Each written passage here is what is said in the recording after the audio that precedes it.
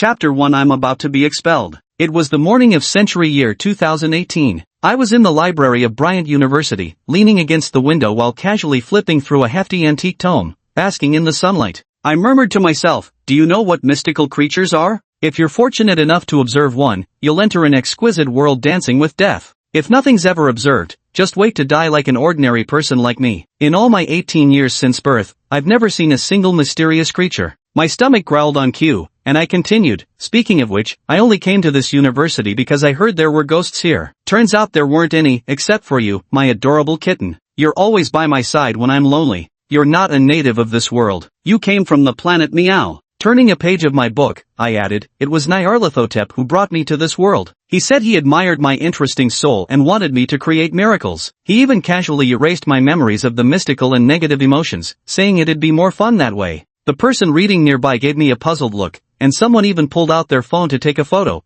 probably planning to share it on social media. The cat purred twice, and I added, he promised to give me a cheat tool, but I don't remember it anymore. He must have deleted it along with the rest. How careless. This is absolutely a bug of apocalyptic proportions, with zero customer support, not even bothering to send me a dream about it. I have no idea what those mysterious creatures look like or what kind of sinister tricks they have, let alone any means to fight back. The cat stretched out its front paw to gently flick the page, and I quickly said, careful now, don't tear it. Be civilized. I took the chance to give it a quick stroke, then placed the book back on the shelf. The cat, thinking I'd continue petting it, flopped onto its back and froze in place, letting out a few dissatisfied meows. I patted it soothingly, there, I'll give you dried fish later. Then I picked up a book and settled back into my seat. I asked, where were we again? The cat meowed in response, and I smacked my forehead. Right, I don't have any means to fight back, which just goes to show the world is one giant slapdash operation, and even the gods are no exception. I haven't seen even half a shadow of any mysterious creature so far. I've had enough. I'm getting more and more worked up, I said. One either erupts in silence or perishes in it. Rather than being deemed boring and wiped out by the gods, I might as well go crazy first. As I was speaking, a rough voice boomed. What the hell are you trying to expose? I was a little bewildered, thinking to myself that I must look like a lunatic talking to a cat, and then you actually replied. I even caught myself wondering, since when did Senior learn to speak human language? The next second, I was grabbed and lifted up like a chick. Turning my head, I saw a burly man in a white shirt. He said, first, I'm not a senior student, I'm campus security. Second, save your explanations for the principal's office. Staring at his bulging muscles, I thought one punch from him could probably send me straight to the morgue. Gulping, I chuckled self-deprecatingly. If this were the opening of a novel, it'd be a really bad one. Then I was hauled off headfirst by security. The ginger cat watched gloomily as I was taken away, licked its paw, glanced around, curled up and then vanished into thin air. Upon arriving at the president's office of Bryant University, the door was rudely flung open with a bang, and I was carelessly shoved inside, landing unceremoniously in the chair right in front of the president. The president crossed his arms and asked sternly, you were actually chatting with a cat before they caught you? Never mind. Do you know why you were brought here? I yawned, furrowing my brow in thought, and replied, yeah, why exactly is that? I'm quite curious myself and would love for you to enlighten me, Mr. President. The president slammed his hand on the desk and said, still playing dumb? I suppose you really don't know my methods, Bristol's methods. Megan, get in here. See if it's him. A chubby boy barged in, shouting, he's the one who hit me. Headmaster, someone like him should be arrested immediately. The little fatty looked somewhat familiar. I twitched my lips. The headmaster's temple bulged with veins as he demanded, what's your name? Why isn't your photo or information in the registry? I mumbled vaguely, Hunter Reed. As for why there's no photo or info about me, maybe you should look again. Actually, I'm not a student at this school at all, I snuck in. The principal spelled out my name syllable by syllable, Hunter Reed. I couldn't find you on the student roster at all, nor in the academic system. He was so furious he nearly blurted out, did you crawl out from under a rock? Trembling, he took off his hat, his sparse hair and beard making him look like an enraged poodle. Chapter 2 But I'm not even enrolled. The principal slammed his desk and roared at me. Are you making fools of us? Or must we present the evidence before you'll admit your guilt? I replied calmly, I'm also quite curious about why I was arrested. Could you explain the specifics of the situation? Are you certain it's me you're accusing? The principal grew even angrier. How dare you talk back? I don't care what he did, there's no room for negotiation now. Megan is Mr. Oratov's son, and Mr. Oratov is one of our school sponsors. I trust his character. How dare a common student like you commit such an act? You must have a death wish. I'm positive you'll never graduate. I will absolutely not sign your diploma. "I'm Hunter," came Bristol's stern voice out of the blue. To be honest, within just 2 or 3 sentences, he'd practically written "Megan has connections" across his face. I stood there, yawning, thinking to myself, so you're going to take his side then? But since I never had a diploma to begin with, the whole thing struck me as absurdly funny. I let out a sudden, loud ha, and burst into laughter. Bang bang. "You'd better take this seriously, this is the principal's office." The principal slammed his desk furiously, his face twisted with rage. Normally this would intimidate most students, but today it had absolutely no effect on me. The funniest part was that he slapped the desk so vigorously his toupee flipped right off his head and landed on his face. The room fell dead silent. As he repositioned his hairpiece, the atmosphere grew so tense you could practically wring water from it, like when an online troll suddenly gets banned mid-argument. The chubby kid Megan at his side coughed awkwardly to cover the embarrassment. Bristol's expression darkened further. Unable to vent at the kid, he redirected all his fury at me, glaring daggers in my direction. I gave him a look with a thoughtful expression. He probably thought I was like a student solving math problems. He might have imagined I was calculating the exact size of his bald spot. Put. I couldn't help but laugh again, muttering under my breath, "I wasn't laughing at your comb-over." The headmaster's face darkened instantly as he demanded I repeat myself. Immediately putting on a serious face, I said, "Sorry, I was wrong." But I couldn't help adding, "Seriously, who would laugh at you for being, what? Ba-lding." This time I said it loudly, realizing my mistake earlier had been speaking too softly. Bastard. The principal probably wondered why I remained so calm, completely unfazed by his authority. Any other student would have probably knelt before him in terror by now. He accused me of being a smartass, saying he'd see how long my tough talk lasted, and ordered me to wait while he investigated who admitted me in the first place. Then he started making calls to summon the relevant staff. That Megan sat next to the principal's desk, throwing her weight around and saying I was finished. Like I cared. I closed my eyes and started doing some eye exercises first. Bryant University is located in the northernmost small town of Arkham Federation, named after its first president who unfortunately died in a plane crash a few years ago. The current president is Bristol. The school has a strong basketball team, and you can often spot them in their yellow jerseys on the city tournament podium,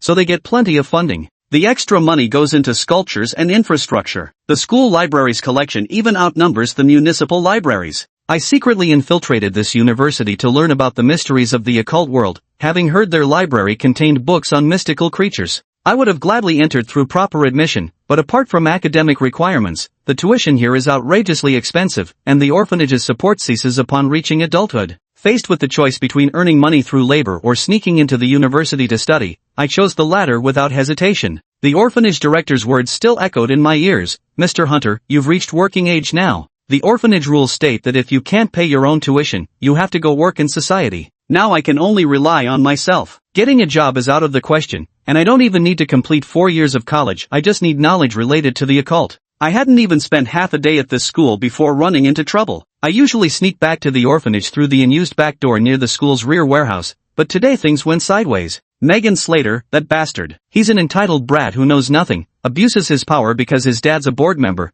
and preys on good-looking students from humble backgrounds. This school only accepts students with good grades and wealthy backgrounds, though enough money can grease the wheels. I just had the bad luck of catching his attention. He even made me lick the sole of his shoe, claiming I reeked of peanuts, and tried to smear peanut butter on my face. While I was thinking, he kicked me in the shin. He thinks everyone should kneel before him. He called me a beggar and complained about my smell, but when I sniffed my clothes, there was just a faint scent of laundry detergent, far more pleasant than his stench. I shot back that he barely reached my shoulder, like a dead rat. He stared at me for a few seconds before leaving. I almost kicked him on his way out, but held back. I reckon he's doing this to test whether I'm easy to push around or if I have powerful connections, probably because he's messed with the wrong person before. If I want him to leave me alone for good, I need to make him experience what it's like to kick a steel plate. Early the next morning, I dragged Megan near the warehouse. I pulled out my forged credentials and threw them in his face, saying, "I'm Nicholas Jalsi, the newly appointed university trustee." He froze immediately and claimed he'd never heard of me. I patted his shoulder, pointed at the nearly completed building nearby, and said that Nicholas Tower was donated by me. In a month, I officially become a trustee. Right now, I'm just inspecting the place. Cross me, and you'll regret it. I saw fear in his eyes. He said if I hadn't mentioned it yesterday, it must mean I was fooling him. I told him I prefer to strike second. Then he doubted whether I built this building, saying I was too young and my clothes weren't designer brands. I couldn't be bothered arguing. I swiftly kicked his shin. When he jumped up to retaliate, I delivered another kick that left him speechless, sitting on the ground in pain. Convinced now? I watched Megan clutching his injured leg, lifting his head to meet my gaze with frightened pupils. Then I kicked his leg again. "Ah," he screamed, "don't hit me. I'll believe you now." Ah, violence always works. Actually, matters like this should be reported to teachers or parents, but since I was born in an orphanage and I'm not even a student at this school, I had to resort to unconventional methods. Be here tomorrow. I've already documented everything you did to me. If you don't obey me, I'll report this to the school board. Whether your parents are wealthy merchants or famous actors, you'll be kicked out of this school. If you mention this to anyone else, you know the consequences. Ridiculously, Megan's brain seems to hold less capacity than the average college student, as she apparently bought my story easily, most likely too scared to call my bluff. "You're not wearing the same uniform as the trustees," he said. "If you want, I'd be happy to put it on for you," I replied. "Then wait until you're wearing that uniform to speak to me." "School regulations state uniforms are proof of identity," the fat guy shouted fearfully. Well, he didn't believe me entirely. The school has uniforms, only senior administrators can wear them, serving as their credentials, just like how pilots definitely wear pilot uniforms. The school board members don't visit the campus often. To prevent students from failing to recognize their status, the administration prepared uniforms for each trustee and instructed students that they must salute anyone wearing these uniforms. Thankfully, the orphanage had taught me some lockpicking tricks. I found a uniform that matched my physique. The orphanage offered broad career training. It wasn't strange to learn anything there. Some kids graduated straight into doing odd jobs in society. "You mean this?" I put on the uniform. Megan was instantly convinced, and utterly terrified. No matter how I got hold of this uniform, he understood my influence far exceeded his own. It was like a guy you'd bullied all the time suddenly showing up in a police uniform, flashing a badge, and swearing he was undercover to arrest you. Who wouldn't short-circuit at that? Especially when he was just a college freshman with those painfully earnest eyes. "Starting today, you'll come to the warehouse after school every day and lock yourself in for an hour. If I ever find you missing, you know what'll happen." "I understand," the chubby kid muttered, lowering his head while instinctively shielding the backpack behind him. "Now let's see what's in your backpack." I swaggered over and reached out. "Hand me your bag." Megan still looked unconvinced, so I kicked his injured calf again. To my surprise, he actually suppressed the pain. "Pretty tough, huh?" I raised my eyebrows in surprise and, as a gesture of respect, kicked him twice more, which he endured as well. Interestingly, I found a handgun with its serial number completely filed off inside his backpack. Now here's a wild little killer. I casually slipped it into my jacket before giving Megan's swollen injury another kick. "No wonder you had the nerve to keep playing games with me," settled by this little piece of assurance. Stop hitting me. Tisk, if I handed this thing over to the police, you know what would happen. "Please, don't, it's yours now." Megan's voice was exceedingly faint and submissive. I figured no student in this school would dare to cause me trouble anymore, and what should have followed was peaceful, ordinary days. But despite all my calculations, I never expected the principal would hear the little fat kid's cries from the storage room during his inspection the next day. Everything was miserably exposed. I was caught and brought to the principal's office, and the uniform was found on me. Fortunately, the chubby kid didn't dare mention the gun. He knew that was illegal, or things would have been much worse. As I was lost in thought, I suddenly noticed several figures had appeared in the principal's office unnoticed. After discussing among themselves, they fell silent. Bang! "You're finished." Bristol slammed his hand on the table, shouting at me in front of several school department heads. I snapped out of my daze and realized several middle-aged men had entered the principal's office with bowed heads. The evidence of my crimes lay spread across the table: a uniform, an ID card, and my small backpack that contained no weapon. Apparently Megan was eager to find that handgun. I wasn't foolish enough to carry it with me. There was also a certificate from the Northern Arkham Orphanage bearing my photo, my brown eyes and symmetrical features suggesting I'd grow into decent looks. This document proved I was Hunter Reed from Northern Arkham Municipal Orphanage, with records showing I'd quit education after high school. The boy in the photo matched the one sitting at this table perfectly, irrefutable proof that all the trustee nonsense was a lie. "I've already called the police," Bristol said, sitting upright in his seat and looking at me with disdain. "Such efficiency. You're not a student at my school, there's no record of you in our system, yet you've pulled these stunts. Kid, you're gonna be locked up in jail until you're 30. The headmaster's face turned terrifying. Normally, for a troublemaking kid with no connections like this, they'd take matters into their own hands. Once his identity was confirmed, they'd make sure he experienced hell firsthand. I had anticipated this. "Keep your cool, sir." I leaned forward slowly and casually wrote a name on the paper before handing it to the principal. Thinking I was writing my own confession, his eyes widened the moment he took the note. "I've collected quite some information about your own exploits. These documents will be mailed to your doorstep periodically unless I personally go to cancel the postal service in time." I smiled, a fox-like grin from the principal's perspective. "You may leave now. I'll handle this matter properly." "Yes, sir." "Wait, headmaster, you haven't passed judgment on him yet," the chubby boy shouted indignantly. I said I'll handle this properly. Now get out. Bristol glared fiercely at Megan, making the chubby boy shrink his head and quickly shuffle to the end of the exiting line.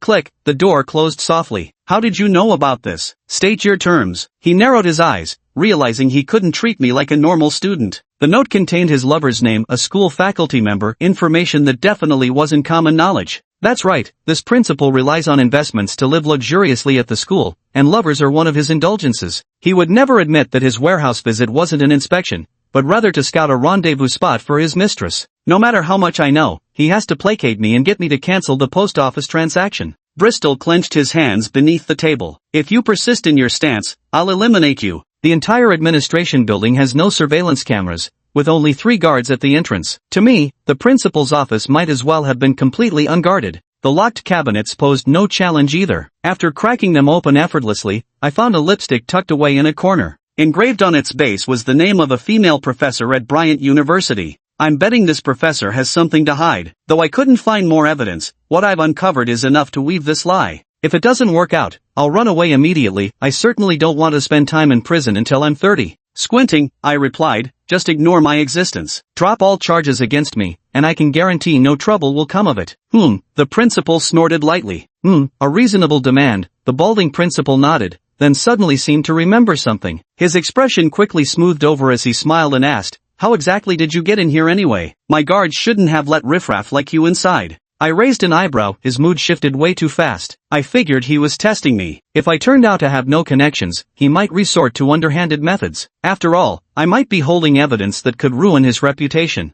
But this wasn't really a big deal. I replied unhurriedly, Sir Mediterranean, any enclosed structure inevitably has a back door, just as you yourself once did, unless of course you've never done such a thing before. In fact, this kind of rhetoric is as common as saying you must have eaten today. Given that he has risen to this position, he must have done plenty of shady things. He would undoubtedly project himself into the scenario. I glared into his eyes and noticed him flinching slightly. Looks like I needed to turn up the heat. I know what you're thinking, but I wanted to say you guessed right. Even though I live in an orphanage, I have an uncle I know. He's a member of the local grass gang. I think you know what to do. Don't spill everything, say too much, and the lie loses its edge. The Glass Syndicate is a notorious local gang. Reasonable folks who don't go around robbing and wrecking for no reason. The police can't touch them, their reach is vast, and they even preach the gospel of an eco-friendly mafia. I lied just to protect myself, to avoid being quietly eliminated. One lie leads to 1,000 more to cover it up, but I don't care, I'm damn good at lying. As long as my facial expression remains flawless, even if I spout nonsense, the other person will believe at least half of it, and half is enough. Ding-a-ling, the phone on the principal's desk rang. Pick up the phone already, let's see what you'll really do. I leaned back in my chair, figuring it was probably the police calling, but that didn't matter anymore. I'd already handled this middle-aged guy for the most part. He didn't need to believe me completely, just enough to stay put long enough for me to finish reading these books in peace. Bristol picked up the phone. Huh? What? He looked utterly stunned, as if he'd heard something unbelievable. Let them in. I wondered to myself, why would you let them in while looking so shocked? With your connections, couldn't you just explain things privately to the police later? What's wrong, President Bristol? I asked. That. He hesitated for a moment before saying something completely unexpected. Your distant uncle from the Glass Gang is here, demanding to see you by name. Ha! I froze instantly, running through countless possibilities in my mind, but never imagining this particular scenario. This isn't following the script I envisioned. Is the principal bluffing me? No, his expression seems genuine. He's not a professional actor after all. Could it actually be true? But I truly just threw that name out casually. Really? That's fantastic. Please show him in immediately, I said. I'd very much like to meet him. The guard mentioned he's wearing the signature striped suit and black pants of the Glasgow underworld, along with those terrifying black sunglasses, and he claims to be a professor from Miskatonic University. The principal added, swallowing hard, honestly, I don't think we need to be so extreme about this. I have no intention of getting involved in any troublesome dealings with the Glass Gang. Sweat beads were starting to form on his forehead. Clearly he'd been on the receiving end of the Glass Gang's wrath before. That terror wasn't just for show. Please let me go, alright? I genuinely don't want any trouble with you or your uncle. Hey, no need to be so humble now that you've switched to sir. I've already let him in. Let's handle this peacefully, alright? Mr. Hunter, you really didn't need to call this gentleman over. Damn, he's calling me Mr. and now, next time will it be darling? I'm completely baffled. Where the hell did I get an uncle from? Did he just sprout out of the ground or something? Speaking of which, Miskatonic University is a world-class institution, and its graduate programs even offer courses related to the occult. If I can manage to get connected there, I might be able to get more information. Could my luck finally be turning? Confronting him was clearly the right move. Click. The school gate wasn't far from the principal's office, and while I was still brainstorming countermeasures, the door swung open. A man and a woman walked in. The man wore a black pinstripe suit jacket with black sunglasses clipped to his chest. With brown eyes and hair, he stood tall, his build less like a street brawler's and more like a lecturer's at a podium. His strikingly handsome face, with its sharp angles and deep-set eyes, perfectly matched my aesthetic sensibilities. I bet my life that if you stuck this face in a bar, he'd walk out with every lady's contact info scrawled on napkins, lipstick stains included. I also detected a faint sense of familiarity in his face. Perhaps I might grow to resemble him someday. Most likely, we share blood ties. I rubbed my chin. Could they really be relatives? That girl looked like a college student around my age, but I had my doubts about whether she was actually female. Her hair was cropped very short, just covering her ears. At her age, most girls wore their hair long, while this hairstyle was more commonly seen on boys. Her features were delicate, both handsome and beautiful, perhaps heroically graceful would be more fitting. To women, her face appeared sharply masculine, while men found it rather gentle. Her thin lips and perky nose were definite assets. At this moment, she sat there indifferently, like a child star undergoing an audition. The kid was somewhat androgynous, might grow up to charm both sexes. Dressed in long sleeves and trousers, the child's gender remained indistinguishable unless one were to remove those pants. But that'd land you in a mental institution, and now was certainly not the time for such madness. Wait, besides primary sexual characteristics, we can also look at secondary sexual characteristics. Typically girls her age have already started developing. My gaze drifted to her chest, flatter than mine, but her face looked like a perfect angel's. Although I've been single my whole life, I should be able to identify a woman correctly. Now that I've confirmed her gender, I need to figure out how to ingratiate myself with them. At that moment, Principal Bristol wiped the sweat from his face and warmly gestured for the pinstripe suit man to take a seat. Hello, you must be Hunter's parent, correct? The invited man smiled faintly and sat down properly beside me. My name is Hunter. Today, someone calling himself Orphan Reed came to school looking for me. He's a professor from the archaeology department at Miskatonic University, here to see the headmaster with his daughter. He placed a gold-embossed business card on the headmaster's desk and explained that his casual clothes didn't mean he was connected to the Glass Gang. But judging by the headmaster's expression, he clearly wasn't convinced. He claimed to be my distant uncle, the last remaining relative he could find in our family line, and said he wanted to take me back home. The principal, thinking my family's business was bringing me back into the underworld, immediately became respectful. When Orphan saw the detailed records and criminal evidence from my orphanage, his expression changed, and he asked what had happened. Actually, Orphan drove from the southern to the northern part of Arkham Federal to find me for several reasons. First, the Reed family has a curse: no family member lives past 45, and he's already 39 this year. Secondly, his daughter-in-law lost her mother a few years ago, and a few months ago she lost her best friend too, which made her sensitive, eccentric, and filled with extreme thoughts. Orphan understood the importance of family education. Considering he might not live past 45, he wanted to take me back, hoping I could bring in some warmth. He had previously used his status to obtain one precise divination opportunity, and the result showed that the once vast Reed family now only had 3 surviving members: him, Anne, and me. When they reached the school roadside, Anne tugged at his sleeve, reminding him that if he kept spacing out, their car would get a parking ticket from the traffic police. He looked around and sure enough, a traffic officer was writing a ticket. He hastily ran over to explain, and fortunately, the officer was quite understanding, telling him to leave quickly. As he was about to enter the school, he felt like smoking. He reached into his pocket only to find the lighter was gone. It turned out Anne had thrown his lighter into the garbage truck. He wanted to stop the truck to retrieve it, but the stench was unbearable. He couldn't muster the courage, and consoled him that smoking less would be better for his health, though she was actually stifling laughter. Seeing how much she resembled her late mother in that moment, he forgave her and even promised to quit smoking. At the school gate, he knocked on the window, making the guard tense up immediately upon seeing him. The guard said they'd already paid protection money and initially mistook him for a criminal threatening the school's students. He showed his ID to prove his identity. At first, the guard muttered about how a member of the Glass Gang could possibly have Mills University credentials, but soon verified the ID was genuine, remarking that he never expected to meet a cultured gangster. This left him completely bewildered. Only later did he learn that the Glass Gang was a reasonable sort of outfit, and that his clothes looked suspiciously similar to theirs. Finally, the guard called the principal to report the situation. After receiving permission, Ormond and Anne were finally allowed inside.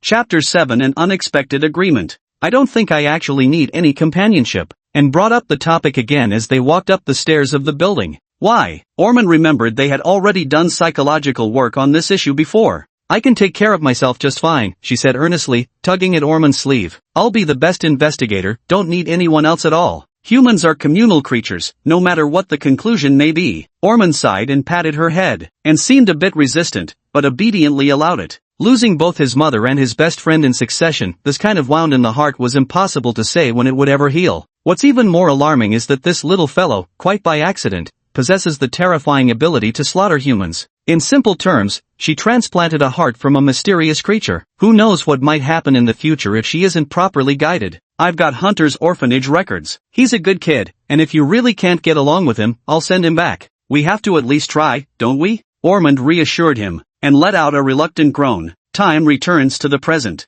What a fine young man indeed. After listening, Ormond compared it again with the orphanage resume in his hand. He wanted to confirm whether the person he'd found was truly the same one described in the resume. Why does it feel like we've hired a terrorist? Sir, Hunter suddenly spoke up. If you judge a person by first impressions alone, that would be quite shallow. As the words fell, 2 pieces of wire suddenly clattered to the floor. Oh dear, those seem to be the tools used for lockpicking earlier this morning. Damn it, what should I say now? I can't possibly say. It's totally normal for someone who's not a student here to carry 2 lockpicking tools around, right? To be honest, do you think you still have a first impression to make? Ormond sighed. But I'm willing to give you another chance. The dean here seems quite taken with you. He chose not to call the police. And your action stemmed from a desire to learn, which I don't consider a bad thing. No, he did call the police, and he even wanted to wreck your family. Hunter stole a glance at Bristol, whose face was slick with sweat but still wore a gentle smile. You've really worked hard. This gentleman is absolutely right. A passion for learning is commendable. I hope you'll find a more suitable educational environment. All necessary paperwork will be processed immediately.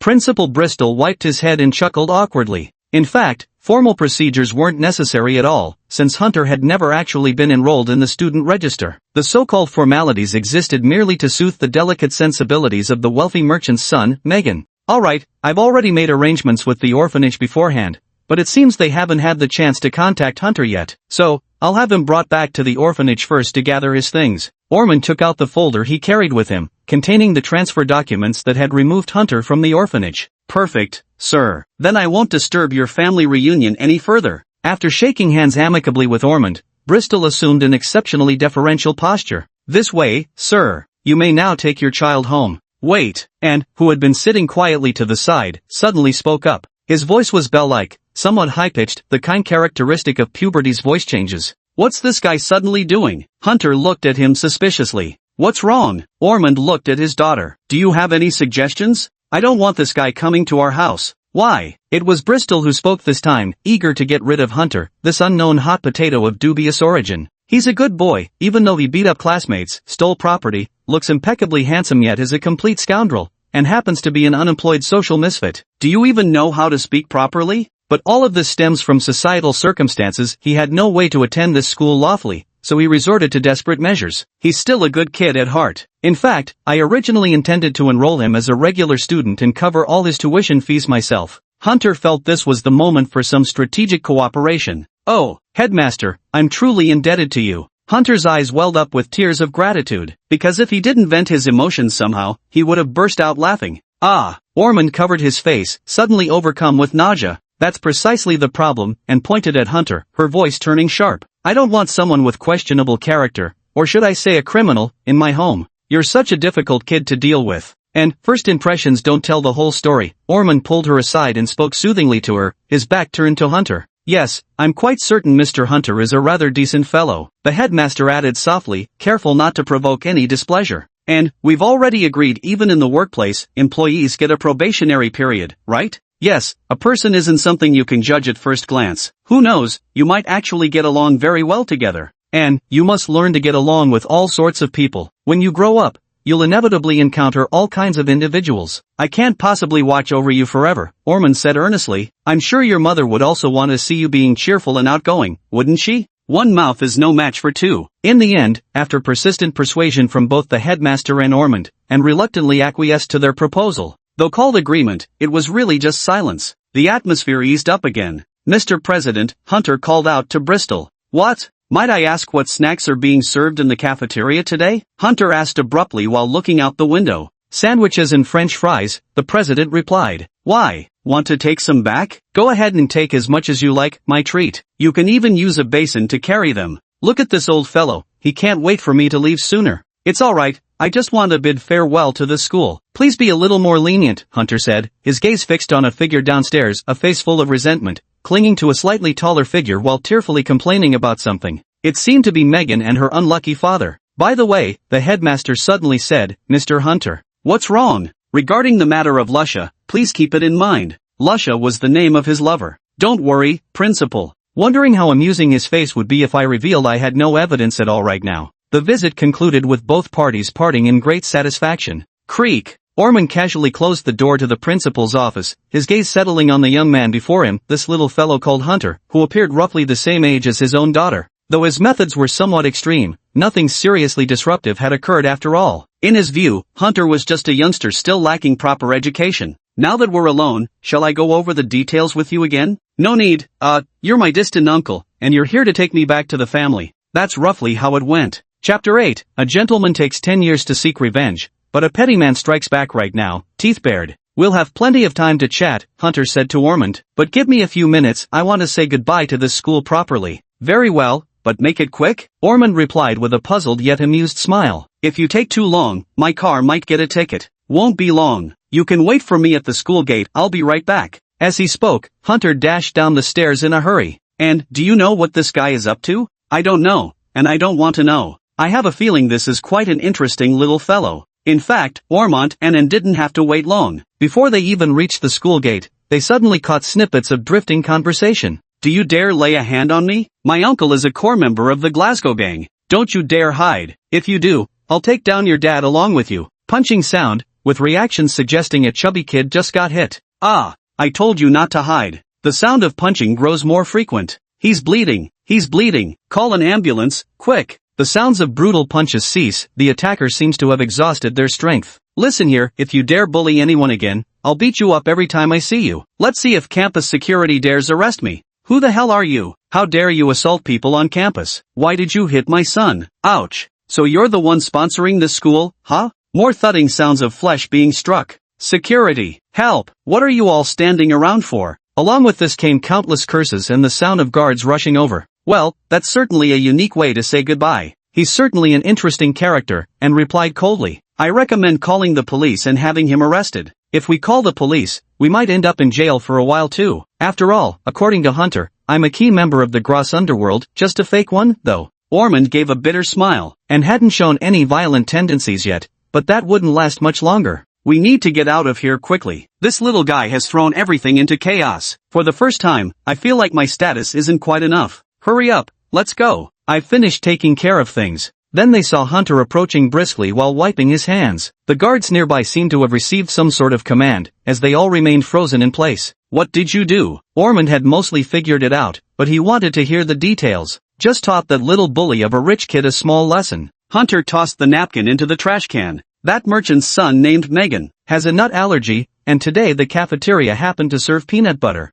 Hunter flashed an innocent smile, radiating pure sunshine, so I smeared peanut butter on my hands and punched that fat guy twice in the face. I just discovered their family allergy is actually hereditary. Oh my god, magical damage. Now that poor Fatty and his father will need 4 drips, but with the headmaster's orders in place, the guards won't lay a finger on Hunter. How truly astonishing. Ormond chuckled in disbelief, never expecting Hunter to be this entertaining. You've really mastered the art of borrowing power from the mighty. By the way, I heard from Mr. Bristol that you came here to read in the library? Yes, there's knowledge here related to the occult. I really enjoy reading that kind of material, so I snuck into the school. But you taught that little fatty a lesson, weren't you afraid of getting caught? You had no idea we'd come looking for you, Ormond asked suspiciously. Once discovered, no matter the outcome, you wouldn't be able to keep studying here. That doesn't seem like a good choice. True. Hunter reached into his pocket and pulled out 2 sets of keys. So I chose to secretly make 2 extra copies of the keys to the library and the back gate of the school. That way, I could work outside during the day and sneak back here to read at night. What a ridiculous school. They installed electronic locks at the main entrance, yet for these basic areas,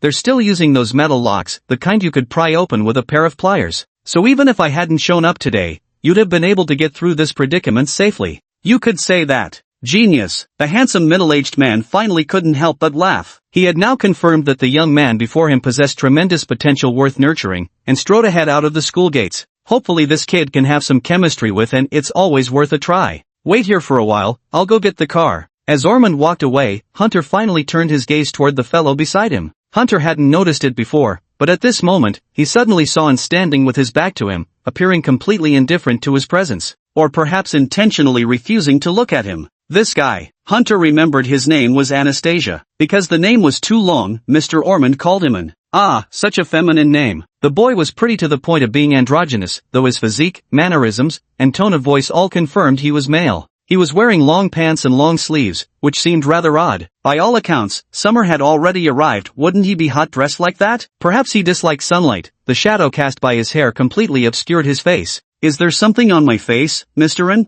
This guy standing before him would be someone he'd have to coexist with in the future. It was best not to pick any fights with him. Nothing, but I'd advise you to know your place, and replied with his head lowered, his tone unnaturally stiff. Hunter felt as though he were talking to a block of stone. So strikingly handsome, yet acting like an ice queen. Leave this place on your own, and I can pretend nothing happened. I want nothing to do with you, and I ask you not to set your sights on anyone in my family. Why did he take such an immediate dislike to me? Hunter was baffled. He couldn't recall ever doing anything to provoke him. Is it because he thinks my arrival will threaten his favored position?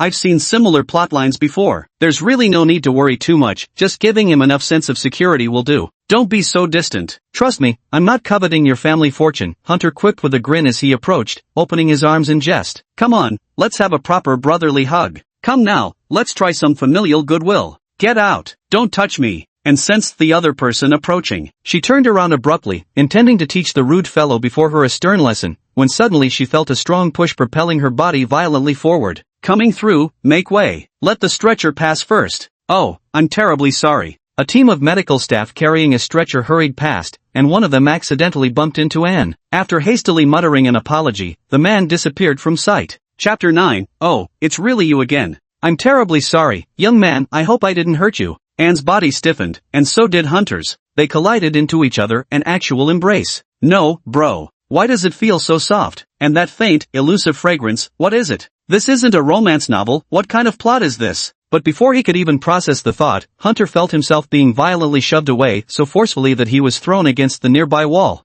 The other's nails even tore through his clothes, but Hunter didn't notice at the moment. Sorry. Hunter raised his hands, unsure of what to say, but decided an apology was the right start. I just can't say it. I thought you were a man, but I was mistaken. Something like that? Hunter couldn't entirely blame himself for his reactions. Who could expect different from someone who'd remained perpetually single in his past life, barely encountering girls at all? Damn it, I got too carried away. He awkwardly lifted his gaze, then suddenly sensed something amiss. He saw a pair of terrifying crimson vertical pupils, vivid as freshly spilled blood, making him feel like countless guns were trained on him. And when we held each other just now, their body temperature felt off, too cold to the touch. Hunter's entire body broke out in goosebumps, every hair standing on end. Those didn't seem like human eyes at all, and what was this dreadful sensation creeping over him? Why did his legs suddenly feel like jelly? Hunter wanted to say something, but suddenly bit his own tongue, the metallic taste of blood instantly flooding his mouth. This was probably just an over-enthusiastic reaction. Mysterious creature. This is definitely not human. Why did I encounter one right at the start? And it actually looks exactly like a human. Where's the basic attack? Can someone teach me how to fight? The opponent's strength completely outclasses mine. Though Hunter had mentally prepared himself countless times over the past 18 years, he still panicked during his first encounter with a supernatural being. I've changed my mind. I'm definitely going to kill you. And revealed a terrifying smile as she clamped onto Hunter's hand, her nails digging uncomfortably into his arm skin until it nearly bled. Your arms are so skinny, what do you eat to have such strength? People, of course. Hunter didn't believe that for a second. Her teeth looked more suited for gripping prey than tearing flesh. And when did my clothes get torn? The girl before him seemed to have nails as sharp as razor blades, and the teeth in her mouth clearly weren't meant for chewing dry rice. They looked more suited for latching onto prey and sucking blood. Vampires. The blade-like nails slowly parted, and Hunter felt that in the next moment, those claws would slice open his neck. Someone, anyone, please save me. Meow. An orange cat of unknown origin tugged at Anne's pant leg, lightening the mood somewhat. What is this? Anne jumped in alarm, staring suspiciously at the creature. Something seems off. Since when has this been here? Why does it look incorporeal? In Anne's eyes, this cat appeared rather abnormal. It's a cat I've been feeding. And took a step back, averting her gaze from Hunter. Why did she seem somewhat intimidated? Are vampires afraid of cats? How adorable, right? That's amazing, Senior. You're practically my lucky star. You saved my life. Hunter picked up the cat and gave it a kiss. As flavorless as ever. No matter where you flee, Revenant, you can drop the act now. Annie narrowed her eyes. I'll make you disappear at the appropriate time. If you make any moves before that, I'll have to cut short these final moments of pleasure for you. A vampire's eyes can see a person's soul, and Hunter's soul was black, the color symbolizing a soul that had already died. Which meant he must have already died once before. What exactly are his intentions for coming back to life? This is too suspicious. We must definitely find a way to kill him no matter what. Anne narrowed her eyes. I wouldn't call this time period enjoyable in the slightest. Though he said this, Hunter's mind was already in a state of slight confusion. What? A revenant? When was this discovered? How did you know I was reborn? Can you read minds? I wasn't even thinking about this matter. Or did you get the script? Hunter felt his hands and feet turn cold as sweat gradually trickled down his forehead. That's the adrenaline starting to kick in. Discovered? How thrilling is this? Having only been in this world for about 18 years, with my sword still sheathed, must it break before being drawn?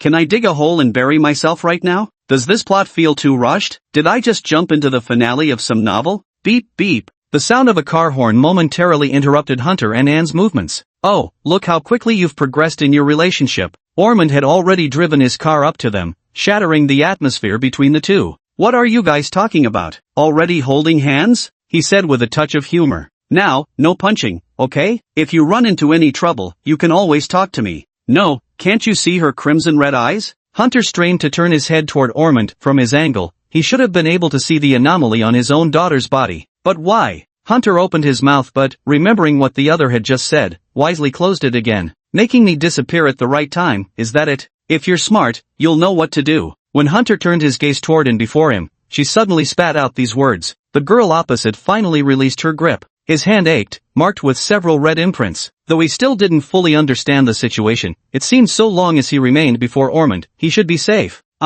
Ormond seemed oblivious to the abnormality in his daughter, asking somewhat puzzled. Just you wait, I'll find the right moment to kill you, and threatened with bloodshot eyes as she glared at Hunter. Did you just say your inner thoughts out loud? Well, since you put it that way.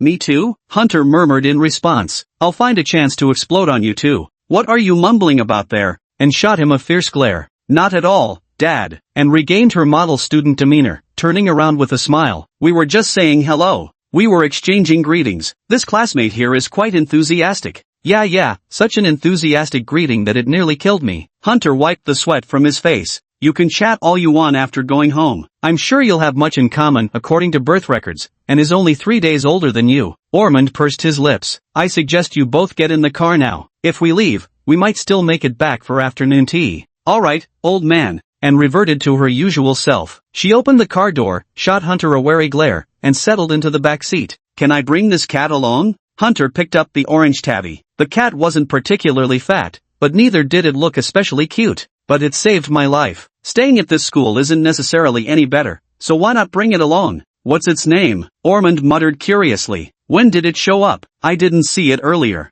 Meow. The orange tabby purred contentedly and rubbed against them. Chapter 10. Don't rush, watch me scare her to death on the spot. It's filthy, looks like it needs a good wash, Ormond thought. Senior. Senior? Interesting name. Aha. Sure, as long as it gets regular vaccinations at the pet hospital, Ormond replied. Clearly you've got a kind heart, I like that about you. What an absolute nightmare of a challenge. Hunter slowly walked to the other side of the car and pulled open the passenger door. His t-shirt was already nearly soaked through. It didn't seem like fear, more like exhilaration. Every cell in his body was screaming at him. Run! When faced with an opponent you can't possibly handle, what are you waiting for if not to flee? It was clear now that he was stepping onto a path of no return. Whatever happened hereafter, there could be no coming back to this place. Should I run away? Hunter's body hesitated with brutal honesty, still lingering in the aftermath of that near-death experience. Admittedly, it had been thrilling. If he chose to flee now, would such opportunities ever come again? He might end up like ordinary people, living an entire lifetime without encountering half a mystery. Distant relatives wouldn't come searching for him every day. More importantly, Hunter remembered that a certain unscrupulous god once told him that if he ever ceased to be interesting, that very god would personally eliminate the creature named Hunter. Damn it.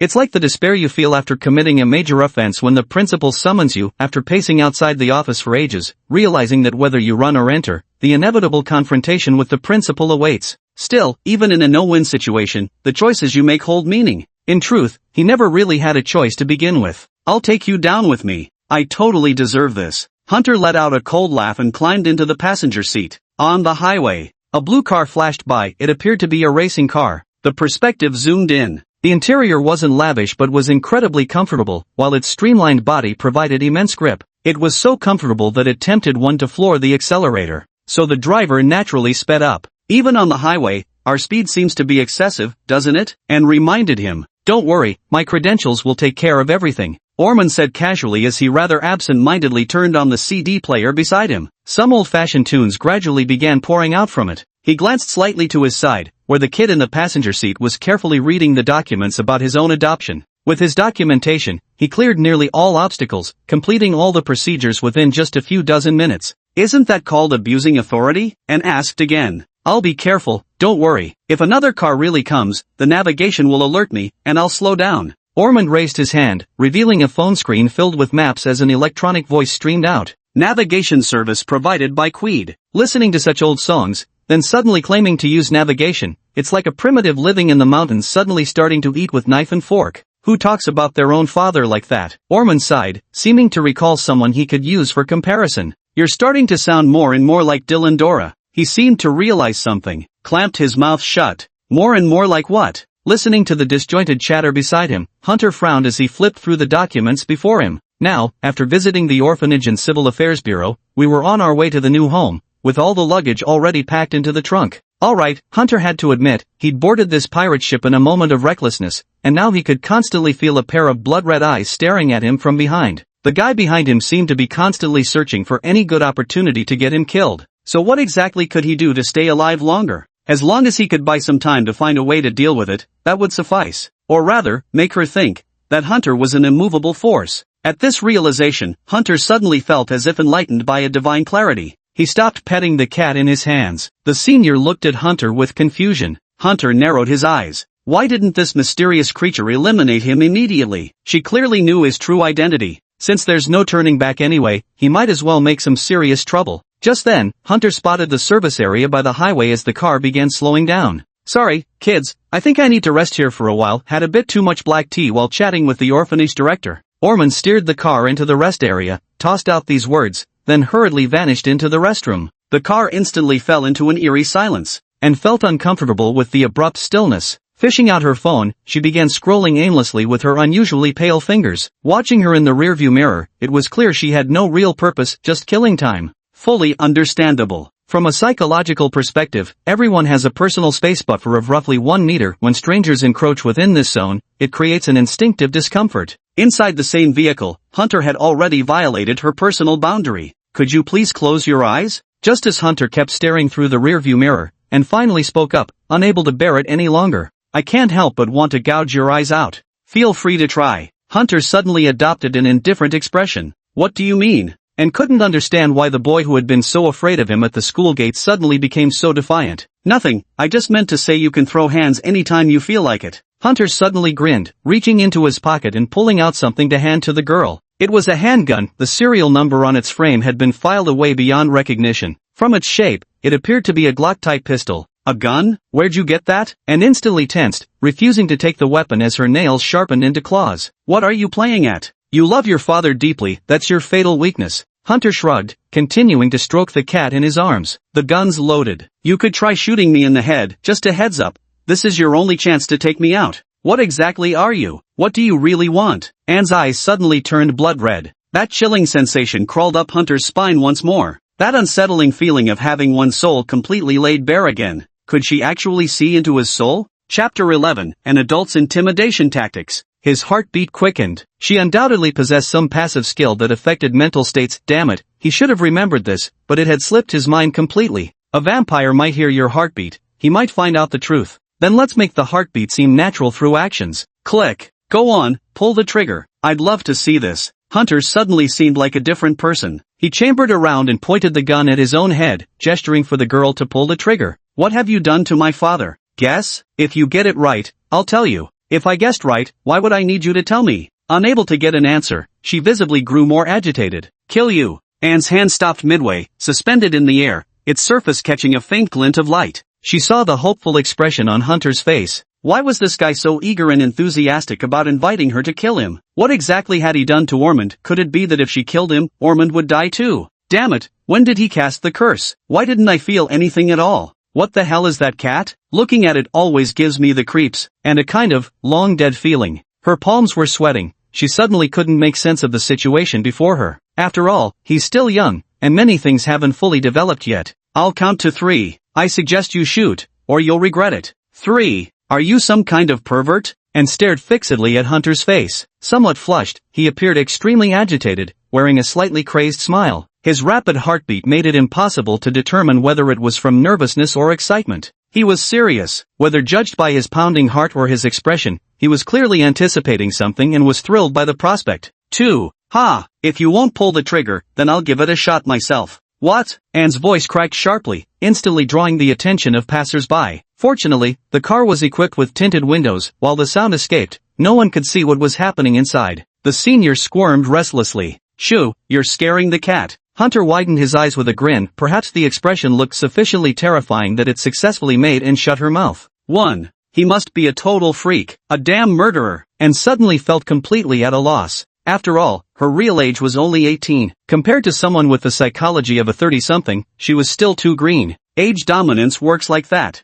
Hunter began applying pressure to the trigger, appearing ready to pull it at any moment. Wait, too late, I'm pulling it now. The instigator's finger started squeezing the trigger. Stop. A pale finger hastily inserted itself on the opposite side of the trigger, and in the end, the shot wasn't fired. I said wait, and gasped for breath, her eyes burning with such hatred it seemed she wanted to tear the boy before her to pieces. Don't hit him. She didn't dare gamble. The plan had worked. A wicked smile curled inside Hunter's heart. That was absolutely terrifying. There were no real bullets in my gun. If she had actually helped me pull the trigger, things would have spiraled out of control, and I might have ended up dead somewhere. Luckily, I gambled and won. No matter what, I came out on top. God, seeing the sweat pouring down that girl's face gave me such a pleasurable sensation. I gave you the chance, but you couldn't take it. Hunter smiled, moved the gun aside, and reached out with his other hand to give Anne's stiff hand a couple of firm pats. What do you actually want? Anne's voice trembled, unknowingly taking on a pleading tone as she stared back in panic. Why did you come to this house? Are you from the Scholastic Church? Or, are you after my father? Still just a freshly grown child, too green behind the ears.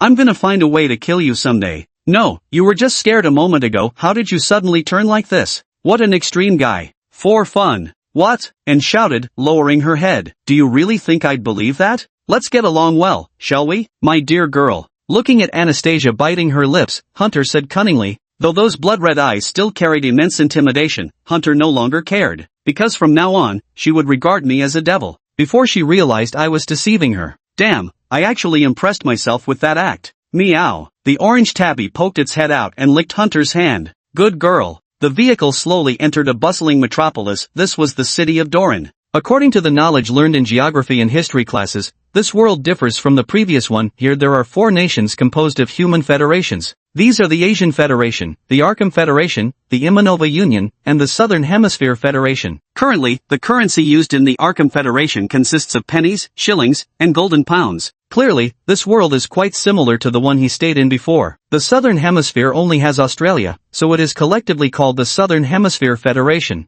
The capital of the Arkham Federation is Doylene City, which is also home to Miskatonic University. We're here. Ormond first helped the 2 youngsters out of the car, then slowly reversed the vehicle into the garage, flashing a handsome smile through the window. Tonight I'll cook something delicious to welcome our new little friend properly. The place where the car finally stopped at last gave Hunter the feeling that his family was truly wealthy. This was a villa district, located near 1st Street of Dorian City, the creme de la creme of affluent neighborhoods. The entrance he now stood before belonged to a 3-story villa, with an enclosed patch of green space in front that was presumably intended as a garden. However, due to the owner's neglect, it had grown into nothing more than a patch of weeds, the malnourished kind at that. He glanced sideways at and standing beside him, the guy hadn't budged an inch, just calmly scrolling through his phone. Is this kid a bit autistic? Hunter wondered, pulling out a packet of jerky from his pocket and stuffing a piece into his mouth. No wonder they said Ormond was such a decent fellow. Worried he might go hungry after the hours-long delay, he'd bought him a bag of venison jerky on the way. Handy for feeding stray cats too.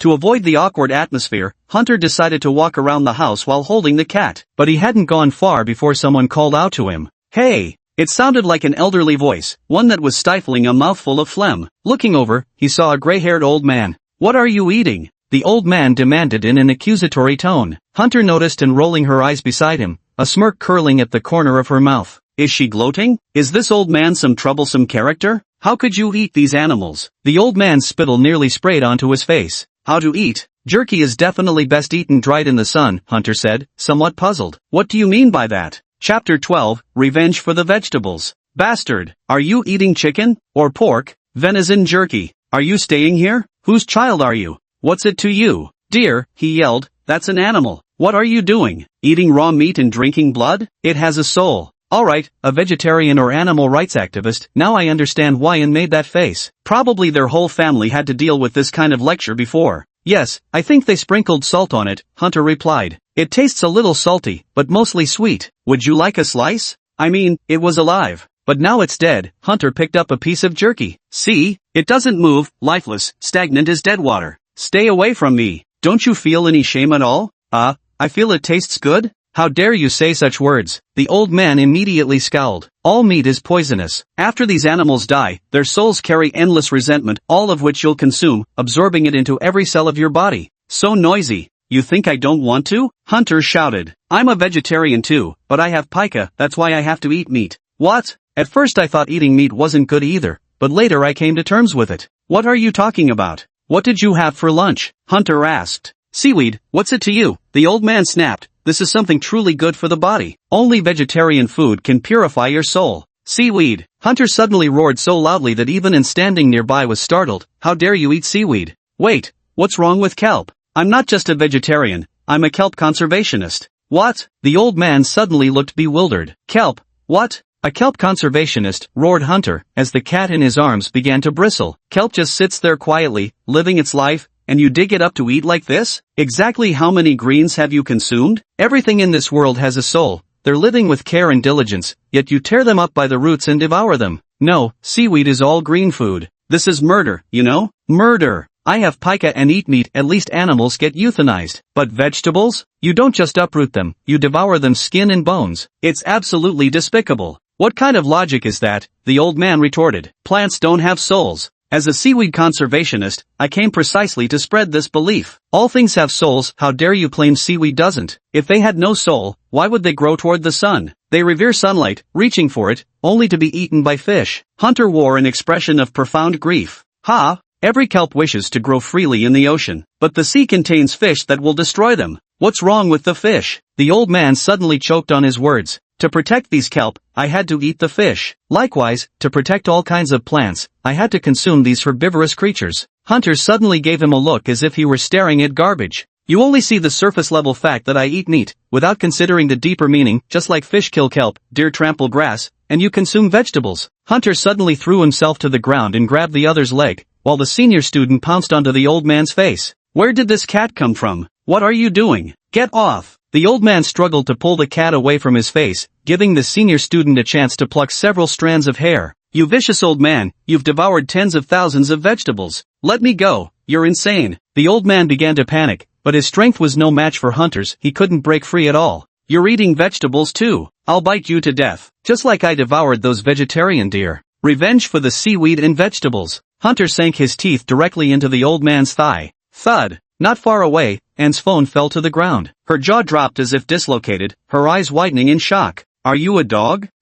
Get away. You're a demon. Let me go. The old man felt pain. He suddenly pushed Hunter away and fled in dismay, looking back every few steps as if afraid Hunter might pursue him. What happened to him? Ormond, who had just parked the car and stepped out of the garage, saw a deranged old man running wildly past him. Who knows, seems like he's gone mad. Ouch. And picked up her phone, her gaze drifting elsewhere. She tried to enter the house but accidentally bumped into the doorframe, forcing her to clutch her head and pause in pain. Are you alright? Was the car ride too long? I'm fine, I'm going to rest first. And rubbed her head. Remember to call me when it's time to eat. Alright, that old codger has always been a bit crazy. I'll go move Hunter's luggage, it's going to be a busy night. Ormond shrugged indifferently, took one last glance at the old man's retreating figure, and got to work. Come, child, sit here and try my handiwork. Ormond placed the teacup in front of Hunter, wearily rubbing his lower back. Though Hunter's luggage wasn't particularly heavy, it was exceedingly eclectic. His suitcase contained various strange tools that left Ormond utterly bewildered. Sorting through these items had taken him quite some time.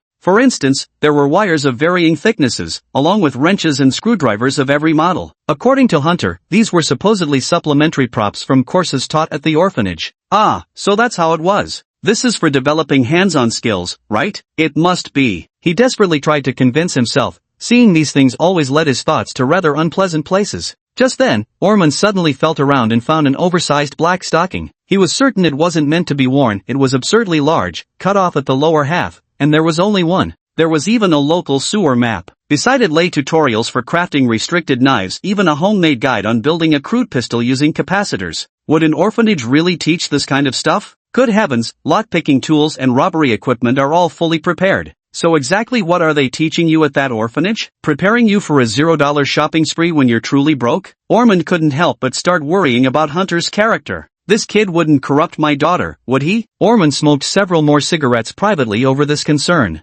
Chapter 13, Suffocating. The only normal thing this guy brought seems to be the cat, which is currently curled up in a corner eating the purchased cat food. Orphan personally wouldn't mind keeping a cat. He actually wanted to raise one in his early years but gave up due to work commitments, leaving no time for care. After having a daughter, he abandoned the idea altogether. And had no objections either, or more accurately, she didn't voice any opinion. After looking at the cat, she simply responded with an uninterested "Oh, is this hot cocoa?" Hunter asked. To be precise, it's my specially crafted hot cocoa made with love, Orphan added. It requires cocoa concentrate, milk, and some seasonings. I see. Isn't that still just hot cocoa? And prepared from powder at that. How is this any different from melting chocolate and letting it re-solidify? Take a sip. Fine, it tastes decent enough. I remember you telling me you're quite interested in mysterious creatures and phenomena? Orphan sat across from him on the sofa, stirring his hot cocoa while occasionally blowing away the rising steam before taking cautious sips once it cooled slightly. Yes, I've always been fascinated by such things, though unfortunately I've had little opportunity to acquire substantial knowledge about them throughout my life.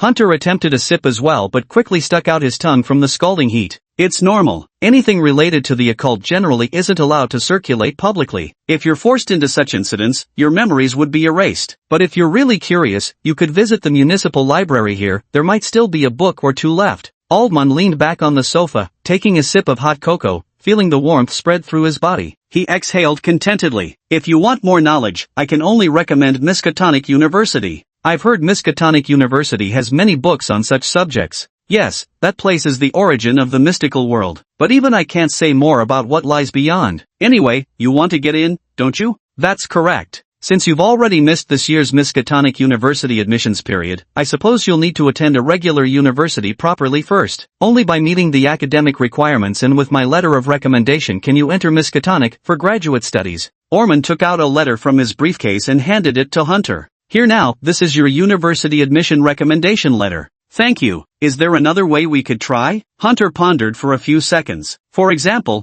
using your connections, uncle? I'm afraid not. I'd love to get you in directly, but this university is quite special. You'll have to rely on yourself, just like Anne. After all, grades are just the minimum requirement. This university won't accept students who aren't intellectually capable. Orphan waved his hand, indicating there was nothing he could do. Oh dear. Back to school again. Hunter's expression turned somewhat gloomy as he accepted the letter. Ugh. This is a letter of introduction. It seems everyone's into doing this these days. Something that could easily be handled with an email or phone call just had to involve a physical letter of introduction. I'll take you to that university tomorrow. Orphan finished his hot cocoa and slowly set the cup down on the table. St. Derek University, a good public school. Anne's there too. You'll be in the same class as her. Why is she also in a regular university? Because some unforeseen circumstances caused her to miss the enrollment period. Miskatonic University is quite special. Once you miss the opening date, you can never enter afterwards. Do we really have to be in the same class? Solidarity comes first. You must get along well, understand? I promised him that if you turn out to be a troublesome fellow, you won't be allowed to stay at our house anymore. By the way, the city library and the St. Derek University library are built together. You could spend some free time reading there. Seemingly noticing Hunter's expression, Orphan added another sentence. All right,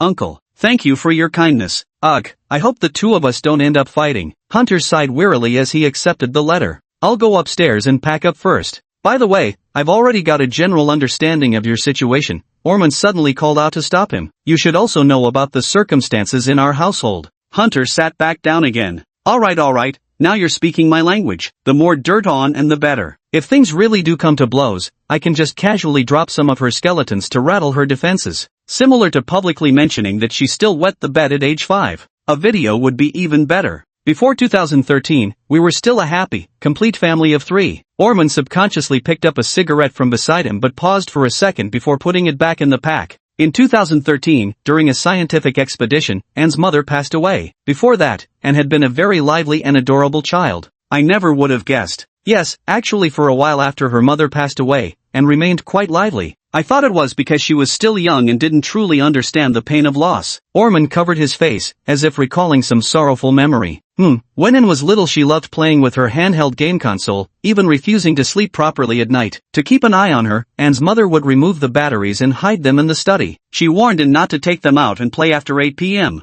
She must have taken them out to play. After all, the person who used to watch over her was gone. She secretly took it out to play with, but there was a note left on the batteries. Orphan gave a slight smile. What does it say? Miss Anastasia, I should have told you not to take it out to play after 8 p.m., right? But you still took it out to play, no worries, because I love you, so I'll let it slide this time. When I come back tomorrow morning, if I find you didn't sleep well, I'll help you take half the day off. But the downside is you'll have to endure the headache from staying up late. Next time, I won't agree, though. Orphan recited this passage fluently from memory. After that day, her mother never came back. Wait, this isn't. Are you seriously dropping this emotional bombshell? Hunter suddenly felt suffocated. After reading this note, Anne cried for almost an entire day. She never touched her game console again and became much quieter ever since. But her current temperament can hardly be called quiet. Indeed, this brings us to the second time she lost someone dear to her. There was a second time for something like that? Anne had a close friend named Dylan Dora. During an outing together, they were attacked by terrorists. Dylan Dora was a tomboyish child with short hair, very much like a little tough girl. At any rate, I won't dwell on the details. The result is that the heart now beating in Anne's chest belongs to Dylan Dora. Chapter 14. Relax, I've already taken care of the teacher. What kind of script is this? Who wouldn't be confused reading it? Anna's current personality might have been influenced by that heart. She's somewhat tomboyish, but with a darker edge, just like Dylan Dora. She keeps her hair short too. Orphan closed his eyes and finished the last of his hot cocoa. Anne is a good child. I truly believe that. My greatest hope now is that you two can get along well. Orphan let out a sigh, stood up, and patted Hunter on the shoulder. If, and I mean if, Orphan said softly. What? There comes a day when you see Anne in danger. Orphan sighed again. If you have the strength left, please reach out to her. Don't let her die, because she's too impulsive, too prone to walking straight into the trap. She's just a child who's suffered immense psychological trauma. This is a father's request, perhaps a bit selfish, but I hope you'll take it to heart. Go to sleep, young man. I'll do my best to fulfill the duties of an elder. But I had already decided to kill her, yet your words almost made me feel guilty. If the old me had heard these words, I probably would have woken up at night to slap myself. Hunter pondered. But none remained. The guilt, remorse, and regret that he thought had been excised, now even the psychological pressure had utterly vanished. Hunter moved his feet with visible reluctance. This is not good news. By the way, Orphan suddenly spoke again. There's something very important I must tell you. Anne's heart belongs to the daughter of the Vampire King. If that heart loses its vitality, the Vampire King will come for you. At that point, I might not be able to help you anymore. Then I absolutely cannot let her die. She's my precious darling. You're already putting pressure on me right from the start. Hunter immediately forced a bitter smile. February, 2021. The city of Dalrain, located in the southern part of the Arkham Federation, had finally fully entered spring. Though the cool breeze still carried a slight chill, green buds were at last beginning to appear on the branches. It's that season again when the chill lingers as warmth begins to emerge. Hunter casually grabbed his backpack and, taking advantage of the orange cat's nap, gave it a vigorous petting session. He got ready to pack up and step out the door. Through the window from inside the room, the noisy sparrows could be seen chirping incessantly on the cherry tree branches. The seed he'd casually planted 3 years ago had now grown into a young tree. Spring passed and autumn arrived. Many things change, yet many things seem to remain the same. I had assumed some mysterious incidents would occur within these 3 years, but nothing did. Everyone has their own things to do, and apart from Orphan taking on an archaeological mission nearly 2 years ago that lasted almost 3 months, nothing particularly new has happened. Initially, Hunter thought Anne would take advantage of that time to eliminate him, but she didn't. It was almost as if she completely ignored his existence. Their daily routines never overlapped at all. Every time the other party was about to break the rules and resort to violence, the orange cat would wake him up. What a lucky orange cat I have. Eating on the road again today? Yes, Uncle Ormond. Hunter grabbed a bottle of milk and a sandwich, stuffed them into his backpack, and opened the door, letting the slightly cool air breeze into the room. I remember it's been 3 years now. Why hasn't there been any progress in your relationship at all? Orphan sighed gloomily over his morning newspaper. It has reached Hunter's third year with their family. As this university graduate-to-be, although constantly absent from school, the lad's grades remained decent nonetheless. Over these years he'd cultivated a peculiar routine, leaving for school precisely 20 minutes earlier than his adoptive sister and returning home exactly 20 minutes later each day. This effectively ensured the two would never cross paths. When Ormond inquired about the reason, both maintained tight-lipped silence. Their relationship defied definition, exchanging only essential words daily, yet performing collaborative tasks with mere eye contact, moving with seamless coordination. St. Derek's teacher told him during their parent-teacher meeting that during group cooking assignments at school, these two little rascals could even bake a cake together in perfect harmony, without exchanging a single word. To say they don't get along would be inaccurate. They somehow always understand what the other intends to do, and deftly manage to avoid crossing paths. If one is showering, the other would never so much as walk down the hallway near the bathroom. So why, after observing each other so thoroughly, do you two stubbornly refuse to properly communicate? Is it shyness? I highly doubt it. It's as if you're a pair of parallel lines destined never to intersect. Don't you need to go out with me today? Hunter asked, casually wrapping a scarf around his neck. I remember it's Thursday, you should have a full schedule of morning classes. Oh, no need. My students are on internships now. I just need to check on them when I have free time in the afternoon. Ormond looked up, his face haggard. Why do you have such dark circles under your eyes? You think I woke up early? He let out a long sigh. Truth is, I never went to bed. What were you doing? Finally had a day with few classes, so I binge-watched dramas all night. You're still this energetic at your age. Then you'd better rest well. I'll have lunch at school. Yes, I'll send you a 50-shilling red packet. Alright, rest early then. I'll head out first. Having gotten the answer he wanted, Hunter turned decisively and walked out the door. Your level of concern for me dropped significantly the moment you heard about the money. Ormond somewhat helplessly covered his head with his hands. The parent-teacher conference is coming up soon. Please tell me I won't be hearing another story about you shoving someone's head into a toilet before kicking their balls straight to oblivion? That won't happen. That incident was from freshman year. I'm a senior now. I've already taken care of the teacher. I'm sure he won't have any more complaints about me unless he's craving some lead peanuts. You should go to sleep now. If you stay up any longer, I'm afraid you'll end up in the hospital. Hunter rolled his eyes, closed the door, and walked along Ping Street, the main thoroughfare of Dolane City, which was still nearly deserted at this early hour. That's how mornings worked. Every 20-minute interval marked a new phase, each bringing different routines to life. At precisely 7 a.m., the streets belonged mostly to elderly retirees or night shift workers just heading home. Regular students were only now waking up. While Hunter had nearly reached campus, this time differential gave him ample opportunity to accomplish many things undetected. Occasionally, the strains of a hymn would drift past my ears.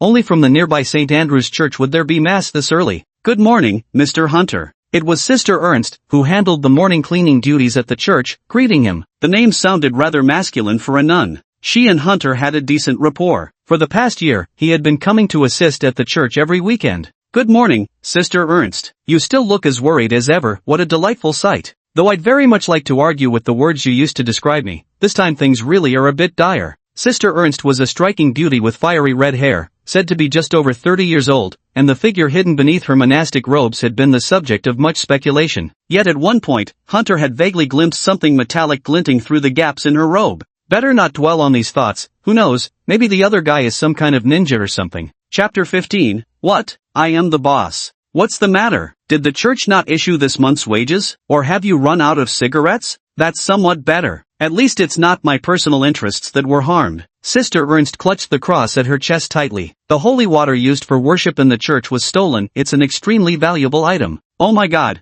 this is truly awful. They should have arrested that thief right away. But unfortunately, we don't have much information to go on. To preserve the antique charm of the church, we didn't even install surveillance cameras. That's really terrible, Hunter said with deep remorse. When I have time, I'll help you look for the murderer too. Thank you so much for that. If it hadn't been found in time, I would have had to resort to robbing.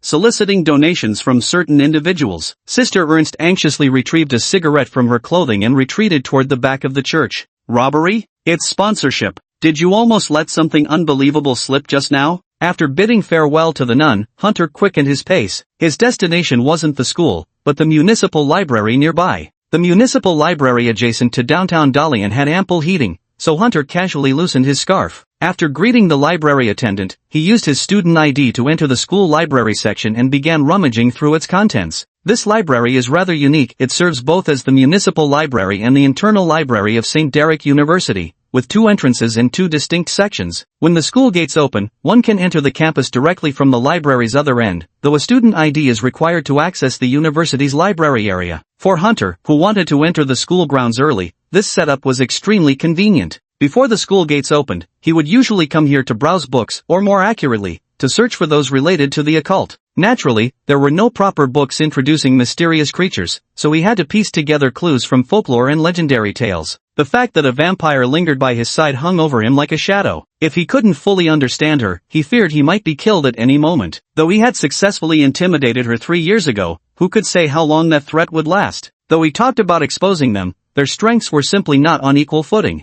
What if, on a whim, they decided to stab him in the head while he was asleep? That would be game over immediately. These past 3 years had been filled with constant anxiety. Excellent, it seems today's yield is promising again. Hunter found the book he had been searching for, took out his phone to snap a photo of it, then saved it into his private album. Of course I would borrow books here, but those were just cover for the real ones I needed, photos of which I'd already taken. This way there'd be no chance of discovering I was investigating vampire-related matters. Because if she found out I was researching blood fiends, with Anne's sharp mind she'd probably figure out in an instant that I'd been deceiving her. In the worldview Hunter had carefully constructed for Anne, he was supposed to be a revenant possessing all sorts of bizarre, heretical knowledge. He'd even forged a lifelink between Ormond and himself, kill Hunter, and Ormond would die too. Such a person, if still frantically searching for occult knowledge in the library, must surely be a fraud. Alright, I'll just borrow these few books today. Hunter checked the time on his phone. The school gates would soon open, marking the end of today's search. Damn, that guy is Hunter the Egg Smasher. He looks like an easy target. Wait, why is he called the Egg Fighter? No, he's not someone to mess with. Stay away from him, don't get near. I'm afraid of being dragged into the toilet, covered in that stuff, and what's even scarier, getting your balls kicked in. What are you talking about? What I'm saying is, if you want to get your head shoved in a toilet, then go ahead and provoke him. I actually think he's kind of handsome. Are you gay? But I kinda want to know how it feels to get kicked in the balls. Some whispers could be heard not far away, carrying traces of fear towards him, probably. Actually this was completely normal. At the beginning of the semester, all sorts of weirdos would come pick fights with him. It happened often enough that he suspected and was behind it. This wasn't a healthy atmosphere, so Hunter decided to beat up every troublemaker in the bathroom, then run to the principal's office in theatrical tears, claiming he'd been jumped by a group of bullies. The incident blew up, with nearly everyone witnessing Hunter crying and shouting before storming into the principal's office to lodge a complaint. No one could pretend it never happened. Therefore, the school administration decided to take stern action. A campus-wide notice was issued, severely reprimanding the perpetrators who had been beaten to a pulp. The incident quickly spread throughout the campus, and the details became widely known. After Hunter shoved a mop into the toilet, he fought like a man against 100. No one could get within 2 meters of him. In the end, he shoved the ringleaders of the assault headfirst into the toilet one by one, then kicked each of them squarely between the legs. He's like a war god. Thus, inexplicably, a group of Hunter's supporters emerged within the school. These supporters compiled his combat experiences into theories and engaged in numerous fights with other bullies, consistently deploying the mop in the toilet technique. Once their opponents were subdued, they seized the opportunity to deliver a crippling kick to the groin. This significantly reduced the severity of violent incidents. Supporters united to establish a self-defense association, taking it upon themselves to maintain a harmonious campus environment while aligning ideologically with Hunter. Thus, Hunter unwittingly became Bryant University's hidden boss. The title of Egg Fighter was somewhat annoying. The teacher had also spoken to Ormond about it. Hearing that Hunter had beaten up almost all the strong students, Ormond was shocked. Thankfully, after learning the details, he didn't send Hunter back to the orphanage. His only demand was that Hunter never cause such incidents again.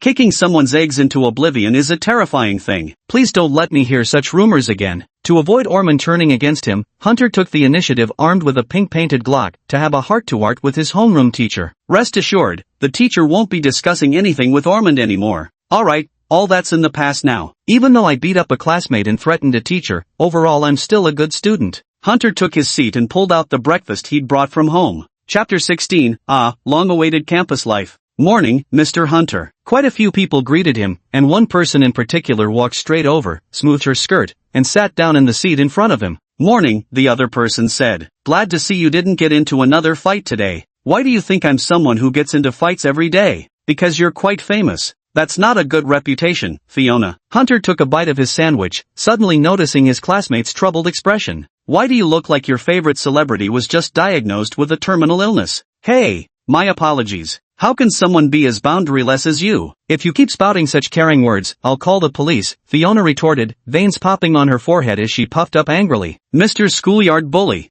Again, my apologies. Sorry, I was wrong, Hunter replied bluntly. He genuinely disliked being reminded of his reputation as the campus tyrant. Whenever he recalled how he'd dunked so many heads into toilets without feeling an ounce of remorse, it left him with an odd, unsettled sensation. It seemed as though the gods had compensated him. Hunter would never possess the emotion of guilt in this lifetime. It was akin to lifting all restrictions on mischief. But there are downsides too. The absence of guilt as a restraint. From all the movies I'd seen before, losing negative emotions would turn a person into a cold-blooded killer without remorse. By the way, have you heard? There's already an 11th person now. Fiona Karenina, this striking girl with fiery orange hair and eyes, may appear a bit brash at first glance, but beneath that exterior lies remarkable sensitivity, which is precisely why she gets along so well with Hunter, who seems intimidating at first sight. She was among the earliest arrivals in the classroom, currently arching her slender eyebrows as she stared at Hunter. Standing at nearly 1.8 meters tall, Fiona's direct gaze usually carried an intimidating presence until people noticed her face, which instantly disarmed all vigilance, because she looked as adorable as a giant ragdoll cat.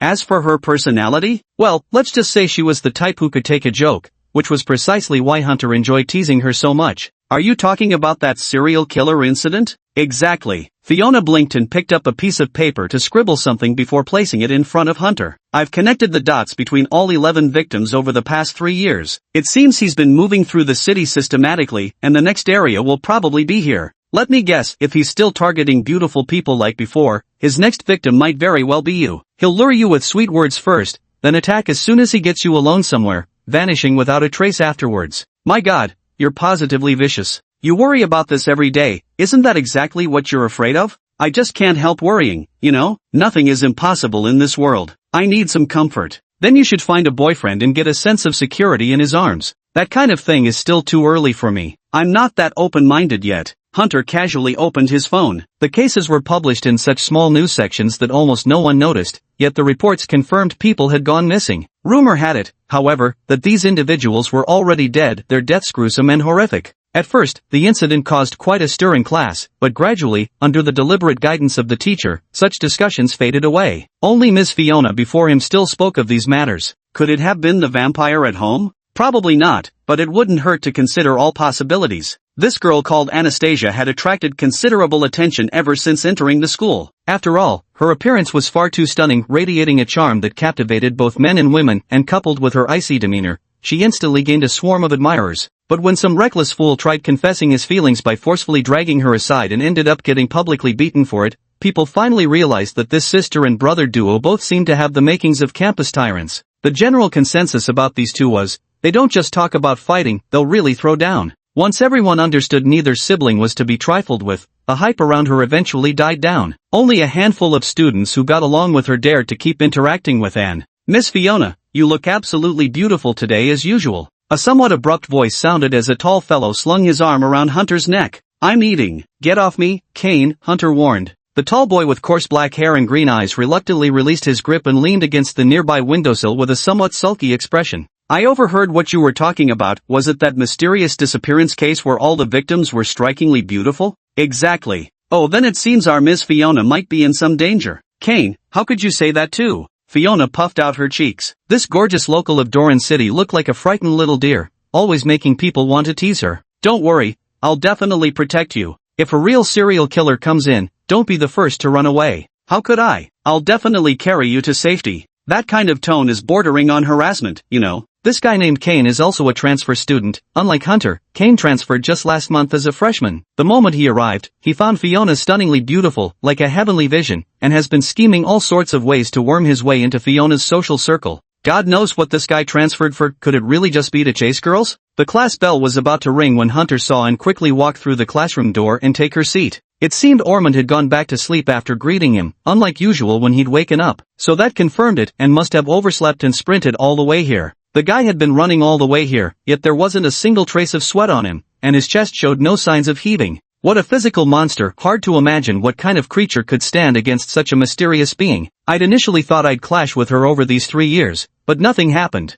This was quite different from those vampires in anime shows. From what I'd read in novels, aside from that certain golden-haired vampire who could stop time, Wasn't the protagonist supposed to peacefully coexist with vampires within 3 episodes? She was like a razor-sharp blade lurking in the darkness, poised to slit my throat the moment I let my guard down. Given Anne's personality, Hunter was certain she wouldn't remain quiet for long, nor would she allow herself to stay at their home indefinitely. Chapter 17, generally speaking, that's called shitting your pants. Evening. 20 minutes remained until the last class ended. Crash. A small paper ball suddenly appeared in front of Hunter, coming from Fiona's direction. Since the teacher wasn't paying attention here, why couldn't she just say what she wanted instead of tossing a paper ball? Hunter raised his head curiously and caught sight of Fiona's slightly exposed pink ears. What was she feeling shy about? Seriously, dude? I treated you like a brother, but you actually wanted to. Hunter opened the small note with a mixture of amusement and exasperation. Do you have plans tonight? After school, I want you to come to St. Andrew's Park at 8 p.m. There's something I need to tell you privately.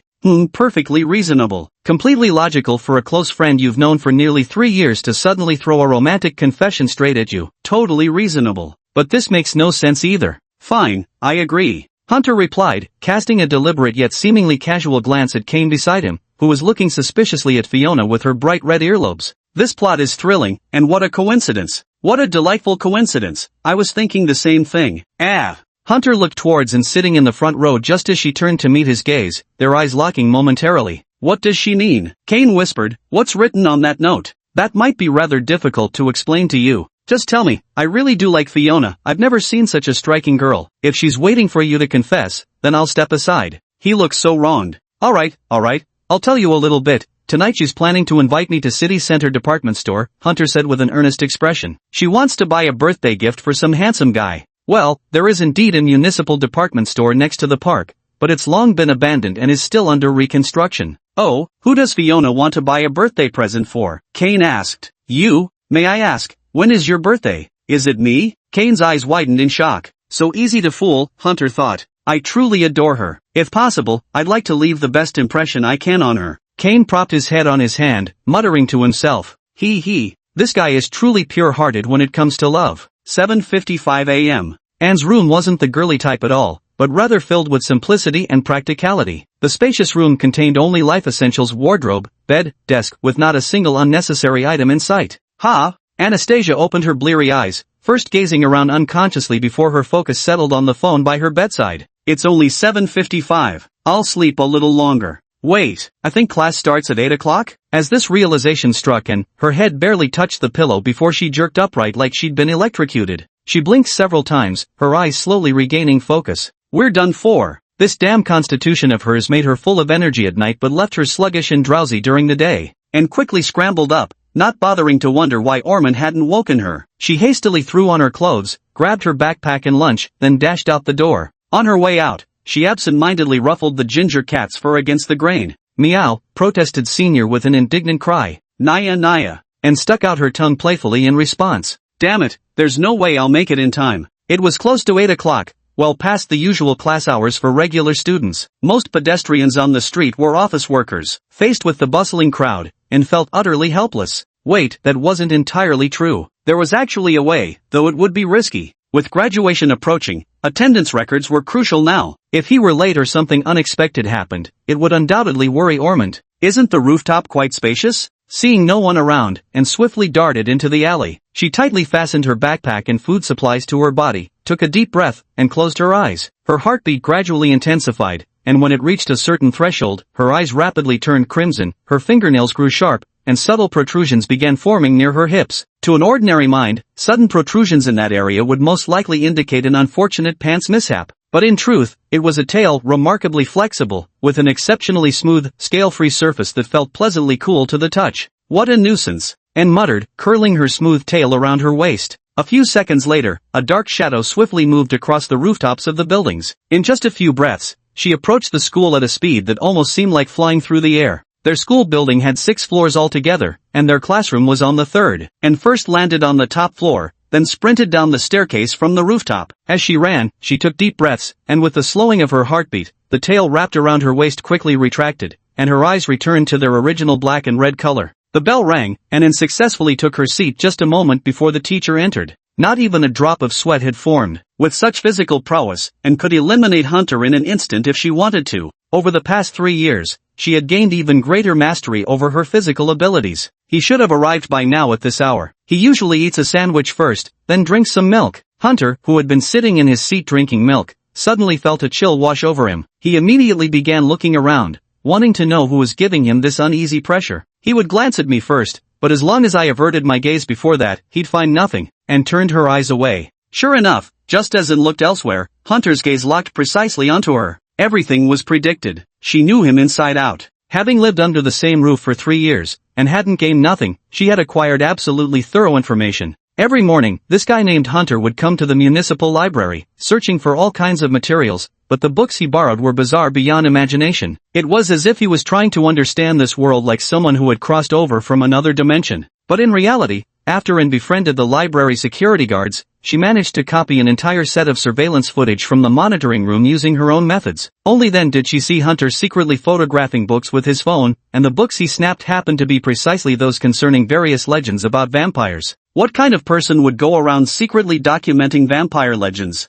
This proves he doesn't know himself. Vampires are one of the oldest races on this continent. There's no reason he wouldn't know about them, if he truly were some ancient relic who understood curses and occult powers. Chapter 18, Two mortal enemies sharing a telepathic bond. Then that means he isn't. Or perhaps he had forgotten many things, even things like curses. At that time he was truly bluffing. He hadn't cast any curse on his father at all. Afterward, he had taken advantage of his father's sleep to meticulously examine Orman's body and soul, finding no trace of any curse whatsoever. A smile curled at the corners of Anne's lips. All circumstances indicate that this is a revived being missing many memories. A person's soul grows heavier with time, just as a newborn baby has no color, but gradually turns light blue, sky blue, and finally dark blue with age. When a person's soul turns completely black, it means that person is about to die. But Hunter didn't. Hunter's soul was pure black, an unadulterated blackness, a degree of darkness indicating he should have died long ago. Anya, being a royal vampire, could perceive the color and structure of a person's soul, yet before meeting Hunter, she had never witnessed such a condition in anyone. There's only one possibility. He was a man who had died and returned to life. To ensure a single, decisive strike, she had meticulously observed him for nearly 3 years. But it doesn't matter, you'll be dead soon. As if hearing their conversation, and tilted her head in thought for a moment. Poor Mr. Hunter died in the serial killer's attack. How tragic. The ghost of a smile played at Anne's lips as she reached toward the drawer to pull out some breakfast for a few bites. I remember putting it here. I'm so hungry, I haven't even had breakfast yet. Ha! Her smile gradually faded. She reached into empty air again, and after carefully checking, she realized her breakfast must have fallen off somewhere along the way without her noticing. Maybe it flew off because she was moving too fast, but regardless, she had to accept the fact that there would be no breakfast today. That faint scream I heard on the road earlier must have been some poor soul getting hit by my flying sandwich. Ha! Click! And bit down hard with her canines, pretending to chew on imaginary food in her empty hand. It's all Hunter's fault. And bent over and let out a deep sigh. Ugh, so hungry. When will it finally be lunchtime? Noon. Anne. Fiona patted Anne's shoulder cheerfully, blinking in surprise at the other girl's appetite. Why are you eating so much today? Before Anne stood a near mountain of food, almost entirely neat dishes piled high. Ow, that's because I'm growing. Ah, Fiona. Anne picked up a piece of meat and leisurely chewed. Nice to meet you. You don't look pleased at all with that expression. How do you eat so much meat yet maintain such a great figure? Fiona looked at her with a peculiar gaze. Aside from her sigh-inducing chest, Anne's figure was absolutely perfect in terms of height and fat distribution. Well, except for being flat-chested. Ah, that's a secret. Damn it, I want to know too. Fiona was one of the rare friends who got along well with both siblings. It's great that you can still be so juicy and healthy today. And glanced at Fiona's figure. Why does your language sound as outrageous as Hunter's? Fiona set down her plate with a hint of resignation, straightened her skirt, and took a seat across from Anne. Hunter? And shoved another bloody steak into her mouth, mumbling through her chewing. Maybe, I guess. I don't think I've ever seen the two of you talk. Is your relationship really that bad? I think it's because of what happened when we were kids. There's been this wall between us ever since. Are you all going to be like this forever? Actually, I'd like to get along with him too, and put down her spoon, looking seriously at Fiona. But you know how it is. For the sake of both our pride, neither of us wants to be the first to back down. Oh ho. Then I'd be more than happy to be the bridge between you two. Fiona puffed up with pride at this moment, patting her chest. To be honest, Hunter and I get along fairly well. Is there anything you'd like me to help with? How on earth does this even develop? I'd really love to take it apart and study it. Does she seriously not feel like it's a burden at all? Could you help me invite him out then? And said with a half smile, watching her. In your name, and the location is St. Andrew's Park. Ha! Fiona froze abruptly, her expression turning complicated as she twirled the hair by her ear, looking as if she was struggling to say something. He'll agree, and replied. She set down her knife and fork, the meat in her bowl was already gone, licked a smear of sauce from the corner of her lips, her expression indifferent. What's wrong with you? I have a letter here, Fiona said somewhat dazedly, producing one from behind her. It's signed by Kane. He wants to invite you to St. Andrew's Park too. And opened the envelope and took a glance.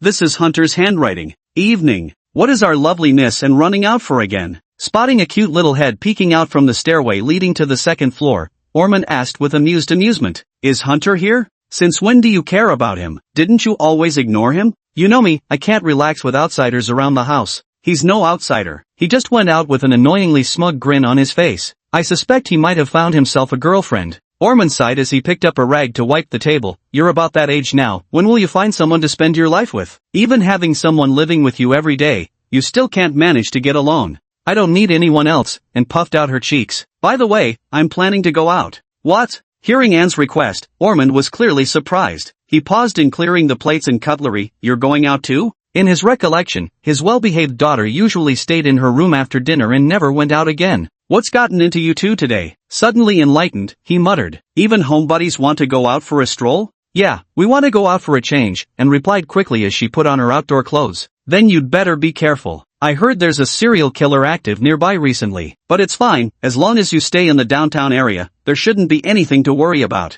Orphan cautioned, I happen to be going out tonight too, visiting a good friend who runs a tea house. I won't be back too early, but you two must come home early, don't stay out too late. Chapter 19, The Duel Begins. Alright, I understand. And opened the door, speaking impassively. It won't take much time. Nighttime. St. Andrew's Park belonged to a section still under construction, located at 128 Peace Street. This area was once fully developed, but for unknown reasons, much of it has been damaged in recent years and is now undergoing reconstruction. Right next to the park stands an unfinished building rumored to have been halted during inspection due to substandard quality. There used to be a commercial street across the way, but it has since closed its doors due to unknown disturbances. Tap. A figure cloaked in a black hood stood at the park's entrance, glancing around briefly before fixing her gaze on a trail of footprints pressed into the mud ahead. The trail of footprints led all the way into the adjacent unfinished building, its door left slightly ajar. It's February now. Did he run into the abandoned construction to wait because he was afraid of the cold?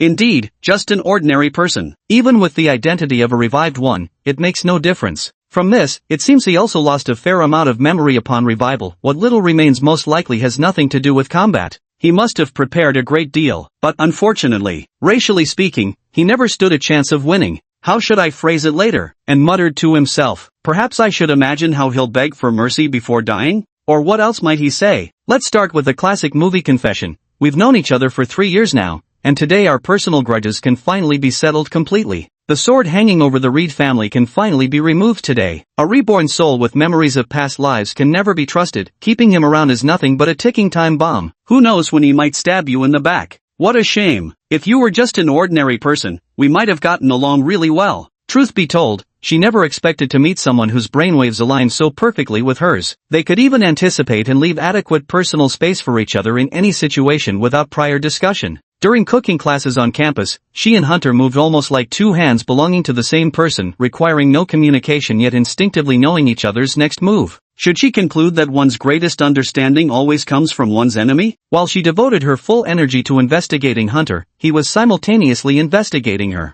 Even today, both of them simultaneously considered using the serial killer incident to eliminate the other. The reason was simple. Orphan wasn't just a professor at Miskatonic University, he was also an investigator. If he were to die in some ordinary incident, his team would surely investigate, and it would only be a matter of time before they uncovered the truth. But the serial killer was different. He had been lurking for 3 years, it was the perfect excuse. What a shame. If only you were an ordinary person, we might have even become friends, just like Dylan. Like mortal foes, let us begin our battle. Excited and was about to push open the door when, just as her hand was about to touch it, her foot slipped into empty air. The sudden sensation of her body plummeting left her momentarily stunned. Ha! And, her mind blank, let out a startled scream that quickly turned into a shriek. Ah! The sound was rather piercing, she hadn't made such a high decibel noise in a long time. She lowered her head in disbelief. Someone damned had dug up the soft soil and buried sharp bamboo sticks in the ground. Those bamboo sticks had already pierced deep into her feet, and blood immediately seeped out from the wounds.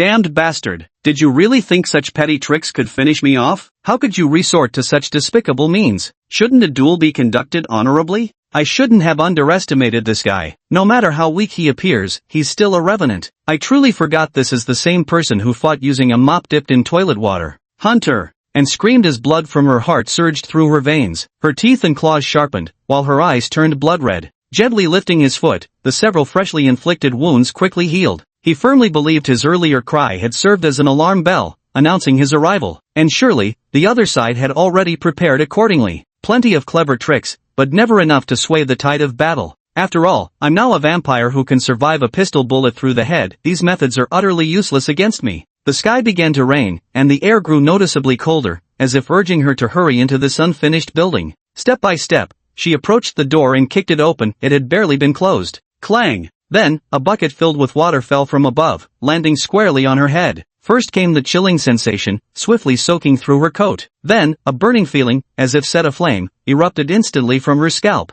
What on earth was this? Could it be sulfuric acid? Or was it gasoline? None of that mattered. The liquid burned wounds into her skin wherever it touched, and frantically tore off her top and threw it to the ground, grateful now that she'd worn multiple layers. Holy water! Where did you get holy water? When using a vampire's heart, her body temporarily transformed into that of a vampire, a mystical creature vulnerable to holy water. How did he know? But what's more important than this? Are you out of your mind? And tore open the water bucket with one hand, the scattered metal pieces fluttering to the ground like confetti. Her demeanor completely betrayed her usual aloof temperament, every bit of her earlier bravado utterly forgotten. Click! The lights in the first-floor lobby suddenly turned on. It was a temporarily installed emergency light. Though dim, its glow faintly illuminated the figure descending the stairs. That was Hunter. He was wearing athletic attire suitable for movement, and despite the February chill, his outfit consisted of nothing more than a hoodie over his regular shirt. You finally came. I've been waiting for you. I'm gonna fucking kill you today.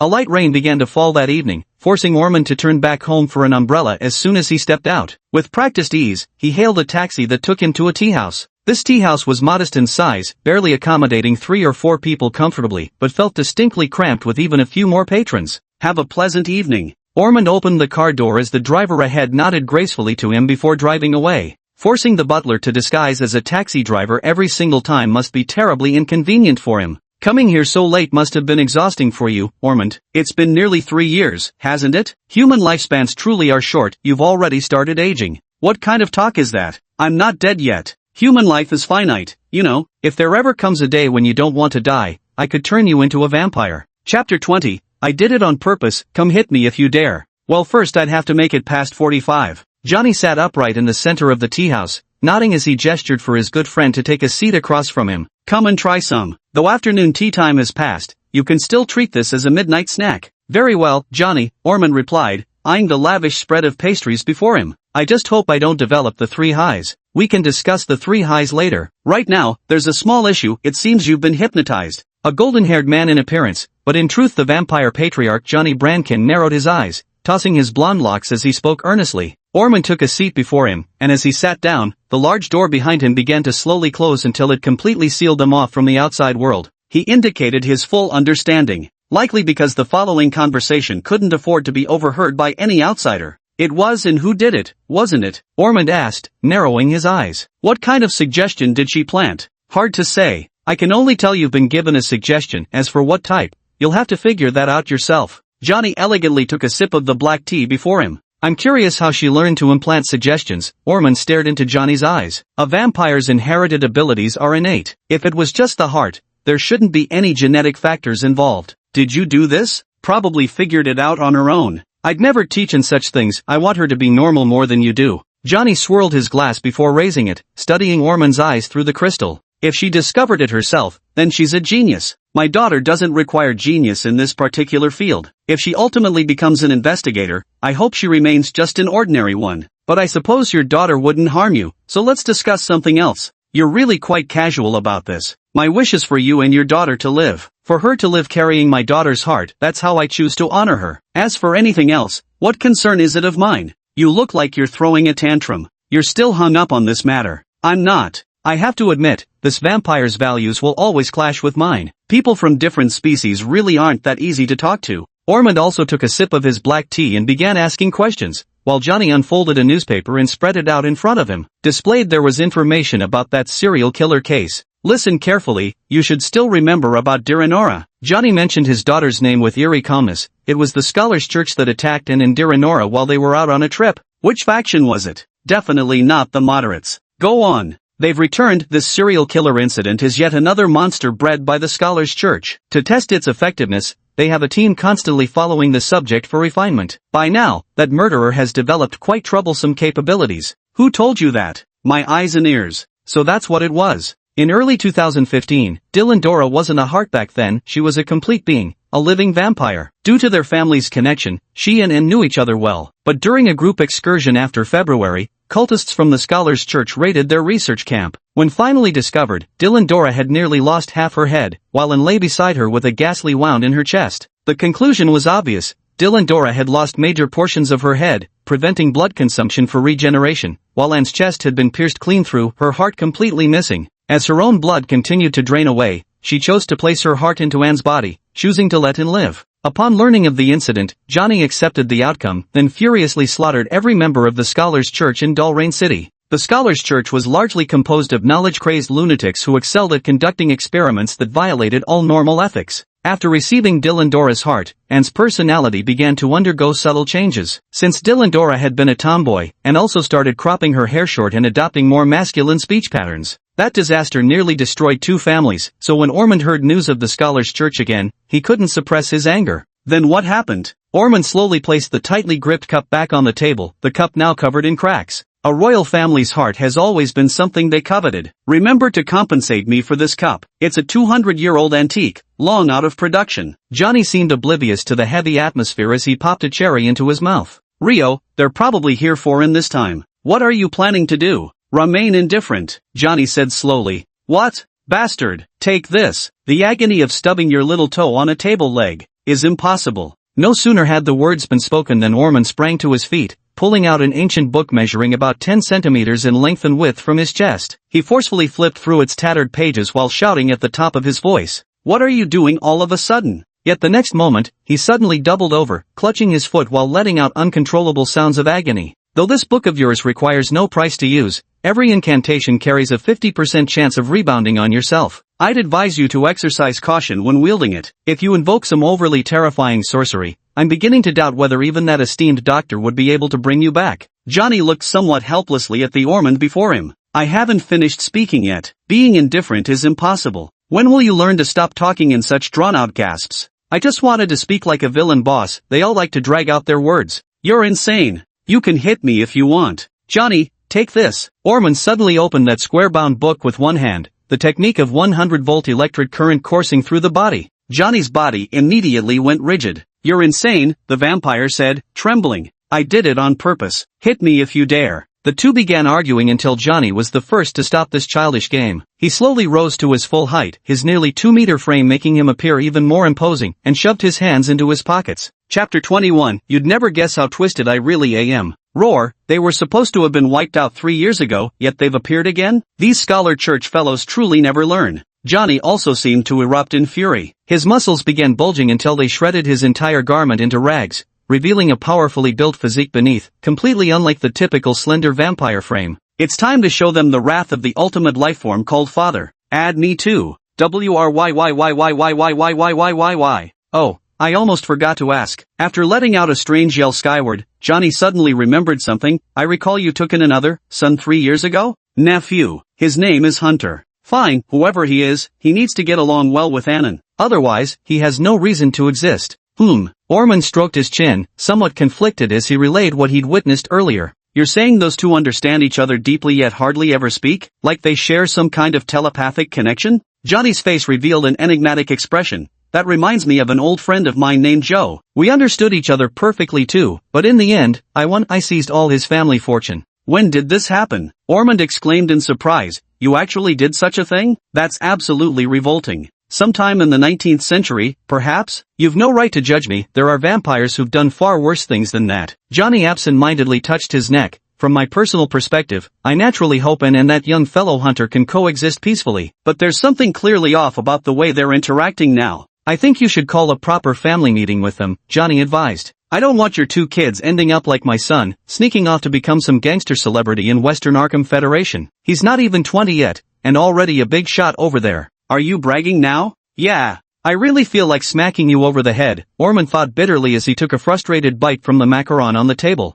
Alright, I get it. I can guarantee he won't cause any trouble, Orphan replied hesitantly. When do you plan to launch the attack? Tonight. I don't intend to give them any chance to rest. The Countermeasure Bureau will intervene. I have money. Johnny put on his clothes and sat back in the chair. Take a short break, then we'll go teach those guys a lesson. Night, 7:50. How could I dream of hunting a mystical creature as an ordinary person? But there's no choice, got to give it a try, right? Hunter opened his phone and meticulously reviewed all the knowledge he had gathered about vampires. Most of the information currently available pertains to myths and legends. After filtering out the obviously exaggerated statements, Hunter succeeded in identifying common patterns among these mythical narratives. By the way, no books about vampires were found in Orphan's study. Unless they weren't there to begin with, they must have been deliberately hidden away. What a despicable bastard. I know you're watching my every move, and I can't wait to take you down, but you'll never guess just how twisted, no, how cunning I can be. Ah! Hunter's ears suddenly caught a scream. Perfect, the prey has taken the bait. Orphan had been right before, this child was indeed exceptionally easy to provoke into losing his composure with traps. He leaned slightly out from the second floor and quickly spotted his target.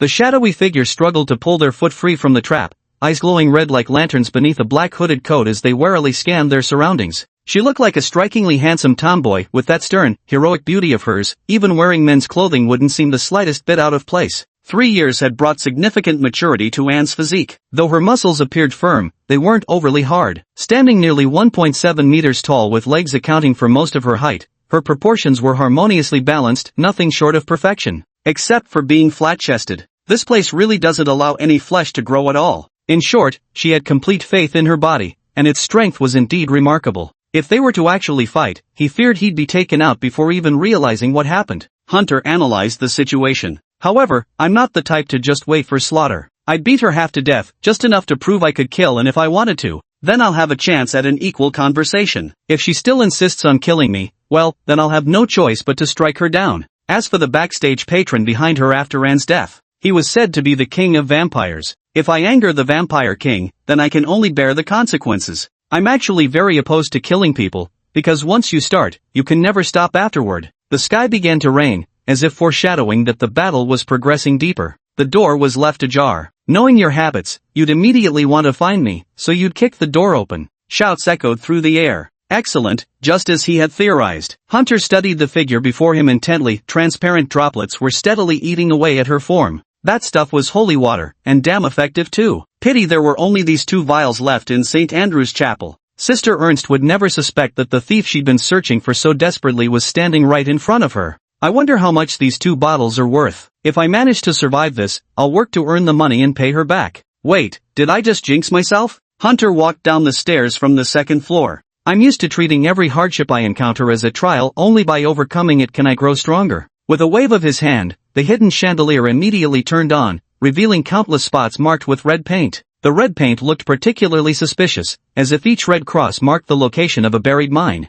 You finally arrived. Been waiting for you. I'm fucking killing you today. And roared, like a kitten that had fully extended its sharp claws. Then come over here? What is this thing? And stopped in her tracks, faintly recalling the piercing pain that had shot through her left foot when she first stepped inside. Probably the same kind of thing you stepped on at the entrance. I should have known you were this twisted, digging so many traps. Anne's gaze darted toward the surrounding pillars. These pillars might be usable for leverage. Allow me to ask, why do you harbor such malice toward me all along? The Reed family is one of the strongest lineages of professional demon hunters. Even in decline, we're not the sort of place where a body snatcher like you can just waltz in. Chapter 22. A gentleman does not kick a woman. Let me explain a few more words. Your death would be the best explanation. And flashed a smile while extending her razor-sharp nails. The smile is nice. But your eyes suddenly widening like that makes you look utterly murderous. The negotiation broke down. Hunter thrust his right hand into his pocket and forcefully pressed down on a syringe. St. Derek University had conducted a joint experiment with another institution. That's where he had swiped this dose of adrenaline from.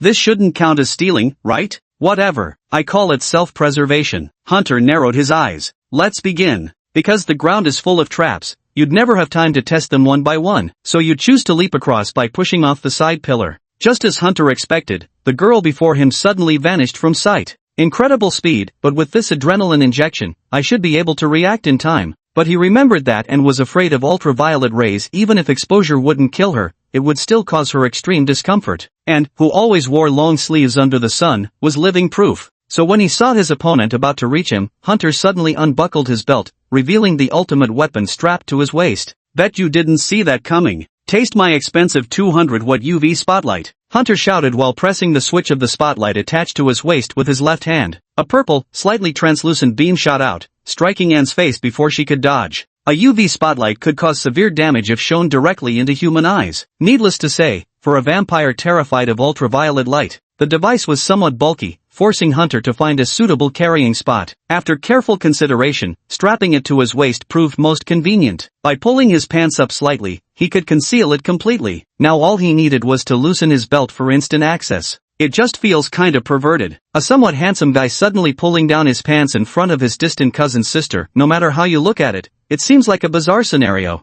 Whatever, as long as he didn't drop his underwear. But that glowing spot is really suffocating to look at. That's the only downside. But who cares? If he hadn't done it, what if he got taken out the next second? To be honest, this thing is quite handy. Just sway your waist, and the beam can shine wherever you want within its reach. No matter what, Annie never expected that while this guy in front of her didn't seem to carry any lethal weapons on the surface, he actually had a spotlight hidden under his pants. What the hell? This guy is seriously messed up. Who could have seen this coming? This guy will stop at nothing to gain the upper hand. With these thoughts in mind, Annie suddenly covered her eyes. Facing this beam, her eyeballs immediately grew hot and burning, as if magma was pouring into them. Her vision turned pitch black, and she smelled something charred. A cool liquid trickled down her face. That was blood, and the fluid from the shattered vitreous body in her eye. The ultraviolet rays had directly destroyed her eyeball, and the agony of her iris and entire vitreous being obliterated soon drew faint groans from her. No, screaming could wait. There were more urgent matters at hand. And suddenly collapsed to the ground. Though unharmed otherwise, she immediately rose in panic, her hands groping at the surrounding objects. Soon she understood. She had been temporarily blinded.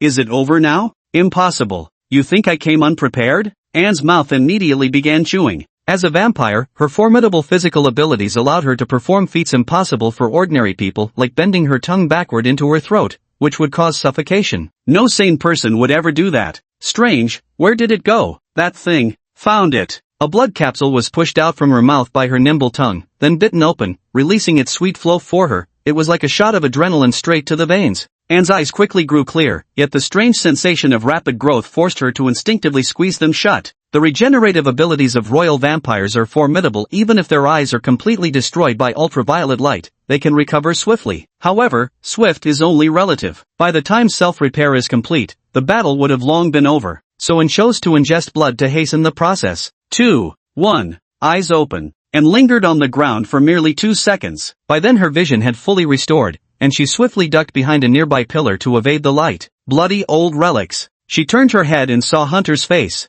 What? Before she could say anything more, a sharp pain suddenly shot through her face and eyes. Surprise! Hunter raised his left hand with a smile, holding a small plastic spray bottle, the kind typically used for perfumes. The liquid inside sprayed onto Anne's face as the waist-mounted spotlight simultaneously shone directly into her eyes. You think I'd dodge? Not a chance. I'm taking you down with me. Hunter swiftly dodged Anne's reflexive attack. Though her nails were sharp, they needed to actually reach their target to be effective. You think this'll work? After her attack, Anne instantly leaped upward, her slender yet powerful legs kicking off the ceiling with a deafening crash before landing on an open patch of floor not far away. The dust kicked up by the impact partially obscured Hunter's vision. As long as I can buy some time and let my eyes recover, I absolutely won't. But what shocked Anne was that the moment she landed, a mocking voice suddenly rang out in front of her. So fast. Did you forget? My nickname is the Egg Warrior. Below. Anne hastily raised her hand to block, thinking that if she could just withstand this split-second attack, her eyes would regenerate. The blood she just drunk was enough for them to heal anew.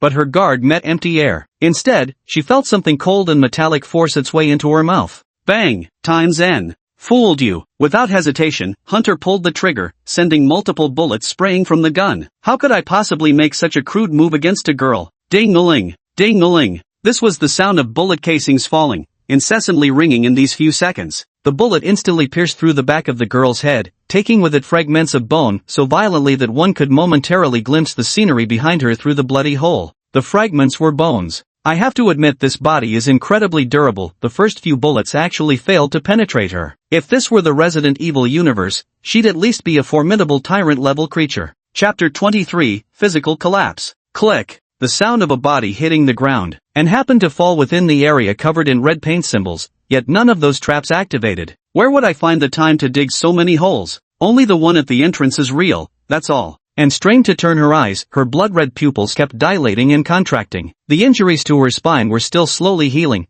and that would take some time. Her clothes were torn in many places, mostly shredded during rapid movements. Dust clung to patches of her pale skin. It looks like Oreo crumbs sprinkled on double-layer milk pudding. I'm feeling a bit hungry, maybe I'll grab some late-night snacks later. Wait a minute, that feels like a flag. Then I won't eat. Click. It hurts, doesn't it? The man in front of me flicked off the safety and slid the handgun back into his sleeve. He casually tugged at his collar while pointing to his own bleeding wounds. Civilian-grade ballistic plates, spent half my year's allowance on them. Never got used. Still eligible for return. His hoodie was pulled up, revealing rows of black plates strapped tightly against his torso. No wonder the hoodie looked loose, it was all bundled up inside like a zungzi. You're really good at saving me money. Instead of grabbing my chest, you went for my arm. Your combat experience is too lacking, just having a strong physique isn't much use. The outcome is decided. Honestly, if you'd attacked me directly, I'd be dead now. Too bad you didn't choose to stake your life on attacking me from the start. I, on the other hand, did the opposite.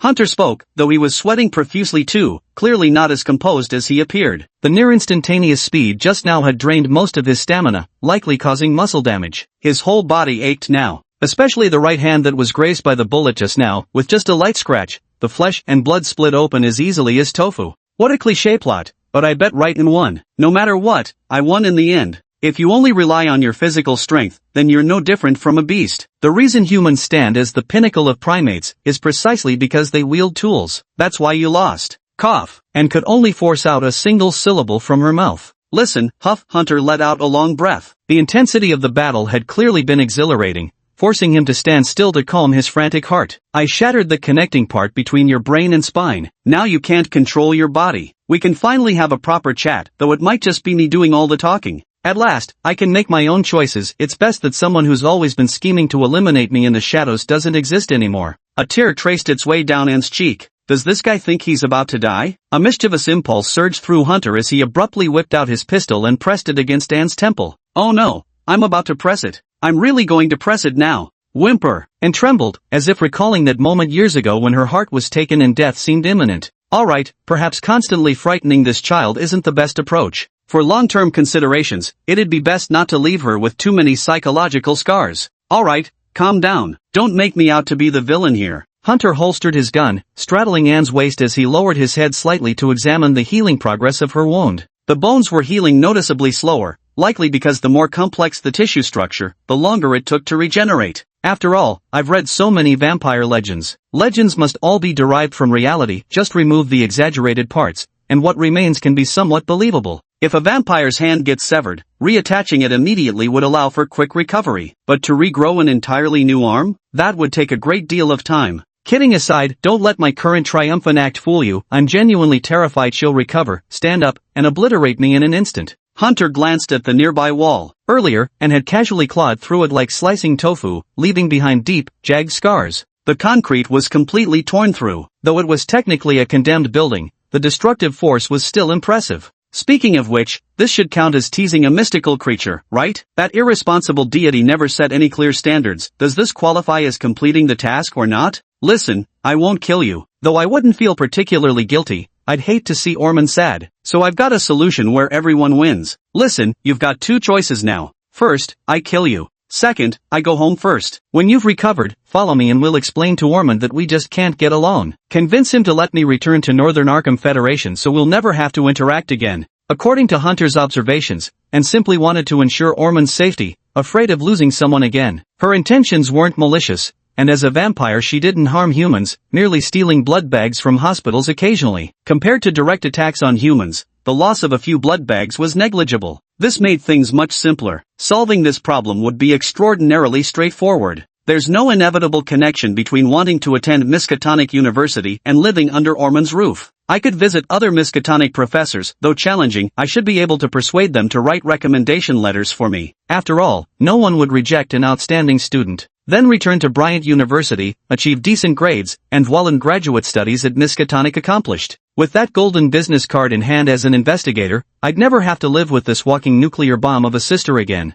and could return to her normal life, and I'd be free to pursue my own schemes without worries. I'm an absolute genius. If I can't beat them, can't I at least avoid them? This way I achieve the pacifist ending effortlessly, the Vampire King won't come after me, and Orphan won't lose his daughter. A straight-up win-win situation. A real man always keeps his word when he decides to run away, no second thoughts. Tell me, which one would you? Just as Hunter was about to continue speaking, a section of the ceiling above suddenly loosened. Before he could react, the entire abandoned building began emitting eerie groans. What was that noise? The house was collapsing, literally. The word condemned flashed through Hunter's mind instantly. Perhaps it was due to the kick and just delivered, or perhaps because this unfinished building had been condemned as structurally unsafe 2 years prior, but who could say for certain? The world always has a way of defying expectations. A massive floor slab came crashing toward Hunter's direction. The first floor of this abandoned building had likely been intended for commercial rentals, suspended roughly 3 meters above ground. Given its thickness and height, flattening a person wouldn't be a problem. Hunter could still dodge it. The real issue was the vampire pinned beneath him. Even creatures of the night probably couldn't survive being compressed into 2 dimensions. Chapter 24, The Suspicion of an Impending Finale. No, this would turn me into minced meat, the kind ground fine enough to be canned and stocked on grocery shelves. He couldn't shake the feeling that the unseen Vampire King now wanted him dead. I really must owe you my life or something. Boom! The entire building suddenly collapsed, creating such a thunderous roar that it echoed through the heavens. Fortunately, this was the development zone. Even the park was only half completed, with not a single household in the surrounding area, so naturally, no one could have heard it, and opened her eyes in bewilderment. As her vision gradually refocused, she saw an indescribable face before her, and wanted to scream, but she couldn't move a muscle. Their face was mostly destroyed, with exposed blood vessels and brain matter looking utterly horrifying, as if half of the head had been sliced off. Yet, she could still recognize it. This was her dear friend, Delendora. Right now, the figure was frantically mouthing something with half a jaw, their words barely formed. So much blood. Wait, why can't I hear anything? What's wrong with me? Why does my body feel so stiff? I can't remember the reason, but right now it feels like I've been thrown into the deep sea, crushed by immense pressure until I can't breathe. I can't move. It's so cold. Delendora's hand caressed In's face, a single tear falling from her remaining eye as if she'd reached an unshakable resolution. This gaze feels so familiar, just like when Mother passed away all those years ago. Everything's growing dark, my consciousness seems to be fading. I thought I saw Mom. If I could just fall asleep like this, it wouldn't be so bad. And opened her eyes again, as if someone had pulled her out of water, and fresh air rushed into her lungs. I think someone was touching my face. What was that sound? Ah, someone was calling out to him. And suddenly opened her eyes, gasping for air. Delandalola leaned gently against her, messy short hair tousled, murmuring indistinct words under her breath, and could still hear it. Thank goodness, we share the same blood type. That's wonderful. In her delirium, her mother's face gradually merged with Delendora's. Dylan. Anne's lips parted, her voice parched as if she hadn't drunk water in ages. She asked with a slight tremble, "Yours? Where has your heart gone?" "Of course it's inside your body." Delandora suddenly pressed down forcefully on Anne, strangling her neck with such intensity that she could even hear the cracking sound of her own vertebrae. "Give me back my heart." The opponent's eyes blazed with fury, and his remaining blood-red eyeball tumbled out of its socket, landing squarely on Hunter's face.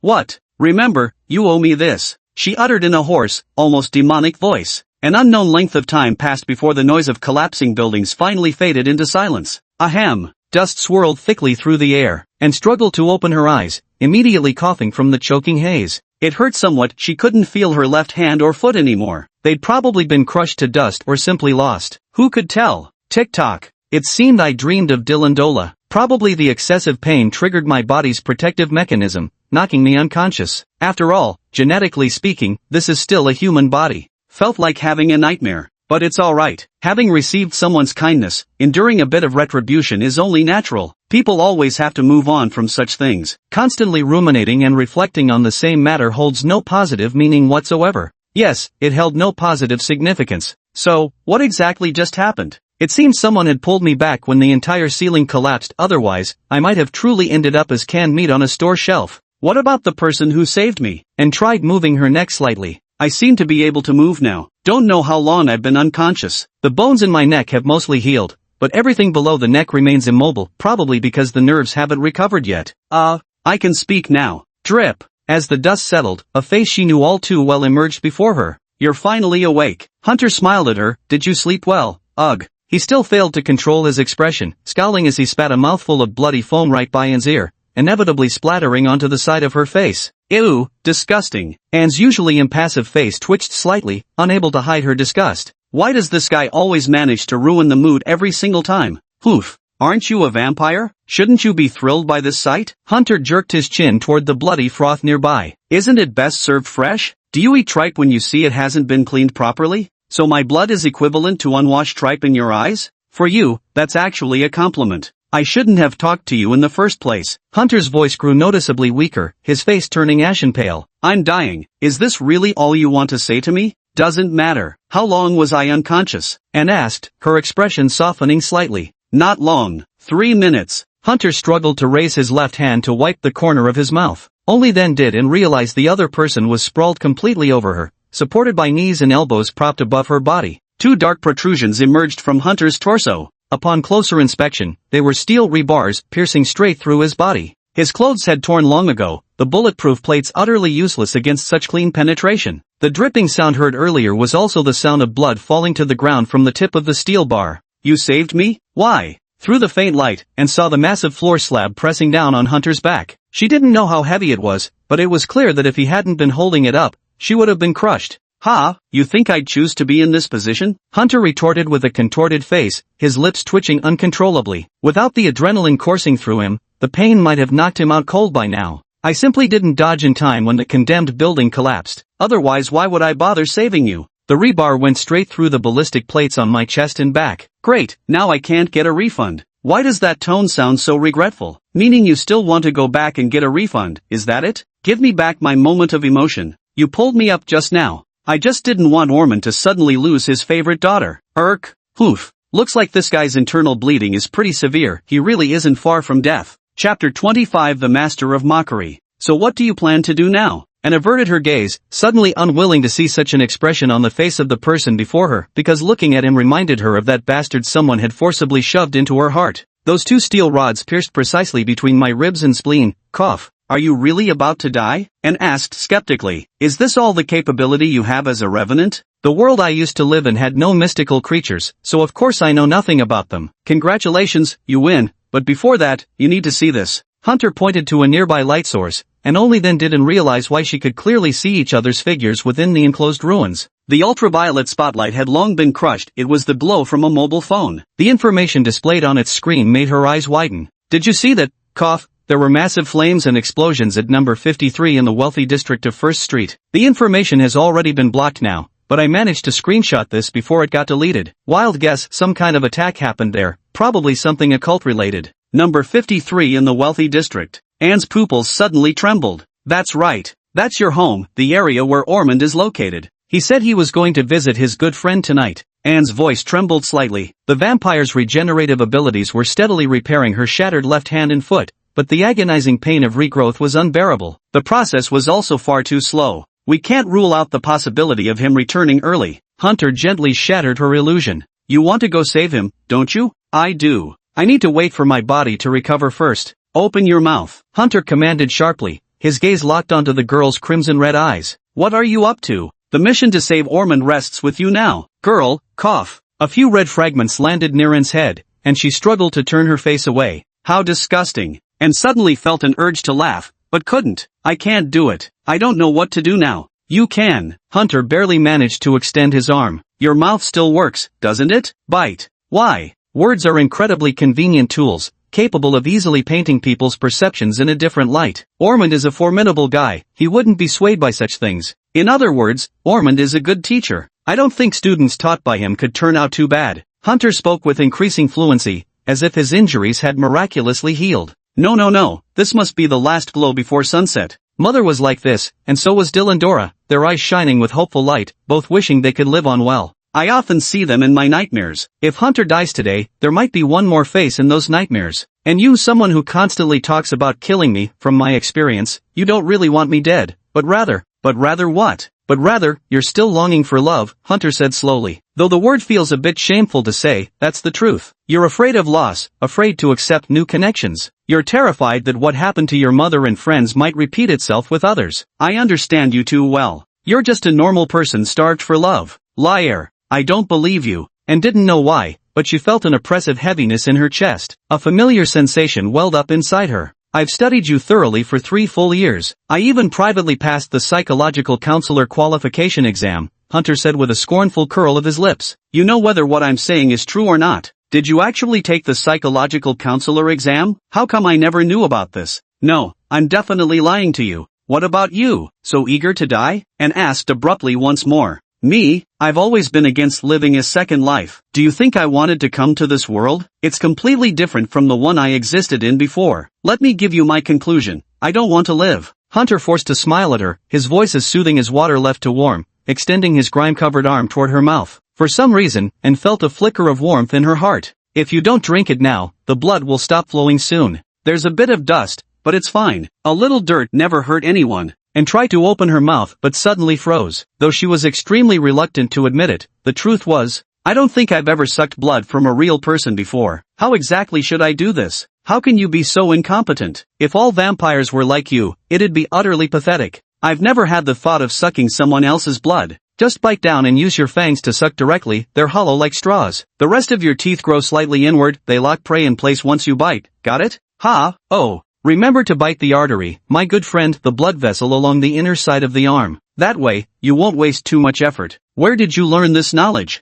Myths and legends, as well as some cases that occurred over the past 200 years. I deduced the general habits of vampires from them, and froze for 2 seconds, then obediently bit the other's arm. For some reason, visions of her mother and Durandala surfaced before her eyes, gradually overlapping with the youth before her. His gaze was identical to theirs, and closed her eyes as a fishy sweet liquid began flowing into her mouth. Too salty, she mumbled. That's just sweat from my skin. Did you really think I wouldn't break a sweat after fighting you for so long? How disgusting. Why do you make me feel like a baby sucking milk? Seriously, why are you drinking so slowly? Might as well be sipping bubble tea. Are you hungry or something? Is this guy feeling like he's about to die, so he's desperately trying to say everything he won't get to say in the future all at once? Honestly, this guy really knows how to ruin the mood. He should just hurry up and die already. A vein suddenly bulged on Anne's forehead. Do you really think I wanted to die? 5 minutes ago. Hunter's perspective. Holy shit. That was his first thought upon waking. 2 thumb-thick steel rods pierced straight through the body. Anyone would freeze for a second or two.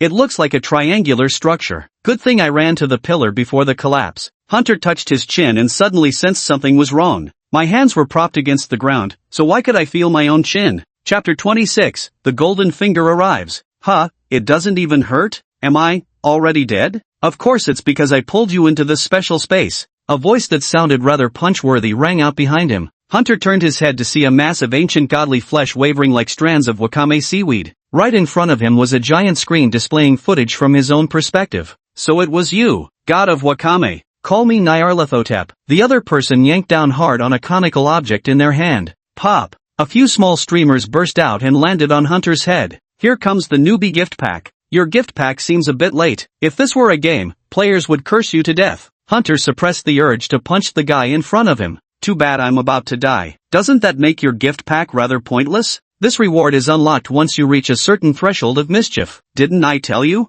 Are you sure you didn't delete my memories of the occult along with it? Hunter replied flatly. I don't remember a thing. Oh, so that's how it is. The tentacle floating in the air scratched its grotesquely terrifying head. Hey, I can't use the gift pack either. Hunter raised a forefinger, putting on an exaggerated look of surprise. Since I'm about to die anyway, why don't I gift you that starter pack? Here, try the newbie's welcome package. Who wants a belated cheat code anyway? It's like offering toilet paper after someone's already soiled their pants. What's the damn point? The chickens have pecked all the grain, the dogs have licked the flour clean, and the fires burnt through the chains. SKR, straight fire bars, all single rhymes. Don't make that face, the deity casually waved a hand. Then let me explain it to you again. I'll carve numbers on your wrist that only you can see. They'll only increase when you play pranks. When it reaches 100, you can offer it to me. But if you go too long without any activity, I'll die. The value will rapidly decrease and drop to 0 within a day. That's when you'll die. How would I know if it's been lowered? Hunter flipped the bird. If it drops to 0 while I'm sleeping, wouldn't I just be screwed?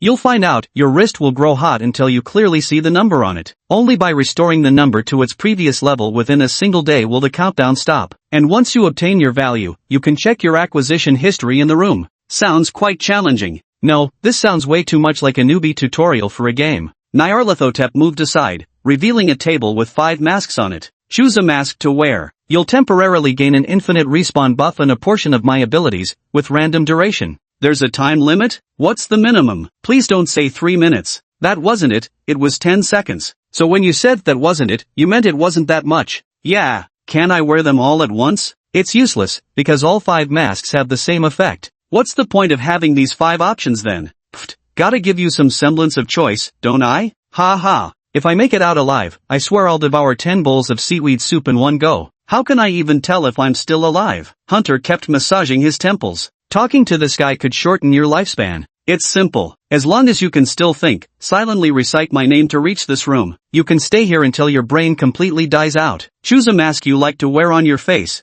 then you can exit. Why must I pick a mask? Can't I just exit directly? Of course you can. Nyarlathotep's tentacles all pointed in one direction. That was a toilet. A time machine. That's just an ordinary toilet. Anyway, all you have to do is sit on it and pull the rope. Then you can return to reality. Who the hell designed this toilet? Of course it's me. What kind of god are you supposed to be? Utterly incomprehensible. Whether I'm abstract or not doesn't matter, but you're the one nearly dead from a mere little vampire. What else could I do? For someone who's never fought a vampire before, I think I did pretty well, don't you? Imagination and reality are invariably worlds apart. I really ought to have been better prepared, yet I still nearly got myself killed. Utterly inexcusable. Fine, change someone else. Do you think just anyone could handle a vampire this well? What if there is? Then let him come. Hunter spread his hands, sitting on the toilet while pulling the flush handle, frantically retorting before being flushed away. Swap me out. Bury me in the dirt instead. I'm begging you. I refuse, because you're my best candidate. Nyarlathotep drifted to his side. One more question. Go ahead. What exactly did you mean earlier when you said you took away my negative emotions? Did I let that slip? Very well, I'll explain. I only removed the emotions that would cause you to lose sanity. The vast expanse of seaweed before them rippled slightly, offering a definitive answer. For instance, you no longer possess humanity's most primal fears. In short, you'll forever remain rational. Insanity simply isn't in your nature. Hunter gazed at the obediently blood-drinking raven-haired girl before him, a slow smile curling at the corners of his mouth. Care to guess why I suddenly have this "I'm entrusting everything to you" expression? Naturally, I've got ulterior motives. Go ahead and drink. Once you leave this place, I guarantee you'll never lay eyes on me again in this lifetime. College girls are the easiest to fool. No, actually, all kids fresh out of school are easy to deceive. Step 1, first, let her drain my blood to rescue Ormond. Step 2, at the brink of death, use Nyarlathotep's mask. Step 3, do everything possible to detonate these ruins, preferably engulfing everything in a massive fire, burning it all to ashes. There's plenty of gasoline around, aren't there cars everywhere? Then I could immediately head to another city overnight, to that orphanage in Northern Arkham Federation. I remember there being document forgery services there. Just find the orphanage director and pay a small fee to get a complete set of fake certificates. A real one-stop service. Not bad at all, I must say. No wonder it's an orphanage. Truly diversified career options. What a blessed plot of land. Wait, my head feels dizzy. Why do my hands look so much thinner? So this is what losing too much blood feels like. Losing 1/3 of blood volume will gradually make a person lose consciousness. This little one drank surprisingly fast. More noticeably, her body was beginning to recover. Hunter could even hear the sound of flesh regenerating. Chapter 27, Behold the Power of Modern Technology, Kid. If Fiona finds one person missing tomorrow, I wonder if she'll be surprised. Seeming impatient with the long wait, Hunter attempted to strike up a conversation, though this guy probably wouldn't respond anyway. The girl named Anastasia had always been cold. She never cared to engage with him. It must be guilt. Oh, she actually replied. What? She'd blame herself for why she passed notes between the two of us. There were straws inside her canines, and whenever she performed a sucking motion, blood would be drawn from the canines deep into her body. At such times, she could naturally mumble some words. Next is Kane. If he found out you passed the note, he'd probably suspect Fiona might be the killer herself, going on a date with me one day and me being gone the next. Oof. Seems like that's about it. Though I'm quite handsome, I don't have many friends. With those guys you kicked in the balls, who'd dare be friends with you? Tell me the truth, did you send those troublemakers? Oof. Why are you smirking? Oof. And let out a short, disdainful snort through her pert little nose. So it really was you, wasn't it? Pop. Unloosened his grip, a suspicious liquid glistening at the corner of his mouth as 2 bloodied punctures remained on the withered skin. Huh, it doesn't hurt. So this is how vampires drink blood? The world truly is a fascinating place. I wonder if succubi exist. As someone with an insatiable thirst for knowledge, I'd love to observe how such creatures feed. To be honest, I'd be more than happy to provide sustenance as well. What are you looking at? And opened her mouth, her elongated canines seemingly designed to probe for deeper blood vessels. Her teeth gleamed white behind lips flushed an alluring red from her recent feeding, plump and flawless as a ripe cherry, tempting enough to make one crave a taste. Her face was as pure as an angel's, with bright and captivating eyes. How did this guy suddenly become so much more attractive? And why am I having such thoughts? Ah, I get it now. I'm poisoned. Hunter frowned. Is there some toxin in your saliva? I suddenly don't feel the pain as much. Probably because it contains some sedative components to keep prey docile during feeding, makes them feel relaxed. Anne's range of movement had noticeably improved. She could even raise her newly healed left arm, though her fingers still wouldn't bend. So just like a mosquito then. How could vampires possibly be the same as mosquitoes? Mosquitoes don't give you any sensation either, yet they still leave a mark. What comparison could there be with such a lowly creature? I'm about to die and you're still arguing about this, Hunter said irritably. Fine, I'll die right here for you to see. With that, his head tilted and he collapsed onto Anne's chest, lifeless. What the hell? Is the whole book ending already? And stared blankly at the person who had suddenly collapsed onto her chest, momentarily stunned. Is this how people suddenly drop dead when they pass away? She reached out with disbelief and placed her hand near the man's nose. There's still breath here.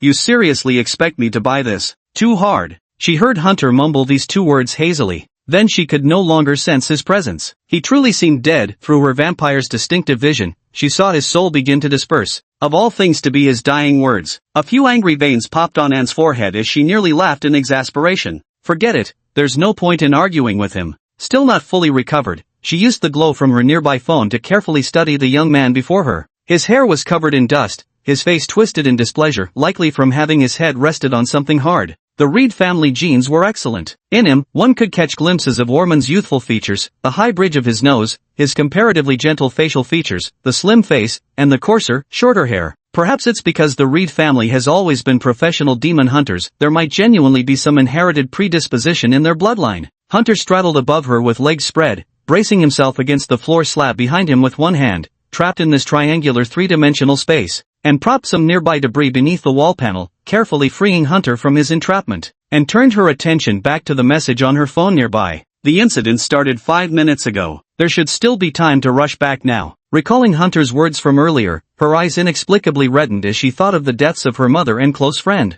Though this guy called Hunter wasn't exactly a good person, at least he had saved her. Was it my imagination? His gaze, it resembled Dylanadora's. Just the same, all putting on an act of self-sacrifice. Could he be a fraud? From what I knew, this fellow had barely spoken a word of truth. But now the man's already cold and gone. From what I gathered, this guy always had a backup plan. Even cornered in a hopeless situation, he wouldn't die so easily. He was indeed dead. That was the truth. If he wanted to be reincarnated, without preparing various materials and spells, it would be impossible for him to achieve. But he shouldn't have died like this. He had such a brilliantly functioning mind. Though he was my enemy, his mind was truly formidable. He shouldn't have died in this place. Wait, then should he have died or not? The girl suddenly felt a tightness in her chest, her emotions growing complicated. What a stomach-churning plot development, definitely a toxic trope if written in a novel. Anne, are you there? Orman's voice suddenly rang out from beyond the ruins, carrying an oddly persuasive force. What?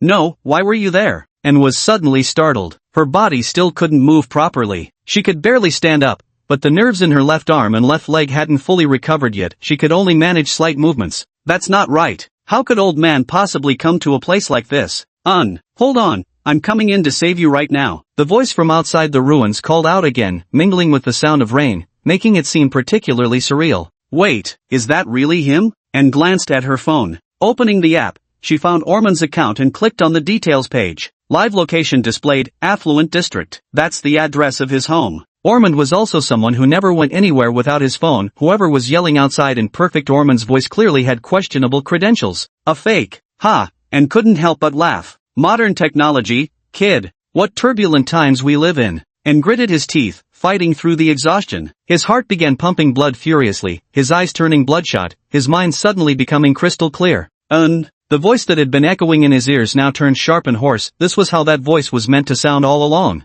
Chapter 28, Such Diverse Hobbies. This hoarse, cacophonous noise was truly disgusting. Feeling somewhat recovered, and cooled down her heart. Every time she used this heart's power, she would invariably feel exhausted, let alone after a major battle. 1 minute of rest. This sound, is it lowering my sanity points? Does it have a hypnotic effect? Her hand moved unconsciously a few times, fingers seeming limp and weak with exhaustion, accidentally tapping open the image-sharing interface within the app. Countless photos flooded her vision. Interesting, his photo album was locked with a password. But using a phone app, one could bypass the security and access the album directly. What is this thing? It appears to be a compilation of various rumors, including those frequently mentioned terms that have been circulating lately. The serial killer may have arrived in Dorian City, and felt her heartbeat quicken slightly as she attempted to click into the article, revealing Hunter's systematic breakdown of the incident. First characteristic, no one has ever seen him, or rather, he chooses to strike late at night when all is quiet. Second characteristic, the perpetrator enjoys collecting beautiful specimens, regardless of gender. Victims disappear after these encounters. They're surely dead.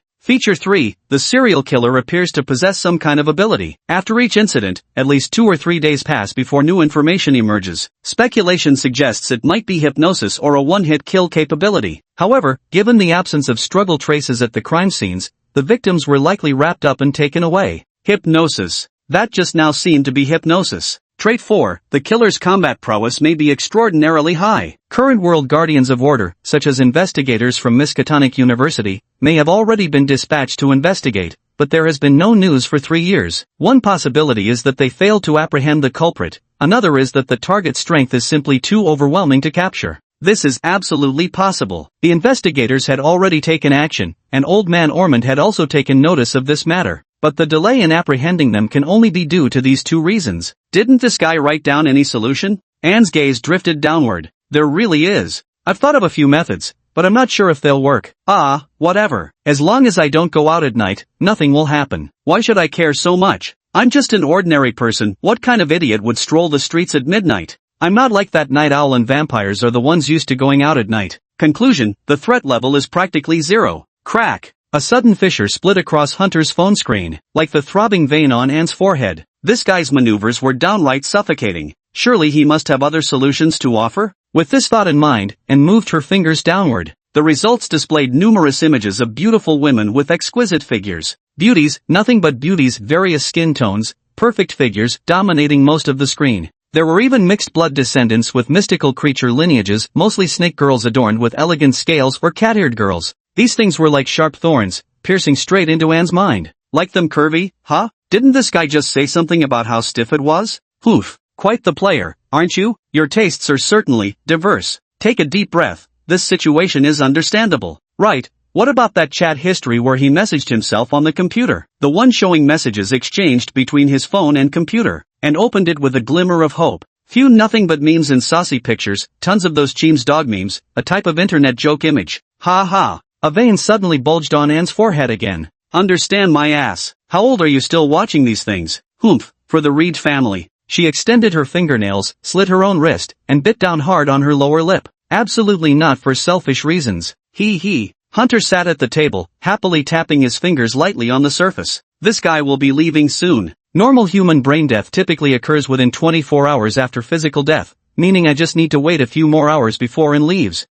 She might use some special methods to bury herself, like setting a huge fire, or throwing her corpse somewhere, just making sure the authorities can't find the body. Next comes the long waiting period. Hunter looked at and lying down to rest and suddenly felt a wave of relief. He also leaned on the table and closed his eyes. The days of constantly living on edge were finally coming to an end. Wahoo! Hunter held the mask in his hand. It was a golden mask, though calling it a mask wasn't quite accurate since it had no eye holes. Wearing it would render one blind. There was an unsettling feeling that once worn, it could never be removed. Was this just an illusion? Forget it, who cares? As long as the mask is worn before complete death, then I can wield divine powers. How exhilarating. What kind of ability could it be? I can't wait to find out. The boy suddenly heard a sound, and then the sensation of having a body gradually appeared. Was I reborn? No, it feels more like being resurrected. Did I put on a mask? I don't seem to have any memory of putting on a mask. So, did I actually put it on or not? Anyway, it seems like I've come back to life. Why do I still feel sore all over? Could that unscrupulous deity have tricked me again? What happened to the promised recovery? Where did it go? And what's with this cold sensation in my mouth? Is it gasoline?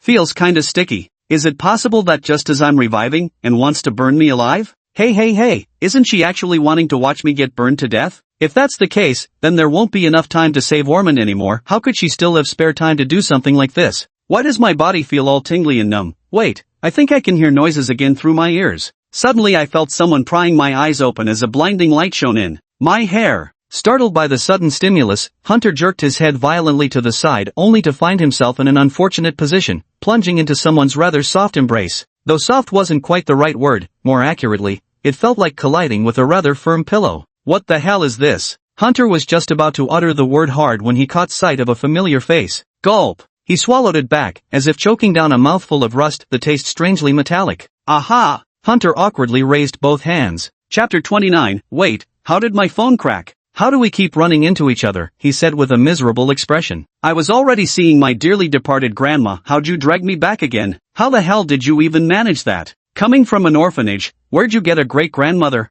A figure of speech. He touched his chest, the lethal wounds had already healed. The ragged hoodie lay discarded nearby, revealing his muscular torso. I was just experimenting, and tilted her head, pulling her clothes tightly around herself to avoid exposure. Since your blood could heal my injuries, I wanted to see if I could restore yours. Did you feed me your blood? Slurp. A wet smack of lips. No wonder I tasted something metallic. But if Anna revived me with her own blood, doesn't that mean she's no longer trying to kill me? What the hell is this now? Hunter felt his still weak body, where the steel bar had pierced through, leaving 2 gaping holes now covered by freshly grown pale skin. Vampire abilities? That's just too damn broken. Hunter gestured proudly at his own 8-pack abs. Look at these, impressive, right? I'll specially permit you to touch them. No thanks, I wasn't expecting much anyway. Just wanted to test it out. And glared at him, swallowing hard. Never thought you'd be so easy to bring back. So you're not planning to finish me off? I did technically just die, you know. Killing you can wait. And pointed beyond the ruins. That murderous psychopath you mentioned earlier is probably out there. He just mimicked Orman's voice.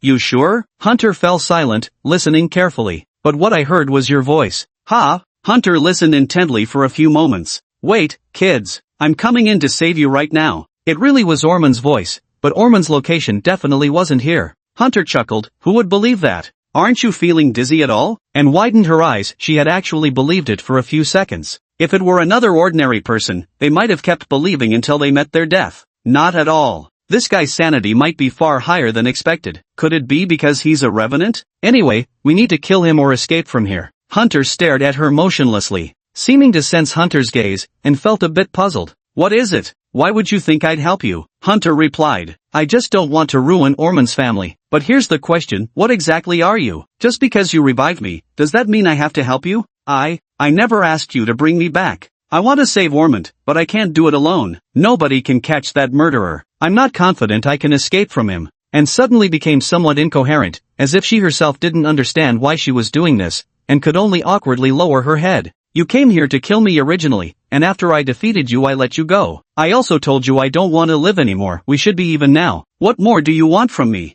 Hunter tilted his head to look at her evasive eyes. Ha! He lay down. Consider me already dead. Second resurrection. And suddenly lifted her head, nervously tucking her short hair behind her ears. What? Think of this as your second chance. The you I wanted to kill is already dead. You saved me once, and I've saved you once. Now we're even. As if having settled on a decision, Anne's eyes regained their sharpness. If you help me, provided you won't harm me or my family, I'll regard you as kin and never oppose you again. Should you need anything, I'll assist wholeheartedly, including books on the occult. You must understand how complex it would be to rebuild an entire social network under a new identity. You have 5 seconds to decide. Sweat beaded on Anne's palms as she twisted her clothes nervously, her voice trembling with the unimaginable courage it took to say these words. This choice was far too heavy for a 17-year-old girl. At her age, she should be enjoying her school days on campus, not making life and death decisions here. 5, 4, 3, Hunter sat up, looking at Anne with a complicated gaze. That is to say, as long as he agreed, she would obey whatever he said from now on. Plus, she'd have access to the Reed family's accumulated books. Keep in mind, Orman stored all books related to the occult in the vault, a nearly 1-meter-thick secure room that couldn't be opened by normal means. 2. Why did he pause in the middle? You don't actually think I'd agree to you last minute like in the movies, do you? 1. No movement whatsoever. And clenched her teeth and turned to grip the floorboards. Alright, it's all up to myself. A scion of the Reed family can't afford to hesitate now. After all, the family motto goes, either act now or watch others perish. Muttering these words, Anne steeled his resolve. Even if no one helps me, I must do something about it. This moment seemed to slow into a cinematic sequence, carrying the solemn air of a hero setting off on a one-way journey. If we want to eliminate him, I do have a few methods. Ha! 17-year-old girls are so easy to fool. The moment she made up her mind, a hand landed on her shoulder. Ah! Has anyone ever told you that you're really good at killing the mood? And covered her face. Hunter mysteriously pulled out a plastic bottle from his coat, holding his phone in his right hand. A somewhat lecherous smile crept across his face. My floodlight and other props were damaged in the collapse just now, but this Glock and the plastic bottle of holy water are still intact. Did he agree? And wanted to ask, but didn't dare speak up. Coincidentally, I've got a wish too, to teach these damned mystic bastards a lesson. I'm in. A hero wouldn't retreat at the last moment. As he spoke, Hunter observed Anne's expression. How disappointing, why does she remain so calm? I knew you'd agree. And suddenly burst into laughter, casually wiping the corner of her eye. How much do you think I know about you? You'd do anything for your own gain. It seems I've finally established some connection with this extreme and fanatical girl who has psychological issues. Can we say we're on the same team now? We used to look like sworn enemies, but now our relationship seems much more normal. How interesting, just a short while ago I was planning to study alone, but now I've inexplicably been pulled back by this person. But overall, this option is actually better. Once you get familiar with Anne, wouldn't her connections become our connections? Interesting, Hunter let out a sigh. Oof. You were just bluffing, weren't you? You were actually afraid I'd disagree. Under Hunter's gaze, a vein suddenly popped out on Anne's forehead. Wait a second, how did my phone crack? Hunter tried peeling off the screen protector, only to find the inner display was shattered too. Did you have nothing better to do than smash my phone? Working out your frustrations? Oof. And turned her head. Not allowed? Chapter 30, he had outplayed his opponent by far. Wait, why do I hear a second set of footsteps? Hunter suddenly sensed something amiss. Crouching down, he faintly detected the sound of running through the rain. Who is it? Should he go check it out or not? Fiona thought bitterly to herself. Although the opportunity for communication had been set up between that brother and sister, would they still end up quarreling? That park happens to be right next to my home, should I try walking over to take a look? Just one quick look. At this thought, Fiona found herself inexplicably drawn toward the direction of the park. It's so dark, with the scent of smoke lingering in the rain. Smoke? After taking just a few steps, a colored block suddenly disappeared before Fiona's eyes. Though indistinguishable in the dark night, the vanishing of something so tall suggested only one possibility.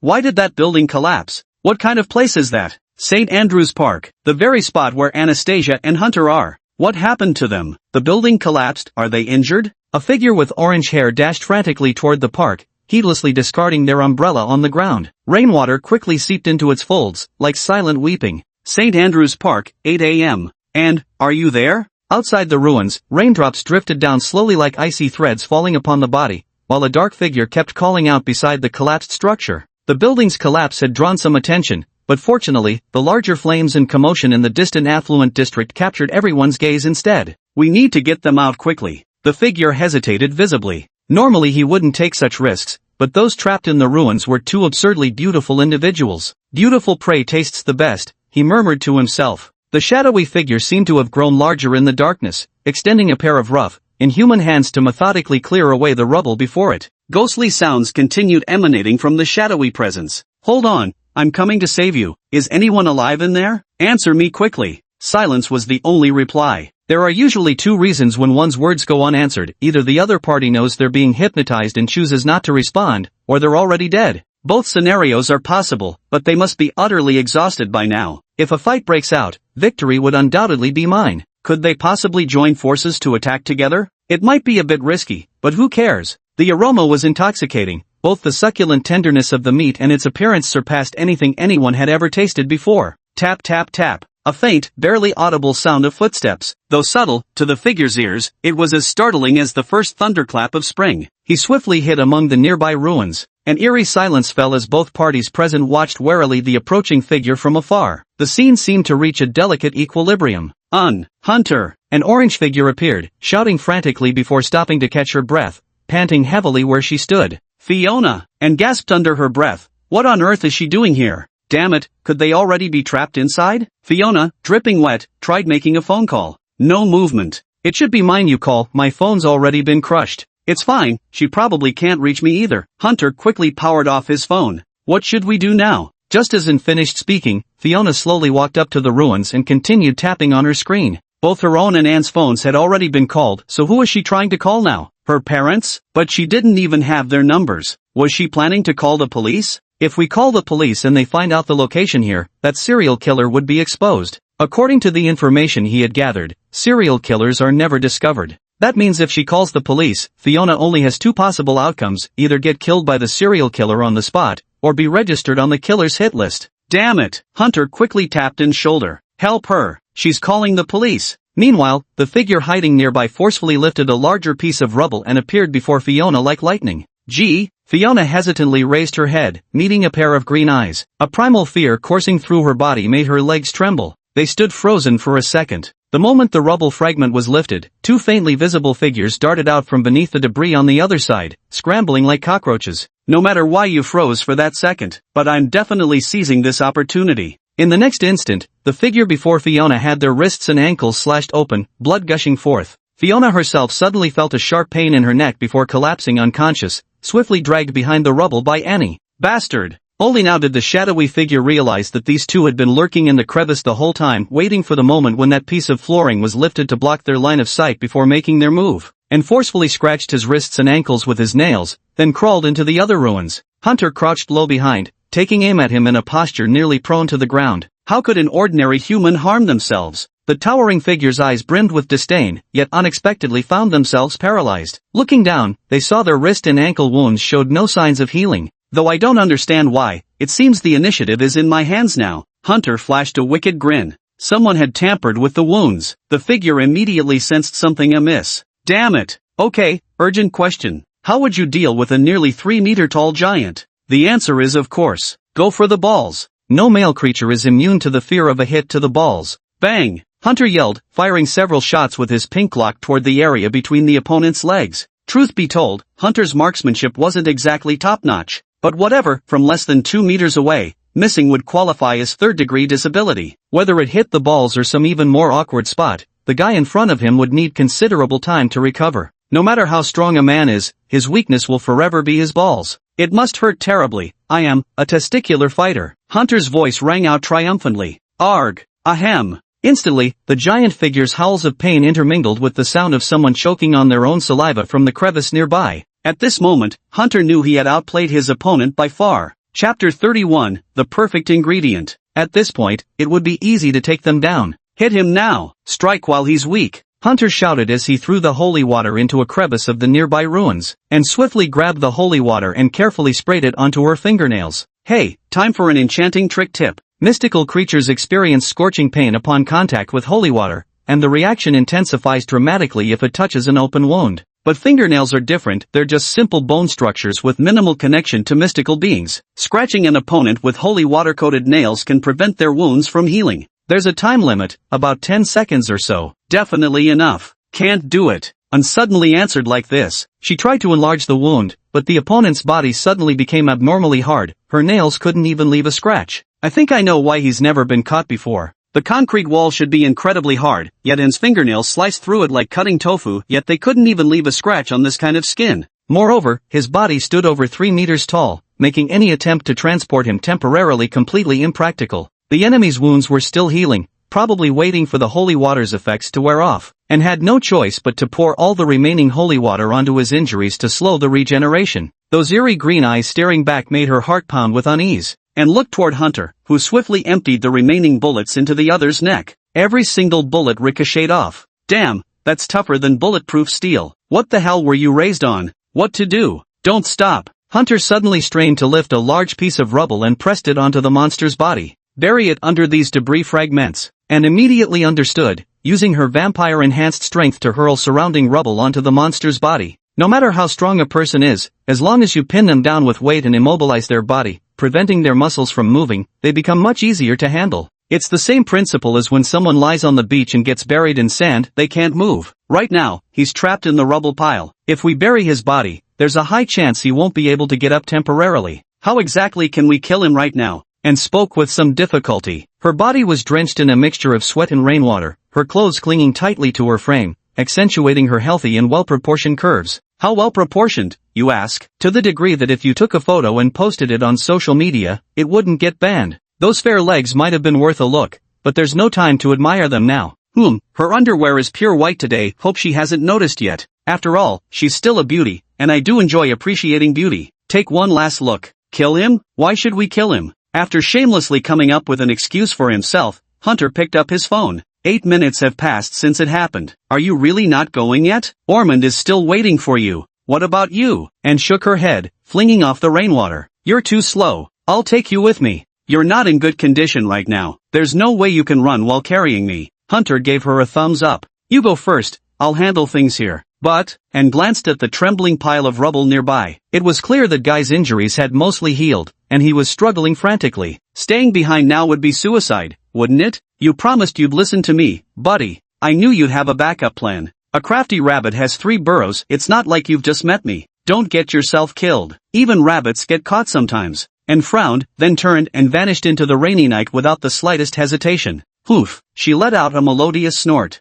Ah, this child's personality is truly delightful. I precisely admire such straightforward character. Hunter chuckled, turning away with exhausted movements as he tossed his now empty pistol aside in the rain. Everything would have been perfectly cool, if not for the involuntary shiver in his voice from the cold. She's amazing, right Kane? I'm not Kane. Emerging slowly from the edge of the ruins came a short figure, a stark contrast to his former 3-meter height, now standing no taller than 50 centimeters. Alright, Kane, I know it's you, Kane. Hunter slumped against the wall as if all strength had left him. Damn, the physical exertion tonight was insane, like hiking Mount Huangshan and dying halfway through. Want to know how I figured it out? Ahem. Put. Before Hunter could finish speaking, the short figure before him thrust an arm straight through his chest. Smaller frame meant greater speed. His earlier 3-meter-tall form could never have moved this swiftly. The blow seemed to have shattered his heart completely. A drowning sensation surged through him. Hunter's mouth gaped soundlessly, unable to utter a single word. No martial virtue. Do you think I'd listen to you stalling for time here? The little runt clinging to his body slowly spoke as a flash of lightning illuminated his face. It was an ever-shifting face with no memorable features at all. From different angles one could clearly see completely different people, displaying characteristics of men and women, young and old alike. No wonder no one has been able to catch him in 3 years. Seriously, if you could change your gender, physique, and appearance anytime anywhere, who could possibly catch you? Badass. Hunter twisted his face and slowly mouthed the word. But the other party clearly missed one point. Never mind, I don't need to remind him, I'll just keep it in mind myself. Next time you hit someone, remember to aim for the head, preferably hard enough to smash it. But you can't do it, and you don't even know how to. Because as long as even a tiny bit of brain tissue remains, I have ample time to put on the mask. Fiona Karenina, that beautiful orange-haired girl, is universally acknowledged as the campus belle of St. Derek University, blessed with both a stunning figure and a brilliant mind, radiating warmth. She even gets along famously with the infamous campus legend, Hunter Reed. But I believe her perfection transcends human description. Only those who've conversed with her can truly comprehend it. Because she is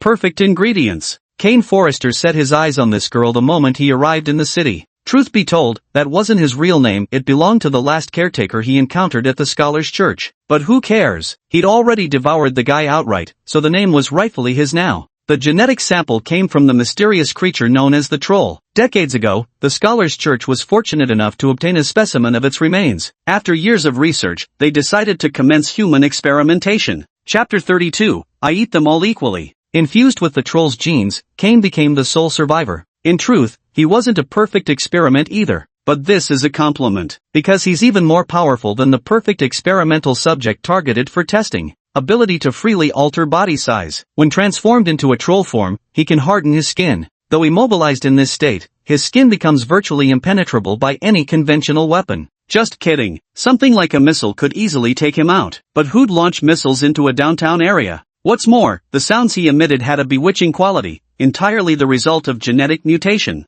And so, he was free, in every sense of the word. For 3 consecutive years, roaming through several cities, his targets were always those with beautiful appearances, regardless of gender, because he believed only those with superior genes were worthy of his hunting. The scholarly faction of the church also approved of his aesthetics. With such brazen arrogance, he naturally caught attention, but without exception, either they failed to capture him, or he seized the opportunity to abduct the most beautiful among them. Today was no exception. This guy named Hunter actually wants to date Fiona? What an unexpected delight. Hunter has excellent genes, medium-length brown hair, deep-set eyes, regularly works out, plump and juicy. As for Fiona, needless to say, she's always been the target. A perfect catch-all. But the plan went awry. The collapse of this building was truly unexpected, and it wasn't Fiona but Hunter's sister Anastasia who arrived at the scene. What a pity. Despite sharing the same stunning beauty, there was a slight imperfection in the other's physique. But so what? Would you refuse to eat a delicious tenderloin just because it's missing a small piece? No way. I eat them all equally. Somewhat unexpectedly, despite Anastasia's seemingly frail and delicate appearance, it turns out she also has the bloodline of a mysterious creature and was colluding with Hunter. To be precise, it couldn't really be called collusion, as you could clearly tell those two were utterly exhausted. They had already fought a battle before he arrived. Anyway, today wasn't completely wasted, at least I acquired 2 delicious bodies. What should I do tomorrow? I suppose I'll keep pretending to be Cain and go to school to lure Fiona out, then devour her before leaving this city for good. As for those scholars from the academic church who brought me here, apparently they got ambushed today. Some professor-looking fellow used himself as the focal point to summon a massive fireball that exploded at the center. Seems like a lot of people died, but what's it got to do with me? I'm just here to eat. Cain slowly withdrew his hand from Hunter's chest, casually flicking the blood off with a stylish gesture before gently wiping the blood from the other's face. What a magnificent face. After admiring it for a moment, Cain grabbed the other by the collar and dragged him into the darkness. Sweet flesh, only steaming could do justice to this body's flavor, the way it locks in all the juices is simply divine.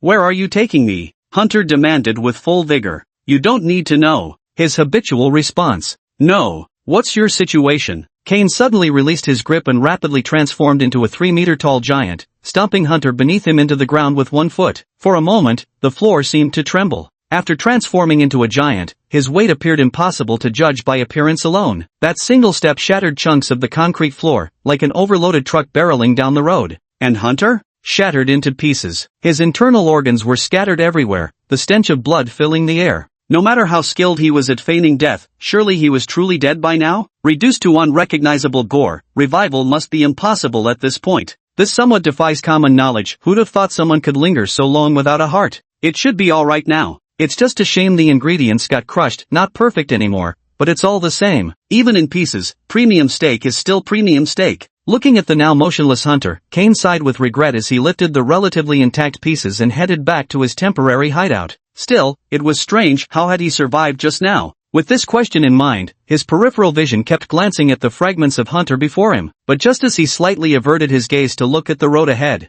So decisive? The person being carried laughed while covering their nose. But it seems you haven't finished me off. Care to try again? Well, some unexpected situation occurred. The food suddenly came back to life and started hopping around right in front of him. Goddamn horror story, is it? Hearing such words, Cain didn't even glance back, immediately dropping the corpse he was holding and bolting from the scene. His objective was clear. When circumstances took an unexpected turn, his instinct was immediate abandonment. What kind of situation haven't I seen before? If you can't catch your prey, just run. At worst, it just means finding a different target. With these thoughts running through his mind, Cain suddenly felt his body grow alarmingly weak. What? Night, 8:04. Are you finally going to use the beginner's starter pack? Naya fluttered excitedly beside him. Shut up. Hunter picked up a golden mask, its pattern seemingly a collection of numerical and dice elements, looking quite designer-like. Put it on. First came the sensation of the mask merging with his face, then, in the blink of an eye, he felt the stinging sensation of raindrops pelting against him.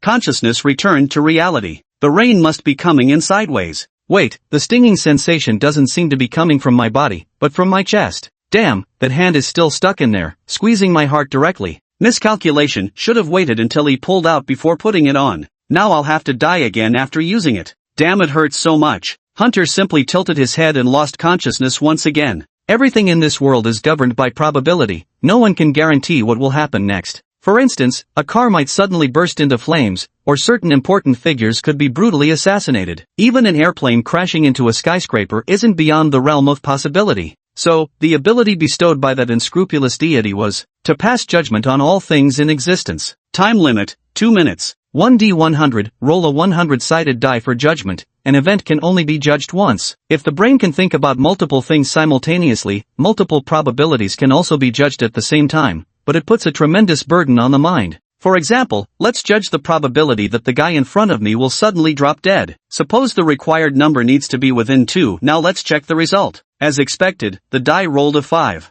So the result is 5 halves. The judgment indeed fails. The rules are similar to tabletop role-playing games. Chapter 33, Am I Handsome? Wait a minute, did I just fail some important probability check? Feeling the opponent's hand being pulled out from his chest, Hunter quickly began making other types of checks. This skill would truly be god tier if you could guess everything right, but the damn annoying part is how hard it actually is to succeed. Determine the probability of a random rock falling and killing Cain. 18 thirds, failed. Determine the probability of Cain suddenly choking to death on his own spit. 54th, failure. Of course, such an absurd probability would never judge in my favor. This won't do. If I don't manage to kill this guy in front of me within 2 minutes, my immortality will disappear, and then I'll truly be done for. How much time has passed now? Seems like about 20 seconds. Where are you taking me? Hunter attempted to say. At the same time, let's try it. Judgment, the probability that Kane would stomp me into pieces upon hearing this. 20/30ths, succeeded. Yeah, normally people would finish the job with a coup de grace. At that very instant, Hunter saw an enormous foot descending toward his ribcage. He could practically hear the bones cracking.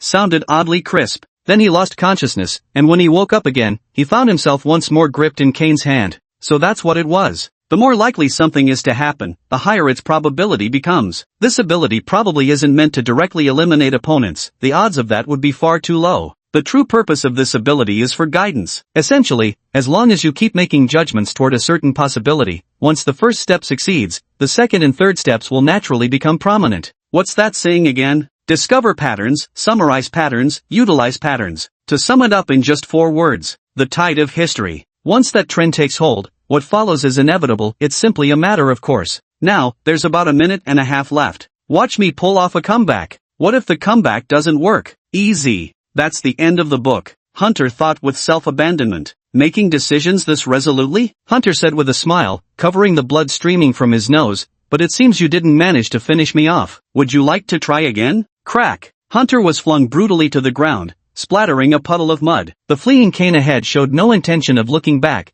sprinting like a track athlete as he frantically dashed toward the forest ahead. This ends here. What? The rapidly fleeing monster suddenly stepped into what appeared to be an ordinary puddle only for half its body to plunge downward, still sinking deeper. After such prolonged rain, was the emergence of a quagmire really so strange? Is this your doing? The monster shouted, its body writhing violently. The surrounding mud seemed unusually fine, developing an incredibly sticky consistency when saturated with water. Though it strained to pull half its body free from the mire, its efforts only plunged the other half deeper into the waterlogged pit. What in hell have you done? Taking you down alone is beyond me. Hunter wiped his nose with his sleeve. So I've decided to borrow nature's strength. With that, he casually picked up what looked like an ordinary stainless steel pipe from the ground and threw it with strained precision into the water puddle. Where'd you get a stainless steel pipe from? This is the middle of nowhere. Nothing strange out here. Maybe some construction crew passed by and left it behind. What do you want to do? The monster yelled. Are you joking? Are you trying to get me struck by lightning or what? The odds are lower than winning the lottery.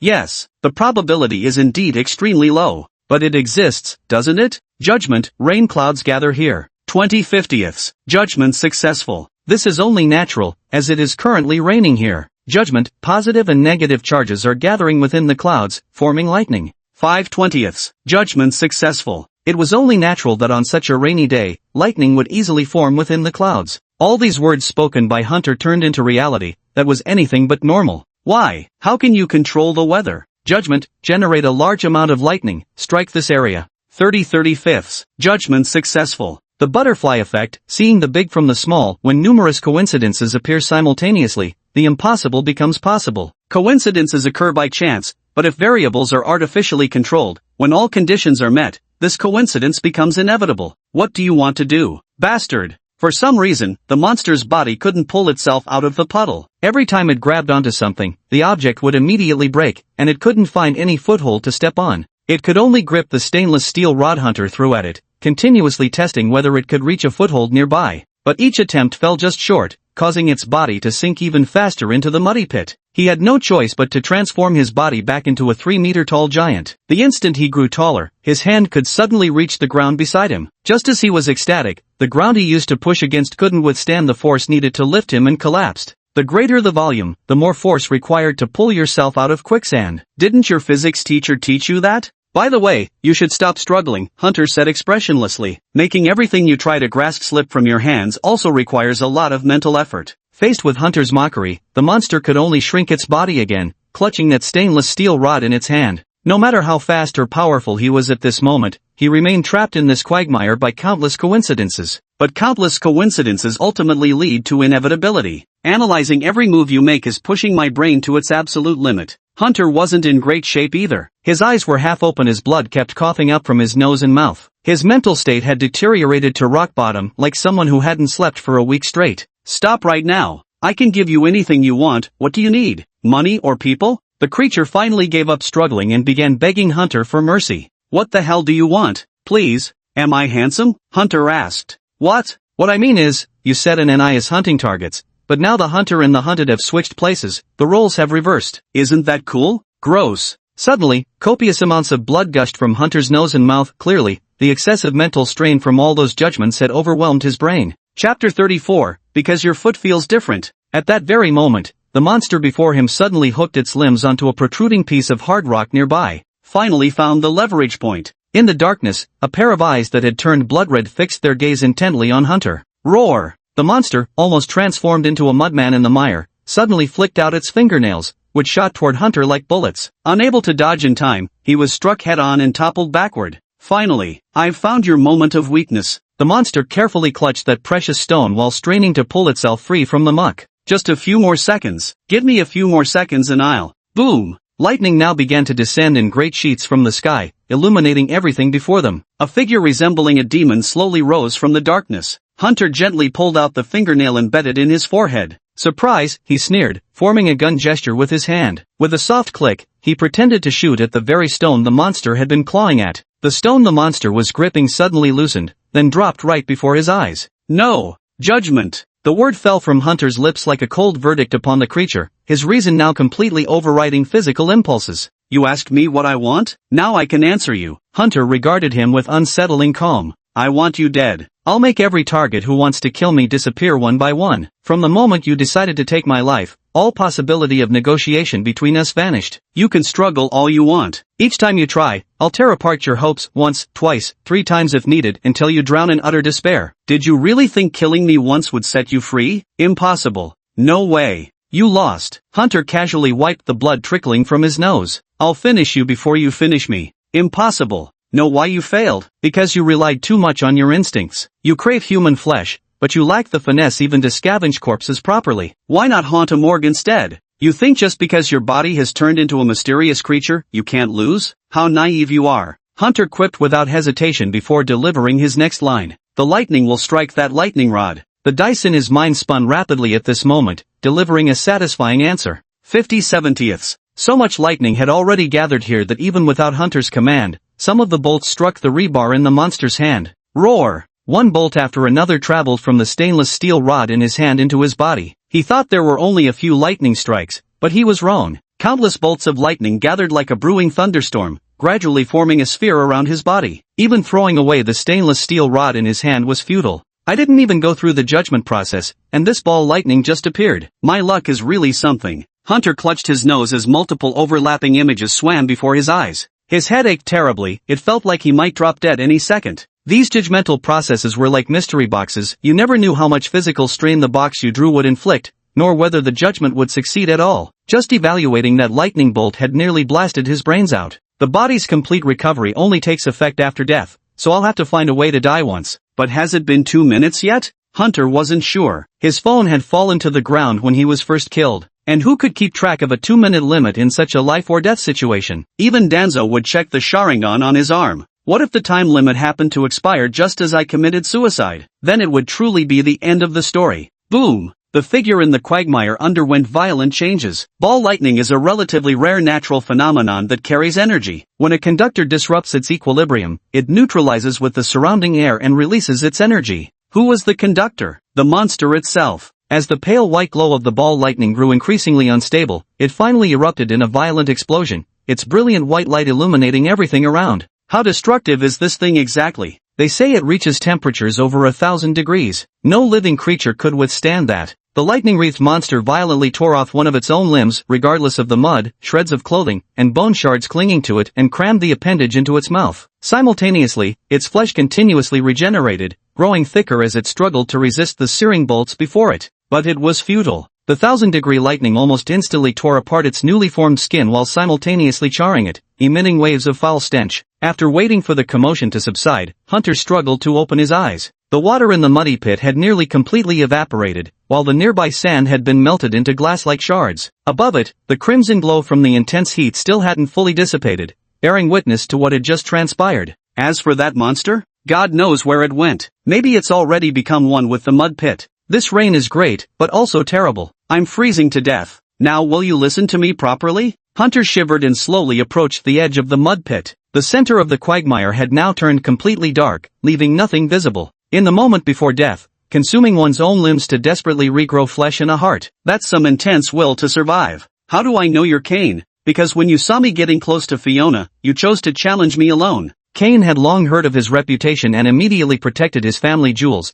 but Hunter skillfully maneuvered behind him with expert footwork and kicked him right between the legs. Your reaction was the funniest I've ever seen, your knees buckling inward as you instantly clenched your legs together. That's when I realized something was off. Because when a man gets kicked in the balls, he stiffens for a second and can only cover them with his hands. But you have the ability to alter your body at will, so you reflexively retracted your balls, though just for a split second. I saw it. At first, I thought it was my imagination, but the more I thought about it, the more suspicious I became. What kind of muscle can do that in that damn place? How the hell did you retract them? The footing feels different. And when I shot you in the groin, I saw the same scene again. The most important thing was that you froze for a full second when you locked eyes with Fiona. You actually hesitated. Chapter 35. I'll smack that ungodly deity right in the face one day. Damn it. How can I not even have a cigarette in hand during such a cool MVP victory scene? All I have beside me is my drenched self and a black shadow. Oh well, I don't smoke anyway. Never mind then. Wait, a black shadow? What the hell is that thing? Hunter raised his head in surprise before turning around and colliding face to face with a shadowy figure. To be precise, there were still 2 centimeters between their noses. So this is how you recognized me. Exactly how many men's balls have you kicked to notice the difference? Kane's raspy voice sounded before him, unpleasant as 2 rusted sheets of metal grinding against each other. How surprising, you're actually still alive. Hunter froze in shock for a second before finally recognizing the charred figure before him. The body was practically skeletal, with only shreds of flesh clinging loosely while slowly regenerating, though the regrowth couldn't possibly keep up with how rapidly the muscles were rotting and sloughing off. An overwhelming stench of decay radiated from the figure, the kind of putrid odor one might associate with elderly people on death's doorstep, strangely mingled with the acrid sweetness of charred meat. Ah yes, shards of blackened glass still protruded from exposed bone fragments, likely from violently tearing free while the glass was still semi-molten and hardening. Do you want to kill me? Shut up. I only have a few. Honestly, if you can kill me in this state, Hunter barely managed to raise a thumb with half his eyes drooping, then go ahead, you're truly invincible. Is this guy always this ridiculous? Can you just listen to me properly? Kane weakly roared, but it came out barely above a whisper. My phone isn't far from here. Please help me delete my account. Why? Fiona, I don't want her to know about this. Sure, this guy had himself delete the account to leave a good impression on Fiona. Not because his conscience stirred, but because he knew he was going to die. Because this guy had always been fond of beautiful faces, nothing he did should come as a surprise. What twisted affection. One last question, why don't you lose sanity? Why? Is this strange? All humans carry the gene of fear within them, it's an innate trait. As long as one can feel afraid, their sanity can deteriorate, and I've already become like this. Kane's jaw suddenly dropped to the ground, rendering him unable to continue speaking. But from the shape of his lips, it was clear what he wanted to ask. Why aren't you afraid at all? No, why does this guy's jaw drop mid-sentence?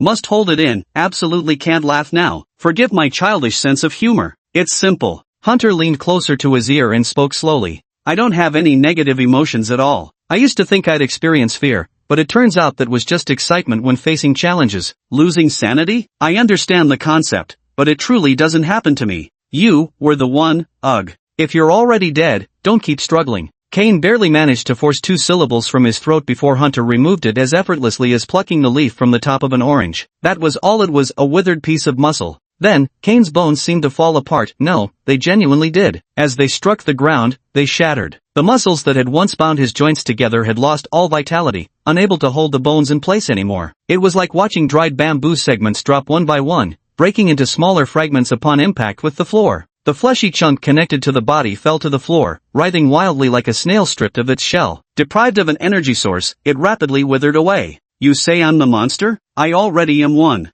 I'm not remotely stupid enough to care about your backstory, nor do I plan to reform you out of some naive idealism. Our relationship couldn't be simpler. You want me dead, and I want you dead. I barely got this second chance at life. If I don't fight tooth and nail to survive, I'll just die again, and frankly, that'd be a damn shame. Simple logic really. Now that I'm here, how could I possibly leave without making my mark? Hunter carefully examined his wrist, where a faint number had appeared. 5. This number was probably progress gained from pissing off Kane during their conversation earlier. Check the history log. Hunter casually found a dry spot to sit down. Nyarlathotep. What a tasteless name. returning to the room with the toilet. There's a laptop sitting beside it. How miserable, why not a desktop? Since this is a mental world, shouldn't I be able to conjure whatever I want? On the screen. Anger from the troll human Kane, +1 +1 +1 +1 +1 dot. Was this squeezing out the last ounce of potential? To be half dead from anger right before dying. Can this thing be considered a big move charging up? Probably counts. But if you're just counting on this thing to work, might as well believe I'm Qin Shi Huang, send me $50, and you'll become the commander of the Terracotta Army. I'll lead you to conquer the lands, and make you a general when we're done. It's about time to leave. We've made quite a scene here, but fortunately the ball lightning helped save us a lot of cleanup effort. Hunter shrugged nonchalantly and withdrew from his mental world.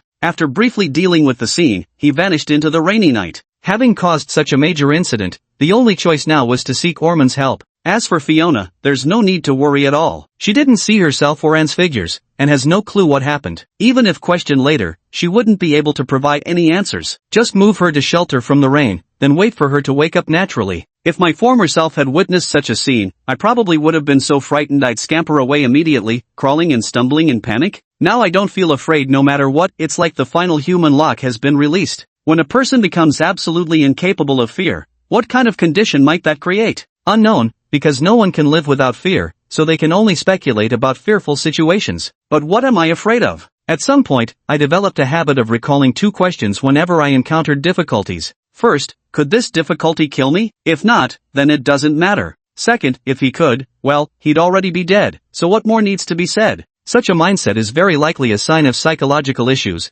but I believe only by maintaining this mentality can one survive in this bizarre world. Let me introduce myself again. I'm Hunter Reed, and I'm going to show you how to survive in the most dangerous Lovecraftian world. By the way, one of these days I'm going to slap that unscrupulous deity right across the face. That's my wish. Chapter 36, Short Story, A Deity's Twisted Amusement, Part 1. This marks the beginning of everything. Hunter's first encounter with Nyarlathotep. I remember that I died. The current situation, how should I put it? I know it's hard to believe, but I have to accept the fact that I've been resurrected, because I clearly remember my final impression of this world: white, the white of a hospital room. And now before me lies nothing but darkness, with a strange creature standing ahead, wearing a black suit, its face impossible to make out. He spread his arms in a slightly odd yet triumphant pose. Ever since I became conscious, he has remained motionless before me. In contrast, I too am unable to move. At most, I can turn my head and open my mouth. His face remains extremely blurred to me. Every time I try to focus clearly, various hallucinations invade my vision. I attempted to see him fully, but doing so only left me dizzy for a while. This man defied the laws of physics against the pitch-dark surroundings. His form remained clearly visible. It was like turning on self-illumination for an object in 3D modeling. Oh, there was also a desk and a toilet behind him. What an oddly peculiar combination. Do gods also need to use the toilet? He remained silent, as if waiting for something. Are you waiting for me to speak? I stared directly at him as he maintained his wide-open arms posture, motionless, like a statue. Hello? I tried to speak up, attempting to start the conversation first, just like an NPC accepting a quest. Hello, the man replied. I advise you not to keep staring at me like that. It could lead to trouble. Alright, so you're the one who summoned me back? I said sternly. Yes, wait, no. Why does it suddenly feel like our roles have reversed? The other party quickly caught the inconsistency. He. What does he mean? The other person finally opened their mouth. Though I couldn't clearly see their mouth movements, I could faintly make out a dark hole-like opening appearing and disappearing on their face. Anyway, glad you're finally talking. Holding this position nearly killed me. Then where exactly do you feel fatigued? I retorted. In my heart. His voice sounded somewhat flippant. He seemed like an interesting fellow. But to be honest, you're the first one who dares to joke with a deity. Any normal creature would grow solemn at the sight of me. You seem rather unhappy, he asked. If I'm not mistaken, there must be something on me that you need, right? I distinctly remember dying. Technically speaking, I shouldn't still be conscious. Yes. The other suddenly grew interested and shifted his body to reveal a laptop computer behind him. Where did you get that laptop? The other party didn't seem to care about my astonishment, pointing at the image above which immediately captured my gaze. Please watch the VCR. Several figures dressed in black sat beside a tombstone. Among them a teary-eyed woman took out a black tape recorder and pressed play. Knock knock knock. The sound of rapping on wood echoed. Hey there, everyone, I'm Lynn. It's so dark here, really scary. Can anyone dig me out? The surrounding crowd first stared at the tombstone in shock. Then, as if struck by a collective realization, Put. Ha ha ha ha ha. The black-clad mourners beside him couldn't help but chuckle, and an air of mirth swiftly dispelled the sorrow. The entire memorial segment erupted in laughter, a scene that couldn't help but draw curious glances from those nearby. Truly a marvelous prank, the man remarked with admiration. What an amusing soul, you've turned mourning into laughter, and that is precisely the root of chaos. Thank you for the compliment. I actually have many more amusing ideas, but there's no chance to realize them now. That's exactly what I observed, the other seemed to smile. Your life was full of joy and amusement, especially your fondness for harmless pranks. I always loved seeing that, but I wish to see even more, and better. He repeated, you should know, you possess a remarkably fascinating soul. Is it coming? What exactly does this guy want to extract from me? What do you need me to do? After you're resurrected, please be sure to pull all kinds of pranks. Ha, a prank? Didn't catch that? You could call it stirring up trouble, or in plain terms, muddying the waters, he explained. Didn't expect your language skills to be this poor. That's not what I was asking. I suddenly felt surprised. Could you explain in more detail? In this world there are many adorable yet peculiar creatures, and your task is to have some fun with them while I keep watching over you. Occasionally I'll even give you rewards, just don't ever stop creating chaos. Do you mean like kittens and puppies? If that's the case, there are indeed plenty of ways to have fun. For example, I have 199 ways to tease a cow-pattern cat. Those simple-minded felines are the easiest to mess with. I took another look at the man standing before me, whose face remained indistinct. Never would have guessed that a serious-looking fellow like you was an animal lover. The deity enthusiastically embraced my shoulders, and from such close proximity, I seemed to catch a whiff of some peculiar scent, the smell of cleaning detergent. Why would there be such a smell? You should know how I died in my previous life, I replied. If I revive only to die young again, I'd have quite a few complaints to make. After all, when I passed away, my parents must have been utterly grief-stricken. The only thing I could do at my own funeral was pull this stunt to ease their pain. Organ failure. I know someone who died at 24 must have many regrets, so I'll give you a perfectly healthy body. Unless external forces intervene, you won't die from illness. Sounds good. I had to admit I was tempted. This mission is actually very simple. I believe you'll definitely survive. Oh my god, so this is an alternate world where you need to stir up trouble for fun? Like in so many novels I read in my past life, am I finally going to experience an overpowered existence? Sounds like an interesting world. Oh, that's great. I suddenly regained my confidence. If it's about causing all sorts of trouble, then that's right up my alley. Wait, I heard some rather peculiar words. What do you mean by being able to survive? And what was that about creating chaos you just mentioned? I looked up and asked cautiously, as if trying to glean some information from the other person's face. Chapter 37, Short Story, The Perverse Sense of Humor of the Gods, Part 2. But I failed. The other's face resembled the strange visions one sees after being punched in the eye, commonly known as seeing stars. The harder you try to see clearly, the less clearly you can see. Surely my life isn't in danger, right? I attempted to muster a smile that looked nothing like a real smile, as dark thoughts began swirling in my mind. That can't be. The deity seemed to reveal a triumphant sentiment. To put it bluntly, the world line you're about to enter is considered a Lovecraftian world, at least that's how your world refers to it. Oh, a Lovecraftian world. I nodded with a smile that quickly froze on my face. MHM. He nodded in agreement. What the hell are you? No way, are you serious? Those cute and peculiar creatures you mentioned, you don't mean those cryptids, do you? Indeed. Come to think of it, I haven't introduced myself yet. The deity loosened his tie as his body expanded, tentacles unfurling like seaweed in water, radiating outward. The rest became indistinct each time I tried to focus, a sharp pain stabbed through my eyes. Yet that demonic visage remained vividly engraved in my mind. It felt like having one's head wrapped in an octopus, suffocating, oppressive, and full of chaos. The sensation of being submerged underwater. Indescribable in words. In your language, there's an entity called Nyarlathotep that seems to describe me. Oh, so that's how it is. I grinned, revealing my pearly white teeth, then covered my face with my hand. I seem to be able to move again. It's good that you understand. I suggest you don't look at me for too long,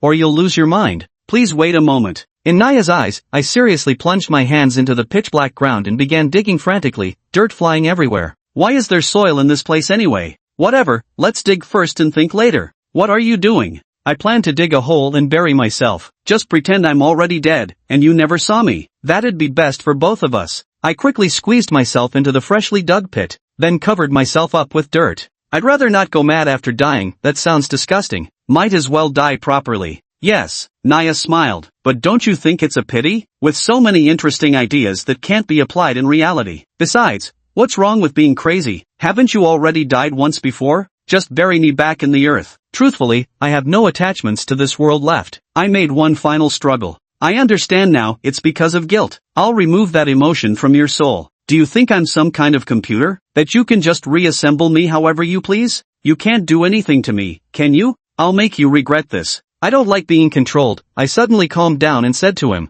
welcome, if you can manage it. Nyarlathotep stretched out its tentacles and coiled around me, shaking the dirt off in midair, its mocking and icy voice instantly piercing my heart. It's time to go. Being lifted high by the tentacles felt incredibly novel, like flying, though the tight squeeze around my stomach was somewhat uncomfortable. Wait, I shouted. One last question, why did you choose me? There must be plenty of troublemakers out there who'd be perfect. He stopped moving. If I wanted to know the time in the middle of the night, what would your first reaction be? Sing a song towards the window. Why? They'll say, who the hell's singing it to in the damn morning? Logically speaking, someone like me answering so recklessly would surely upset the other person, right? But it turned out I was wrong again. Correct answer. Nyarlathotep cheerfully continued walking backward, even shouting it out before I could finish speaking. This is exactly why I chose you. I suddenly felt an overwhelming sense of helplessness. Would you agree with whatever I say? That's right. Since I've chosen you, you must go. It's that simple. Naya suddenly smacked her own head.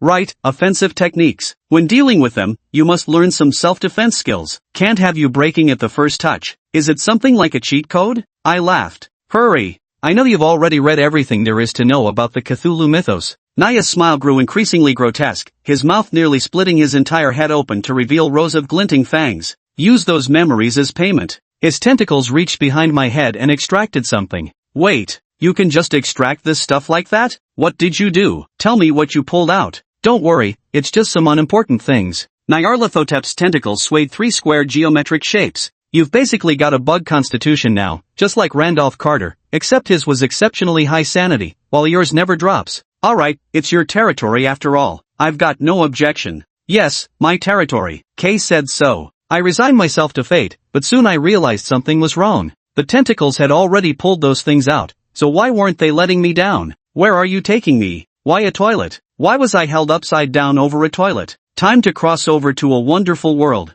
So that thing was a portal? Wait, no. Who in their right mind would make a portal look like this? Can't you reference platform 9 3/4? Even if it's cliché, how about an actual door? Disgusting. Are you mentally ill? Don't worry, I added citrus-scented cleaner. Nyarlathotep seemed to sense my mood and comforted me in a tone one would use to reassure a child. What does this have to do with cleaning detergent? Of course it does. Would you rather drink citrus-flavored detergent or detergent-flavored orange juice? I fell silent, not because I didn't want to speak, but because I'd already been stuffed inside, headfirst no less, and the flush button seemed to have been pressed. Gurgle gurgle gurgle. The torrent of water drowned out all other sounds. Stay calm, dizziness is normal. And that concludes my first direct encounter with a divine being. Let me introduce myself. My name is Lin, but these days I go by Hunter. I'll show you how to survive in the most dangerous of worlds. And just so you know, I hate citrus-scented cleaning products. I don't like orange juice that tastes like cleaning products either. Chapter 38 Short Story, The Scholar's Church, Part 1.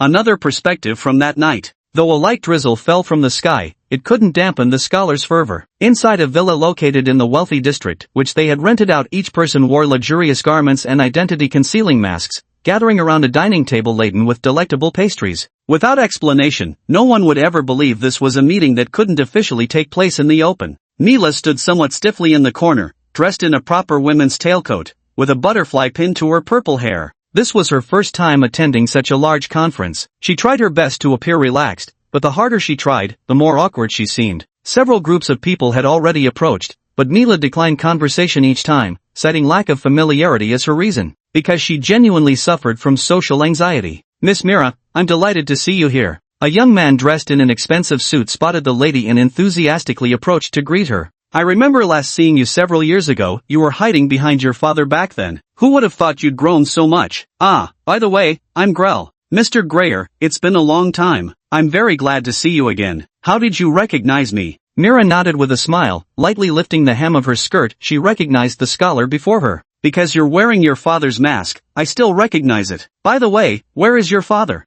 Greer let out a belch, releasing a cloud of embarrassingly pungent alcohol fumes. "My father passed away several years ago. Before that, he recommended me to the Scholar's Church as my sponsor, so I've come to visit today." Ugh, what a disgusting drunk. Isn't today the presentation day? How did this guy get so wasted? "I heard there are many factions within the Faculty of Scholars. Maybe this is just how wild his particular faction behaves." God, I want to go back. Just standing here is already pushing my limits. Hold it in. Mira subtly took a slight step backward, her hands clasped behind her back, fidgeting nervously with her hair. Oh, sorry about that. I didn't mean to bring up painful memories, but I must say you've come to the right place. Greer set his glass aside and spoke to her enthusiastically. We've been conducting gene modifications between humans and trolls for 18 years now. Through iterations, we've achieved a nearly perfect specimen. We'll be presenting our research later. I'm practically the star of the show tonight. Oh, that's fantastic. Mira suddenly became interested, eager to learn what such a mysterious creature as a troll could be transformed into. For a novice dedicated to scholarship, this was undoubtedly a precious opportunity. All the scholars present shared this sentiment, gathering here with their own varied purposes in mind. Interestingly, while the Federation officially prohibits the existence of scholarly cults, it doesn't stop anyone from joining, though at their own risk. That troll's name is Kane. He's remarkable. Over the past 3 years traveling between cities, we've eliminated nearly 10 individuals and collected quite a bit of data. Perhaps drawn by Myra's appearance, Greer hiccuped enthusiastically as he introduced his research project to her, failing to notice her slight frown at the mention of killing. Killing? I thought this was just about studying what happens when troll genes merge with humans. Of course we study that. We've artificially combined troll and human genes. He has a natural appetite for human flesh, and we're delighted to observe the changes after he feeds. We've maintained continuous tracking records for 3 years now. Good heavens, you're indulging his murders? Don't the investigators intervene? Milan forced a faint smile. It's because the commotion wasn't big enough. If we could alarm those legendary investigators, he'd be apprehended in minutes. As for Kane, we only permit him to select one desired target in each city before moving immediately to the next. Grinnell said excitedly, inviting Mira to continue their conversation at his residence after tonight's banquet. If you come to my room tonight, I'll tell you more. You could even join our research. Your father was a proper academic, yet he kept his test subjects confined to that suburban lab their entire lives without a single step outside. With all due respect, that approach is already outdated. Sigh, so annoying. The study of the occult should benefit humanity. What is this team doing? Actually allowing their creations to attack people? Mila immediately lost interest in the banquet. She casually glanced around and spotted 2 plainly dressed cleaners laboring at the center of the hall, their uniforms showing blue linings beneath. This is rather strange. Would they really let ordinary people into such a secret gathering? It's possible that the others didn't react either. They must indeed be here for cleaning duties. This was an officially approved banquet, even documented with authorities, making any police intervention utterly impossible. The attending scholars were completely at ease. Grell, do you think banquets of our caliber would ever employ mere janitors? She'd even dropped the courtesy of addressing him as Mr. before his name. Oh damn it, I think the security must have made some mistake, actually letting these 2 janitors in. Greer had drank quite a bit at the banquet. Wanting to show off in front of Mira, he stumbled forward.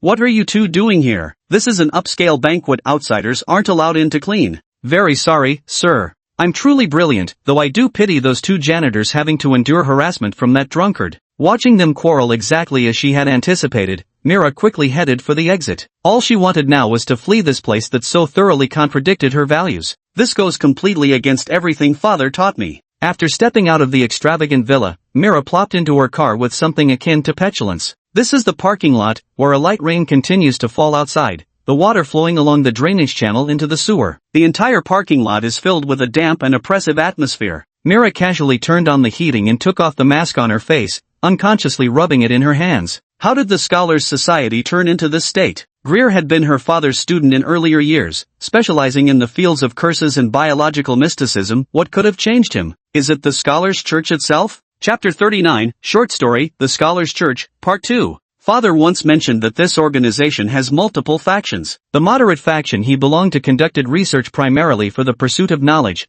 with the ultimate goal of benefiting humanity. Some muffled noises came from outside the car. Milla looked up and saw Grell walking past her vehicle, staggering slightly and muttering to himself. Why is he coming to the parking lot? Isn't he the main speaker at the conference? Curiosity drove her to open the car door and follow Greer. The guy ran straight out of the underground garage. It was raining outside. What on earth was he trying to do? Not caring about anything else, Mira grabbed an umbrella from the car and hurried after him. Die. What? Mila furrowed her brows and trotted to his side, finally making out what Greer was saying. Go and die obediently. Find a reasonable way to die obediently. Mr. Greer? Mira forcefully tugged off his mask. Beneath the mask, Grell's mouth hung half open as he incessantly repeated the same phrase. His expression was utterly vacant, drool mixing with rainwater as it dripped continuously from his chin to the ground. W.H. Watts, what's wrong with you, Mr. Grell? This completely surpassed anything within her realm of understanding. Why did he end up like this? Die. Abruptly, Grell quickened his pace, his body swaying wildly with uncoordinated movements. Mila instantly realized what the other intended to do, for just ahead on the sloping road, a truck was about to start moving. The driver had already shut the door, and its headlights flickered to life. The rain began to fall harder.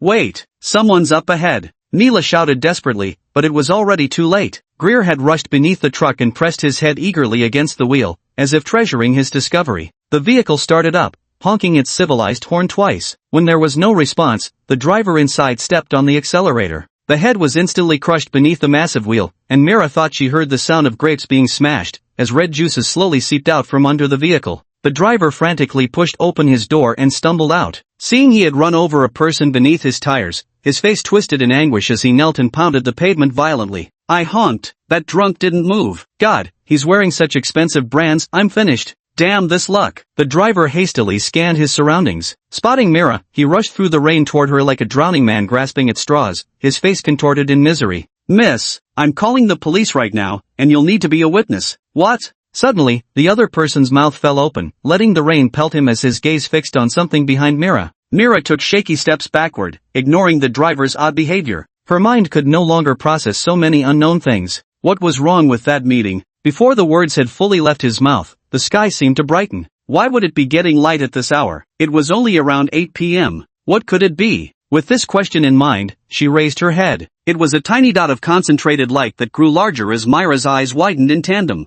A meteor, the impossibly fast kind. How fast, you ask? While pondering this question, the meteorite was already upon them. Could meteorites really move this fast? Whoosh! The villa before her was struck by a meteorite's beam descending from the sky. First came a blinding flash, then the villa seemed to enter slow motion, revealing white cracks spreading like veins. Finally, like an overfilled balloon, it violently exploded, building fragments and the people within vanishing into nothingness amidst the ghastly white light. The terrifying heat wave evaporated even the rainwater overhead, creating a vacuum zone. Ah, I suppose the dinosaurs must have witnessed a similar scene before their extinction? Is this a sight I'm meant to see? Whose missile has struck? Little boy or fat man? Is the world ending? Boom! A visible shockwave surged through Myra's body as the ground violently shook beneath her. She immediately dropped into a textbook survival position, shielding her head with practiced precision. Time became immeasurable until silence reclaimed the space. The distant murmur of voices soon broke through, accompanied by the wailing sirens of approaching ambulances.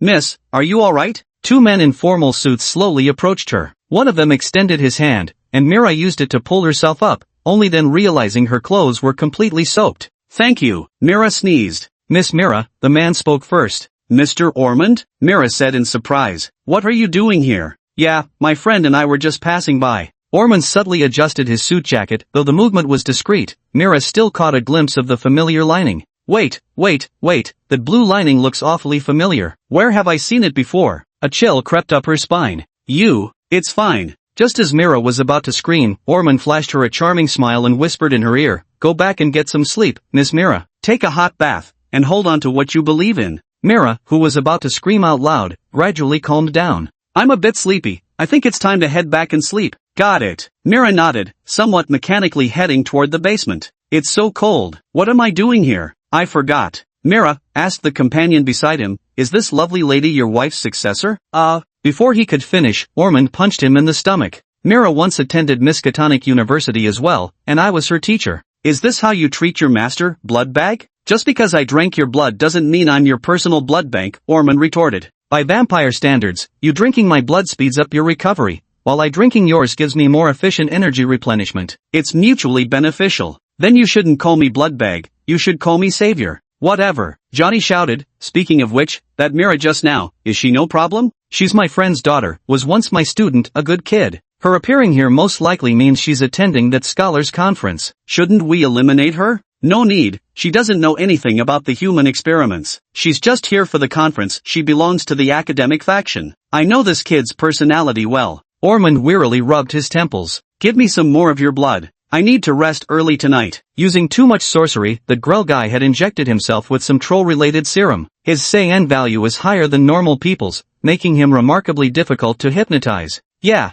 and you even summoned such a massive meteor, Johnny chuckled. You're exploiting a loophole, Ormond. By making yourself the target of the spell, no matter which side it judges, it'd focus on you. If I hadn't pulled you out and treated you in time, you'd have ended up just like that villa. That's all that matters, Orphan muttered to himself. Just a bit costly. Luckily these scholars belong to different factions and rarely communicate. If it had been that group from 3 years ago, well, they're all dead now anyway, so it's not like anyone knows we had a grudge against them. Join the scholars' church at your own peril, that's something everyone should understand. I never expected you, who used to be among the moderates, to suddenly start killing people today. Not really. When a person starts killing against their own beliefs, driven by subjective will, they can no longer be called human. Orphan casually tossed 2 dirty janitor uniforms into the grass. Remarkably, the garments spontaneously burst into flames, yet not a single blade of grass or flower beside them was scorched. And what about you? Johnny sneered. How many lives do you have on your hands? If you want to debate philosophy with me, I suggest you save your breath. All I'll say is this is something that bears guilt in the present but benefits future generations. Orphan rolled his eyes. You might as well just assume I'm a blatant hypocrite.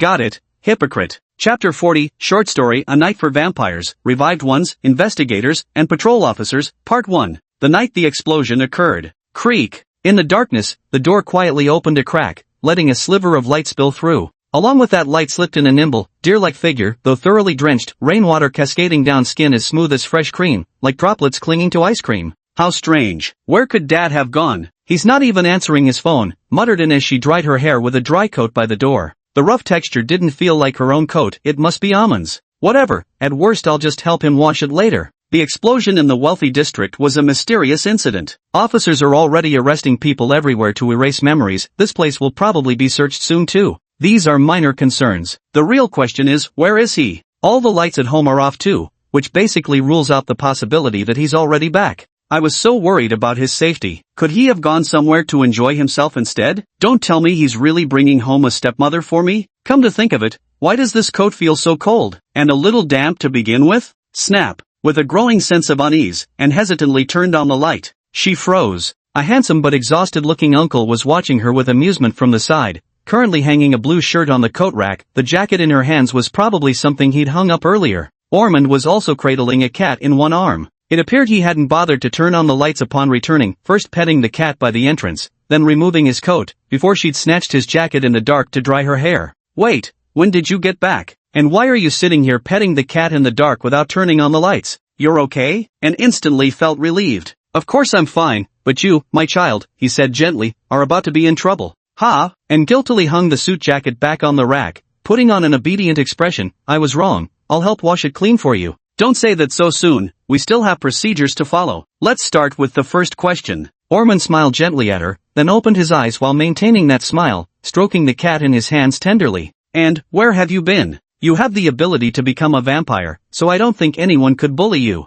Aha! I already had a premonition that things were about to go south, and Anne instinctively shrunk her neck into her shoulders. Now please tell me, why are your clothes in such tatters? Don't tell me they just happened to get this way after going out for a bit? Shedding his usual gentle paternal demeanor, Orphan spoke sternly, and also, about those hints you've been dropping at me. Woo-woo, I think we need to have a serious talk. Oh God, how should I put this? Just say I went out at night and fought with Hunter? That I almost died? Well, Hunter did actually die once, and then he encountered that 3-meter-tall killer. Can these things even be spoken about? And besides, how did he know he was being hinted at? It must have all been Uncle Johnny's doing. It's all his fault. By the way, there's another issue now. What should we do about Hunter? And suddenly felt her head swelling with overwhelming thoughts. Orphan watched as his daughter stood there completely at a loss. Go change your clothes first. Orphan's expression softened slightly as he casually switched off the light. Then take a shower. We need to have a proper talk. Ha, clothes? Oh right, my clothes seem torn. I hadn't noticed during the whole journey while thinking about Ormond.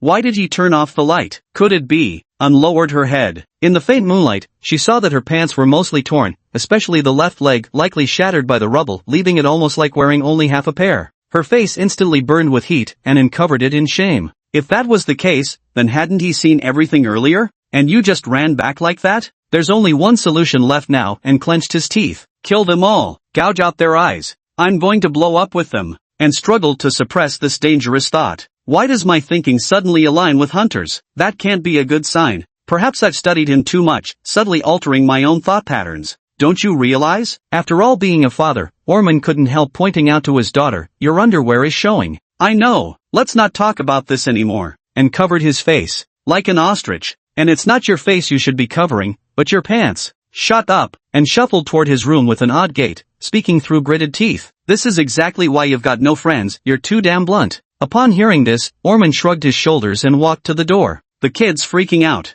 Just as he was about to turn on the light again, a sudden noise came from the doorway like someone turning a key in the lock. But why all this secrecy? Orphan loosened his grip on the light switch, murmuring to himself in bewilderment. Could there be another master at work? Chapter 41 Short Story, A Night with the Vampire, the Revenant, the Investigator, and the Patrol Officer, Part 2. Creak. A soggy figure slipped through the darkness. Has nobody come home yet? And had gone to the wealthy district's explosion site to search for Orphan, so the house should indeed be empty now. I need to burn these clothes that are torn to shreds right away, and Amon's too. Today's been a total loss, this headache's killing me, I need to get some proper sleep. The figure muttered to himself as he casually flipped the light switch. Then he saw Orphan standing nearby. The person was holding a cat in their arms, hands stretched out as if about to turn on the light. Holy crap! Hunter was clearly startled. Why are you here? Are you alright? Of course I'm fine, but why do you say vocal when you're startled? Verbal tics are like getting punched in the same spot. Some people will say no, while others will say yes. That mouth of yours never says anything serious. Orphan narrowed his eyes with a smile. Did you just say burn the clothes? Yours and Anne's? Are you implying your date tonight was with an? And went on a date with you too? What exactly did you two do? I really ought to break this habit of talking to myself. Ah ha ha ha ha ha. Hunter gave a weak, pained smile. Clutching his lower body, he squeezed inside, showing off his tattered clothes that made him look like a homeless man. Can you wait to scold me until after I change clothes and take a shower? Go ahead. Orphan sighed and began muttering complaints at Hunter's retreating back. I should have known you and were close in private, but you refused to tell me. Why did you use dating as an excuse to meet Anne? Orphan said bitterly. Your bloodlines are separated by 5 generations or more. You could easily have had a romance or something. Yeah, we were close. So close that I died once. How could I explain? If I really laid everything out, who knows what kind of consequences there'd be. Hunter scrambled toward his room in complete disarray. Put the phone down. Oh. Orphan quietly turned on his phone to check the surveillance footage at home. For safety precautions, he had installed cameras in all critical locations, naturally excluding any areas that would violate privacy. The Reed family's residence was a 3-story villa. The first floor contained the living room, kitchen, and study. The second floor housed the bedrooms and bathroom, while the third floor served as Orphan's studio. To ensure the security of his third-floor workspace, hidden cameras were installed in the second-floor corridor. Let me see what's going on. What exactly are these two kids hiding from me? Orphan felt puzzled. He wouldn't normally invade the children's privacy, but this time the situation was serious enough to warrant it. The two little rascals came back with tattered clothes. Who knows what they've been up to? If I hadn't seen wrong, Hunter had injuries on his face just now, and his mental state didn't look good. In other words, they must be discussing how to deal with me right now. Let me see how they communicate. To be honest, I haven't really seen them talk much. The screen lit up, displaying a corridor, and Orphan's bedrooms were on one side, while the bathroom and Hunter's bedroom were on the other. And had just entered the bathroom, and the door was illuminated. Hunter came upstairs, passing by now on his way to change clothes in his room. Knock knock. As he passed, he lightly knocked twice on the door. Thud. Inside, and heard it and casually knocked once in return. Hunter heard this and returned to his bedroom. Anne's shower speed was exceptionally fast, hardly at the typical level for girls. In less than 5 minutes, she opened the bathroom door and returned to her bedroom, dressed very casually, just in underwear, completely unconcerned about whether her fair skin might be exposed. Just as Anne returned to her bedroom, Hunter happened to open the door with his change of clothes and slipped into the bathroom. How on earth did they do it? Orphan was utterly perplexed. Some new kind of cipher? Morse code? No, that wouldn't be this brief. And reappeared on the surveillance footage, wearing casual home clothes, lazily giving the door a light kick with her foot. I understand. Hunter answered from inside the bathroom, casually tossing something that hit the bathroom door. Fine, and replied. What did he throw? Looked like a bar of soap. Wait, that's not the point. How on earth do they communicate? Orphan frowned, spreading his hands as he looked at the senior student. Telepathically? Meow. The orange cat ran away. Why would I seek answers from a cat? Orphan sighed. Uncle. Old man. Hunter and Anne sat obediently before Orphan. Both Hunter and Anne wore loungewear, the kind you could sleep in or wear outside. These two really disliked hassle. Hunter was understandable, but in having no interest in dressing up? Then again, these kids had lived through experiences most people wouldn't encounter in 1,000 lifetimes, no point judging their thoughts by ordinary standards. Very well, it's family meeting time now. Orphan placed 2 cups of hot cocoa before them. Alright, let's celebrate the successful hosting of our first family meeting. Hunter applauded. The first one, Anne replied with a weary expression, squinting as she spoke. Be serious. Yes. Good. Let's hear it. What exactly were you two doing tonight? Orphan placed the cat on his lap and asked calmly. Actually, we were studying Anne's abilities tonight, Hunter said, staring into Orphan's brown pupils as if every word were true. Oh, you've discovered Anne's secret? Orphan turned to look at Anne, and brushed the hair sticking to her forehead back with her hand. Yes, we were conducting experiments at number 128 Peace Street, near St. Andrew's Park. You know how turning into a vampire would be such a cool thing, Anne replied. Then we accidentally caused the dilapidated building next door to collapse. That was really dangerous. Orphan took a sip of hot cocoa and let out a puff of warm breath. Yes, while saving Hunter, all my clothes got torn. Extremely dangerous. Anne's teeth made an inexplicable crunching sound before she puffed out her cheeks. She lifted the cup to take a gulp, only to hiss in pain from the scalding heat. Then we received word of the explosion in the affluent district. Hunter chimed in, unable to restrain himself any longer. Pfft. What's so funny? I returned first, only to find you here, and shot Hunter a discreet glare, parting her lips slightly to breathe in the cold air. Chapter 42, Short Story, A Night with the Vampire, The Risen, The Investigator, and the Roving Officer, Part 3. I took a step back and then saw spherical lightning appear around me. Hunter flashed a smile. You'll be able to see it online soon. Many people already have. And then you two just came back like that? Orphan covered his face. Yes, and Hunter answered in unison. Not lying to me? No, and Hunter answered in unison. Ha, I clearly know these two little rascals are holding something back, so how can their stories be so airtight? If I hadn't known anything beforehand, I'd have believed them. Look at this perfectly coordinated performance. They should be sent to the Asian Federation to perform crosstalk comedy. I'm getting old, Orphan sighed, his face full of melancholy. Alright, I believe you. I just hope you kids don't stir up too much trouble. It's good for young people to have their own secrets. But I have to remind you, don't make me a grandfather before you turn 20. Ha, ahem. Such things. And snorted dismissively, tossing her smooth short hair back. Absolutely impossible, Hunter said. But your statements actually connect perfectly. Orphan burst out laughing. Alright, I'll give you that. But you must prioritize safety. The prerequisite for becoming an investigator is having all your limbs intact. Hello? Is anyone home? A series of knocks interrupted Orphan mid-sentence. Earlier that day. David, you're in charge of the wealthy district now. Do a good job. Copy that, sir. Remember one thing, we're still investigating the cause of this explosion, but you need to keep in mind that we've discovered 2 unidentified surveillance recordings. Images of the suspects have been sent to your phone. If you spot them, notify us immediately for arrest. Everything else continues as usual. First, stabilize all those who are aware of the explosion and mark them. Someone will clean up later. Understood. With the voice communication ended, David released his earpiece. David opened his phone, which displayed 2 figures dressed in janitor uniforms. Raindrops from the sky fell slowly, dripping onto the screen. Janitor uniforms, blue inner lining, roughly 1.9 meters tall. A bit blurry, but the hair color looks to be on the darker side. David Jones solemnly put his phone back into his pocket, raised his left hand to his lips in a peculiar gesture, and let out an exceptionally loud whistle. Ice cream! Whoa! A horse emerged from beside him. Unlike an ordinary steed, this one was draped with sophisticated equipment, even sporting a night vision device mounted before its eyes. David is a mounted police officer whose position is that of a patrol officer, differing from regular police in that his work leans toward the mysterious. He operates on the boundary between the hidden world of those who know the arcane and ordinary people. The horse beside him, named Ice Cream, follows the same principle. After training, horses have a heightened ability to detect mystical creatures, while mechanical devices with similar functions are prohibitively expensive and reserved for higher-ranking cavalry captains. Move it, dear Ice Cream. This horse named Ice Cream has a particular fondness for ice cream, hence the name. It's quite simple to win its favor, just give it some ice cream. So easily handled, David thought as he mounted the horse. Ice Cream immediately understood and trotted toward the wealthy district.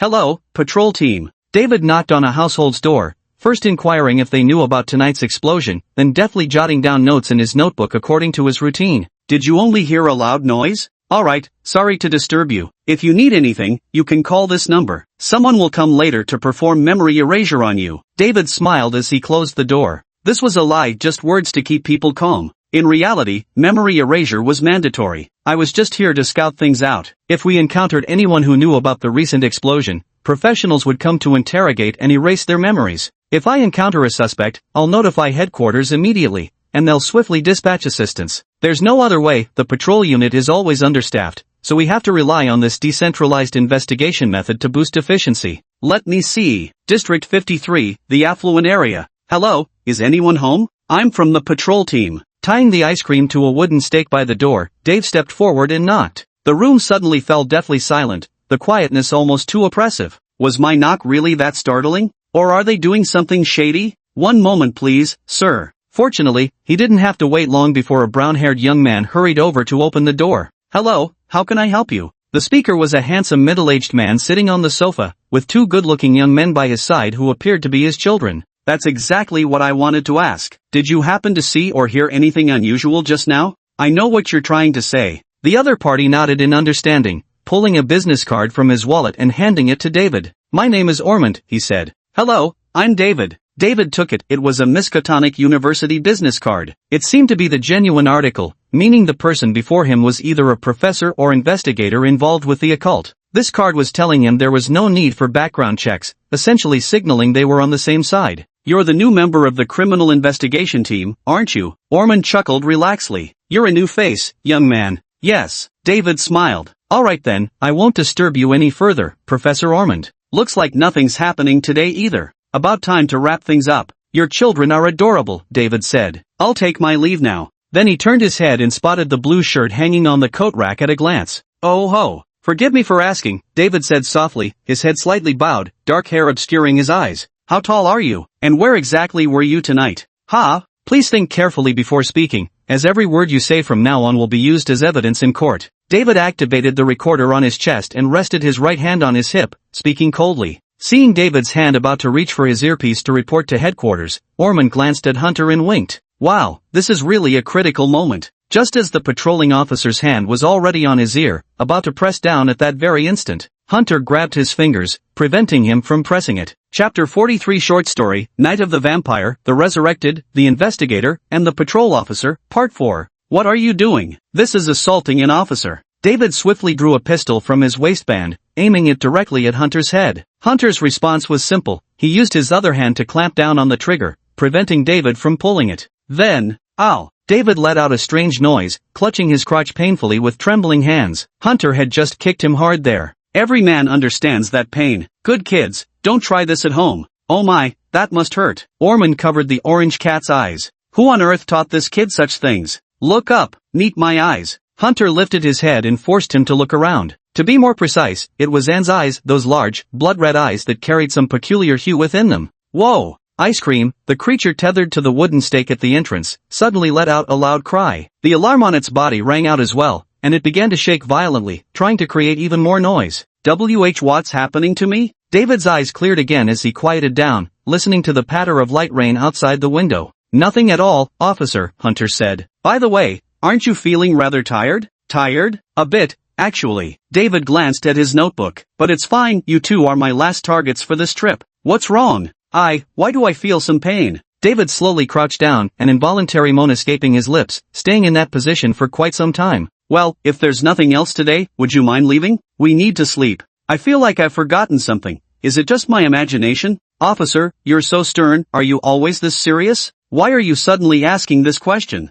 Or is it that your emotional intelligence is too low to get along with others, so you eventually decided silence was best, stiffening your face into a stern expression? What do you mean? David's face darkened instantly, his already sullen expression growing even gloomier. I mean to say, you're interrupting our normal routine here. Our whole family wants to get some sleep, Hunter said innocently. You've accomplished your goal for tonight, time to call it a day. Is that so? Then I apologize. David closed his eyes with a headache. I'll leave now. Sorry to have disturbed you. Rubbing his head, he slowly walked out the door, and then, one more question. Why did the alarm on Ice Cream's neck go off? David asked, his hand trembling as he clutched his waist, as though trying to summon some surge of emotion from within. I suppose it was because it was too cold, so its cry accidentally set off the alarm. Anne said. Ice Cream's eyes met Anne's, then affectionately licked David's palm by his side. Oh, this is a sign of no danger, David reassured, letting out a sigh of relief. My apologies, I'll explain the situation to the police later. As the door closed, the ensuing silence once again enveloped the three individuals present. I've figured it out. Ormond finally broke the silence, looking at Hunter with a wry smile. Every one of you has remarkable hidden talents. You winked at me. Wasn't that your way of telling me to find a solution?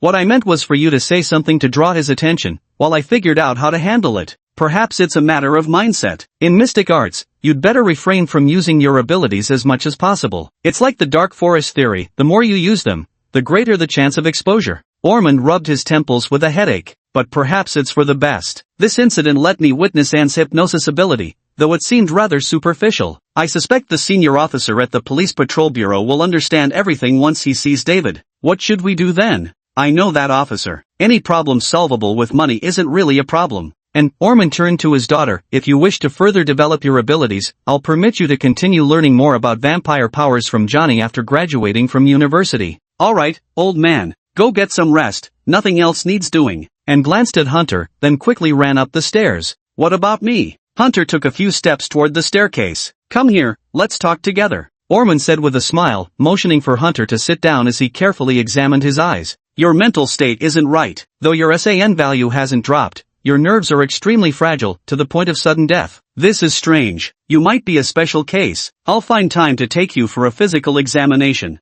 Alright, uncle, Hunter replied without hesitation. It seems today wasn't just about testing abilities. Yuan must have gone through a life-or-death battle and shows symptoms of severe blood loss, and she's utterly exhausted. That's correct. Perhaps you encountered enemies, or perhaps you two were fighting each other. I won't dwell on that, but remember this: if An ever dies because of you, I'll personally send you to join her. Orphan spoke calmly, his tone as casual as if he were slaughtering a chicken, and Hunter felt an overwhelming pressure. So humans truly can exude a killing aura. Now we can more or less confirm that you have what it takes to get into Miskatonic University, so I can tell you some things. He took a deep breath and resumed his usual gentle demeanor. The Reed family has always been a family born for battle, a natural troublemaker clan. Centuries ago, we fought on the battlefield. In modern times, we combat the mystical. And now it's no different. No different now? Even if we don't seek out the mystical comes looking for us. Orphan smiled as he rolled up his left sleeve. Hunter could clearly see a faint skull mark on his well-defined bicep.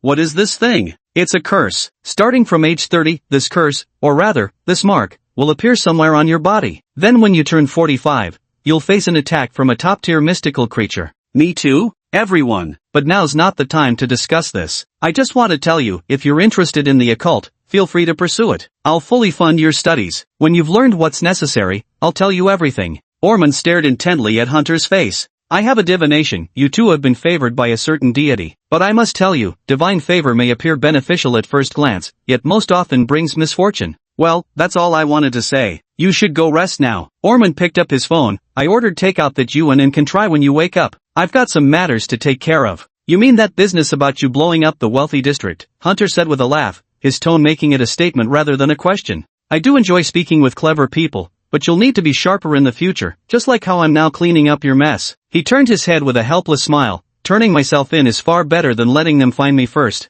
Sorry, does this cause any trouble for you? It's fine, just need to bleed a lot once my wallet. Orphan smiled and nodded, walking to the door. He pulled on his deerskin hat and stepped outside. I'll be back later. Until then, make your own arrangements. I've requested a week's leave from school for you. Rest well. Hunter looked into his eyes, his expression suggesting he had more to say but couldn't bring himself to speak. Is there something else? Orphan noticed and asked openly. That serial killer, I think, probably, will never appear again. You should understand what I mean, right? Orphan covered his face, though this time it was to conceal his smile. I get it, if it won't appear, then it won't appear. And there might be one of your business cards at the scene. You planned this from the start, didn't you? Orphan burst into laughter, his smile tinged with mischief. Very much your style. Aren't you mad at me? Nothing to be mad about. If you hadn't acted, he would have killed you, I know that. Orphan closed the door as he spoke. Don't worry, leave it to me. Chapter 44 Short Story, An Ordinary Day, Part 1. I'm so hungry. Hunter woke up and, as his first act, grabbed the cup by the bedside and took a desperate gulp. But the moment he finished drinking, the cup slipped from his hand, shattered into pieces on the floor.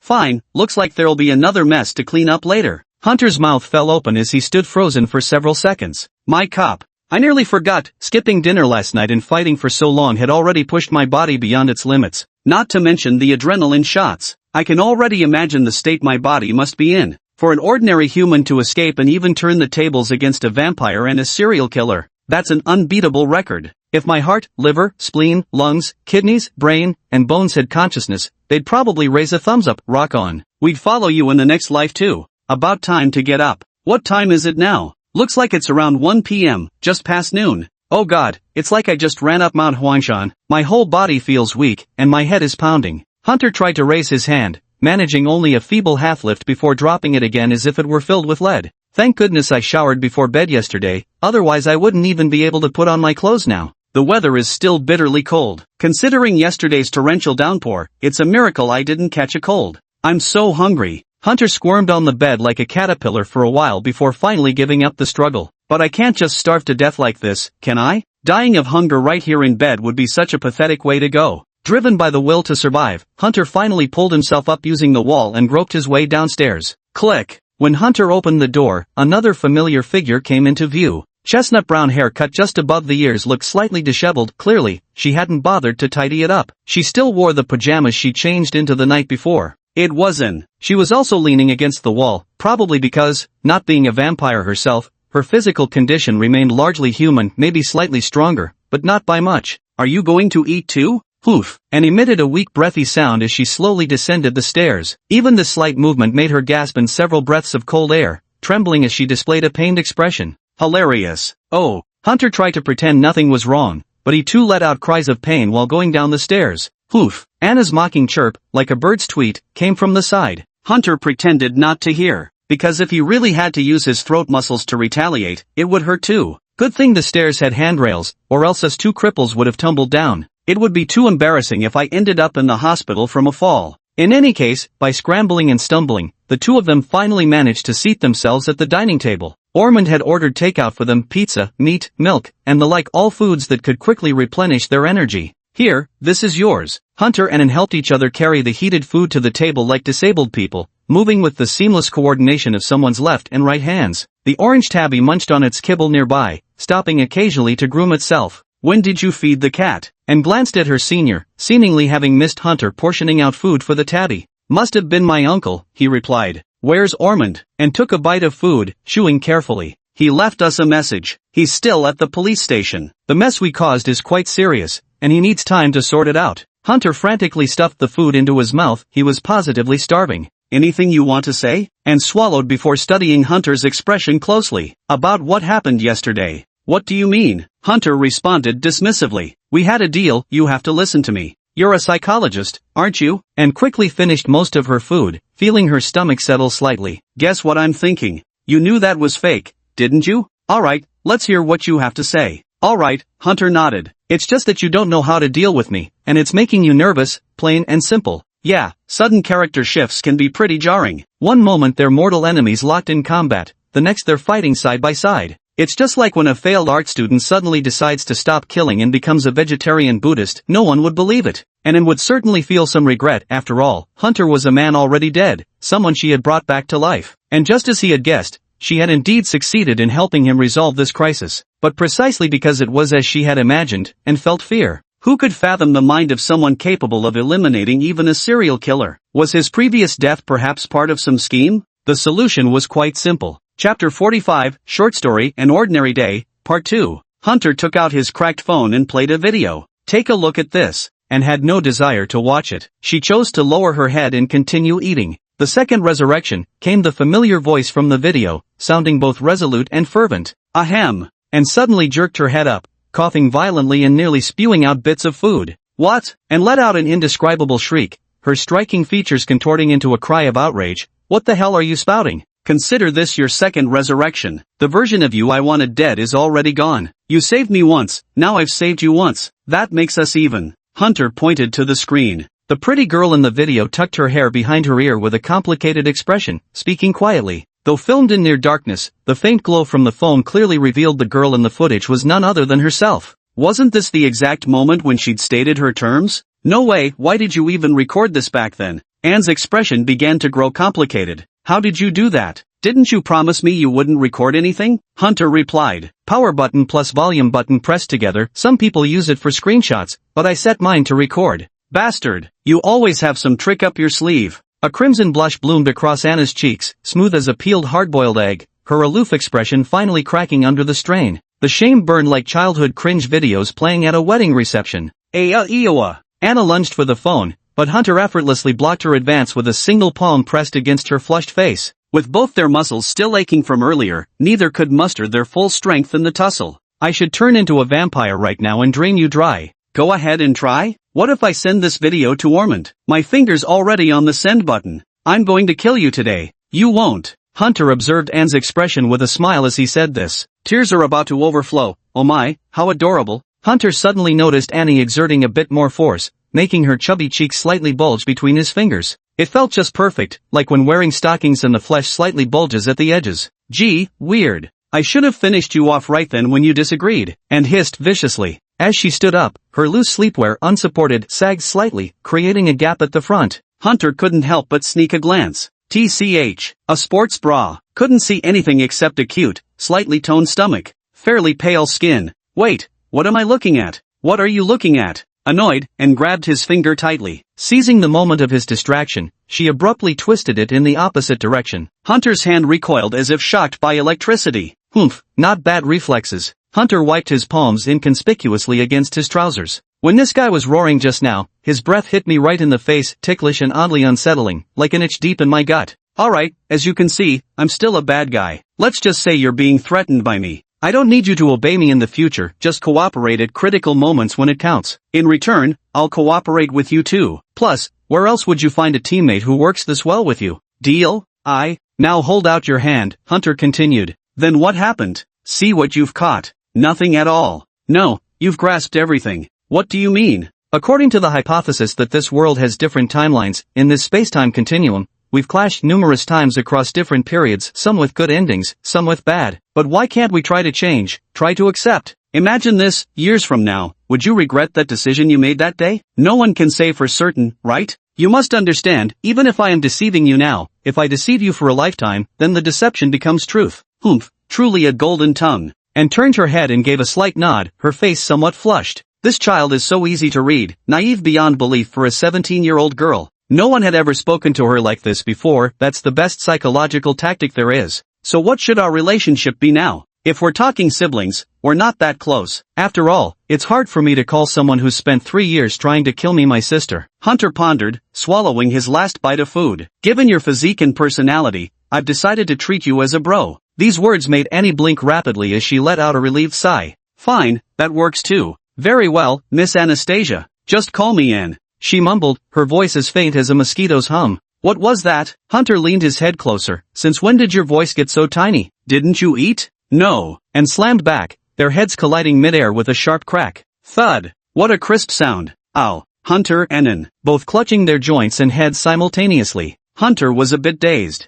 They were just talking normally, why did things turn physical again? After all the commotion between the two of them, their bodies naturally began to ache, the muscle soreness so severe it was nearly unbearable. By the way, when you use the heart, does your hair turn black? Who knows? Maybe it's because vampires all have black hair. Wait, I need to go lie down. I can't handle this anymore. A short while later, Anne rested her head on the table and murmured faintly. Can't you turn into a vampire? You could recover if you transformed. Knock. And knocked feebly on the table, her small lips parting slightly as she let out a faint sigh. Oh, your body is still human. While that heart can repair physical damage, using it will exhaust your mind even more, and actually lengthens the required recovery time. In other words, using such hearts will make you lose say endpoints. Hunter slowly stood up from the table. If Orphan were here, he'd surely exclaim in surprise again. How on earth did you understand that? Alright then, I'll go to the restroom first. Sleeping too long makes one constantly feel the need to use the toilet yet simultaneously hungry. The hunger pangs had just faded, now replaced by an overwhelming urge to relieve himself.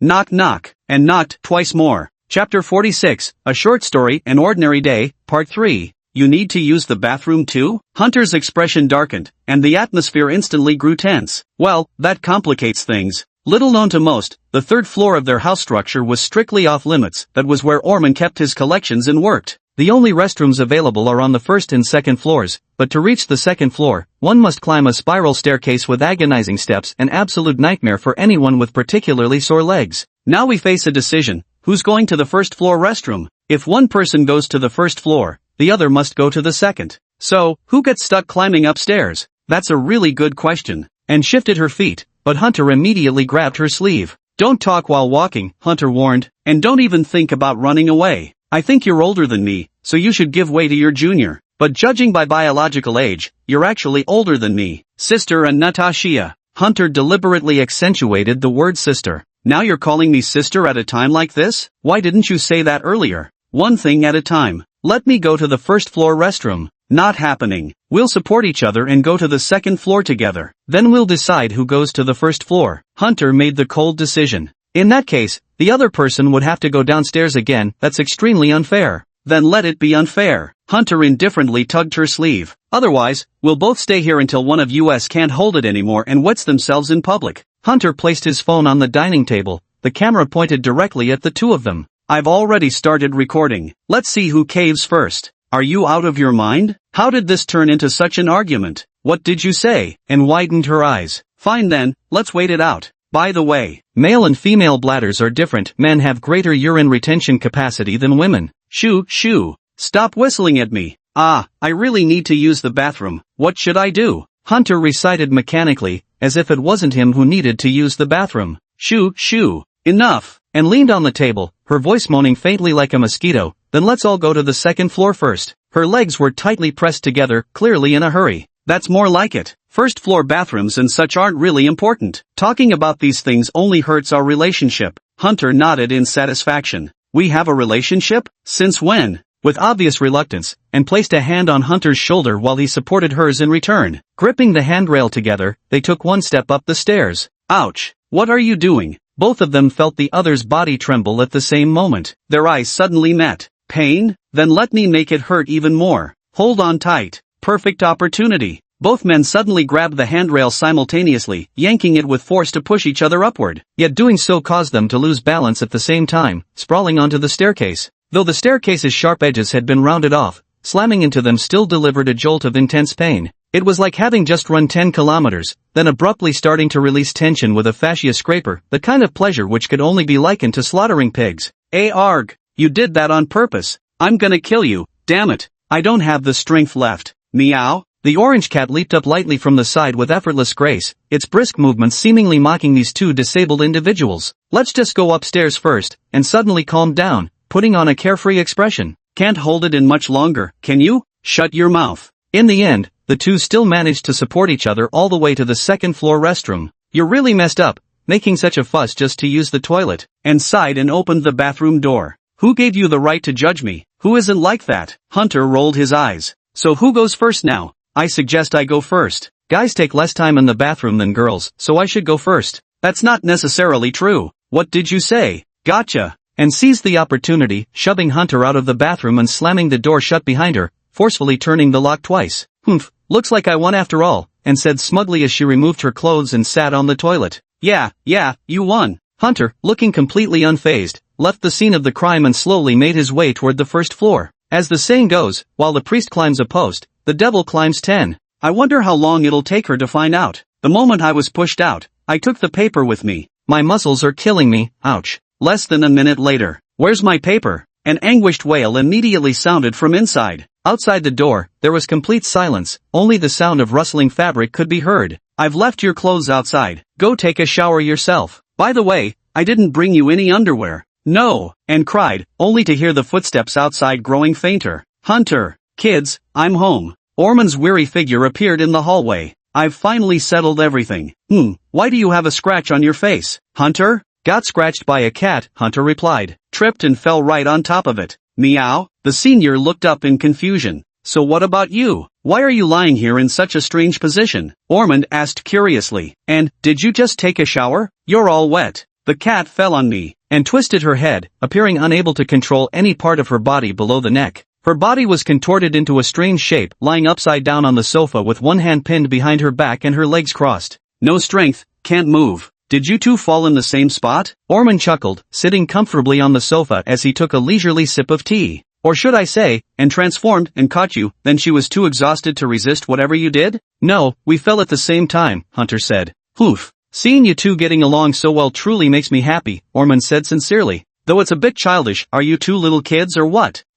And buried her head deep into the couch, then suddenly stood up and slowly shuffled toward the staircase. Chapter 47 Short Story, An Ordinary Day, Part 4, Time for Bed. Not good at all, sighed Hunter, casually glancing at his wrist. The numbers on his wrist changed to 15. It's hard to imagine how much emotional turmoil Anne must have experienced because of him. The kid was truly furious. Actually, it's not that bad, he muttered to himself, following behind him. Better not let one rip, or I'll suffer the consequences. Too tired to take it out. Get lost. Hunter climbed onto his bed and closed his eyes. Launched the game. Just kidding, no way I'm sleeping this early. Haven't even showered yet. Let's play a game first. As for occult-related content, you can freely access the library once you're admitted to Miskatonic University. I remember there's also a secret room on the 3rd floor of our house. I can check it out later, but for now I might as well enjoy life a little. Ha! Remember the dead? Who is this guy? Why does he appear in my recommended friends list? Quite nearby, and with a high rank too.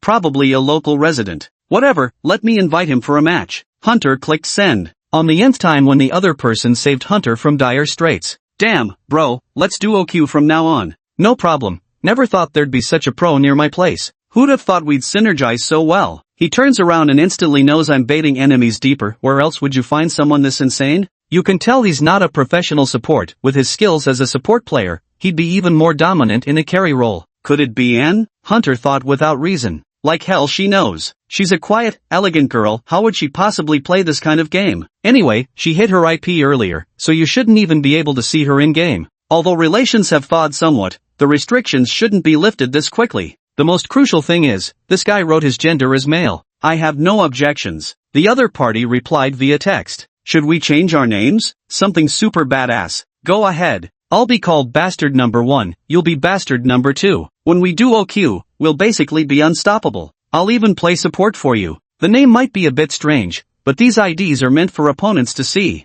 If someone gets utterly wrecked in battle and then checks the names, only to find they were destroyed by Trash 1 and Trash 2, their blood pressure would skyrocket. They'd definitely understand. Wait, where do you live? Why do you sound so hesitant? 53rd residence in the affluent district, what's the matter? The other party has gone offline. What the hell, how strange. Hunter put down his phone and picked up his clothes in frustration. Time for a shower first. Just as he opened the door, he saw the opposite door swing open simultaneously. What a coincidence. Are you going for a shower too? The timing seems a bit off. It's only 9 p.m. She shouldn't be skipping her bath. Hunter frowned, observing Anne's slightly flushed face peering through her doorway. There stood Anne in her pajamas, already changed. Apparently she'd decided against bathing tonight. Then again, vampires don't really sweat much. Unless going out, there's hardly any need to bathe anyway. It's best to wash daily since we're constantly sweating. Wait, why did she glare at me? Listen up, and said, glaring fiercely at Hunter, I'll absolutely never change to that shitty name of yours.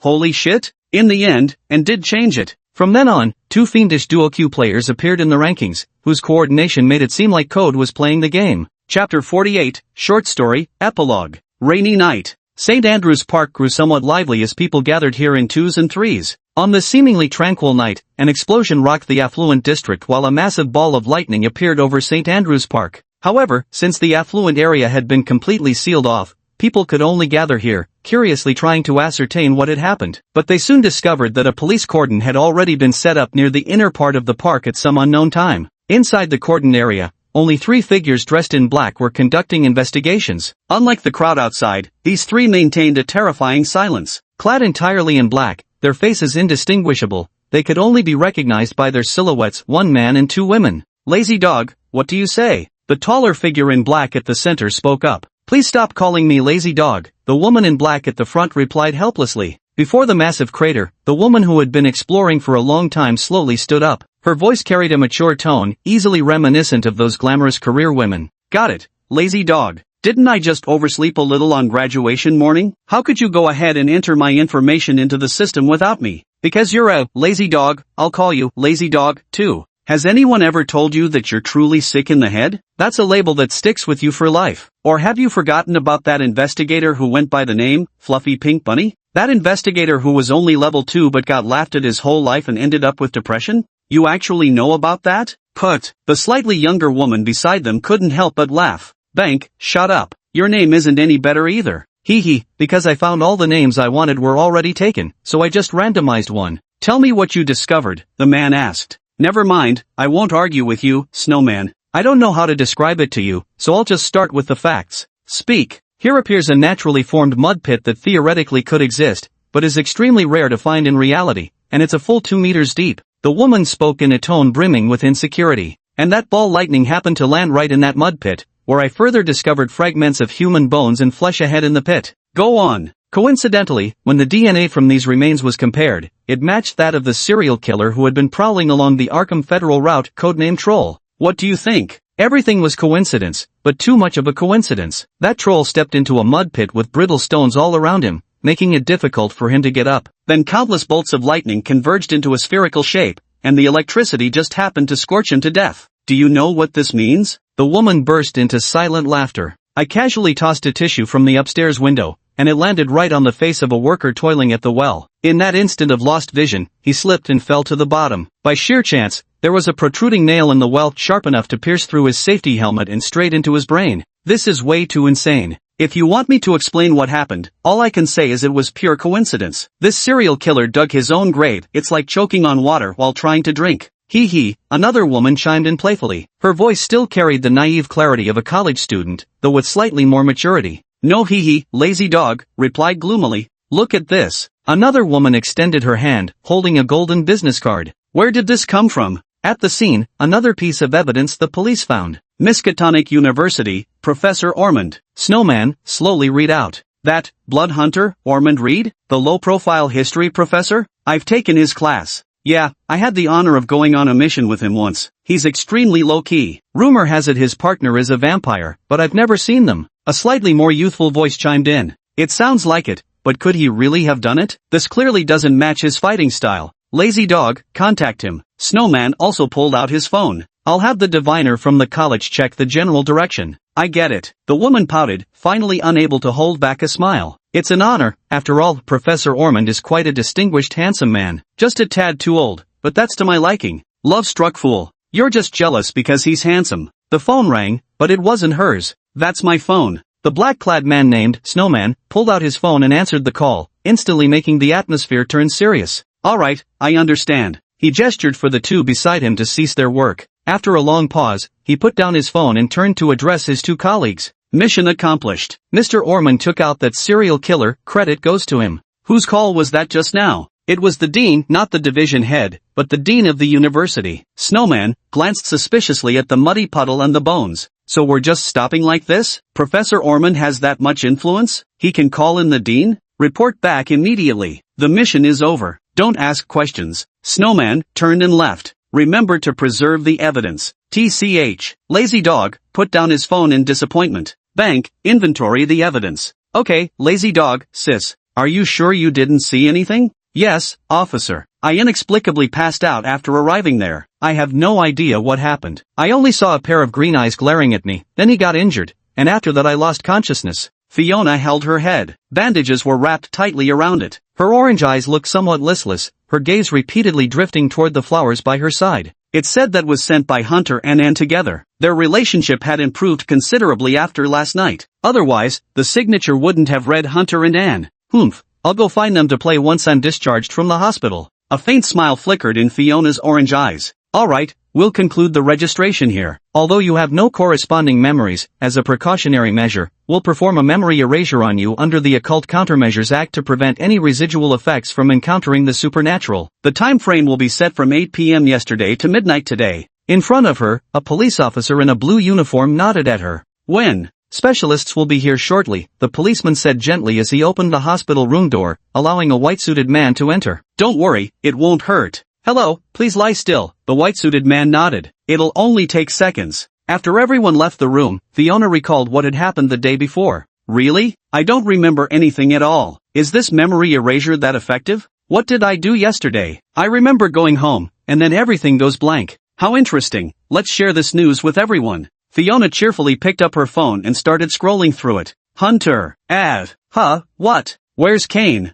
There was no trace of Kane in the class group chat or friend lists. It was as if this person never existed. Chapter 49 Short Story, Terror Memories, Part 1. How did you and Kane meet? I heard he recently transferred out. He hadn't been here long, had he? And yet you two seemed particularly close? One morning during breakfast, and suddenly asked this question. He'd only been here a month at the time. I was the one who got along with him best. Hunter pinched his chin. But as for how we met, in January, a transfer student named Kane entered the campus. There was nothing particularly special about him. This guy was just a bit more handsome, a bit taller, and immediately attracted everyone's attention. But university students, this kind of guy should just join the school basketball team and attract some girls' attention. What a perfect life, really. As for Hunter himself, he'd probably spend all 4 years of university in the library. Normally, this guy shouldn't have any interaction with him at all. After hearing about Hunter's exploits from classmates, he should have kept his distance. But something was off. A week after that guy arrived. One morning. Stay away from Fiona. Kane stood before him, his nearly 2 m tall frame creating an oppressive presence. Are you filming some kind of campus short drama? Hunter immediately spread his hands in understanding. So how much are you planning to pay me? Why should I give you money? Isn't this supposed to be that how much do I need to pay you to leave Fiona alone kind of plot? You sick or something? You're the one with issues, aren't you? If you like her, go pursue her yourself, why come to me? Don't tell me you think you're worse than garbage compared to me? What? Kane's face twitched. Or are you into me? Came just to give me something special? Hunter immediately clasped his hands together. Sorry, best wishes, stay away from me. Not my thing, thanks. Kane froze. His seemingly small brain took a moment to process. Hand over your money. Has that pathetic little brain of yours only managed to come up with something like this? I said this is a robbery, hand over all your money. Kane pulled a basketball from the backpack behind him, his green eyes shimmering with malice. Otherwise I'll smash your head in with this thing. Big shark, huh? Want to dunk my head like shattering a backboard? Okay.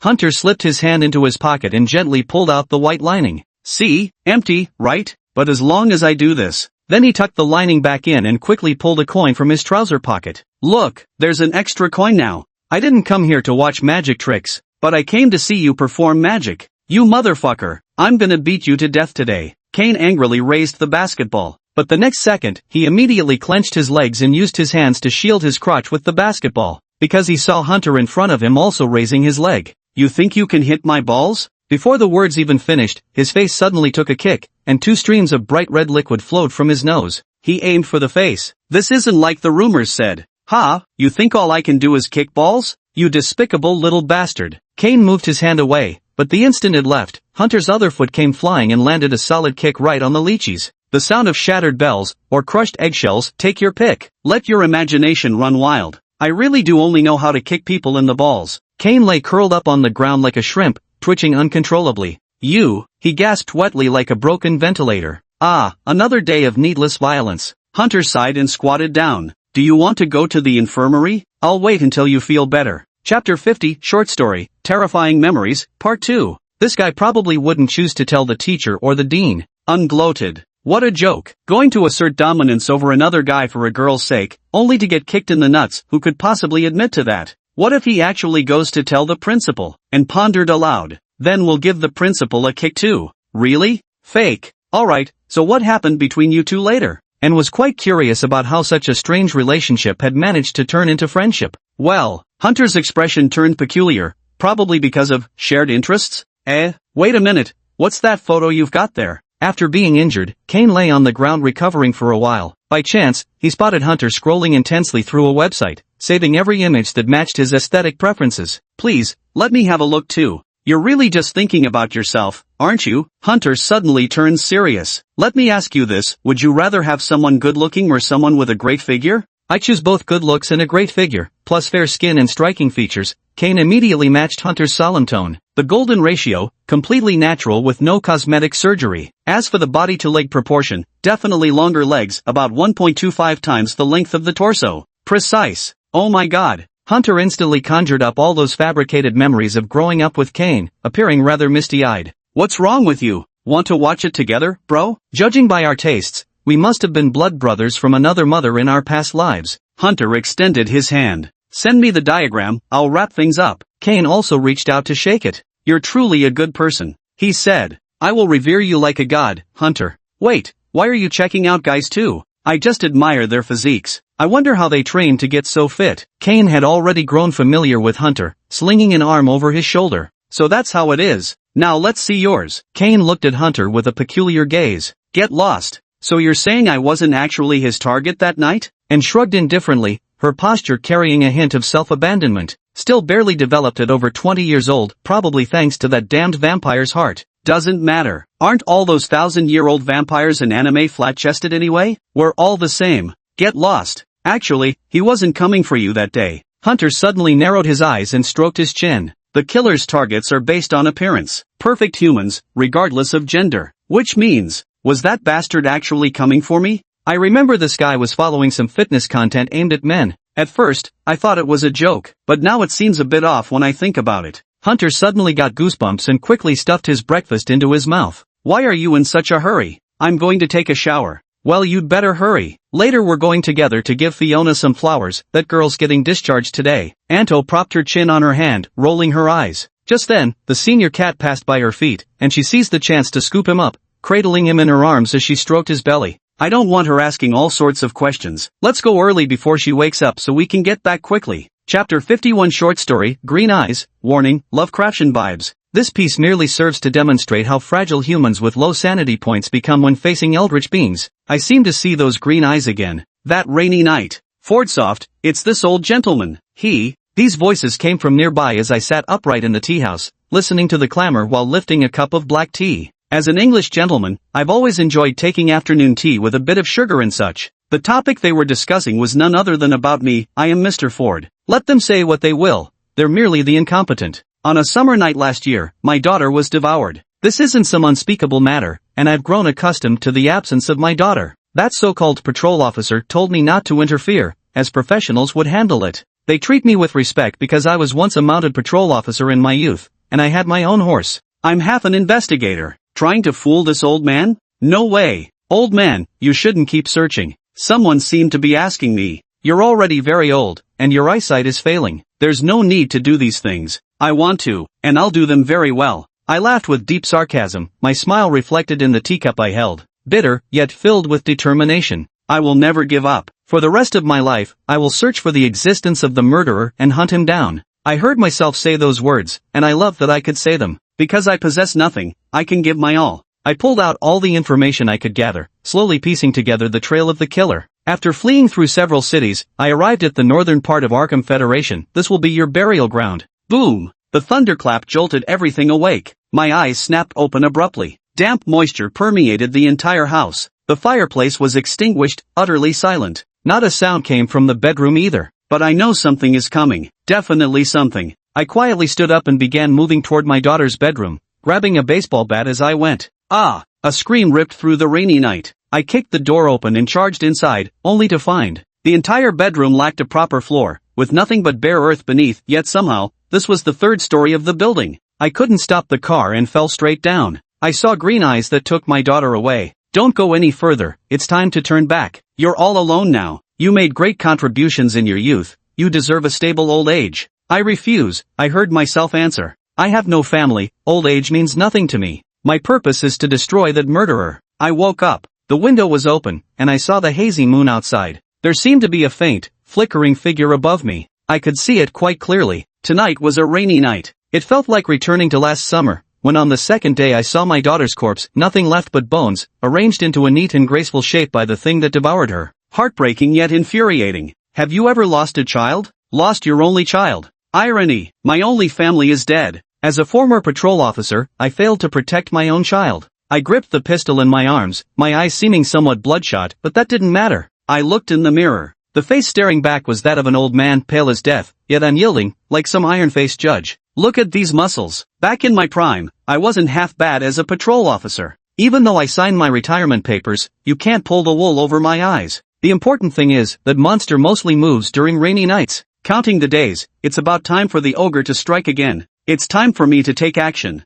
I can do this. For her daughter's sake. I arrived at a quiet place. I thought of those green eyes. I deduced the killer must be here. This conclusion came from analyzing countless pieces of information about the murderer. This is a public restroom near St. Andrew's Park. I've already heard the noises. That hoarse, soul-chilling voice, I remember it clearly. It was the same sound when he was devouring my daughter. Like he was gnawing on souls itself. The viscous, revolting bodily fluids, those green eyes, that massive frame. Creak! Ah, there it is. Ignoring the rain, I pulled out my pocket watch. Exactly 7 o'clock at night. A hoarse roar came from inside. Who was the woman being victimized this time? Stop! I kicked open the door and fired several quick shots at the figure pinning down the woman, aiming with practiced precision from memory. Just as I thought, a massive figure crouching over a woman, with extremely long hair covering its entire body. A gunshot pierced the sky, as if venting my rage through the barrel. Headshots and leg shots were useless. I needed to pierce its weak spot. Its weakness is the connecting joints of its limbs, and the lower body.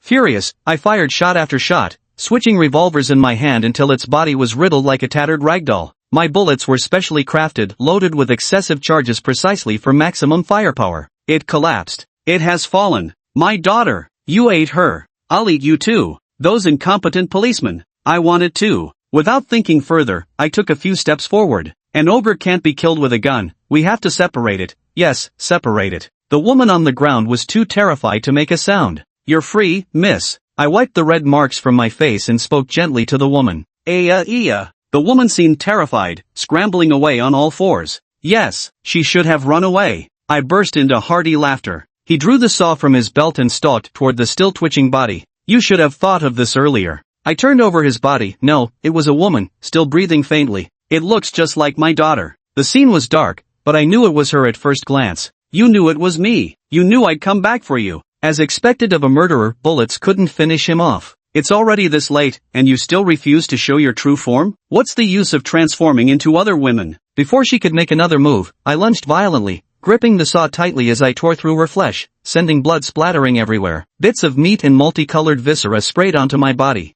The monster trembled wildly, but offered no further resistance. You think this counts as repentance? No, you were just eating people moments ago. I smeared its green blood all over my face. These actions purified my heart. I will eat you. Holding a piece of flesh in my hands, I smiled for the first time in ages. I'll eat you, eat you, eat you. I'll eat you, just like you ate my daughter. I devoured him voraciously, tears streaming from the depths of my soul as I screamed, howled, unleashing all my rage. The warmth of flesh cannot warm my heart, my daughter. May God welcome you into that glorious Eden. I shall devour the killer's flesh, gnaw the bones clean, feast upon her heart, consume her brain entirely. I have finished eating. I'm so full, but I finished it anyway. I can't walk anymore. My tooth is already dangling. The public restroom door swung open violently. The leader was that fleeing woman. I smiled at her. You look just like my daughter. Chestnut hair. This is the place. The other person didn't respond but instead moved aside and crouched down crying. The people who entered were patrol officers. They were also carrying many riot shields and batons. Are you here to steal my credit? I snorted in disdain. With such shoddy tools? I angrily raised my pistol. Look at this. You need this. The reason you haven't caught it in 8 years is because you're incompetent. I caught it. I ate it. I'm the investigator. You're all useless. Whether they were provoked or not, I don't know, but they rushed forward and pinned me down. I was still howling in fury, tearing at them with my teeth, but the riot shield knocked them out. You can't treat a hero like this. Impossible. To my sorrow, that young lady also stepped forward and slapped me several times. Is this how heroes are treated? They dragged me to prison and brought me before the court. Due to 2 women having a secret rendezvous in the women's restroom, you pounced, killed, and devoured one of them. Considering your age of 74, and your past merits as a traveling police officer in youth along with your brain injury, leniency shall be granted with corresponding treatment administered. I couldn't hear clearly. Hasn't my hearing always been sharp? Why does everything sound so distorted? It seemed I even heard a woman's voice protesting. Was it the woman I saved? Why would they do this to me? Heartless bastards. Sign this. The officer handed me a sheet of paper. If you have no objections. I couldn't see the verdict clearly. I hesitated for a long time before signing. When did my eyes become this blurry? I was convicted. Life imprisonment. Is killing a murderer considered a crime? I sacrificed for justice.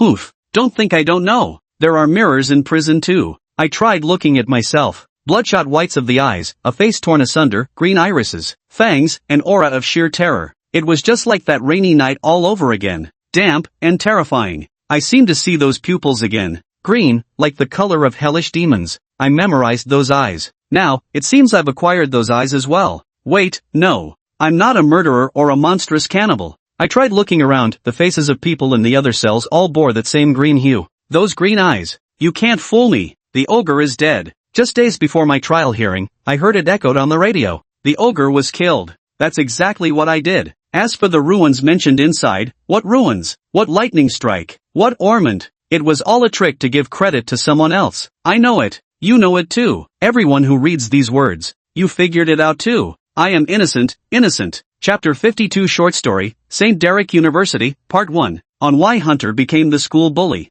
After entering Bryant University, Hunter realized this was far from a good place. Despite its top-tier ranking among universities, it harbored deep-rooted class divisions within its walls. For instance, it worshipped pedigree and academic performance above all else. Those lacking either proper lineage or outstanding grades would inevitably face scorn from others. This naturally gave rise to numerous bullying incidents. Despite being adults, such conflicts were inevitable. I wonder why Ormond insisted on sending them to the school. Do you know that guy named Duran? During one lunch break, Fiona spoke to Hunter with visible frustration. They had just entered the school not long ago. I know him, he was the guy standing in front of me during enrollment. What about him? He dropped out. Why? He got lectured by those student council members. Apparently his last test scores didn't make the top 30% of the grade. Fiona looked visibly frightened, her appetite seemingly scared away. What nonsense. Does that mean anyone below the top 30% gets lectured by them? Hunter grumbled, my grades aren't in the top 30% either. Are they coming for me next?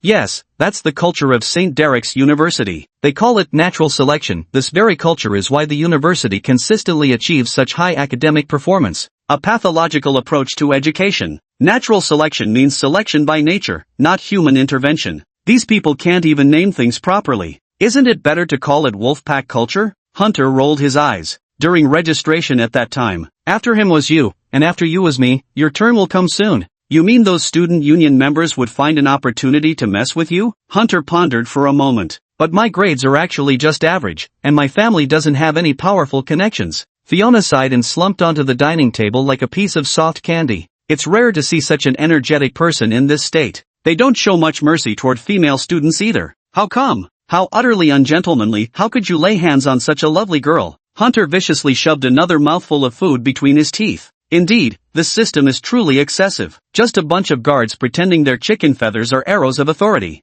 Hunter casually muttered a complaint, not expecting someone nearby to immediately stand up. A dark silhouette appeared before him. Excuse me, an upperclassman wearing a school badge on his chest smiled at him, leaning slightly forward with an air of condescension. What did you just say? Ah, you're a student council senior, Hunter smiled, taking a closer look at the person's chest badge. Ron Candace. Well, bad-mouthing the student council in front of them immediately brought someone jumping out. Quite the sense of honor, aren't they? My apologies, that was a careless remark. Please pay it no mind. Fiona immediately lowered her head and secretly tugged at Hunter's sleeve. Come outside for a moment, said the guy wearing the school badge, patting Hunter's shoulder with a commanding tone. We were just discussing things. If we've offended you, let me apologize, alright? Hunter nonchalantly took another bite of his food. You see, I haven't finished my meal yet. Calling me out like this isn't exactly gentlemanly behavior. Call me out while I'm eating. Who the hell do you think you are? Though this guy's also called senior, he's worlds apart from my house cat. This guy in front of me is really unpleasant. I want to punch him. Hunter mentally reviewed the self-defense techniques he'd learned at the orphanage, then recalled his promise to Ormond. Better not stir up trouble. His time shouldn't be wasted here. Aren't you coming out? The senior student pulled out a tissue to wipe his mouth, his facial muscles twitching slightly. Go stand outside as punishment, he said nonchalantly. I must refuse. Is that so? But it seems your close friend here looks quite frightened. The senior casually undid Fiona's ponytail, then struck a shooting pose, flicking the hair tie like a bullet straight into the trash can. Ugh! Fiona lowered her head with a trace of fear. She knew that if she wanted to get through university smoothly, she shouldn't cross the student union. It seems your friend understands better. The senior patted Hunter on the shoulder, whispering into his ear, you two aren't dating, are you? Then he left. Having a little cry? Fiona lay slumped over the desk, trembling slightly. She must have cried. She definitely cried. It's rare to see this big orange-haired cat looking so heartbroken. Girl, you're 1.8 meters tall, a few centimeters taller than me. Fiona, I'll buy you a new leather leash later. Hunter comforted him. That was given to me by my grandmother when she passed away. It's truly heartbreaking. They'll definitely come back. Because they've been bullied too, they all want to take their anger out on the next batch of students. What a nuisance. Hunter sighed, ate the last bite of his meal, and retrieved his hair tie from the trash can. It was a slop bucket, pretty stinky, just like that senior student. He placed the freshly washed hair tie in front of Fiona. That senior from earlier, he'll apologize to you. I promise. Hunter dropped those words and walked straight out. Ha! Fiona raised her head, her tear-filled eyes gazing at his blurred receding figure. What are you going to do? Honestly, seems I can't escape my old ways no matter where I go. Without responding to Fiona, Hunter muttered to himself as he left the cafeteria. Damn it, when have I ever had to swallow this kind of bullshit? Can't stand pretentious people. He just left not long ago, should still be nearby. Hunter keenly searched through the crowd. Black hair, white shirt, round head, with that superior air about him. Found it. Senior Ron, right? Hearing someone call his name, Ron turned his head in confusion. He was met with a fist to the face. Ron felt as though his nose had vanished, pain instantly radiating across his entire face.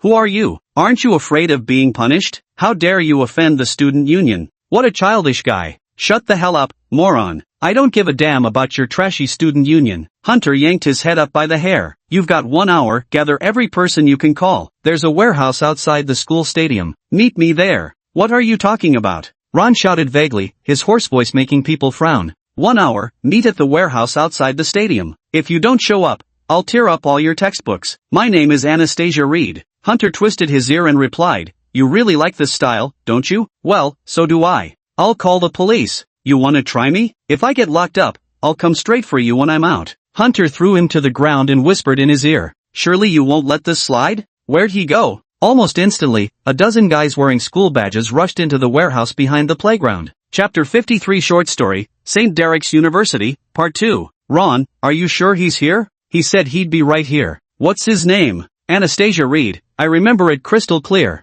If he doesn't show up, no problem. Keep messing with his friends, he won't last long anyway. Someone nearby tried to comfort him. We've already checked. He's got a sister at school too. He used her name to enroll, seems like a spineless coward. We'll make him pay sooner or later. Does he have any influential family connections? I looked him up long ago. He's an orphan, born in an orphanage, taken in by his pitiable uncle, and only came here recently. He wouldn't dare make trouble anyway. Yeah, wouldn't dare cross the line, he'd only make your balls explode. A mocking voice rang out. Who's there? The leader shouted, come out. Let's beat him up first. Sure. Hunter slowly locked the warehouse door, then, under the watchful eyes of the crowd, popped the entire key into his mouth and swallowed it. Do not attempt, plot necessity only. It reminded me of Tom Cat. He'd done this trick before. But there actually is a technique, tying the key to a fine string secured to your teeth before swallowing. While there's some foreign body sensation, it's nothing major. Just don't exert too much force to avoid cutting your throat. Beat me until I vomit, or none of you are leaving.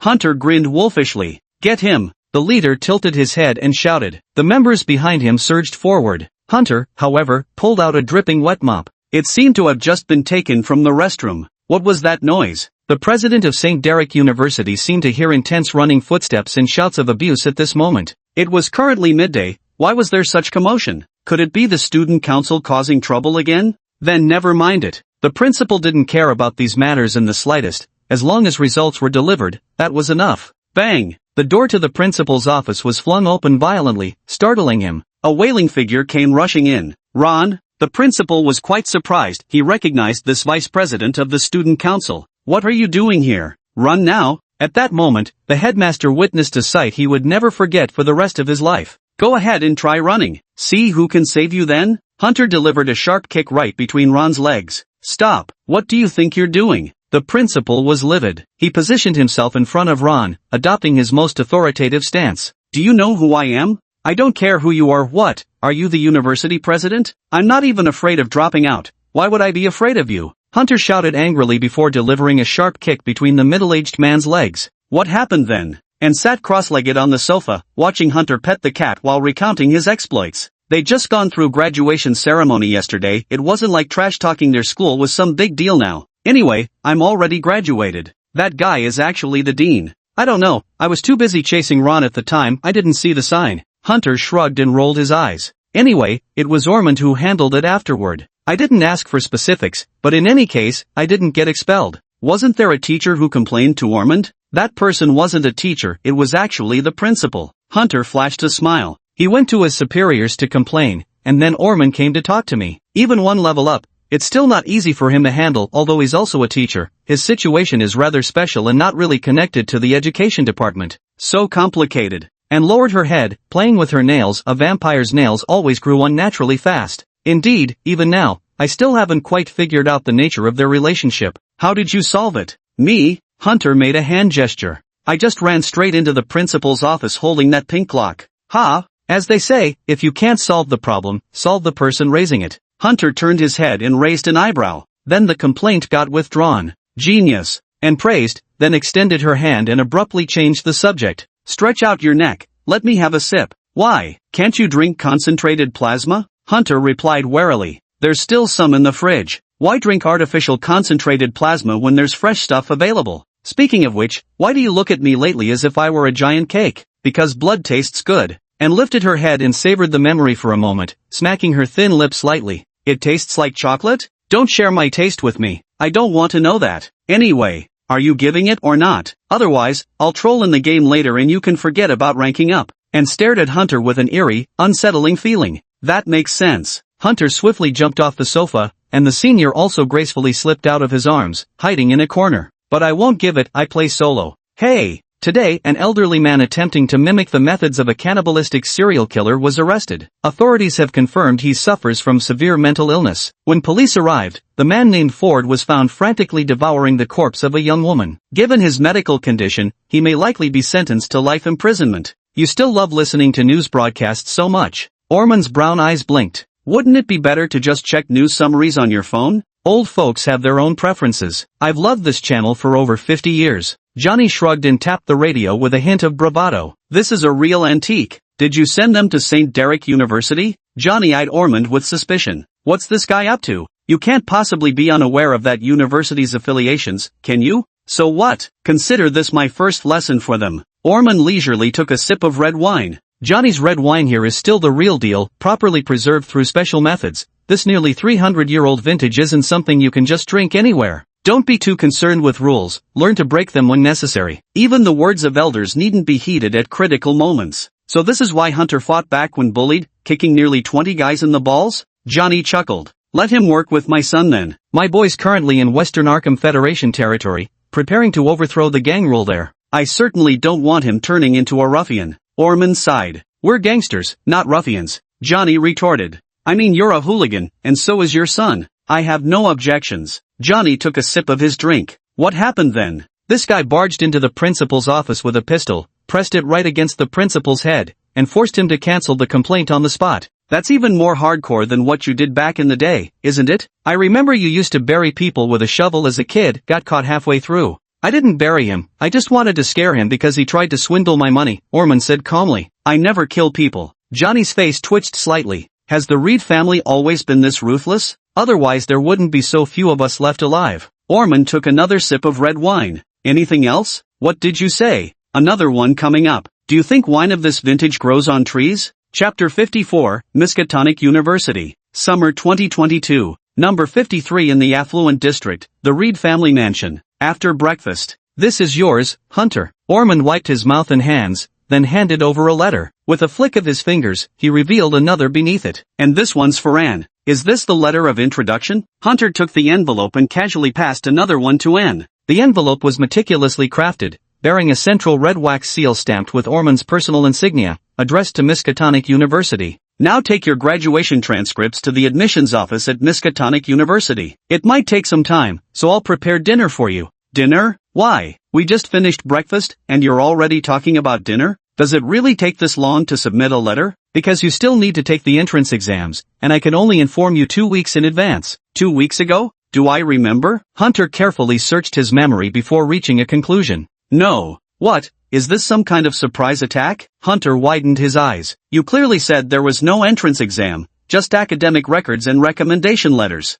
I asked, and to tell you, you had 2 whole weeks to prepare. Ah, so it was mentioned 2 weeks ago. Now the question is, who failed to inform me? How very mysterious. Well, Hunter glanced at Anne, who simply shrugged and flashed him a perfectly natural smile. Surprise, she replied indifferently, yet Hunter inexplicably sensed she was in a good mood today. Indeed, both surprising and delightful. Ha, who taught you that? How annoying. And glanced at Hunter. Ha, could it be me? Surprise? More like a scare. Hunter rolled his eyes. I don't even know what to prepare for. There was never any syllabus, and replied. Telling you in advance wouldn't have helped, so I figured not telling might make you panic some more. Is that so? Exactly. To test your true psychological ability, there's no syllabus. Simply go take the exam. Ormond sighed somewhat nostalgically, as if reminiscing about his own student days. It's much more troublesome than our time. I only learned recently after inquiring that there's an additional entrance exam now. I originally thought my handwritten recommendation letter would suffice. Regarding what exactly? Not sure. According to my colleagues in admissions, it seems designed to probe your truest thoughts and intentions. You already know that, don't you? Speaking of which, is this thing actually reliable? Didn't you get your counseling certification? You should know more about this than I do. And blinked. She was wearing colored contacts, her dark pupils now looked perfectly human, though her skin was unnaturally pale. I told you it's fake, that's why I'm asking if it's reliable, Hunter sneered. I'm afraid I'll get tossed into a mental hospital after taking the exam. Go ahead, time waits for no one. Ormond gave a bitter smile and patted Hunter's shoulder. With me backing you up, there's no way you'll end up in a mental hospital. Alright, we're heading out first. Hunter sighed as he opened the door and walked out with Anne. Remember to bail me out from the mental hospital, Hunter added. I'll find a way to get you locked up for sure, and said with venom in her voice. Can't you ever say anything nice? Learned it from you. Copying my bad habits instead of the good ones? You know it's bad too. What a great relationship. Best of luck to you both. Orphan smiled, offered his blessings, and closed the door.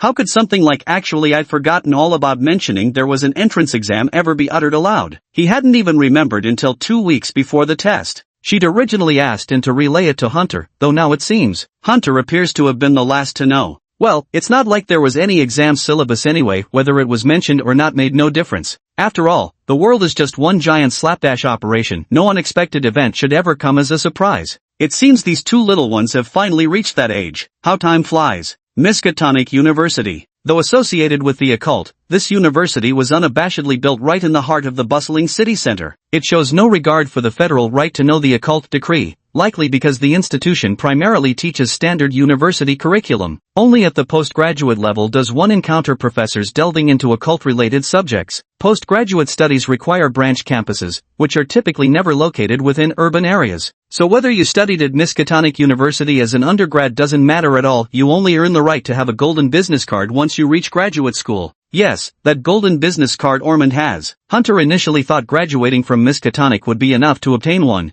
but in reality they're only granted after completing postgraduate studies. Who'd have thought that after being reborn abroad, even an otherworldly version of abroad still requires grad school exams? What kind of miserable world is this anyway? Is a high education degree really indispensable in this world? The admissions office of Miskatonic University is quite close to home, just a 2-kilometer walk away. Should I strike up a conversation with her? After all, we've barely spoken these past few months, and the last emotional exchange was back in February, and should be slightly behind and to my left, only audible through the rustling of clothes. Hunter slowly turned his head. Unexpectedly, he met a pair of calm black eyes. Luckily there was no hostility, otherwise I would have screamed in fright. What are you staring at me for? I'm watching the road. And paused before answering. Sure you are. Hunter turned his head away. Talk? Yeah, right. Admissions office. Far more applicants had come than expected for the entrance examination. They crowded the admissions office in scattered groups, sweating profusely as they handed various documents to the staff. Their purpose was crystal clear.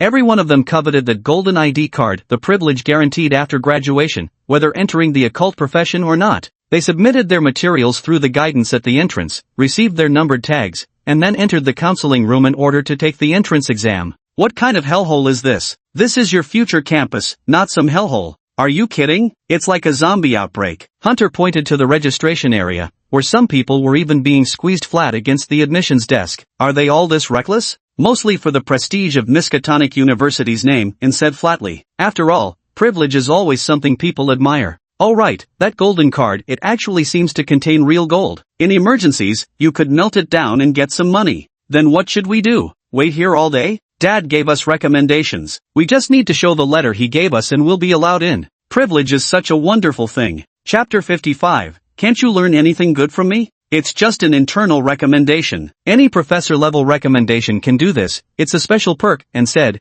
taking out the Orphan business card. She approached a slightly less crowded reception counter and handed both the recommendation letter and the business card to the attendant. Speaking of which, what kind of exam is this anyway? There must be some general framework, right? Is it a written test or an interview? Hunter intended to inquire with the receptionist to obtain information. Are you serious? At the counter, a somewhat irritable young man began shouting at the receptionist. Seemed to be the one who got cut in line. Why can she cut in line? Look carefully, our school's professors get priority treatment. If you have the same privilege, then show it. The receptionist held up that golden ID card. Do you have one? If not, then wait your turn. It feels a bit like bullying, doesn't it? You're seriously underestimating the professor's rank, and shrugged. Professor Me is a real treasure among people. Hold on. A somewhat exhausted voice interrupted their conversation. Next, miss, we can chat later. Please go inside first and don't block the way for others behind you, said the receptionist with dark circles under her eyes, addressing an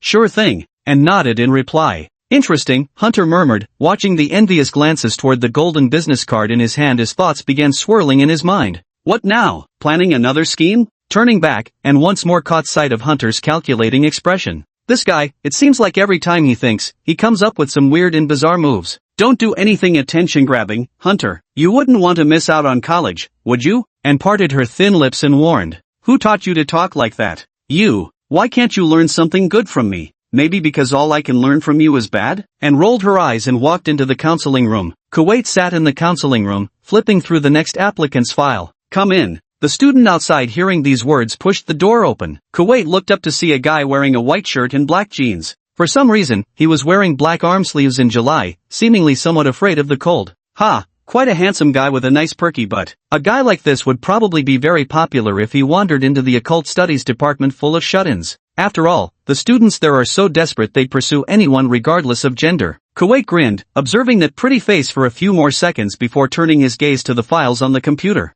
No. Hello. The other person uttered a strange voice. But this was only relative to males. If such a voice belonged to a woman, it would be called crisp and charming. Anastasia Reed. Miss? Kuwait forcibly swallowed back the word Mr. With such a name, it should belong to a woman, right? Interesting, Anastasia means one who rises from the dead. That's quite uncommon. Seems to be that Mr. Orman's child. Yes, sir. The other party stepped forward and handed over the documents. It stated female on the papers. Kuwait hesitated for a moment before confirming that the beautiful individual before him was indeed female. Almost thought it was a man in women's clothing. Do children these days have such poor nutrition? Alright, not bad grades. Kuwait set the report card aside. Let me see if I recognize the recommender. Ah, it's Mr. Ormond. I know him, the old professor from the archaeology department. I'd heard your name before, but I could hardly connect it to your actual person. Old professor? Thank you for remembering me, but isn't he under 40 years old? He stayed at the university after graduation and has over a decade of seniority now, ranking among the top-tier professors. So that's how it is. Moreover, most of his contemporaries are already dead. Kuwait chuckled. You should recognize me, shouldn't you? Yes, Mr. Kuwait, your identification title is Blonde Reaper, the most senior professor of occult studies. Kuwait shrugged. Actually, I'm only 42, not that old. My apologies, but people in our line of work tend to die young. I hope you understand that. Making it to 50 makes you an elder. I understand, but that won't stop me from entering this school. Now let me explain our assessment process. Kuwait scratched his messy blonde hair and mechanically read from the form on the table. Because a number of our top students, due to their fragile mental resilience, met their end on the day they encountered the supernatural, we must conduct an entrance exam. If your tolerance is found to be too low, we will strongly advise you to pursue a conventional major rather than allowing you to engage with the occult. In other words, this is a method to protect talented individuals. Some top students possess extensive knowledge, but their minds are too fragile and some even suffer from psychological disorders. Under these circumstances, Miskatonic University decided to implement evaluations, transferring those with weaker psychological resilience to cultural studies programs. And similarly, those who demonstrate stronger psychological resilience in the tests will have a wider range of subjects to choose from. I understand. Then let our assessment begin. Kuwait snapped his fingers and, as if performing a magic trick, produced a small box from his wrist. He opened it directly, revealing a bizarrely shaped object that could roughly be identified as an eyeball from its appearance. It was a geometrical eyeball, with red veins and whites that seemed pixelated and distorted, literally protruding from its surface. Stare at it for 10 seconds, then answer my question. I'll use your response to determine whether your mind has been disturbed and assess your sanity level. Sure thing. Now answer me, Kuwait said sternly. Who are you? Anastasia. What's 1 + 1? 2. Alright, Kuwait yawned drowsily. Take a 30-minute break. During these 30 minutes, you can do whatever you want in this room, except leaving. What do you mean? I don't have to do anything? It seems I should escalate your test. Kuwait shrugged with palpable disinterest. In reality, if nothing happens after staring at this thing for 10 seconds,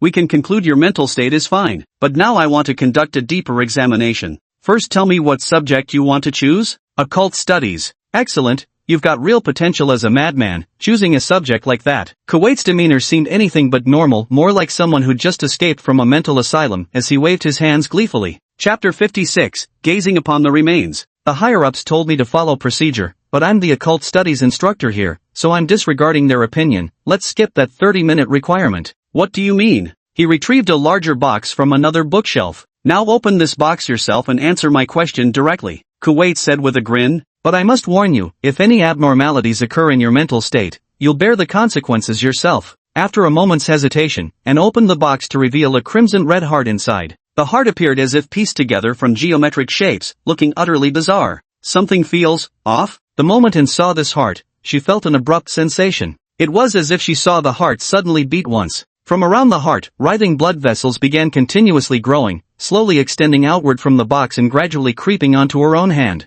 Slippery and squirming, it felt like ants crawling all over her body. How disgusting. Gurgle? Gurgle Lee? At some point, Kuwait, who was sitting across from him, began uttering strange words. What the hell is this guy saying? It seemed like a question was being asked, but his own sanity points had dropped too low to hear it clearly. Reality itself appeared to be twisting slightly, like the effects of eating poisonous mushrooms. Does that mean if I don't answer his question correctly, I'll be eliminated? No, probably not. The scores should be calculated this way. But will scores calculated this way ensure my passing? Not certain. Looks like some special methods are needed, at least to reach an average level. And consciously began controlling her heartbeat, her eyes gradually turning bloodshot crimson. But Kuwait would definitely not notice this change, since and was wearing colored contacts. To the outside world, her eyes remained brown. Sure enough, her vision began clearing up. The sanity-draining effects of this geometric heart were nothing before a vampire's bloodline. In plain terms, it means no longer being afraid. What's 1 plus 1? Heard it. Kuwait asked again, the corner of his mouth already curling upward.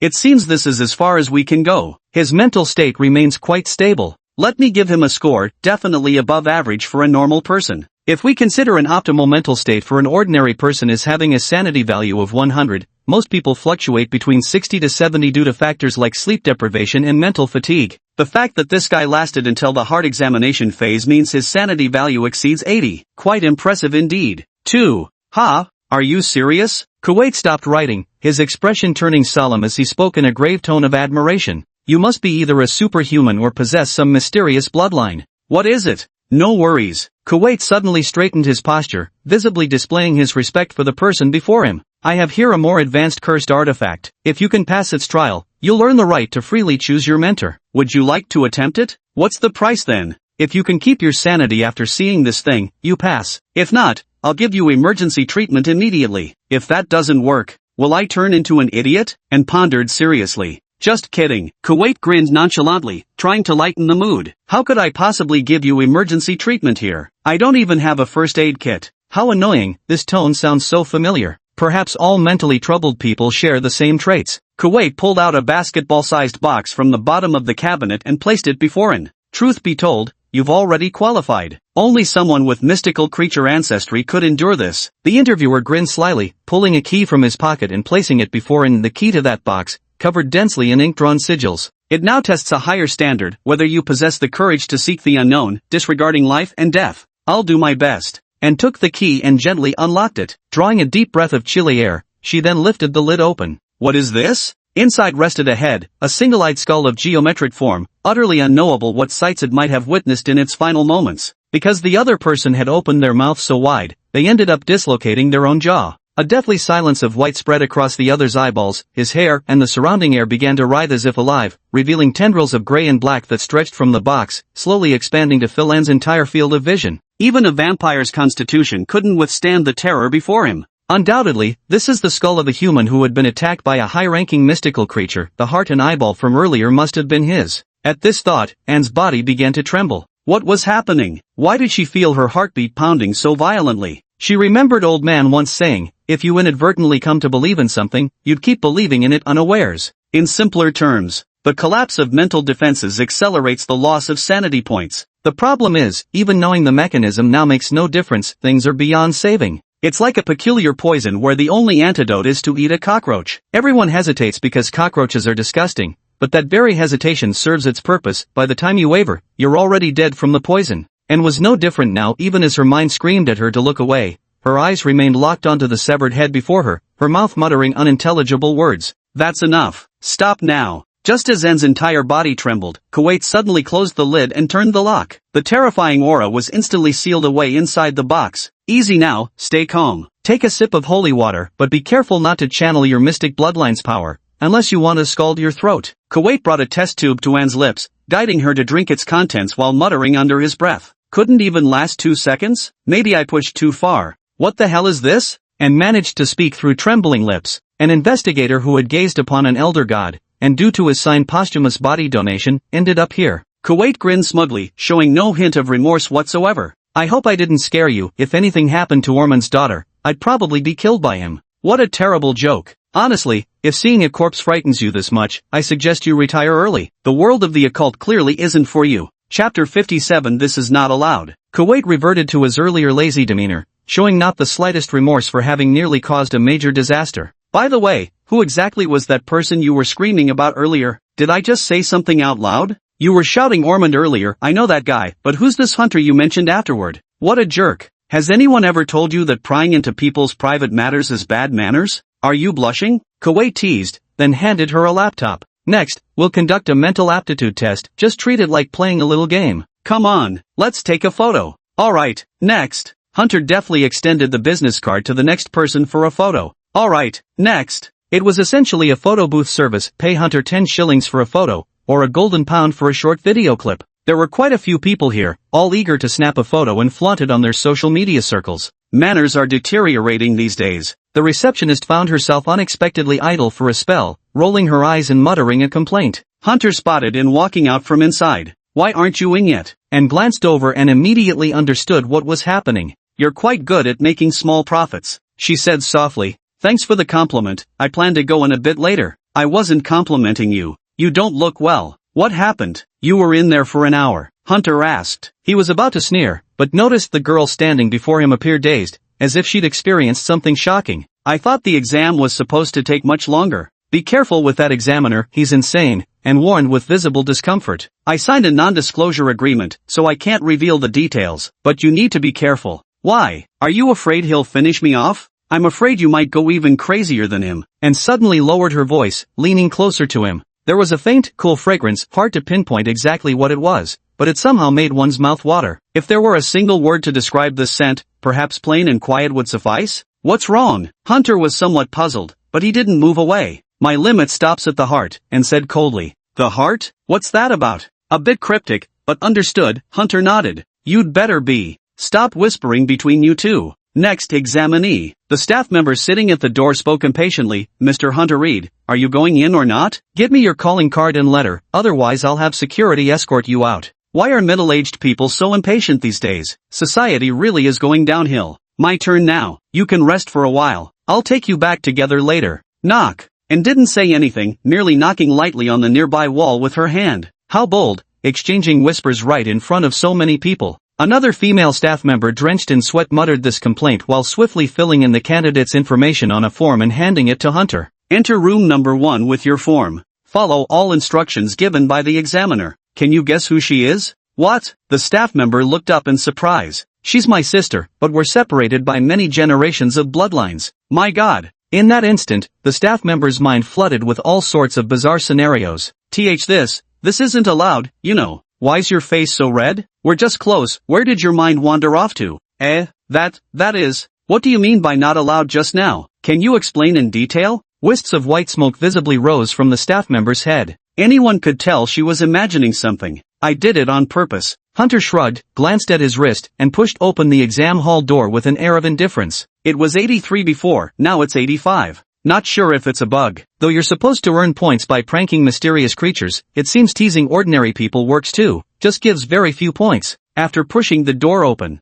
it was a room with exceptional soundproofing and various protective measures. Upon entering, one could clearly see the walls were a full 50 centimeters thick, lined with an additional layer of soundproofing material inside. Is this an interrogation room or an exam hall? Hunter muttered. The furnishings in the room were extremely simple, nothing more than a table and 2 chairs. The examiner sat on the opposite chair, looking like an untidy man who didn't often take care of himself. His greasy blonde hair seemed capable of frying oil, and it was unclear how long it had been since he washed his face, so dark it looked like he had just pulled an all-nighter for a week. His eye bags were so thick they felt like they could be peeled off. Hello, please take a seat in front of me. The examiner tilted his head and gave him a chuckle. My name is Kuwaitlevich, specializing in mysticism, and I'll be your examiner today. Hunter took the seat across from him. The table before them bore numerous fresh marks, some as if clawed out by fingernails, others resembling teeth indentations. Even the corners of the table showed traces of abuse. So is this supposed to be an interrogation room or an examination hall? Oh, don't mind those. They're just left behind by some low-scoring candidates, people who couldn't even make it past the first round.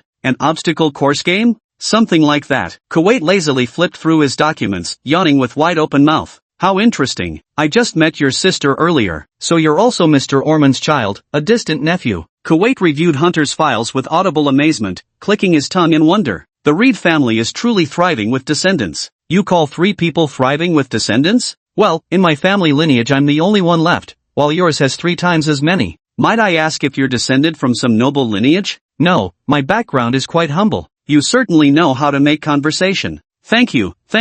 Alright, enough talk. Let's begin today's test. Kuwait flashed an ugly grin. His mouth was so wide that the corners could stretch all the way to his earlobes when he smiled, making it easy to peg him as some kind of villain. First, look at this eyeball. Stare at it for 10 seconds, then answer my question. He opened a smaller box and placed it before Hunter. What's 1 plus 1? Why is this eyeball geometric in shape? Hunter questioned. What kind of thing is this? Just an eye affected by a mystical accident, Kuwait replied. Now answer my question. Chapter 58. The atmosphere suddenly fell silent for 2 seconds. 2. Good. It seems this question holds no pressure for you. Kuwait scratched his disheveled golden hair with the unusually long fingernail on his little finger. As he spoke, he took out another slightly larger box from the cabinet and placed it in front of Hunter. Will you choose to stare at that eye for 30 minutes, or shall we conduct some more stimulating experiments? More stimulating experiments? Is this a new game? More exciting than any game. Kuwait's grin stretched ear to ear as he enthusiastically pushed the larger box toward him.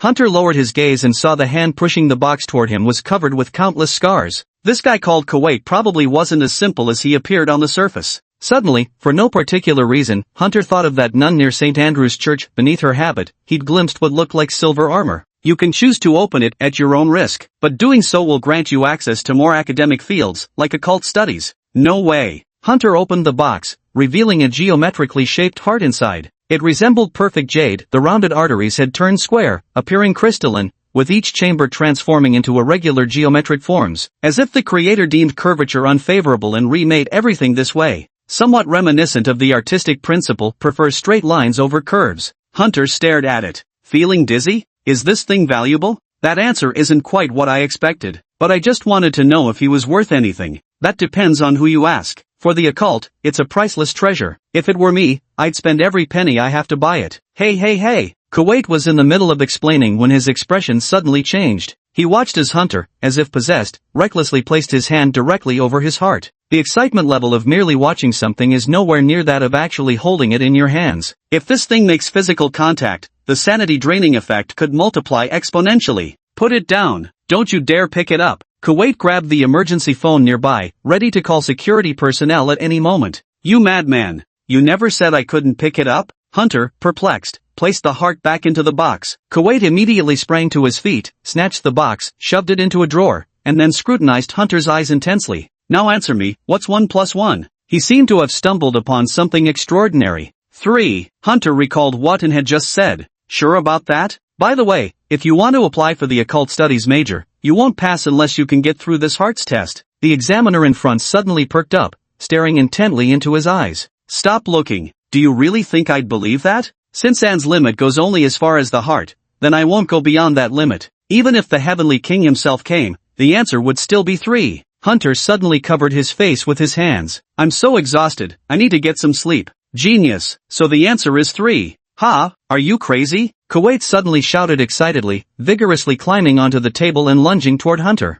I'm crazy? He shouted to himself. Yes, I've got one more thing here. After you see this, if you still don't react, I'll give you full marks. Full marks? You were born to be a madman. Kuwait took out a basketball-sized box from the nearby cabinet, placed it in front of him, and casually unlocked it. Come on, open it. No. Hunter stood up in disgust. I just want to enroll in occult studies. Since I passed, I'm going back. I still want to go out for dinner. Please open it. I'll do anything. You're so self-centered. Hunter lost interest and stood to leave, but his hand was caught by Covet. I'm the senior professor of occult studies. If you want to study under me, you'll need my permission. Oh, so I just won't go in then? It's not like you need a degree in the occult to be an investigator. Other subjects work just fine. Damn it, why won't this kid bend no matter what I do? Could it be that you have an interest in the occult? If you're so eager to see it, why don't we check it out together? Hunter rolled his eyes and casually opened the box. He also casually turned Kuwait's head to look. The atmosphere suddenly fell silent for 2 seconds. Ah, why did you open it?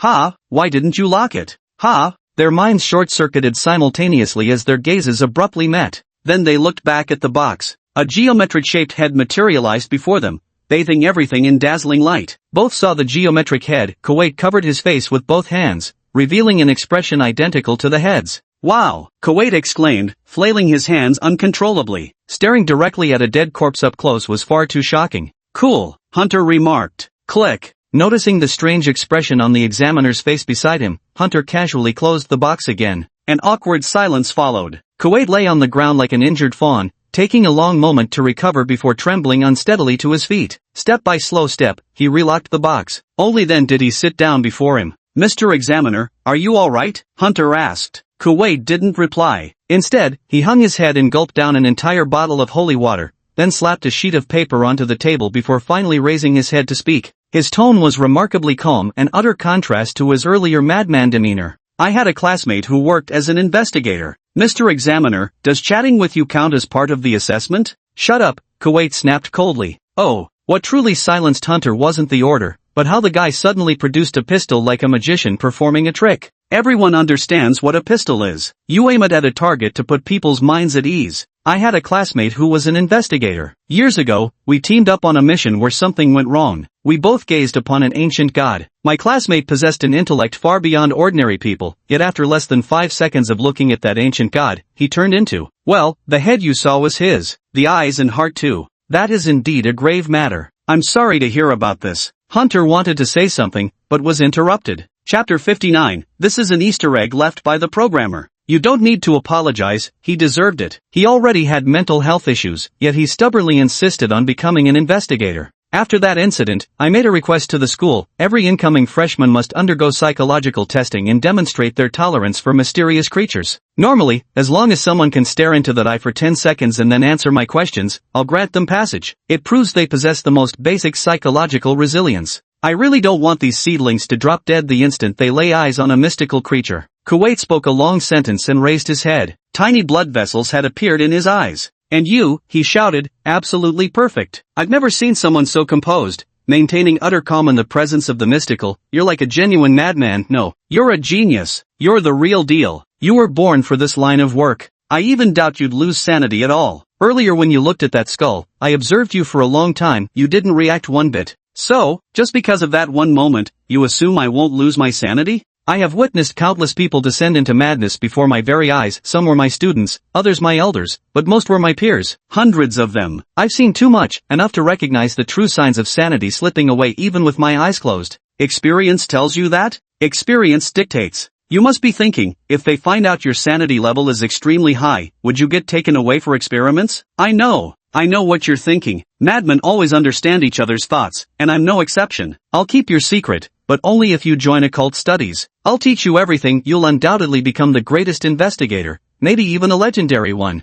Alright, I have to admit I'd still been imagining this world far too simply. Staring at the overly enthusiastic Kuwait before him, Hunter recalibrated his self-perception. Most people in this world still have brains in their heads, but there's also quite a few lunatics around. How annoying. If everyone's crazy, then my madness won't stand out as unique anymore. So what's my final grade then? To avoid drawing attention, I'll give you 80 points, just enough to qualify for occult studies." Kuwait narrowed his eyes, examining Hunter as if he were a rare treasure. "Stay in the room for half an hour, then you can leave. Meaning don't stand out too much, just follow the normal procedure, right? By the way, won't our conversation be picked up by surveillance?" "There are 2 surveillance cameras in this room after all. I just cast a silencing spell." Kuwait glanced at the surveillance camera. "That thing might as well not exist." "A spell? The air contains ether, so do human bodies. Spells are like circuit boards, they can be powered by ether. The rest you can ask your Uncle Ormond about back home. This isn't a classroom." He waved his hand impatiently. "By the way,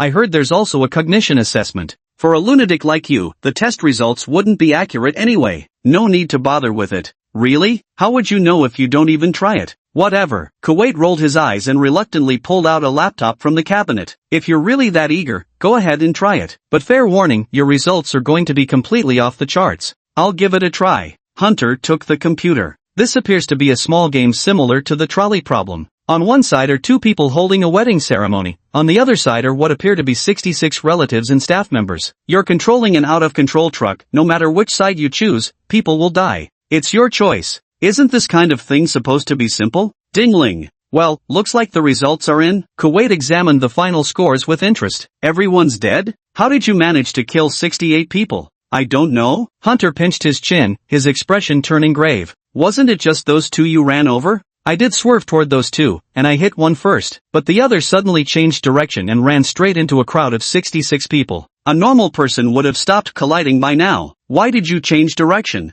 My target acquisition mechanism is too perfect. You have a target acquisition mechanism? Are you a program? Hunter's expression suddenly grew grave. It's just a game, so don't take it so seriously. What about the other 66 people killed? Those 66 were pure accidents, nothing to do with me. The brakes failed, I just drove it there. Are you serious? You feel no guilt at all? Actually, the squishing sound of running someone over is quite satisfying, splat splat. Are you seriously enjoying this? Kuwait covered his eyes. You should stop. You're clearly insane. And you? Don't tell me you've never tried it? Me? Kuwait smirked disdainfully. I'm different. What do you mean? I wondered if I could knock them all down at once, so I turned the car sideways. Woohoo! Drift! Nice drifting skills there. Come on, electric car, go for it. Right? This takes skill, plus you gotta exploit the glitches. Kuwait kept clicking, a proud expression on his face. There are a few other games here, let me show you some moves. What's this? Why are you driving backwards at the start? This is an Easter egg left by the programmers. See? I can drive outside the map.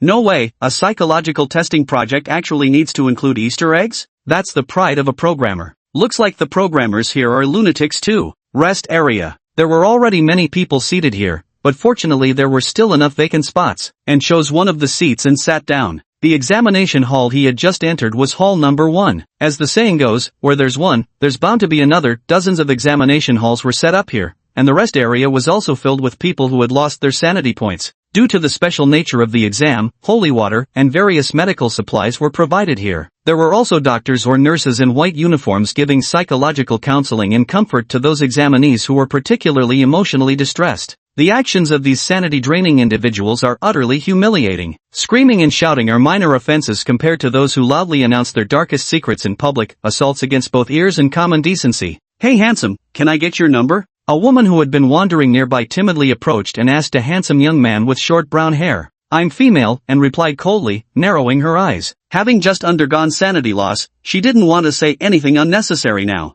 Sorry. Chapter 60, my family is actually this rich. Hey gorgeous, wanna add me as a friend? This time, it was a boy. I'm a dude, and murmured with her eyes still shut, she couldn't be bothered to open them. But your voice. False tone. My apologies. The other party hastily departed, their hurried footsteps quickly fading into the distance. An let out a sigh. An hour already? Why hasn't he come out yet? Does he really plan to stay in there this long? Bang! The door opened, but it was opened from the outside. Kuwait was pulled out and taken away by a grim-faced woman with a helpless expression, replaced by another staff member who took his position. Hunter was also thrown out with an awkward smile, reprimanded by that same stern-faced woman before finally being allowed to leave. What happened? Anne asked, frowning. Did you get fired? No, I haven't even enrolled yet. How can they expel me? Then what happened? We were playing games inside when the surveillance saw us. That woman was from campus security. She came straight in and took Kuwait away. Playing games with Professor Kuwait? Are you serious? During an exam, playing games with your examiner? He's a lunatic, Hunter said casually, flicking the nearby table with his finger, producing a sharp tap sound. Which meant everything was fine.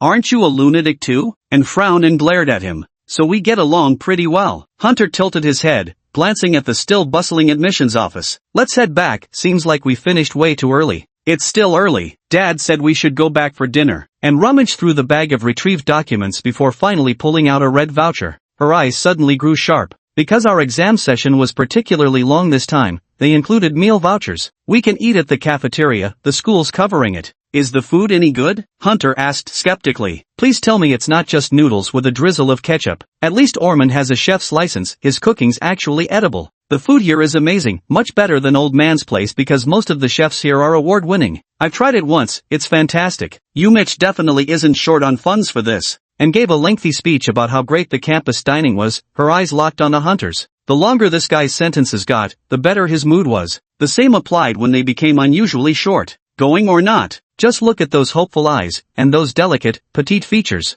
Slurp. She was drooling, her eyes gleaming. What a sight I've never seen in my past life. With someone leaning so close, who wouldn't feel dizzy? Oddly, I feel like I'm drooling too. Hunter swallowed hard. It does look delicious. How would you know without tasting it? Ha! Some things are worth sighing over in advance. How strange. And gave him a suspicious glance. Let's go. Got any plans for summer vacation? Orphan suddenly posed this question at the dinner table. And stopped chewing her food and glanced at Hunter. Neither and nor I have one. Why do you ask all of a sudden? Hunter hesitated slightly before asking. This afternoon, I received an external commission. Orphan placed his hands on the table, resting his chin on them. The task involves searching for someone in a small coastal town. Let me be clear up front, this matter has connections to the occult. Are you suggesting we go for some field experience? Correct. This commission has been evaluated as the lowest difficulty level. In terms of the task, I can handle it alone, but I'm allowed to designate accompanying personnel. Will we be taking on this commission as investigators?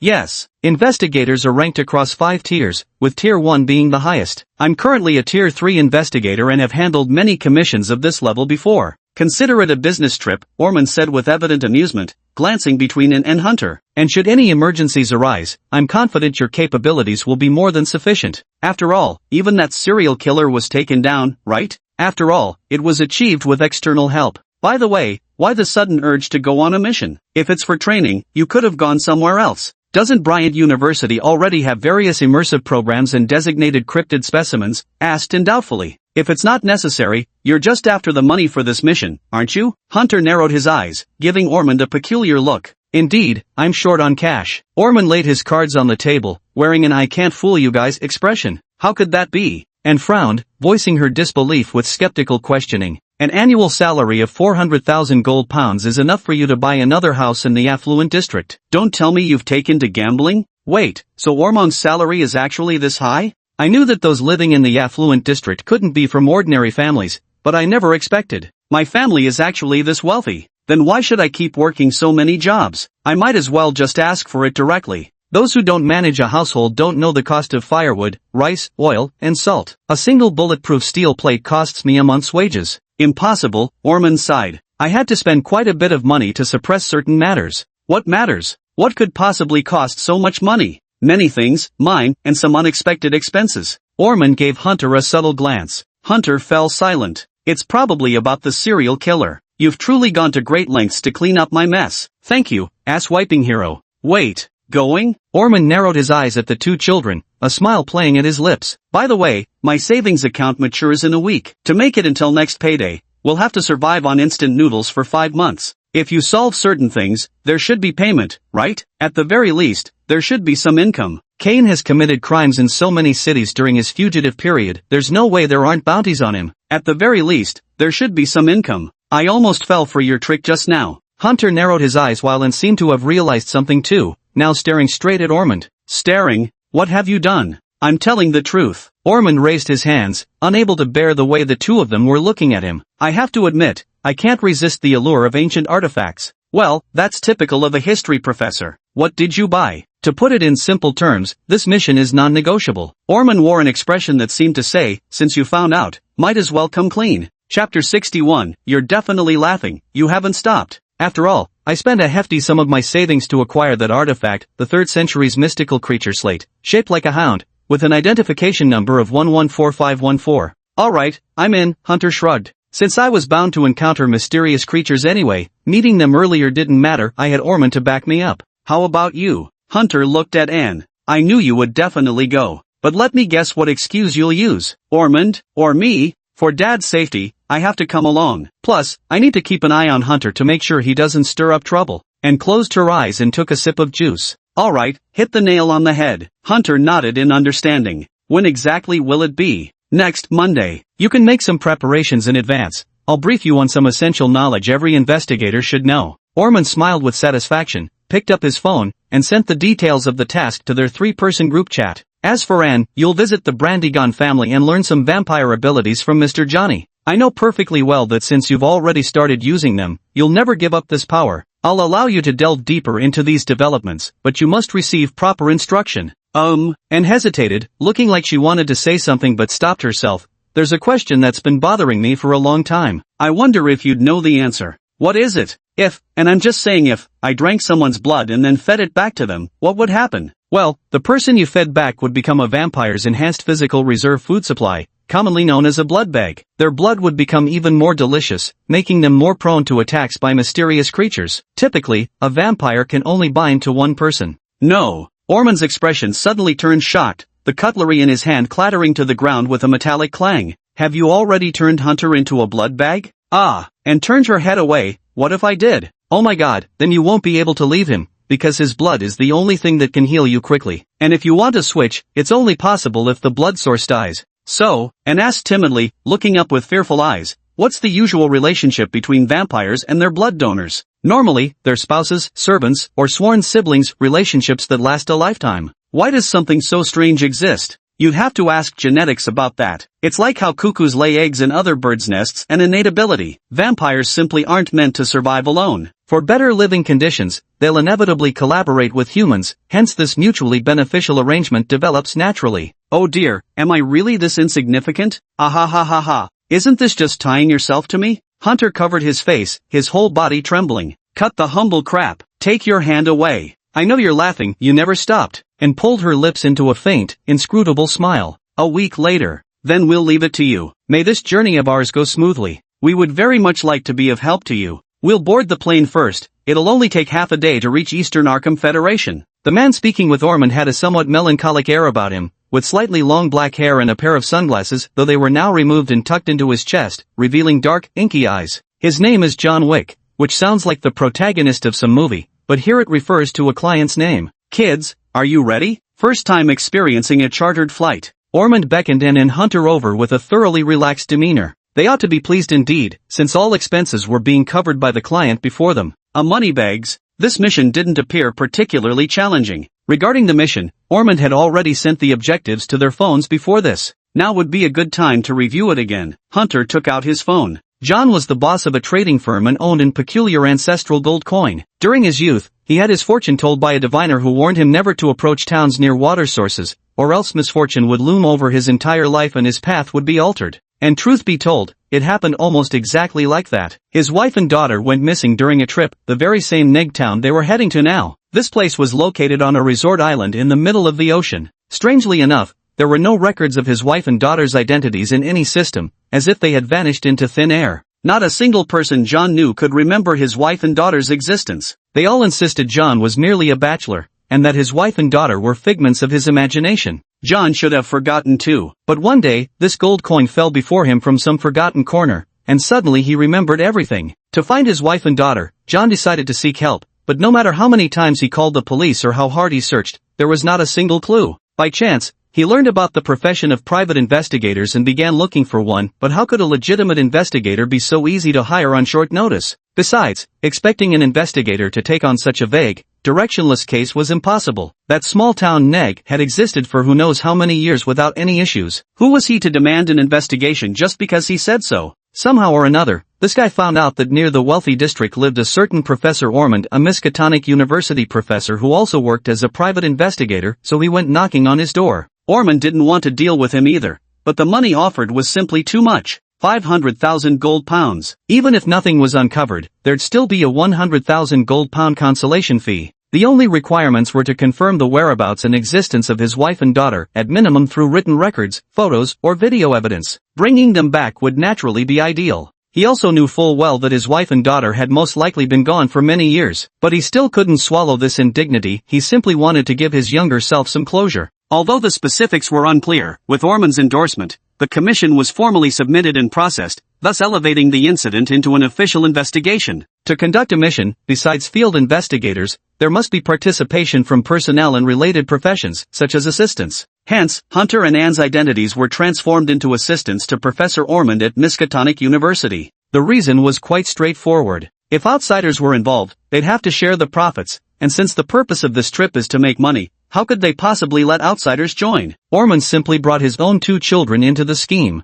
Anyway, if they did nothing at all, they'd still get 100,000 gold pounds as hardship allowance. Why not take it? You could tell he was truly desperate for money. Chapter 62, Neg Town. Neg Town. It sounds a bit strange, as if it were a place with many black people, but it is indeed the name of a small island town. When the plane first flew over the endless ocean, everyone's vision blurred for an instant. This place truly feels like a secluded earthly paradise, blue skies, emerald seas, accented by touches of orange architecture and blending seamlessly with white sandy beaches. It's the perfect haven for retirement. According to previous investigations, an unusual race of mystical creatures still resides here. Centuries ago, they interbred with humans, producing numerous hybrid offspring known as fishmen. Just as this world already had werewolves, vampires, succubi, and all sorts of strange hybrid races, one more merman didn't seem particularly surprising. They had their own traditional culture and coexisted harmoniously with humans, so the people of this small town quickly accepted them. Were your wife and daughter reported missing from this very location? Ormond asked, turning to John seated across from him. The man was cradling a glass of red wine, gazing silently out the window. Beneath this peaceful surface flow relentless undercurrents. Never trust your eyes, investigator. John tightened his grip, his face betraying a hint of concern while maintaining that graceful demeanor, like a true British gentleman. He was a guy with long black hair, wearing collar-standing clothes and often sporting black sunglasses. The duty of an investigator is to investigate, analyze, and resolve. If the information you've provided is entirely accurate, we will certainly be able to trace the whereabouts of your daughter and wife. Ormond replied earnestly. I hope so. John smiled worriedly. Then I'll rent a building in Negtown and wait for your news. Although there's no time limit, I still hope you can find traces of my wife and daughter as soon as possible. Knock, knock, knock. Hunter unconsciously glanced at Anne, only to find her looking back at him. Someone was knocking at the door. It looks like our conversation has to come to an end now. Good times are always so easily interrupted. John set down his wine glass with a smile. We've reached our destination and will be landing shortly. Please prepare yourselves, ladies and gentlemen. A staff member knocked on the door before delivering this announcement. Let me see what a professional investigator is capable of, Mr. Ormond. I'm giving it my all, sir. John stood up and shook Ormond's hand. What, do you want to stay here? Anne stood up and tapped her finger on the table in front of Hunter. I'm a bit curious. At this hour, it seems like ours is the only plane around. What could that person up there be doing? Hunter also stretched and pointed toward the window before following Ormond out of the cabin door. Person? And followed Hunter's gaze in confusion. A guy holding a selfie stick came into view, seemingly doing nothing in particular. But was that thing really a selfie stick? Anne squinted her eyes to see better. No, it was an axe, a fire axe. What does he want? Why is he approaching John? That sugar daddy? Look out! And immediately ran out through the hatch. Attack, she shouted. But it was already too late. Her eyes widened. Because the guy with the fire axe had already been restrained by John's bodyguards. The crowd simultaneously turned their gaze towards Anne. Don't look at me, this is so awkward. Sorry, Anne murmured. Your assistant, John teased, is quite adorable. Everyone has their youthful days, wouldn't you agree? Ormond pulled out a cigarette, paused for a few seconds, then put it back. Ah, so that's how it is? And obediently stood beside Hunter, shooting him a glare. Otherwise, what do you think bodyguards are for? Hunter nudged her with his elbow. At the very least, they should be able to take down any suspicious characters, right? Mr. John, what's going on here? Ormond turned to look at John. It seems there's been some misunderstanding here. John took a cigar from his breast pocket, lit it, exhaled a puff of smoke, and stepped forward to face the assailant. Hello? He crouched slightly as he spoke to the man. A curse. The attacker was a white-haired old man who shouted with such fury that veins bulged from his temples, twisting his face into something monstrous. The centers of his pupils seemed to have turned crimson. You are the curse incarnate. Your very presence spells doom for this land. Crazy talk. John shrugged, and the bodyguards immediately dragged the old man away. It appears to be just a mentally ill person, which I think is quite rare in this small town. Also, I believe this landing pad should have tighter security. For the sake of convenience, Ormond chose to stay at the hotel closest to the town center. Absolutely not because this operation's expenses are reimbursable. 2 months. Within that time, we'll complete the commission, whether we find it or not, we'll just do our best. Ormond admonished the two children. I will give you the opportunity to gain experience, but I won't provide you with the answers. To become an investigator, taking detours is inevitable. Only through these trials will you develop the temperament required of an investigator. Then you're saying, Hunter's eyes widened, we can do whatever we want, go wherever we please? Yes, but Butman must go with you. Ormond immediately raised a finger, signaling he was about to get to the point. I'm genuinely afraid you might smash someone's balls again. How could that be? Hunter chuckled. Then when do we start getting to work? Action? It's showtime. Ormond covered his face. I was so afraid you'd suddenly pull some crazy stunt. Hunter snapped his fingers. Let's go? Let's go, and replied, casually slipping on a pair of sunglasses that made her hazelnut-toned face look exceptionally cool. All right, here are your room keys. You're free to arrange your own time. I'll take you all together again in a week. Hopefully they won't cause any trouble. Ormond muttered as he slowly walked downstairs, then turned to chat with the cleaner below.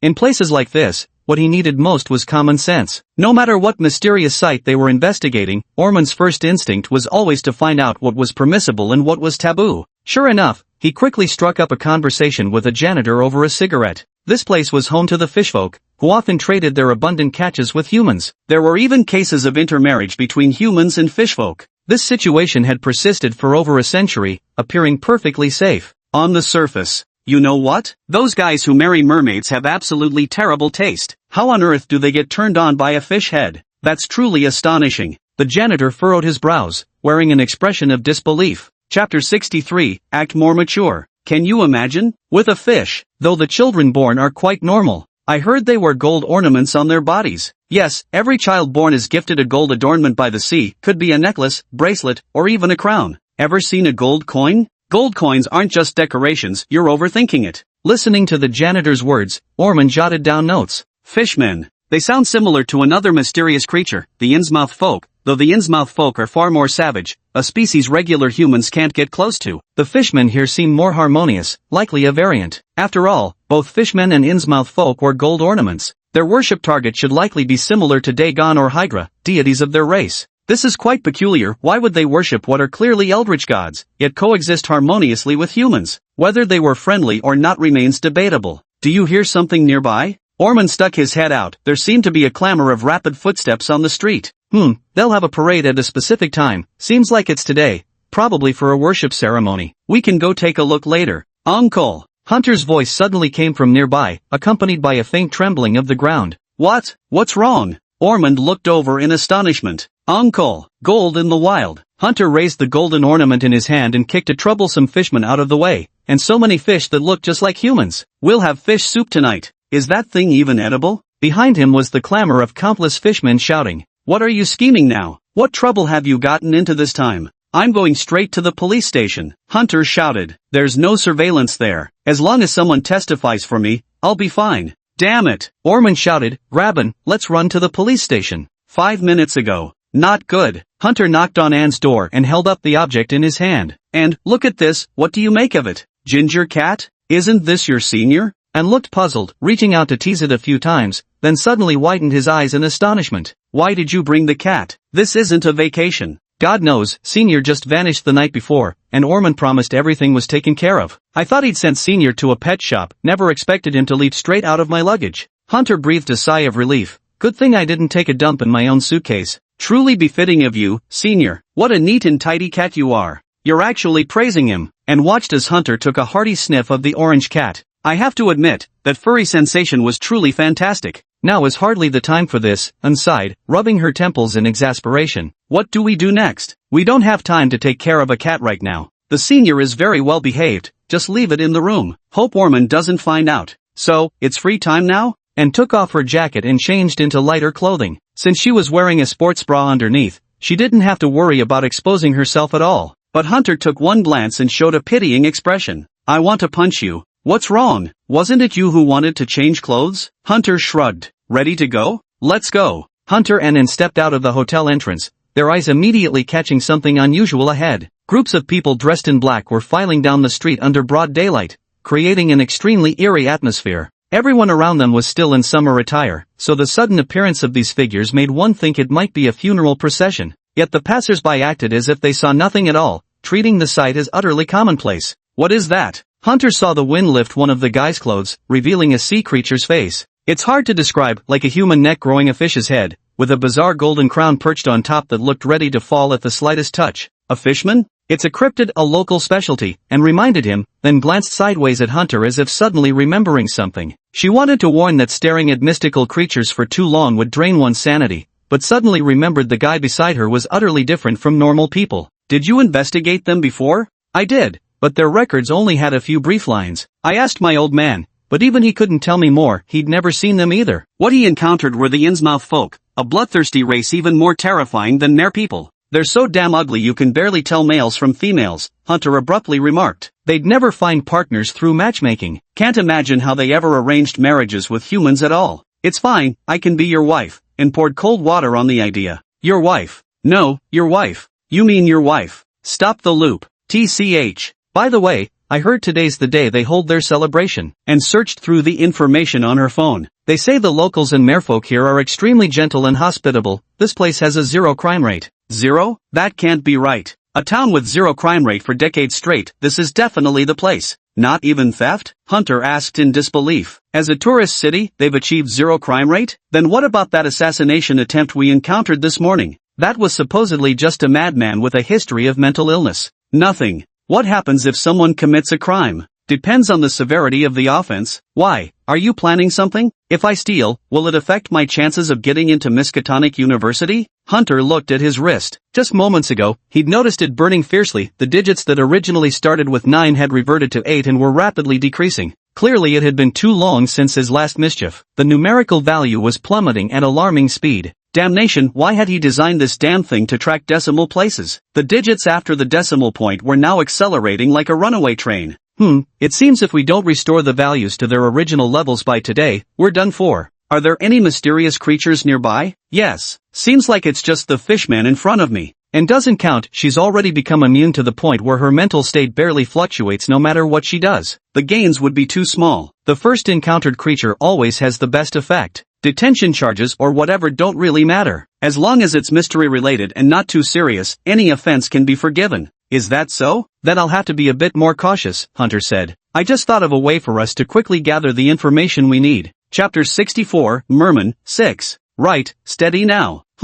Before Ann could finish speaking, Hunter seized the moment, lunging toward the corner where a lone fishman stood apart, his treacherous feet already in motion. He cunningly extended his foot, perfectly tripping the fishman and sending him tumbling to the ground. Hello, are you okay? I'm so sorry, I didn't see you while I was running. Ha, the fishman uttered in bewildered confusion. Everything was spinning wildly, he hadn't even regained his bearings yet. His golden ornament was a crown, which sat so loosely upon his fish-like head that it happened to fall off at that very moment. What happened? The fishman turned around in confusion, only to be met with a warmly beaming face wearing an unsettling smile. Even a creature of mystery couldn't help feeling a twinge of fear. Joking aside, if someone suddenly appeared behind you, staring wide-eyed with a grin, wouldn't you be startled too? What are you doing? The fishman asked puzzledly as he slowly rose to his feet, outstretching his hand. Sir, please return my belongings to me. Is this your stuff? I'm not sure, I found it on the ground. I'm going to hand it over to the police. Hunter said this, then seized the crown from the ground before the fishman could respond and sprinted off in the opposite direction.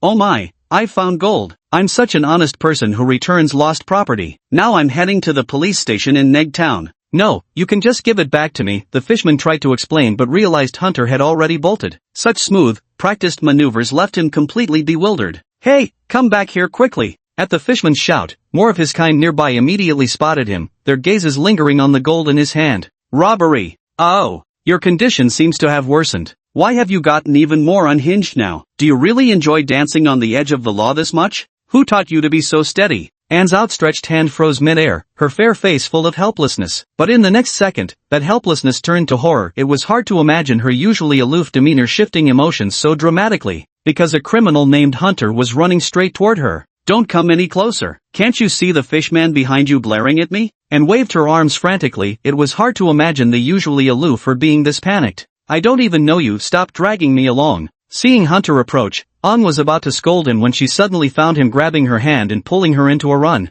You've committed a crime. Why drag me into this? We'll go straight to the police station and turn ourselves in. File a report. You're my buddy, you've got to come with me. Who the hell even are you? I don't want to get locked up. While running, Hunter glanced at his wrist. The numbers had stopped decreasing and were now rapidly climbing. It seemed the overwhelming number of riotous fishmen had caused an exceptionally quick rise. Woohoo! Jackpot! Out of my way, dude. Fortunately, these mysterious creatures didn't seem very mobile on land, their running speed far inferior to Hunter's. Hunter ran wildly, kicking at the fishman who was about to catch up to him in passing. Fishman, 6. Hunter and Ann ran frantically until they soon spotted Orphan sticking his head out of the hotel entrance. What trouble have you gotten into this time? Hurry to the police station, we'll meet there. What the hell, why am I running with you guys? Come on, Orphan yelled, slightly puzzled but still breaking into a run alongside Hunter. He couldn't shake the unsettling feeling of the fishmen's gazes burning into their backs. It must be that the fishmen thought we were in cahoots. I really should have locked you in the hotel room and not let you out. We can talk about that later. There's no hurry. Hunter gasped for breath as he finally caught sight of a 2-story blue and white building ahead. He'd finally found the police station. The phone navigation really came in handy. Hunter hastily dragged in through the police station's entrance. The officers froze in surprise. Sir, what are you?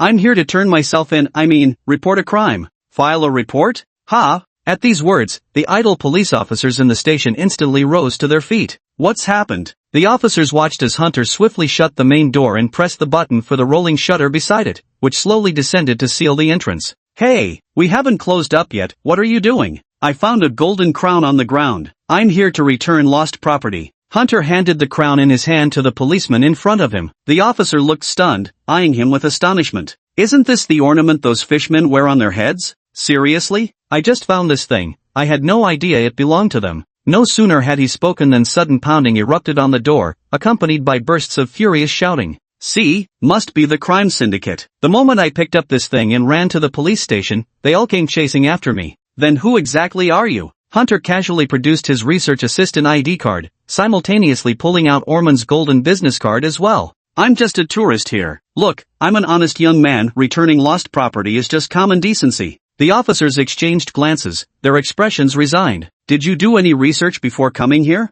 No, what's wrong? Seems you're still unaware of our local, unique mythical species. The officer sighed and motioned for the surrounding police to stand down. Reporting to the police won't be necessary. For the sake of our beautiful town, let me give you all a little educational session about our local history. People who do such things deserve retribution. That retribution naturally comes in the form of criticism, education, and study. The officers pulled out several hefty ancient tomes. In the police station's archives, they patiently explained the century-old history of the fishmen. Hunter didn't mind as long as they provided him with mysterious intel. He was willing to endure another scolding. It must be said his approach was quite clever, picking up the items, then directly handing them over to the police station. This could even count as turning himself in, aligning with the principle of no penalty for first-time offenses. In this incident, Hunter and his companions gained knowledge about the fishmen. Hunter himself received a stat boost, ensuring he wouldn't get killed off. As for that fishman who suffered a kick, its wounds were the most severe. Ah, a world where only the fishman gets hurt has been achieved. Hunter checked the historical records of numerical gains in his mind while listening to the criticism lecture. One entry particularly caught his attention. Animosity from fishmen, +2. Chapter 65, I'll kick your fish eggs out. That guy I kicked earlier surprisingly gave me pretty high values. Speaking of values, just hypothetically, mind you, if I were to put Annie's underwear on my head, it'd probably only give me +1.5 because she'd just want to beat me up, not kill me. This +2 seems like he actually wants me dead. He wouldn't really try to kill me, would he? In short, that's how things stand. For the sake of this beautiful town, I hope you can properly discipline your assistant. He should conduct thorough research and preparations beforehand, otherwise he might cause serious trouble if he ever investigates those mysterious areas in the future. The officer kindly handed Orphan several pamphlets about the fishmen and turned to speak to the fishman representative sitting nearby. We've understood the situation, and now I need him to apologize, said the fishman representative, an older fellow with a fish-like head. For some reason, Hunter couldn't help but feel an urge to laugh whenever he looked into those large, round eyes. I'm terribly sorry. We're fully aware of everything. I'll discipline him properly, he's just an intern. Orphan offered a cigarette with a placating smile. We'll make a public apology to those fishfolk. Hunter, speak, and nudged Hunter's side with her elbow. Alright, my apologies sir, I acted rashly. I'm truly sorry. Hunter bowed with a smile toward the fishfolk standing before him. Oh right, and there's that mermaid fellow I kicked on the road over there. Seems like her name was Rosen, while the lead elder merman is called Lembo. Miss Rosen, I'm truly sorry for kicking you earlier. Rosen merely twitched the corner of her mouth in response. Young people should just shut up and die. Thanks for the apology. The voice sounded a bit strange.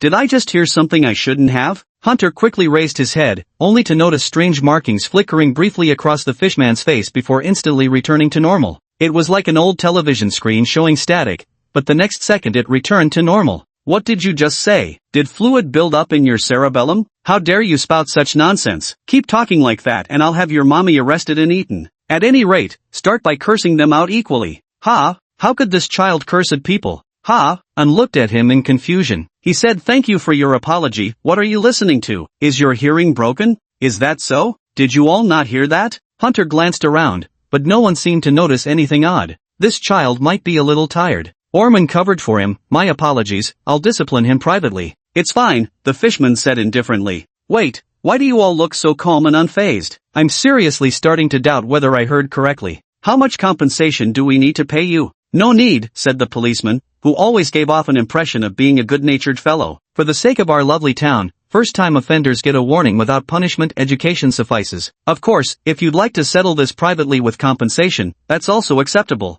Unnecessary, answered the fishman. He took a deep breath. Interestingly enough, his way of breathing deeply manifested through the rhythmic opening and closing of crimson-red gills along his neck. He looked entirely like a fish no matter how you saw it. For the sake of peace, we can afford to make some concessions, because whatever is not peaceful will eventually disappear. All for the sake of our beautiful town. Ha! Hunter found it even stranger. He always felt that the words he heard carried some peculiar undertone. Everything ended smoothly. The fishmen had dispersed, and Hunter was taken back to the hotel by Orphan. Even though your method ultimately provided all sorts of information about the fishmen more detailed than what I could have found on my own, I still don't approve of this approach. Because through proper channels, we could have quickly obtained relevant information from the local library or police department. Sure thing, Orphan said seriously to him, if there's a next time, I'll put you on the first flight home. Sorry, uncle, there won't be a next time. Hunter lowered his head, lost in thought, then suddenly looked up. At least I didn't bust those fishmen's balls, right?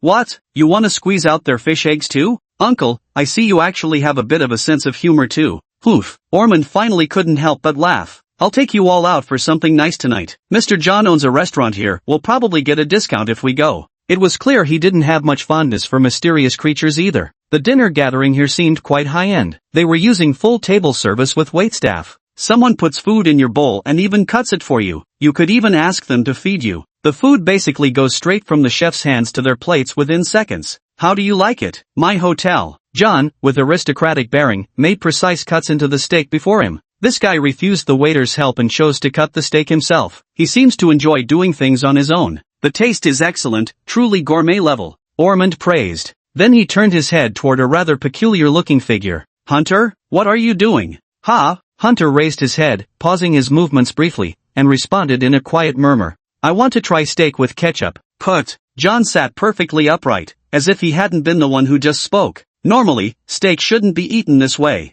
Anton sat aside and said so. Thanks, I'll try the lobster meat with salad dressing later. You should go out and establish your own independent federation. Anton muttered under his breath, but it was as harmless as a bird's chirping. It's alright, this is an inclusive place, a beautiful little town where anything goes. Hunter cut a piece of meat while watching John. Mr. John, go ahead. So why do I keep hearing so many people say for the beautiful little town? Hunter flashed a smile. You must come here often, right? Could you tell us about it? Just local customs, given there are mysterious creatures friendly to humans. John answered nonchalantly, as the beautiful woman beside him, who might be a bodyguard or maid, stepped forward to wipe his mouth. Eats by himself, but needs someone else to wipe his mouth. What a strange fellow. After all, this little town is truly beautiful, capable of inspiring profound love, wouldn't you agree? What are your thoughts, Mr. Ormond? It is indeed a lovely place. Chapter 66. I remember we were quite short on money. The taste is passable. Hunter sat on a nearby chair, holding his phone as he reminisced about the feast he had just attended. In his arms, the orange cat rested quietly. You call that pile of seafood just okay? The game's starting, stop playing with the cat. And threw him a sidelong glance and casually picked a spot. Two little bastards locked down the archer. You go support. I'll carry. Why is it always me doing the support role? Hunter shrugged and pressed the button on the screen. Trash teammate number 1 lock support. Because supporting you is exhausting, and you always love pretending to DC in the enemy fountain when we're snowballing. How many losses will it take for you to learn? And rolled her eyes and perfectly last hit every minion. Isn't gaming about having fun? When I see teammates rage at me, that's how I know I've won. Gank lane. Hunter casually engaged both the enemy support and marksman, while An followed up with her ultimate to slow them down. Just as they tried to flee, they were caught in another crowd control effect, and were finally finished off with a single piercing basic attack. I can afford a big item recall? And pinged the enemy jungler's portrait as a warning. He's coming, that guy. No, Hunter flashed a grin. Fine, and shrugged and recalled back to base. When the enemy jungler suddenly ambushed her, she somehow countered and killed them with sliver of health remaining by utilizing Hunter's crowd control and shield.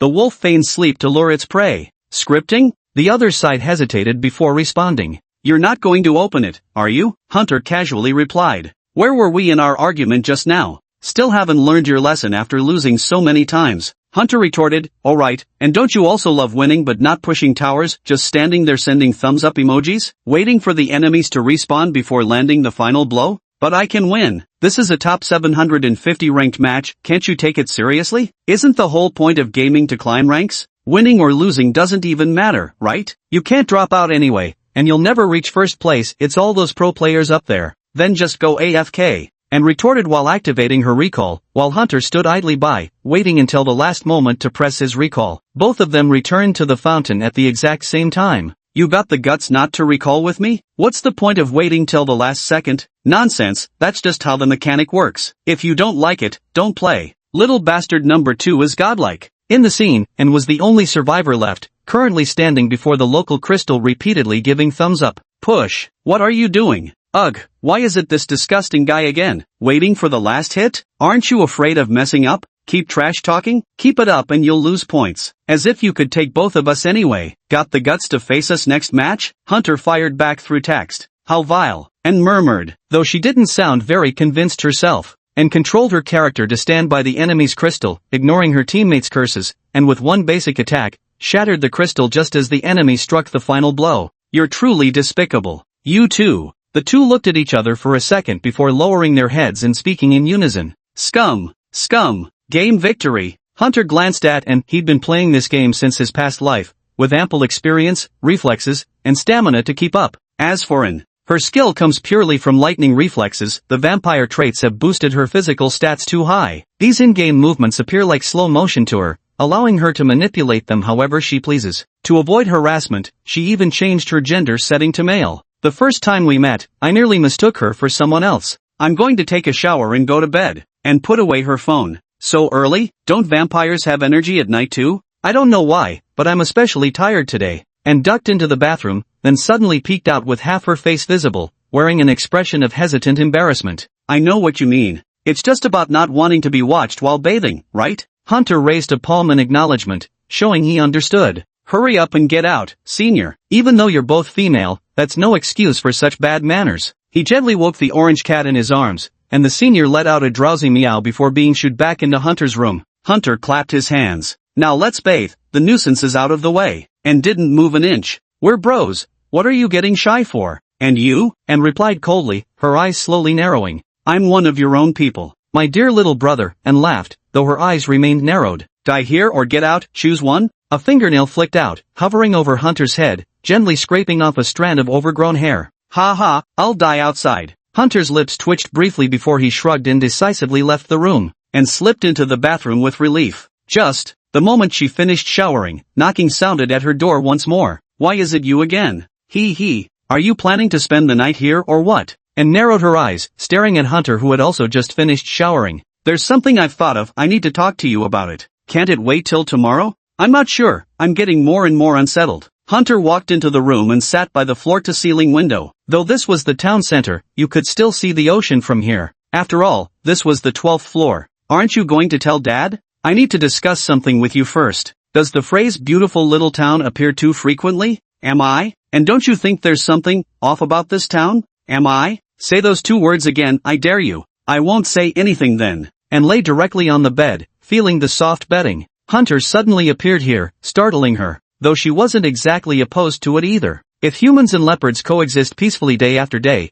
over time the leopard will come to see humans as non-threatening creatures. Keep it down, I'm about to go to sleep. Tomorrow I have to go check out the library with Dad. And slowly crawled under the covers, revealing just half her head. Since she was going to sleep, she removed her colored contacts, revealing those ruby red eyes of hers. Remember to lock the door. I remember we're pretty short on cash. Mum, so let's get some money. Sure, do you have a plan? According to the navigation, there's a central bank nearby. That'll be our target tomorrow. And abruptly sat up from the bed with a whoosh, pressing her hands against the blanket while leaning forward, her beautiful ruby red eyes widening. Like a rabbit. Are you serious? Chapter 67, That Purpose. There can't possibly be a town with zero crime rate in this world, Hunter said solemnly, looking at Anne. Nor can there be a town that feels perfect to everyone. In short, there's either something wrong with this town, or there's something wrong with me. Come help me tomorrow, Hunter said, meeting her gaze. I'm planning something big. Your thoughts are too erratic. I recommend you seek psychiatric evaluation. And suddenly remembered something too. Right, normally speaking, how could a town with zero crime rate possibly exist? But the thing is, I find this completely normal, for building a beautiful town. Wait, she momentarily felt her train of thought derailing, but couldn't pinpoint where exactly. Beautiful little town? Are you losing sanity? Take a sip of holy water and see. Hunter tucked his hands into his sleeves, watching her. I've heard it too many times from those fish people and cops. Feels like hypnosis, I think it's unnatural. How could I say something like that? And seemed startled. She quickly rummaged through her backpack beside her, pulling out towels, underwear, pants, and band-aids in complete disarray. Why is your suitcase such a mess too? Not all women keep their suitcases perfectly organized, you know, and replied. I didn't notice it before, but now that you mention it, this place does seem problematic, it's too perfect. I need a sip of holy water to recover, I think I might be losing my sanity. You actually brought cat food? Hunter picked up a bag of cat food, an unfamiliar brand. Probably your precious senior brought it inside himself. I'd never think to bring cat food, I don't even like cats, and I've no idea if it'll eat this, and replied offhandedly. He definitely brought it himself. But I remember you were jerking off with great enthusiasm. Found it, wait, and suddenly stopped her movements, slowly pulling out a bottle from her backpack. Is that the holy water bottle? What's wrong? Hunter leaned closer and noticed the glass bottle containing holy water had somehow become tilted. Oh, air got inside. You really should be more careful. Take a closer look. And placed the bottle under the light and turned on her phone's flashlight, illuminating it from below. Through the transparent glass, the current state of the holy water became visible. Strands of dark streaks had inexplicably appeared within the clear liquid, drifting and swirling through the sacred water. What does this mean? It looks like it's no longer drinkable. Could it have expired? I just bought it from the church, how could it expire the next day? It must have been contaminated. But it was still clear yesterday before I came here. Hunter picked up his phone to search. Though holy water is a bit pricey, it's truly very effective. Drinking it directly can restore sanity. Places where mysterious creatures exist are typically accompanied by ether energy, and exposing holy water to the air can serve as a detection method. Found it. Hunter opened the image. When the ether concentration becomes too high, holy water transforms into this state. Hunter looked at the holy water. It matched the picture perfectly. I need to go find old man. And leapt up, swiftly put in her colored contacts, grabbed the bottle of holy water, and rolled off the bed. Why not just call him? Shouldn't this kind of thing be said in person? And had already rushed out. Honestly, why be in such a hurry? Wait for me. Hunter shrugged helplessly and clicked on Armin's avatar. Uncle, are you asleep? We came to chat with you. Honestly, they don't even know how to use their phones properly. The entire hotel had 15 floors, he and In were on the 12th floor while Armand was on 13th. What an unlucky name. And muttered as she pulled open the fire door to the stairwell. Not taking the elevator? Hunter followed behind. I'm in my pajamas. And murmured softly. What's wrong with wearing pajamas? Hunter glanced over and instantly assumed an understanding expression. So that's what you brought the band-aids for. And they're the medical kind too, won't hurt when peeling them off. Before the words even settled, Hunter suddenly took a punch to the stomach. Shut up quick. Check if there's anyone on the 13th floor for me. And raised her fist and shook it in front of his face, her expression dark though her earlobes were slightly red. 13th floor. I remember he's in room 03. Hunter tried to peer toward that direction, confirming the hallway was empty before signaling for In to come out. It should be there. And walked to room 03 and knocked on the door, 2 short taps followed by 1 long one. This was likely the coded signal mentioned in the investigator's handbook, essentially meaning, I'm one of you. You're still awake at this hour? Ormond opened the bedroom door. He held a cup of coffee in his hand, looking prepared to pull an all-nighter. Behind him, the desk was cluttered with numerous documents. He'd probably made a late-night trip to the library to gather them. It seemed that since books couldn't be taken out, he photographed them with his phone. Then he printed each page at a print shop to study them. Some of the papers had even been blown out by the wind when the door opened. What dedication. Old man, I think you'd better take a look at this. And pulled Hunter inside, quickly locked the door, and then opened her left hand. Take a look at this bottle of holy water. It seems to have been contaminated. Contaminated? Ormond took the holy water and held it up to the light for inspection. If nothing happens tonight, you can go back to sleep first. Ormond threw the holy water back. If the holy water were contaminated, it couldn't possibly remain clear and transparent. Don't come here to mock me. What? And took it in confusion, lifting it to examine. Inside the bottle, the holy water remained as clear and bright as ever. Hold on, that can't be right. I vividly remember this thing was definitely tainted. Next time, ask me via the app before coming over. Don't disturb me when I'm busy. Ormond bent down and picked up the papers one by one. What are you busy with? Hunter picked up a sheet of paper that had drifted out of the room. There are gaps and omissions in the history here. I'm researching, so don't disturb me. Ormond took the materials from Hunter's hands. Those bloodshot eyes were somewhat terrifying. As an archaeology professor, he couldn't accept how chaotic the historical records of this place were. Go to bed early. Bang! Ormond ruthlessly pushed them out of the room, then slammed the door shut. How strange, why is Dad being so harsh? I'm his favorite daughter G, and I'm his favorite nephew. How could he speak like that? Exactly, Hunter agreed. Shut the hell up. Speaking of which, and held up that bottle of holy water as Hunter helpfully aimed the light. Crystal clear. I could have sworn there was something here. Was I seeing things? Chapter 68, World-Class Scoundrel. Probably can't be used anymore. Let me dispose of it for you. Hunter took the bottle and stuffed it into his pocket. I'm going back to sleep. And suddenly looked exhausted and turned to walk toward the elevator. How come this guy is taking the elevator again? Weren't you afraid of being seen? Speaking of which, something's off. Hunter opened his phone. I did send Orphan the message. Click on Orphan's profile, then open the chat history. Blank. Why is it blank? I remember I already sent it, that message. Hunter fell silent for 2 seconds. One anomaly might be an accident, 2 could be coincidence. But given how things are now, we can only suspect there's something seriously wrong with this town. The holy water has been tainted, and the holy water corresponds to one's SAN value. You won't experience SAN loss on your own, meaning everything you hear and see is entirely real. The situation here is probably similar to The Truman Show, where an enormous stage envelopes the entire town. You can only discover some bugs within it. For example, take the phrase "a beautiful town," or that +2 modifier born from a fishman's murderous hatred. Then there's how everyone assumes such reasonable expressions upon hearing this place has a 0% crime rate. At this point, something simply had to be done. Calling the police was out of the question. Those officers always spouted nonsense like, "what a beautiful town," clearly unreliable. The pedestrians on the street seemed just as untrustworthy, and as for the fishmen, forget about it. Those creatures had nothing in common with humans, and, from earlier, seems to have started acting strange too. Now that I think about it, it feels like everything is being controlled by some bizarre force, as if an invisible hand were lurking in the shadows, plotting something. Will I let him or them have their way? Not a chance. I am, after all, the world's premier troublemaker, an expert in stirring the pot, the divine seaweed of humor elected by the gods, a world-class scoundrel, Hunter. Scratch that last one, I'm no scoundrel, that honor belongs to Nyarlathotep. Inspirational speeches can wait till later. Go back first, and take in with you. Hold on. Thinking this, Hunter grabbed In's hand just before pressing the elevator button. What's wrong? Anne asked in confusion. Do you remember this? Hunter said this, lightly tapping his hand on the stair railing. Yeah, I remember. And tapped the railing in response. Good, this thing has already developed muscle memory, even if it's being affected by something. That's fine then. Hunter pointed at her chest. By the way, are you really going into the elevator wearing just a band-aid? What? And suddenly woke up as if from a daze, realizing how bizarre her behavior had been. Blushing instantly, she hurried toward the stairs while clutching her clothes tightly. Damn it, I feel strange. I'm so sleepy. She growled weakly, but the next moment, exhaustion overtook her again, letting Hunter lead her by the hand without resistance. Hey, if you keep this up, some creepy uncle might drag you into a dark room and turn this into an indescribable scenario, you know?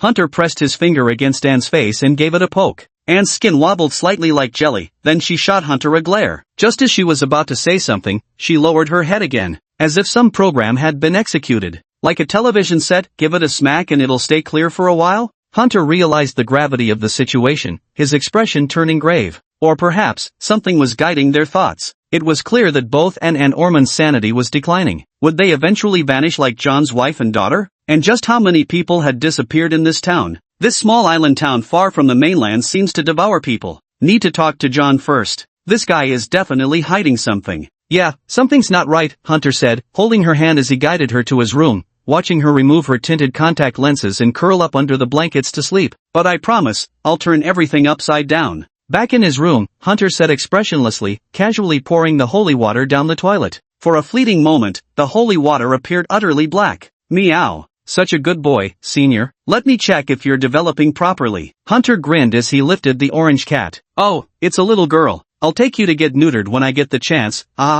Meow. The ginger cat instantly puffed up its fur, wildly swiping its claws through the air. Early the next morning, as John was heading out, he unexpectedly spotted a little creature in front of the house. Hello, I remember you, the young man who eats steak with ketchup. Well, hello there, noble lord who needs others to wipe his mouth. Far from noble, I must say you're quite eloquent with your words. Nonsense, clearly you're the more articulate one. Hunter shook his hand with a smile. Just kidding, don't take it to heart. That's just a greeting, no need to get excited. Both sides knew when to stop. I suppose you must have some business with me, right? Because logically, you should be out there investigating the truth with those beautify our town folks, not coming to see me. Listen to that sarcastic tone, laced with mockery, it only makes it more nauseating. You definitely know something. Hunter stared straight into John's eyes. This guy was dressed the same as always, black high-collared clothing with sunglasses. John swept his hair back, lit a cigarette, and motioned for the bodyguards to step away. How about having breakfast together? Hunter said so. My pleasure, dear assistant. John exhaled a puff of smoke and led Hunter into his hotel room. Ask whatever you want. By the way, do you have any dietary restrictions? I can eat anything. Then have the same as me. John instructed the waiter beside him, the usual. Breakfast arrived quickly. Milk, sausages, fried eggs, and fried fish, along with bread and red wine. Simple but filling. I want to know about your daughter and wife. Those details are already mentioned in the mission log. I need the specifics. Details? John smiled. 7 years ago, the two of them came here and vanished without a trace. That's all there is to it. And how did you wake up? I mean, when no one else has any memory of it, why do you remember? That gold coin. John pulled a gold coin from his pocket. The depicted patterns above seemed eerie, resembling clusters of writhing tentacles. Why does touching it restore memories? I didn't know. You must know. Hunter stared into his eyes. Chapter 69, I can't stand pretentious people. Too naive. What do you mean? If you could touch upon the root of this place, I'd be quite willing to share certain matters with you. But none of you have. John said this with complete impassivity. What a shame Mr. Orphan couldn't display his full capabilities. The title of Blood Hunter feels incomplete with only one bearer, yet he'll die right here. You seem to know all about Orphan, don't you? I bet he also knew Orphan was short on money, which is why he schemed to make him agree. Where did you learn all this? Only their own people know about the title of investigator, let alone its deeper meaning. Be thankful you've realized, or I wouldn't be telling you this. But you've only just begun to understand. You're slightly special, but that's all. You mentioned sending dozens of search parties and detectives here over the past few years, nearly 100 people altogether. Yes, but I found no records of them, not even names. Only about 20 were properly documented. Because they weren't capable of uncovering the truth, they vanished. I couldn't trace them either. Your bodyguard's elsewhere, right? Hunter said slowly, a vicious glint flashing in his eyes. What's wrong? Holy shit! John suddenly raised his hand and single-handedly caught Hunter's knife-wielding wrist with speed surpassing anyone Hunter had ever seen except for Anne. I'm amazed you'd pull a knife on me. You really aren't ordinary. Hunter averted his gaze, the knife clattering to the ground as pain shot through his hand. Your grip's like steel vice jaws. You were eyeing my throat, my temples, calculating. I saw it in your eyes. You're no goddamn businessman, you're an assassin. Your survival instincts betrayed you, you idiot. You even manipulated Orphan into approving your investigation. Did you really think I wouldn't figure it out? Orphan suspected you were exaggerating the mission's danger. He checked the records first, 20 documented cases, all survivors. Never occurred to him that was survivorship bias. Turns out you were telling the truth all along. Hunter glared straight at him with his brown eyes and started cursing. You've really outdone yourself. Just based on that sliver of doubt, you dare strike? There's nothing I wouldn't dare. All things occult are my enemies, and that includes you. Hunter stood up. If there's nothing else, I'm leaving. Just like that, you're leaving? John narrowed his eyes as he slowly drew a black revolver from his sleeve. You've been sending people to investigate this place, you must want to solve its mysteries too, right? Hunter narrowed his eyes. I'm your only hope right now. Are you sure you want to eliminate even that possibility? Faster, hurry and push the numbers to 100, or I'll be done for. No cheats now, I can't do a damn thing. Ah ha ha ha ha. Not feeling fear is such a nuisance, it makes one appear slow and deliberate, when in reality they're constantly dancing on a tightrope. Give me the gun, and some more bullets, Hunter continued. I need weapons. You haven't got any bargaining chips. Hunter leaned in closer and said, chips? I can see that your sunglasses are helping you block the sunlight because your eyes can no longer bear the bright light. The long hair and high collar? They're meant to hide the gills on your neck, aren't they?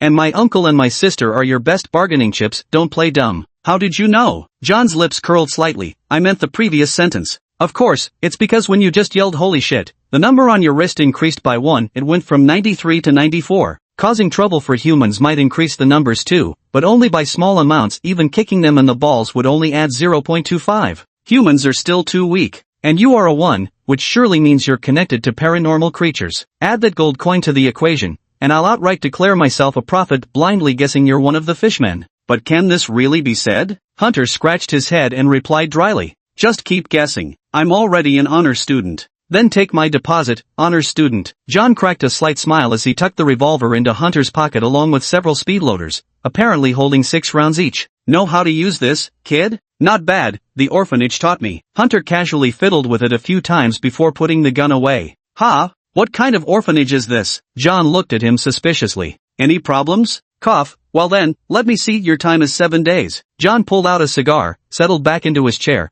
took a deep puff as he lit it, then gazed at the sky. That's the deadline for your loved ones, not mine. Let's see how much you can accomplish where even investigators failed. Does it mean that in about 7 days, Ormond and N will vanish after being targeted by some entity? Damn this Riddler, I really wanna punch him. Then I'll be going. Hunter dodged his smoky breath, turned around, and relaxed his entire body. Suddenly, he whipped around and delivered a savage backward kick like a battering ram, successfully landing it right between John's legs. Don't try this at home, kids. I'm gonna punch him right now. Starting at frame 0, you scared? Showing off by smoking and blowing smoke upwards? Damn, I can't stand pretentious people. Cough. You? Me? Holy shit? No way? John suddenly slid off his chair, kneeling on the floor as the cigar dropped from his lips. Uncontrollable tremors racked his body while drool slowly trickled from his mouth. All strength left his body as he remained motionless on his knees. The mysterious creature's balls didn't seem all that hard after all. You apparently haven't investigated me at all, Mr. Riddler. Hunter dashed downstairs swiftly, leaving only his echoing voice behind.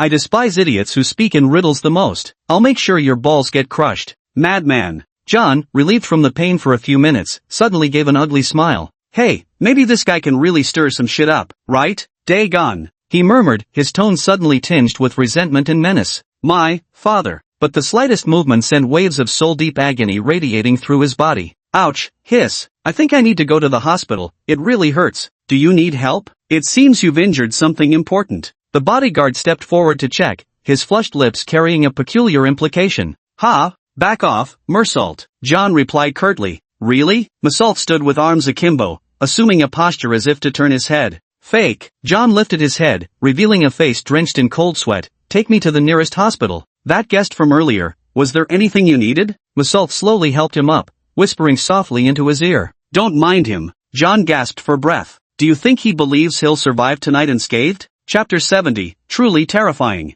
Truly Terrifying. Hunter checked the values while running all the way to the hotel entrance, strolling aimlessly along the street. 96, gained 2 points. Did he genuinely want to kill me at that moment? Good thing I ran fast. Creak. At some point, a taxi had stopped nearby. Its body was blue. The driver inside leaned his head out, a middle-aged man with dark brown hair, not overweight. This handsome gentleman. He spoke with an accented voice. Where would you like to go? Why did this car stop beside me? Hunter turned his head to glance beside him and suddenly understood. It was the hotel behind him, the most luxurious establishment in town. He'd probably been mistaken for one of their wealthy guests. This was Continental Hotel, where rooms were priced in gold pounds per night, catering exclusively to the aristocratic elite. The driver must have followed him hoping to earn a hefty tip. The name was quite peculiar, called Continental Hotel on this small island. Sir? The other party said earnestly, if you're not staying, just say the word and I'll turn around and leave. No need to leave me hanging here. Hunter smiled as he felt the revolver concealed in his coat. Give me a few seconds. I'll pop into the convenience store nearby to get some things. I'll be right back. Sir, where are you from? The driver, named Peter, was a local. His suntanned face immediately lit up with joy when he saw Hunter get into the car. Oh, I'm from the southern part of Arkham Federation, near Dolan City, Hunter replied casually. That's a fine place. You look like someone born with a silver spoon in your mouth. Thanks. By the way, where's the nearest bank? Are you looking to withdraw money? Seeing this, Peter eagerly gave directions. There's a central bank less than 2 kilometers from here. Alright, let's head to that place then, Hunter said. How about the guards over there? Are you asking about security? The security is top-notch, and rest assured, our crime rate here is absolutely zero. Peter said with a smile, this is a beautiful little town, you don't need to worry in the slightest. That puts my mind at ease. Hunter enthusiastically patted his shoulder. Do you have any debts? No, but I still need to save a lot of money to support my family. We're here. Peter stopped the car, pulling over so smoothly that Hunter barely felt any vibration. 1 gold pound, sir. Card or cash? Wait for me a moment. Hunter opened the items he had just bought at the convenience store. He put on a black hood, white anti-slip gloves, a transparent windproof goggles, and a black revolver being loaded with bullets. GG guessed. Peter's voice trembled slightly. What are you going to do? Withdraw money. Hunter handed him a black hood. Are you coming along? I don't mind. Don't suddenly be so magnanimous in this situation. I think I'll pass. Peter fearfully took his hands off the steering wheel. Enjoy your time. I'll be going now. Wait, don't you charge for this? Free. I'll do it for free. Have it your way. Hunter chuckled as he climbed out of the car. Almost the moment he stepped off, the car raced away like a wild horse breaking free from its reins. His driving skills seemed quite impressive as he swiftly crossed to the opposite side of the street, only to curiously slow down again and even double back, passing Hunter from across the road. Sir, need a ride? The hallucinations here are truly fascinating. How amusing, just like NPCs, non-player characters, in a game. Even if someone beside you was killed, you'd probably just think it was some animal dying in your hallucination. Final interpretation rights belong to the town. No need. Hunter turned his head. Now, let's start the live stream. Hunter took out his phone, connected to the live streaming platform, then tucked it into his chest pocket with only the camera lens exposed. Hello everyone, it's my first time robbing a bank today, feeling a bit nervous. Hunter grinned and raised his revolver. Step forward with the left foot, then the right. Standing in front of the bank's entrance. I'm now broadcasting on the largest federal live streaming platform. I refuse to believe even this won't get any reaction from you. Still babbling about building a beautiful little town? Unless they cut off the entire town signal, but that would also draw outside attention. Don't you understand modern technology? Hunter pulled out his phone to check. The number of online viewers was skyrocketing. Oh my god? Live-streamed robbery? Are there really such heroic folks out there? Charge, go go go, hurry up. Drill? Or the real thing? Soon, numerous voices arose on the platform. Alright everyone, relax, we're going in now. Seeing the atmosphere was about right, Hunter kicked open the bank's door. Bang! First, he fired a shot at the ceiling. At the same time, he aimed the revolver in his hand forward. To avoid accidental injuries, Hunter even switched the safety off. Nobody move, this is a robbery. Gee, A large group of heavily armed police officers turned their heads in confusion. They stared at each other wide-eyed. Did you plan this together? Why are there so many cops in the bank lobby this early in the morning? I thought money transports don't happen at this time? Wait, they don't seem to be facing this way. These cops are on the right side of the hall. Then what's on the left? Hunter turned his head hesitantly. A guy in identical attire was currently holding a bank employee hostage, wearing a hood, gloves, and also goggles. Ha. No wonder I said there were so many people inside this morning with the door closed. So it was a fellow professional. Hunter nodded, and the robber nodded back at him. That counted as an introduction. Clang. A nearby policeman set down his gun and raised his hands. Swish. All eyes turned toward the police officer.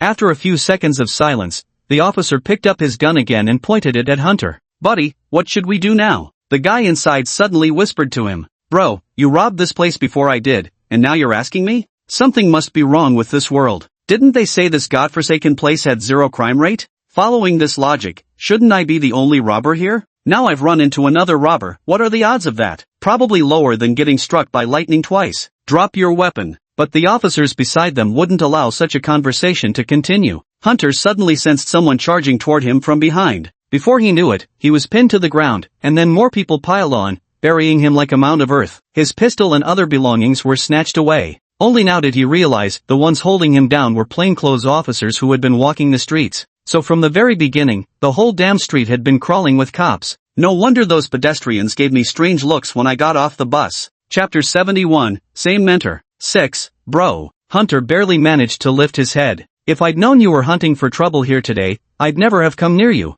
You should know there can't be two junglers in one wild area, unless they're from the opposing team. No need to thank me. The other bandit also said with a sullen expression. Speaking of which, why does your gear look so familiar? It's like you copied mine down to the last detail. The robber asked suspiciously. I don't know. The orphanage taught me all this. That orphanage in the northern district? Wait, we couldn't have come from the same orphanage, could we? When did you graduate? Class of 18. Class of 16. Senior brother. Junior. Ow. Shut up. Is this really the time to be chatting? The men holding them down gave the robber's head a brutal knock, then yanked off his hood. The senior had dull gray hair and looked utterly ordinary, but before I could get a proper look, my head was shoved forcefully against the ground. Ah, I hate this position, Hunter thought. Arrest them both and take them away. What appeared to be the chief of police spoke, and the entire front of the bank was packed tightly. Live broadcast? A police officer took the phone from Hunter's chest and glanced at it. Ridiculous. The internet isn't even connected. What kind of livestream are you running with this? With this level of intelligence, you thought you could cause trouble in our beautiful town?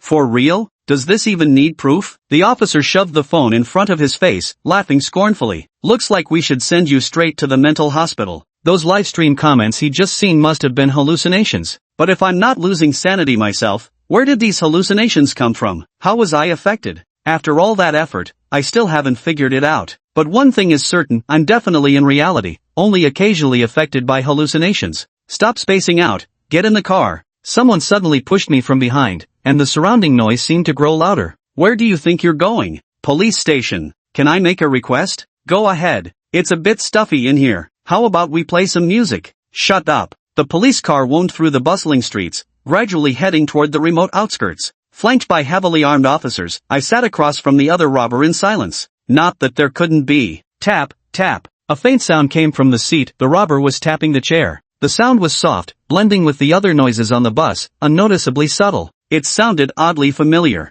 Damn. Morse code. This isn't something they taught at the orphanage, is it? Speaking of which, what was that message you just sent? What's your name? Naturally, Hunter chose not to speak aloud. Instead, where his counterpart could see, he made the hand gestures for operating a telegraph machine. Hunter, what about you? Vika, what do you do for a living? I'm here for fun. And you? I'm a professional thief. Who'd believe a professional thief would come here, using Morse code to communicate after getting caught? So calm and collected, clearly up to no good. Most importantly, committing crimes in a zero-crime rate area means they're not affected by local influences either. Probably lives on holy water instead of bread. The other must be thinking the same, imagining what kind of persona they're dealing with. Let them think whatever they want. They share a secret smile between them. Click, click, click. Both froze. Something was wrong. Why was there also a sound from the side? Turning their heads, they saw the sheriff. The man wore a smug grin, like a sly fox. You big-browed, wide-eyed fellow actually understand this stuff too.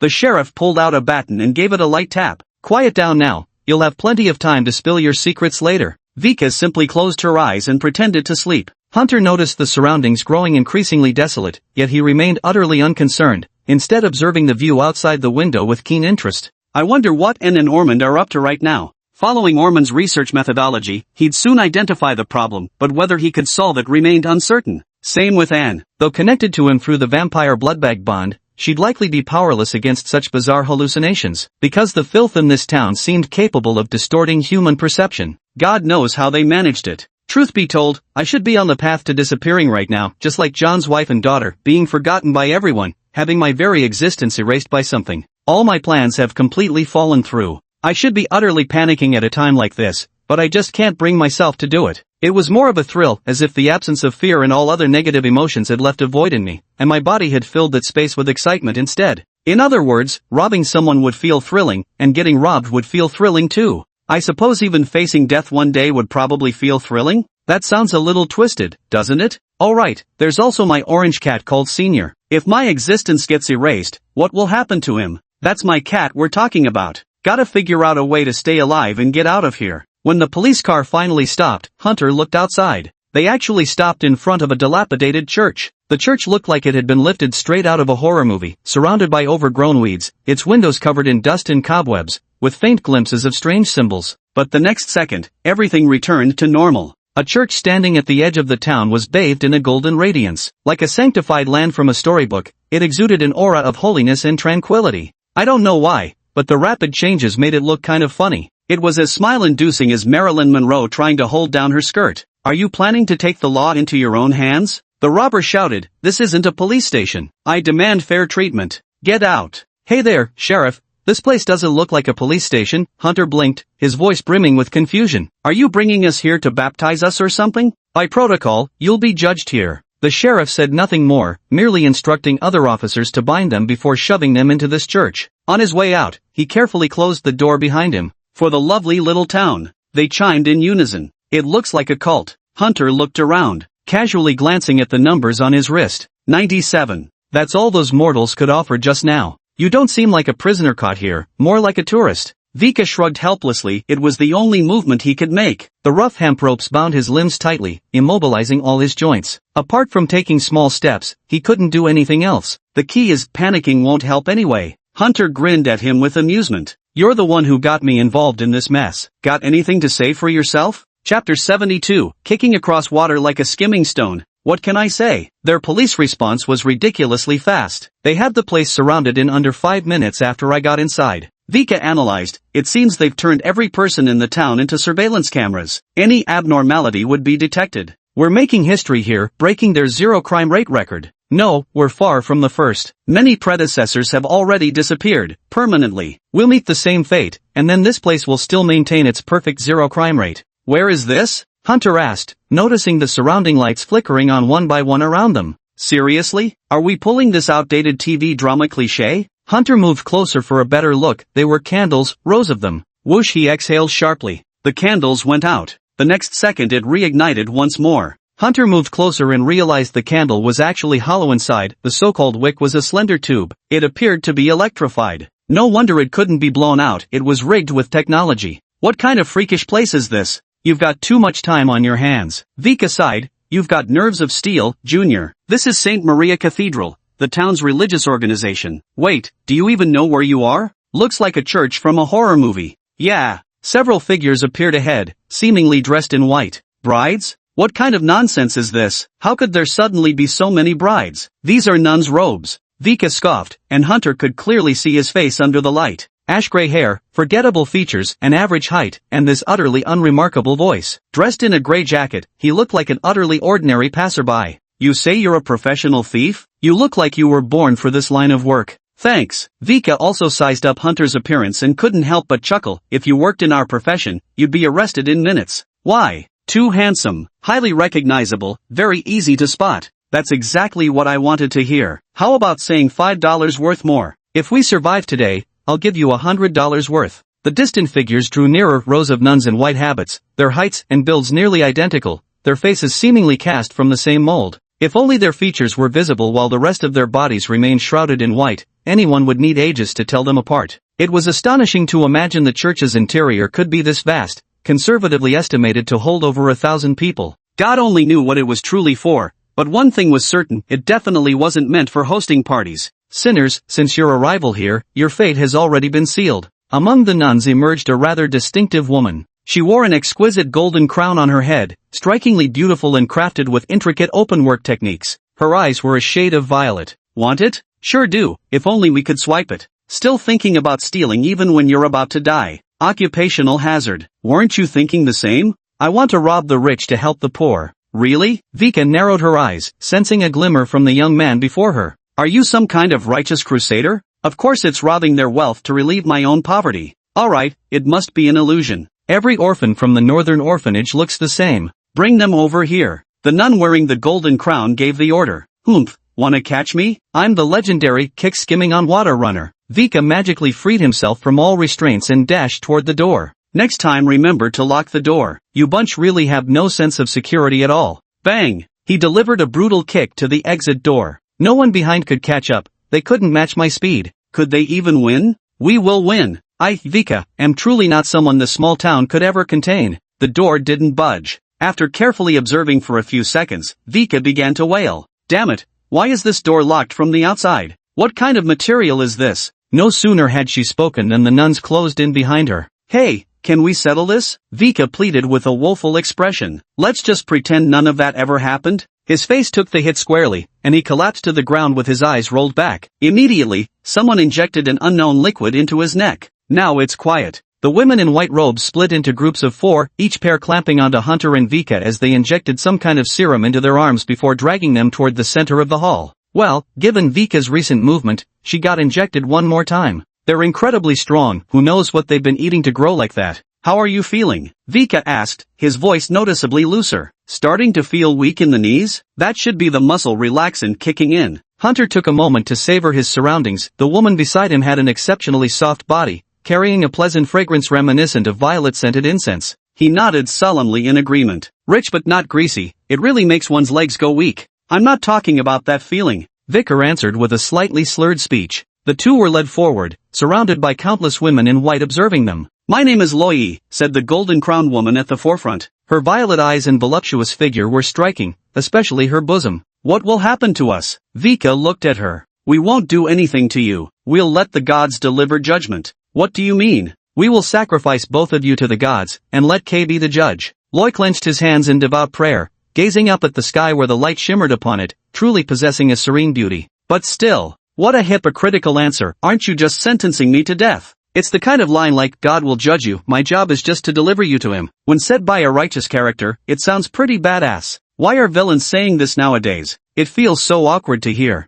Defying the heavens. Hunter remarked thus. Indeed, Vika agreed with a nod. The timing is right. High noon is the perfect moment. Loi wouldn't heed their objections, turning away as she spoke impassively. Without needing to exert any effort, the nuns beside them lifted and moved them to the center of the hall. There's something on the floor. Vika gestured with her chin, and Hunter noticed faint red traces on the floor in the center of the hall. The ritual begins. At the command, the white-robed nuns placed various strange objects along the red markings on the ground. The nuns were divided into several groups, each consisting of 3 members, one carrying a tray while the other 2 sprinkled powders and poured liquids. Chapter 73, You Must Be Starving. They first covered the ground with white powder, then used pungent red liquid to trace out shapes. Looking so closely doesn't really help, because both Hunter and Vika's hands and feet were bound together with handcuffs, making it impossible for them to exert any strength. The muscle relaxants took effect, leaving Hunter and Vika lying side by side, back to back on the ground. Right now, I should be lying on a hotel bed, not here. There, someone would bring me food.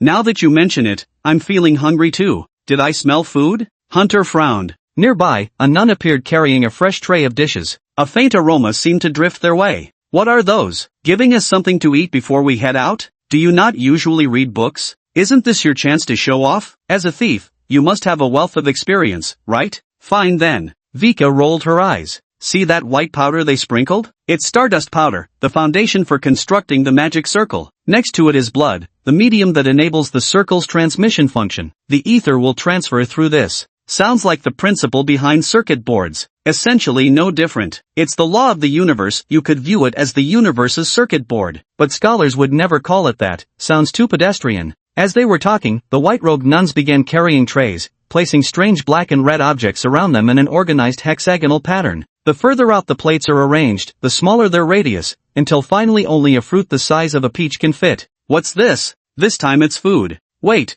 why are they serving food now? There has to be a reason for sacrifices, right? You can't just offer anything and everything to the gods blindly. Sounds kinda weird when you put it that way. Not at all. It's like getting officials to do things for you. You always have to grease the wheels first. Remember, gods dwell in the highest realms. To catch their interest, you've got to send gifts first. That makes some sense. Hunter stared fixedly at the food before him. It resembled beef, fish, and vegetables, though there was something oddly off about the smell. I haven't had lunch yet, he added. These dishes look obviously abnormal. How dare you even consider indulging your appetite? Vika stared at her accomplice in horror. Wasn't that already contaminated? That meat could very well be human flesh. Surely the vegetables are fine, right? Probably. Are you starving or something? You must be really hungry. The third wave of nuns stepped forward, placing candles at the tip of the hexagram in the center of the hall. By the way, can you tell which deity they're planning to sacrifice to? Nothing more than Hydra, or Dagon, or perhaps even higher rank Cthulhu. Wait a second. What's wrong? Vika suddenly stopped speaking, examining Hunter intently. Why can you stay sane? I haven't drunk holy water for a long time. My sanity points are so low you look like a cake to me. How do you seem perfectly fine? Honestly, you look more like a steak to me too. Hunter replied, I'm just better at keeping a straight face. TCH, whatever. Vika was about to say something when Roy abruptly cut her off. You two seem genuinely repentant, knowing you're about to meet your maker, yet still making your final confessions. You don't actually think we're confessing, do you? Damn beast, what exactly did you hear? In fact, apart from repentance, there's nothing left for you to do. For the sake of this beautiful town, you must vanish from this world. Luo-E wore a gentle smile, but the words that escaped her lips sent chills down one's spine. Initiate the ritual. As the words fell, the lights in the entire hall suddenly dimmed, replaced by the glow of candles at the tips of the hexagram. The light reflected on the faces of those nuns, revealing rather terrifying visages. Holy crap, it was exactly like shining a flashlight from beneath someone's face in the dead of night. We're screwed. Vika felt some strength returning to her body, yet he remained motionless, as if paralyzed by despair. What's wrong? Why do I suddenly feel so cold?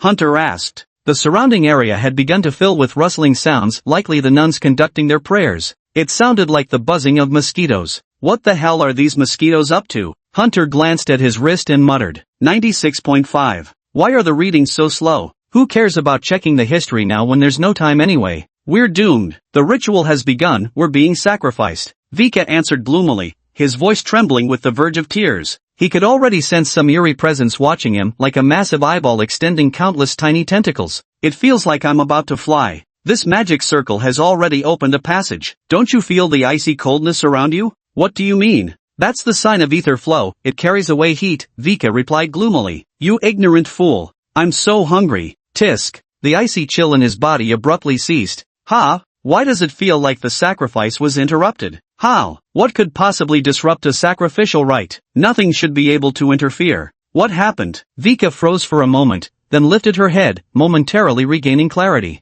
Before her eyes lay an indescribable mess, emitting a stench so pungent it was outright invigorating. It seemed to be a cocktail of various odors. Vika detected red wine, lobster, crab, and an assortment of seafood, mingled with partially digested remnants. How disgusting. It appeared Hunter had abruptly opened his mouth and taken a bite from the nearby platter of meats and vegetables. Then vomiting. Everywhere. Why on earth is this guy still moving? Didn't they inject him with muscle relaxants? Or is he just that desperate from starvation? What kind of bizarre constitution is this? Wait, that puddle seems to be flowing this way. Vika tried to move back slightly, but realized with dismay that he and Hunter were tied together, making escape impossible. So their clothes inevitably got stained. What? He whimpered miserably. Who the hell would eat this kind of shit you made? At least offer something delicious as tribute to the gods. Hunter, seemingly driven mad by hunger, shouted angrily. Ugh. Oh, looks like the gods were either disgusted or offended, thus unilaterally canceling the sacrifice. Speaking of which, it was essentially a case of lowly creatures offering tributes to higher beings. The deities had already extended their knives and forks, only to find the sacrificial offering smeared with strange secretions. To put it in plain terms, it was like a hen taking a massive dump on its own freshly laid egg, that kind of slimy, revolting mess nobody would want to touch because the stench was just too overpowering. Ugh, damn scatological literature. It's making me nauseous. Chapter 74, what's this? Let me take a bite. If only I had a little more time, I could have. But this damned place is tough to handle. I'm really done for this time. Vika retched weakly a few times, thinking that living like this was worse than death. He had completely lost the strength to speak. He had been given 2 injections, a double dose of muscle relaxants. Luoyi rushed forward madly and began punching Hunter's head with all her strength. All traces of her previous grace and beauty had vanished. Now she resembled a crazed leopardess, furiously slapping his face with her palms. Don't you dare, smack, vomit on, smack smack, the sacrificial offerings, smack smack smack, for the gods, goddammit. Ha! Hunter seemed to be starving beyond reason even as Luoyi hit him. He licked her hand like a desperate animal. Ha! Luoyi stared at the eerie liquid in his hand. How disgusting. He had just licked himself. He licked it. A lick. Mouth. Roy's brain short-circuited for a moment before gradually calming down. Why aren't you saying anything? Why has your face darkened? Hunter asked. Sis, maybe you should say something. I suddenly feel a bit scared. Actually not, just wanted to purely disgust her. For some reason, Hunter felt a surge of disgust looking at these people whose faces all seemed cast from the same mold. The gods have rejected our offering, making it trash that can only be buried in the Yi backyard. Luoyi took off his white robe and changed back into the clothes handed to him by his attendant, quietly watching Hunter. What's the backyard? Following standard garbage disposal protocols, Luoyi said calmly without answering him, shall we slit your arteries or bury you alive? Choose one, or shall I choose for you? The nuns in white robes parted to form a path, as 2 of them stepped forward holding trays that revealed rusted blades. The pitted, corroded knives stood in stark contrast to the grand and beautiful cathedral. It also demonstrated that a cut from such instruments wouldn't bring ordinary pain, but rather torture of the most excruciating kind. By International Federation standards, this would undoubtedly be classified as an act of terrorism. Damn it, Senior. What should I do? Hunter glanced at Vika, who was frowning at the moment, as if she wanted to say something, but the words never left her lips. It seemed he still lacked the strength to speak. The choice is in your own hands. Damn it, cutting an artery kills you quickly, but it's torture. Who knows what kind of treatment you'll suffer here? This place is indeed a cult. No human rights, just cruelty. At least being buried alive gives you time to think of escape plans. Between prolonged suffering and a quick end, which would you choose? Logically speaking, any sane person would obviously choose to be buried alive. Keep the chance of survival for yourself. Hunter stole a glance at his wrist. 99.5. So you're playing me like this? Seems I've successfully disgusted both the deity and the creatures here, gaining quite a few attribute points. But it hasn't reached 100 yet. The immortality ability still can't be activated. This 0.5 feels like a chasm dividing destiny into 2 sides. If I die now, it'll be truly permanent. Though I didn't feel fear, consciously speaking I still hesitated momentarily. Alright, looks like my brother's about to die again. As if the trumpet of death was sounding in his ears, with skeletons lining the path to welcome him, hell itself beckoning to him. Indeed, one must choose to stay alive to accomplish more. Sever an artery, and all possibilities vanish. Only by staying alive can one stir up trouble. What if he manages to escape? The world would be his oyster then. Hunter glanced at Vika again. Though he couldn't speak, his eyes brimmed with urgency. He seemed to want to survive too. Humph, seemed like it. What's it to me? Just a passerby I happened to cross paths with. 5. Luoyi suddenly began counting down. A countdown? Why hesitate now? Haven't you already had the answer in your heart? From the very beginning, there was a rule that my emotionless self revered. Let's go all out. 5. Your sister's husband. Hunter scoffed derisively, seemingly unaffected by the invisible pressure and the overwhelming sense of gravity that threatened to drown everything. He glanced at Vika, who closed her eyes. Going for the artery, huh? Try it then, came the arrogant voice. Go on, cut it? Think I'm scared? If even one artery in my body remains intact today, you can quit this game, Hunter said with a grin. You got guts? Think you can kill me? I doubt those twig arms of yours could even scratch my skin. The voice echoed through the hall, reverberating with an air of fearless defiance.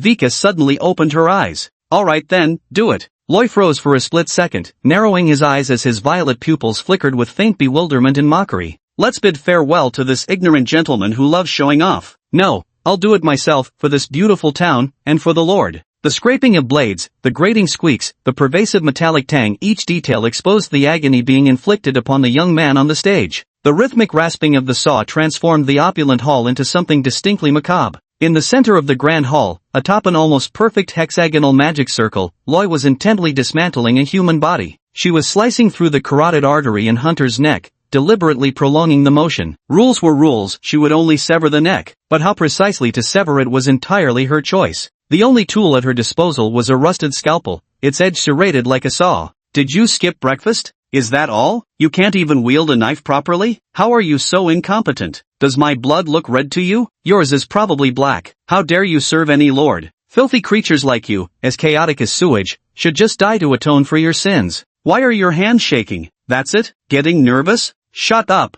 Nervous? Cough. The blade sliced in fiercely. The taste of rust flooded his mouth. Roy had left a cut on his tongue. The carotid artery in his neck was severed. Hunter's eyes were bloodshot, his voice reduced to a hoarse whisper, his complexion rapidly fading to an ashen gray. Oh my god. Vika lay there powerless, the gruesome scene before him too horrifying to bear. His sanity points plummeted rapidly. Had he not shut his eyes in time, he might have already gone mad. How are the preparations for the backyard coming along? It's finished. Begin. Luo stood up, peeling off his medical gloves and tossing them onto the body of the young man before him. Do you have anything else to say? She asked softly, her words dripping with disdain. What did you say? Loy edged his ear a little closer. Slurp. Hunter licked her ear. Mark a location, he answered weakly, blood loss making even speaking an effort. Chapter 75. No, this guy's actually crazy. You don't seem to understand the severity of this situation. I'll come back to play with you later. Luo paused for a few seconds, then swiftly grabbed the scalpel and thrust it downward viciously, stopping just short of Hunter's eye.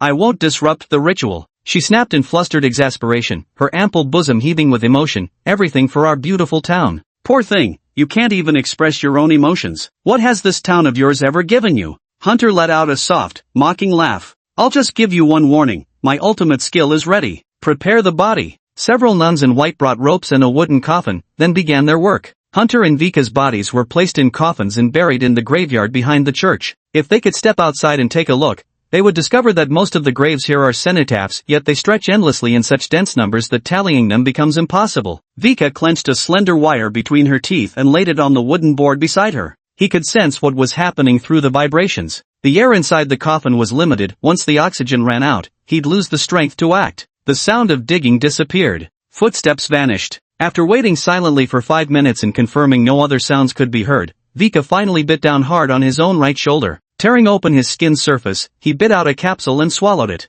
Inside was holy water and some other nutrients. As he chewed, his body began to regain mobility, the wound on his shoulder healed completely, and a fine layer of sweat broke out across his body. I can move again, Vika muttered to himself. I just wanted to see what was going on here, but nearly messed up big time. He opened his mouth and used his tongue to press against his backmost tooth, where a thin wire was attached. Soon a tiny bottle was pulled out. Liquid potion, good thing I packed a few backups, finally coming in handy. Ugh. The taste of saliva was actually pretty disgusting. It made him choke every single time. Gritting his teeth against the revolting flavor, he downed the entire bottle of potion in one go. Almost immediately, he felt his body growing supple, then slowly slid his hand into the crevice of the coffin before him. It was a solid wood coffin, but no matter how well crafted, there would always be gaps, and liquid could seep through them. This potion's power was to turn his entire body fluid. 3 minutes. In less than a minute, he emerged from the coffin, using gravity to orient himself as he gradually surfaced from the soil. As he murmured the incantation,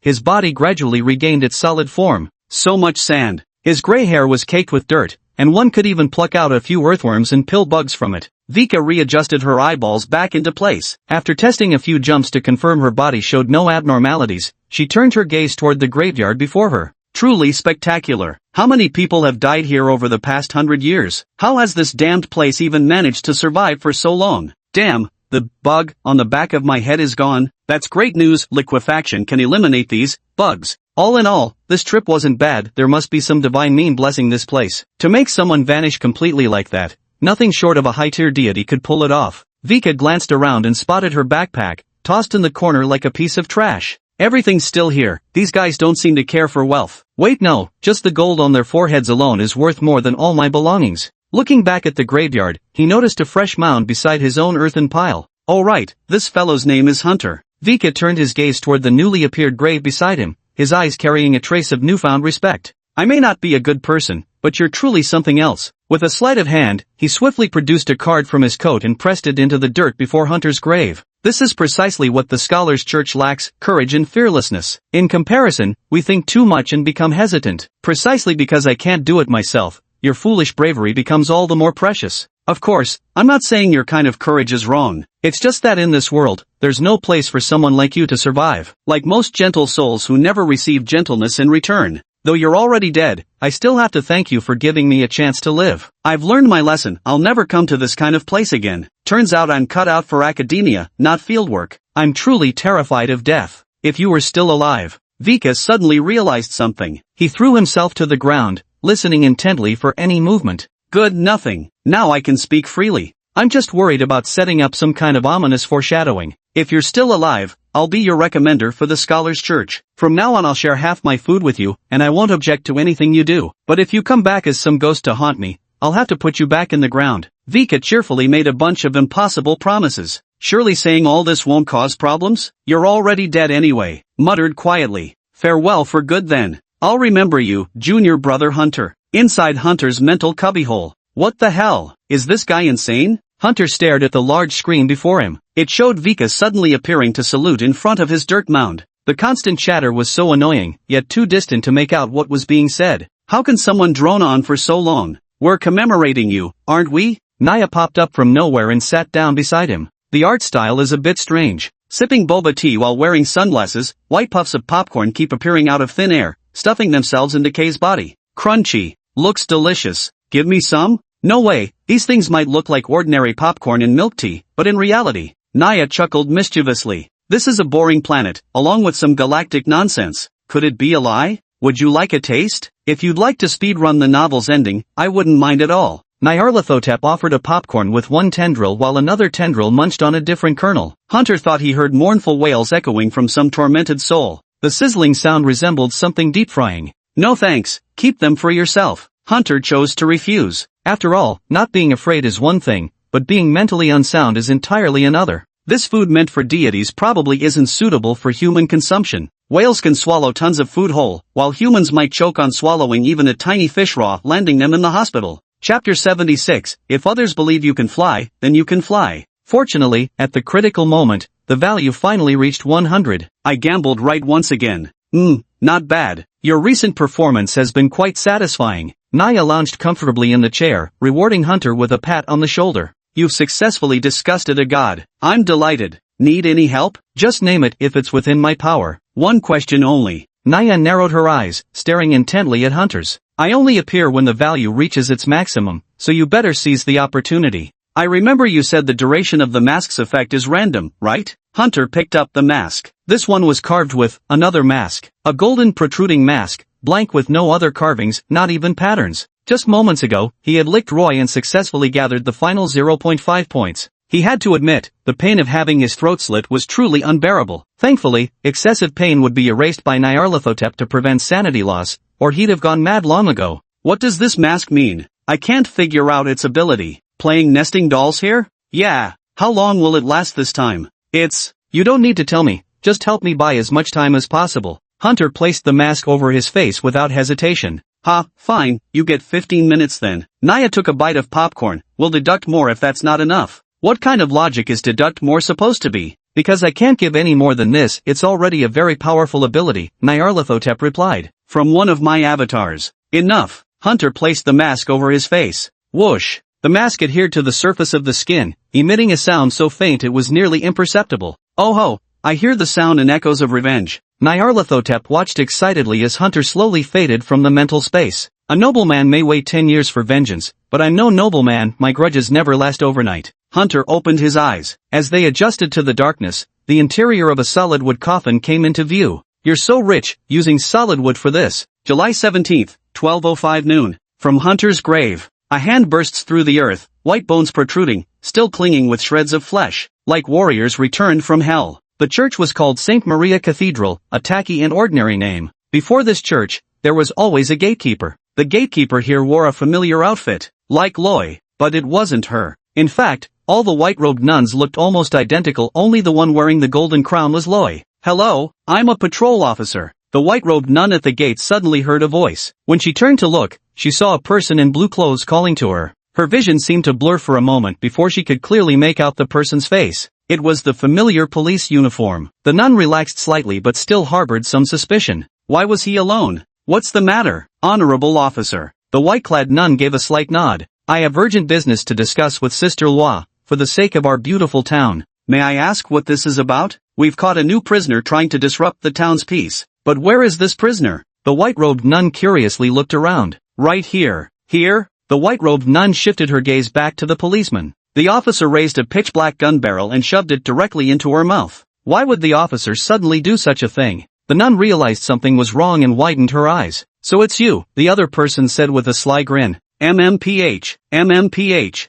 The other person froze, just about to struggle. Bang! The white-clad figure collapsed to the ground, trembled for a few seconds, then finally fell still as blood slowly seeped out. What a troublesome and mind-bending ability. Hunter yanked off the blue fabric on his body. It was just some oilcloth he'd torn off haphazardly. Every time he wore the mask, it would impart knowledge of his abilities to him, but always through conscious transmission. This meant he understood the meaning intuitively, but found it nearly impossible to articulate in words. I'd like to ask why this ability is called. The perception others have of you becomes the source of your power? Does it roughly mean that if others believe you can fly, then you actually can fly? Only 15 minutes remain, must think quickly. The power of this concept is never weak, its upper limit depends on the individual's mastery. Before coming here, I had only wrapped myself in a bit of blue plastic, yet now it's transformed into a patrol officer's uniform. But do I really look like someone with high intelligence? For this kind of maneuver, we should have called in one of those experts from Jihu. I'm really not cut out for cunning schemes. I'm much better suited for lazing around and waiting to die. At least I know my own limitations. Nothing left to lose at this point, might as well give it a shot. Hunter opened his bag and rummaged for the revolver bullets John had given him. Those lazy-ass cops just dumped everything in the trash pile next to the graves. Lucky garbage collection hadn't come yet, got everything back intact. These things, by all rights, should have remained within the police department's internal files. But since I've been brought here, I can't exactly judge these officers by ordinary standards. Perhaps this was simply the programming the town had installed in them.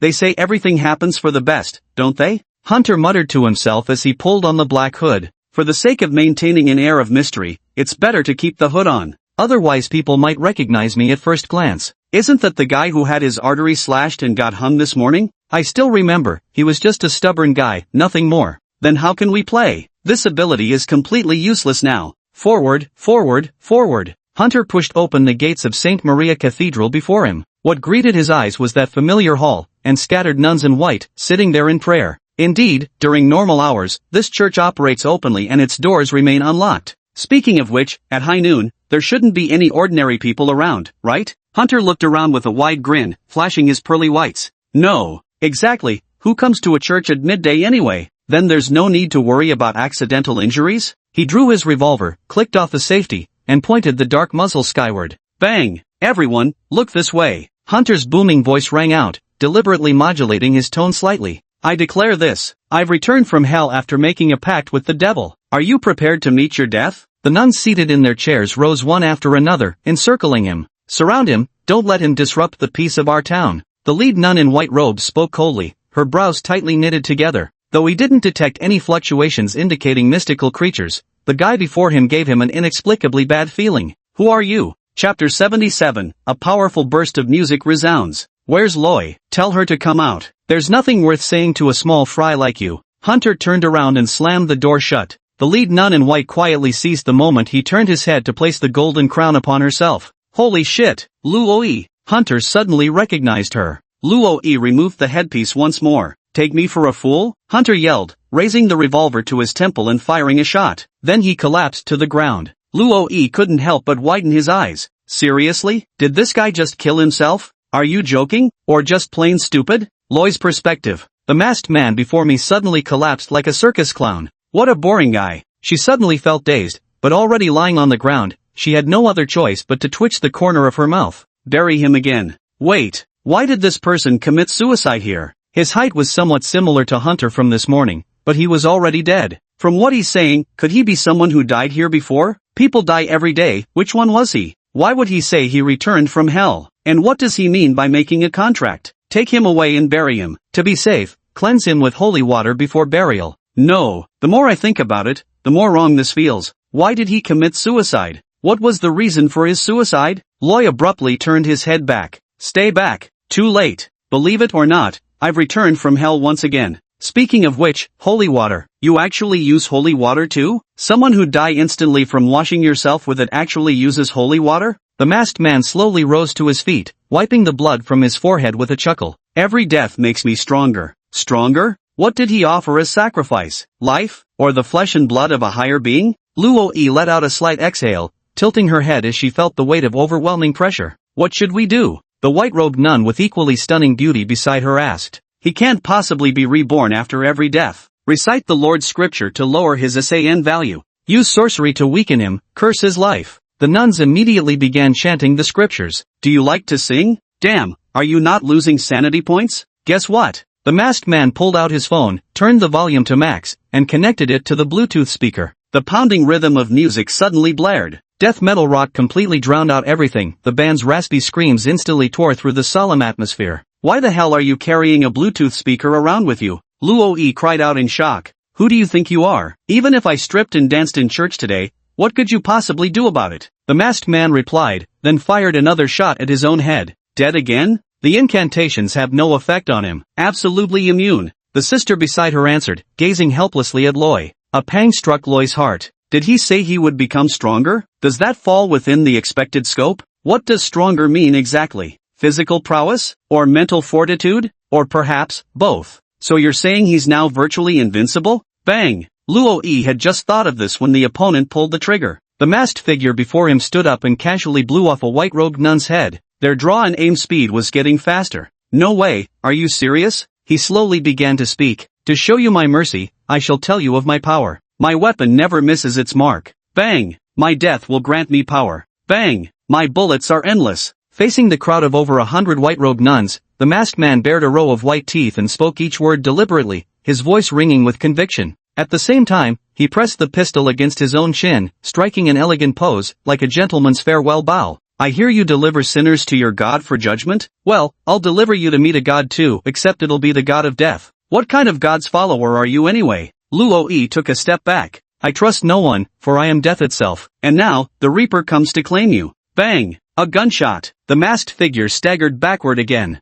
But this time, the backward plunge froze midair. One foot braced behind him, his head stopped just before hitting the ground. With sheer force, he hauled his body back from the near backfall. See you again. The masked figure spat out saliva tinged with blood, bearing crimson-stained teeth. Kill him. For our God, there is no escape for us. Luo-yi finally issued the order. All for the sake of our lovely town. The white-robed nuns drew blades from their sleeves and charged toward the enemy. What on earth is the matter with this person in front of me? Why does he keep killing himself? Could it be that he's the earthly emissary of a deity? Is he repeatedly dying just to gain power from the gods? Sweat trickled down Luo-yi's smooth forehead as she hid behind a pillar, straining to make sense of it all. Impossible, no deity would grant the power over life and death. Could he be a god himself? What did he just say? A weapon that never misses? Only then did Luo-yi notice that all the fallen nuns in white had been shot precisely through the forehead. Your Grace! Several white-robed nuns knelt beside her, speaking in urgent tones. His bullets appeared to be conjured straight from thin air.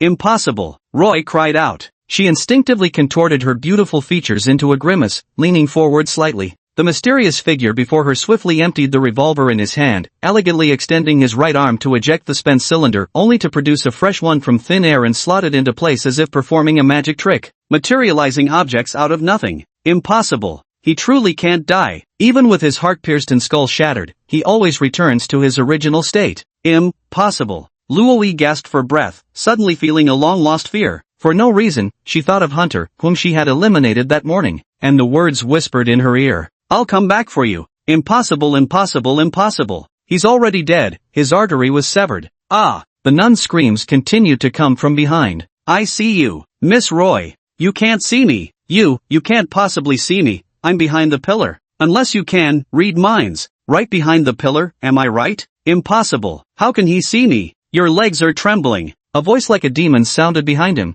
prompting Luo to instinctively flee deeper into the church. Chapter 78, I only deliver them to the gods. Aha! Just keep running, who could ever outrun you? No, this won't do. To combat divine power, we must use divine power of our own. Cast off this human form, offer it to the gods. Luo shouted loudly. But, the nun beside him hesitated, aren't we supposed to make our sacrifice at the most critical moment? This is the most critical moment. Luo grabbed the nun by her collar. Protecting the glory of the gods is our duty. Now, go face the enemy. Why yes. After issuing the command, Luo then walked away with slightly unsteady steps toward the rear. That was the direction leading to the Yi back courtyard. I hope this can make him stop. With 15 minutes left, how much time remains? Hunter didn't dare take out his phone. Constantly checking it would make it obvious that his current condition had a time limit. Just like that ninja whose right hand was covered in eyes, what a miserable way to die. So I set an alarm to go off in 14 minutes and 30 seconds. That way, when it rings,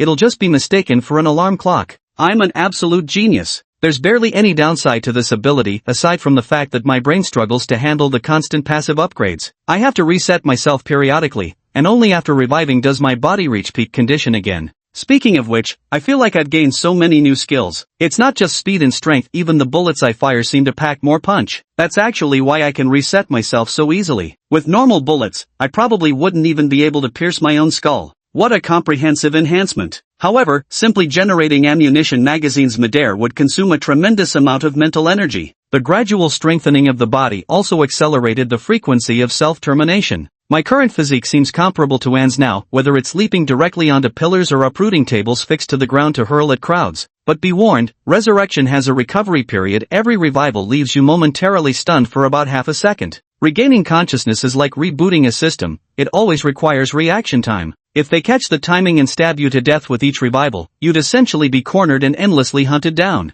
You'd practically become a minor mob vulnerable to crowd control. It seems I've inexplicably gained the ability to see through objects. I can spot a golden crowned figure walking towards the rear. Run away? What else is she planning? Before he could think it through, the white-robed nun ahead suddenly froze mid-action, raised her hand, and swallowed a small vial before standing motionless. Seeing this, the nuns behind her also began lifting trembling hands to gulp down those vials. Not moving anymore? Ready to take your judgments one by one? Only about a dozen nuns remained. Most would collapse from headshots. At first they'd seemed like monsters, but now they appeared no different from ordinary humans. Hunter sneered and fired again at a nun's head. This time was different though. Blood blossomed explosively as the bullet pierced her skull, yet she didn't fall. What the hell are you nuts? Hunter hesitated for a moment, then fired several more shots at their heads. No response. Alright. What new trick are you playing now? Hunter stepped forward, trying to walk past these guys. A chill ran down his spine. Something's definitely wrong here. The motionless nuns began to swell, their facial muscles twitching erratically. After trembling violently, the pale face began to split open like a blooming flower bud, revealing a black, hollow void with jagged edges. It was empty inside. The flesh and bones appeared to have been devoured by something. This must be like those horror movies, the prelude before the boss finally appears. It was like that moment when an alien first emerges, its cranium splitting open. Ha, I know, this is such a cliché horror movie trope. Hunter turned around, grabbed a sturdy chair leg, weighted in his hand iron, solid as hell. Do you think I'd let you out? I'm not an idiot. The club hit the nun's head hard, smashing it to pieces. There seemed to be the sound of something shattering. Isn't this way more effective than a gun? Hunter maintained his relentless pace, rapidly smashing the nuns' skulls. God knows when the phone might ring. There'd been no time to keep track since entering this place. These nuns' condition seems to involve transforming their own flesh and blood into nutrients, sacrificing them to some entity. So where did these nutrients go? Hunter absolutely didn't want to think about it. Anyway, these things were all meant to break out of their cocoons eventually. As long as you break the cocoon before the butterfly emerges, then the butterfly inside can never come out. Do you really think it's like in novels where the protagonist would foolishly let the enemy complete their transformation? Wiping the blood from his face, Hunter laughed as he blasted another hollow nun's body apart. The surviving nuns were already cowering on the ground, too terrified to swallow those small vials.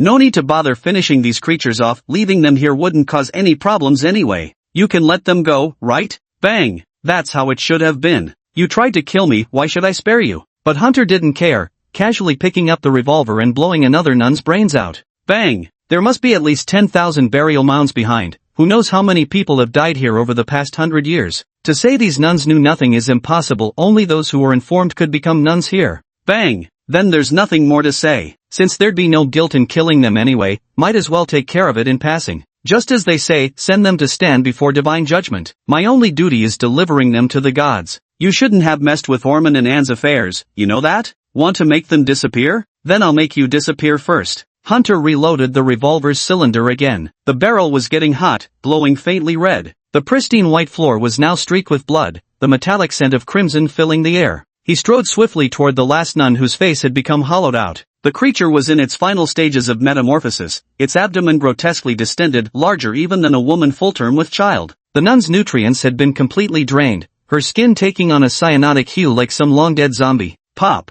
A soft sound, like something bursting open. A blue-green hand emerged from the nun's belly. Then came the arm, head, upper body, all squeezing out through the nun's stomach. It was something bizarre. Eyes without eyelids, fish-like eyes, no nose but only nostrils, with deep nasolabial folds. The exposed skin was covered in scales, and a nauseating stench permeated the air, likely due to the slime coating its body. What an ugly creature. Chapter 79, We Meet Again. Hunter inexplicably thought of goblins. Actually, goblins were somewhat more endearing. Dagon. The shot was just as hideous, tinged with traces of fear. Was it afraid of me? Then I'll let you off this time. Hunter slowly turned around. I'm not exactly a bad guy either. But next time we meet, we'll be enemies. Then he swiftly spun back and shoved the pistol into the creature's mouth, its eyes widening in shock. Good to see you again, kid. This time I won't let you go. Dagon? Bang! Bang bang bang bang! The bullets cleanly pierced through the creature's neck. Yet such injuries seemed insufficient for killing. The hideous creature raised its head and gaped its maw wide. What's the point of being so stubborn? You're just asking for trouble, aren't you?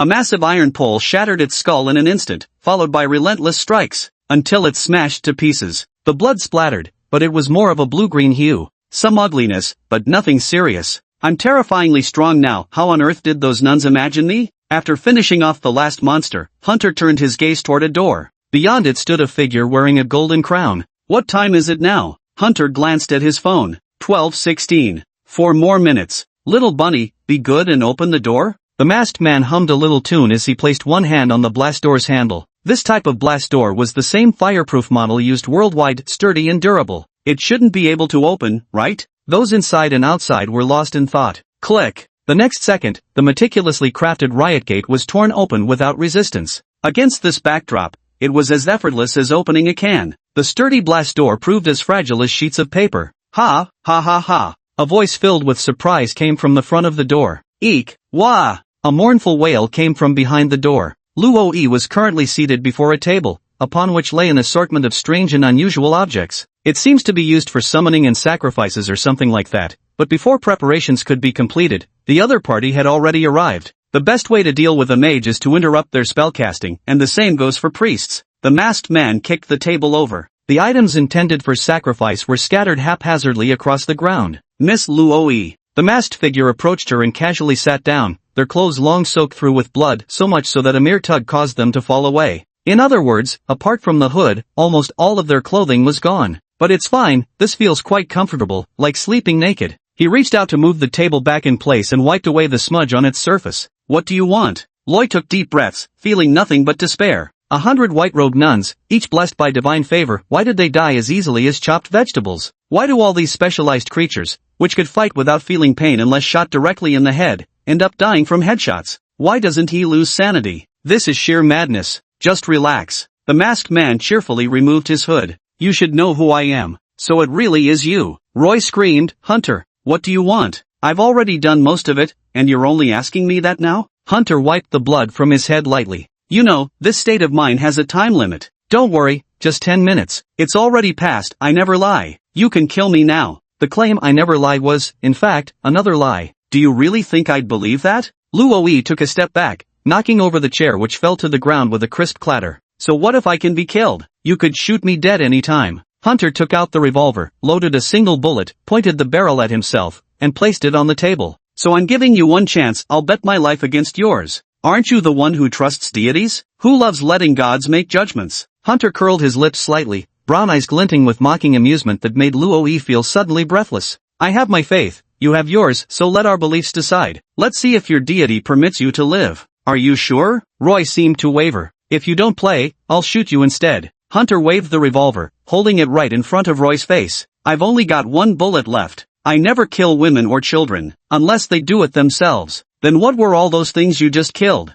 Aren't they supposed to be mystical creatures? They were transforming one after another. What does that have to do with women? They're not even human anymore, are they? I've also heard you never recruit nuns, yet the numbers haven't dwindled in a century. If they're all immortal, can they still be considered human? You're the only one who's appeared in recent years. You're probably human because you're afraid to die. One question, do you take the bet or not? If not, I'll pull the trigger. Bet. Loy immediately made up his mind. I'll take that bet. Well then, I'll go first. Hunter squinted his eyes, pressed the revolver against his chin, closed his eyes, and pulled the trigger. Click. Phew, that was a bit scary. Hunter wore a look of lingering fear on his face. Your turn. Luo trembled as he took the revolver. Ordinary humans entering this town would inevitably be guided and ultimately affected by the mean. Even if someone died here, all memories related to them would be erased. One could say it had the power to reshape the world. Why has someone now emerged who can break this stalemate? Where exactly did things go wrong? Loy closed her eyes, she couldn't bear to meet Hunter's gaze.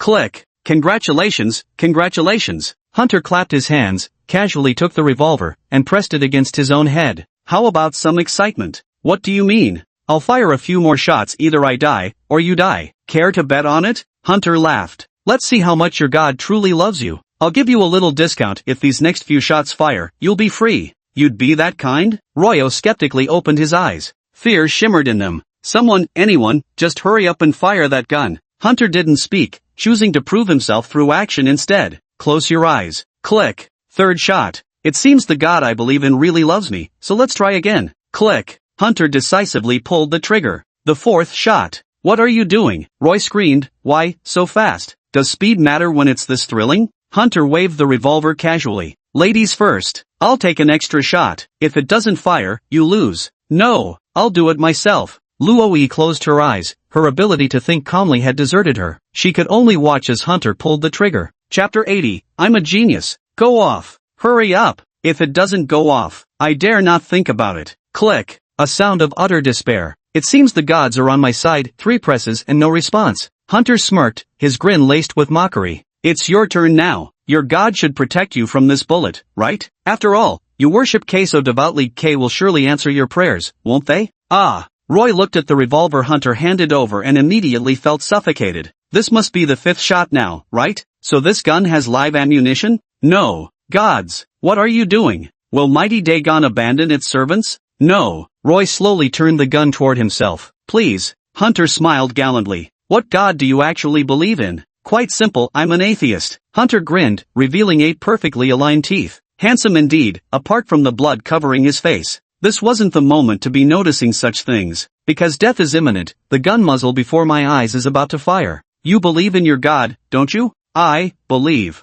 Better not hesitate pulling the trigger, you know the rules of the game. Shut up. Then do it. Are you scared? Just bet that this shot is a dud. Shut up. Loy's lips turned pale, the white cloth on her head had fallen off at some point, revealing long blue hair that cascaded down. Hunter's words were like knives, gradually slicing through her defenses. She broke. The trigger was slowly pulled. Bang! The standing figure fell, splattering blood everywhere. It was over. The scene fell silent. But the one who fell wasn't Roy, it was Hunter, his expression frozen in that instant of a smile. She turned the gun muzzle toward Hunter at the last moment. I don't want to die. It won't be me who dies. Loy gasped, the gun slipping weakly from her hand. It won't be me. She slumped to the ground. Despite having narrowly escaped death, she felt no joy. Her gaze fell upon Hunter's body before her, the wound on his head glaringly conspicuous. He survived. Did I win? I won. A cliché plot, yet unexpectedly effective. What gives you the right to be so arrogant? Aren't you dead already? Ah ha ha. Roy let out a few hollow, spiritless chuckles, his gaze shifting toward the sacrificial materials beside him.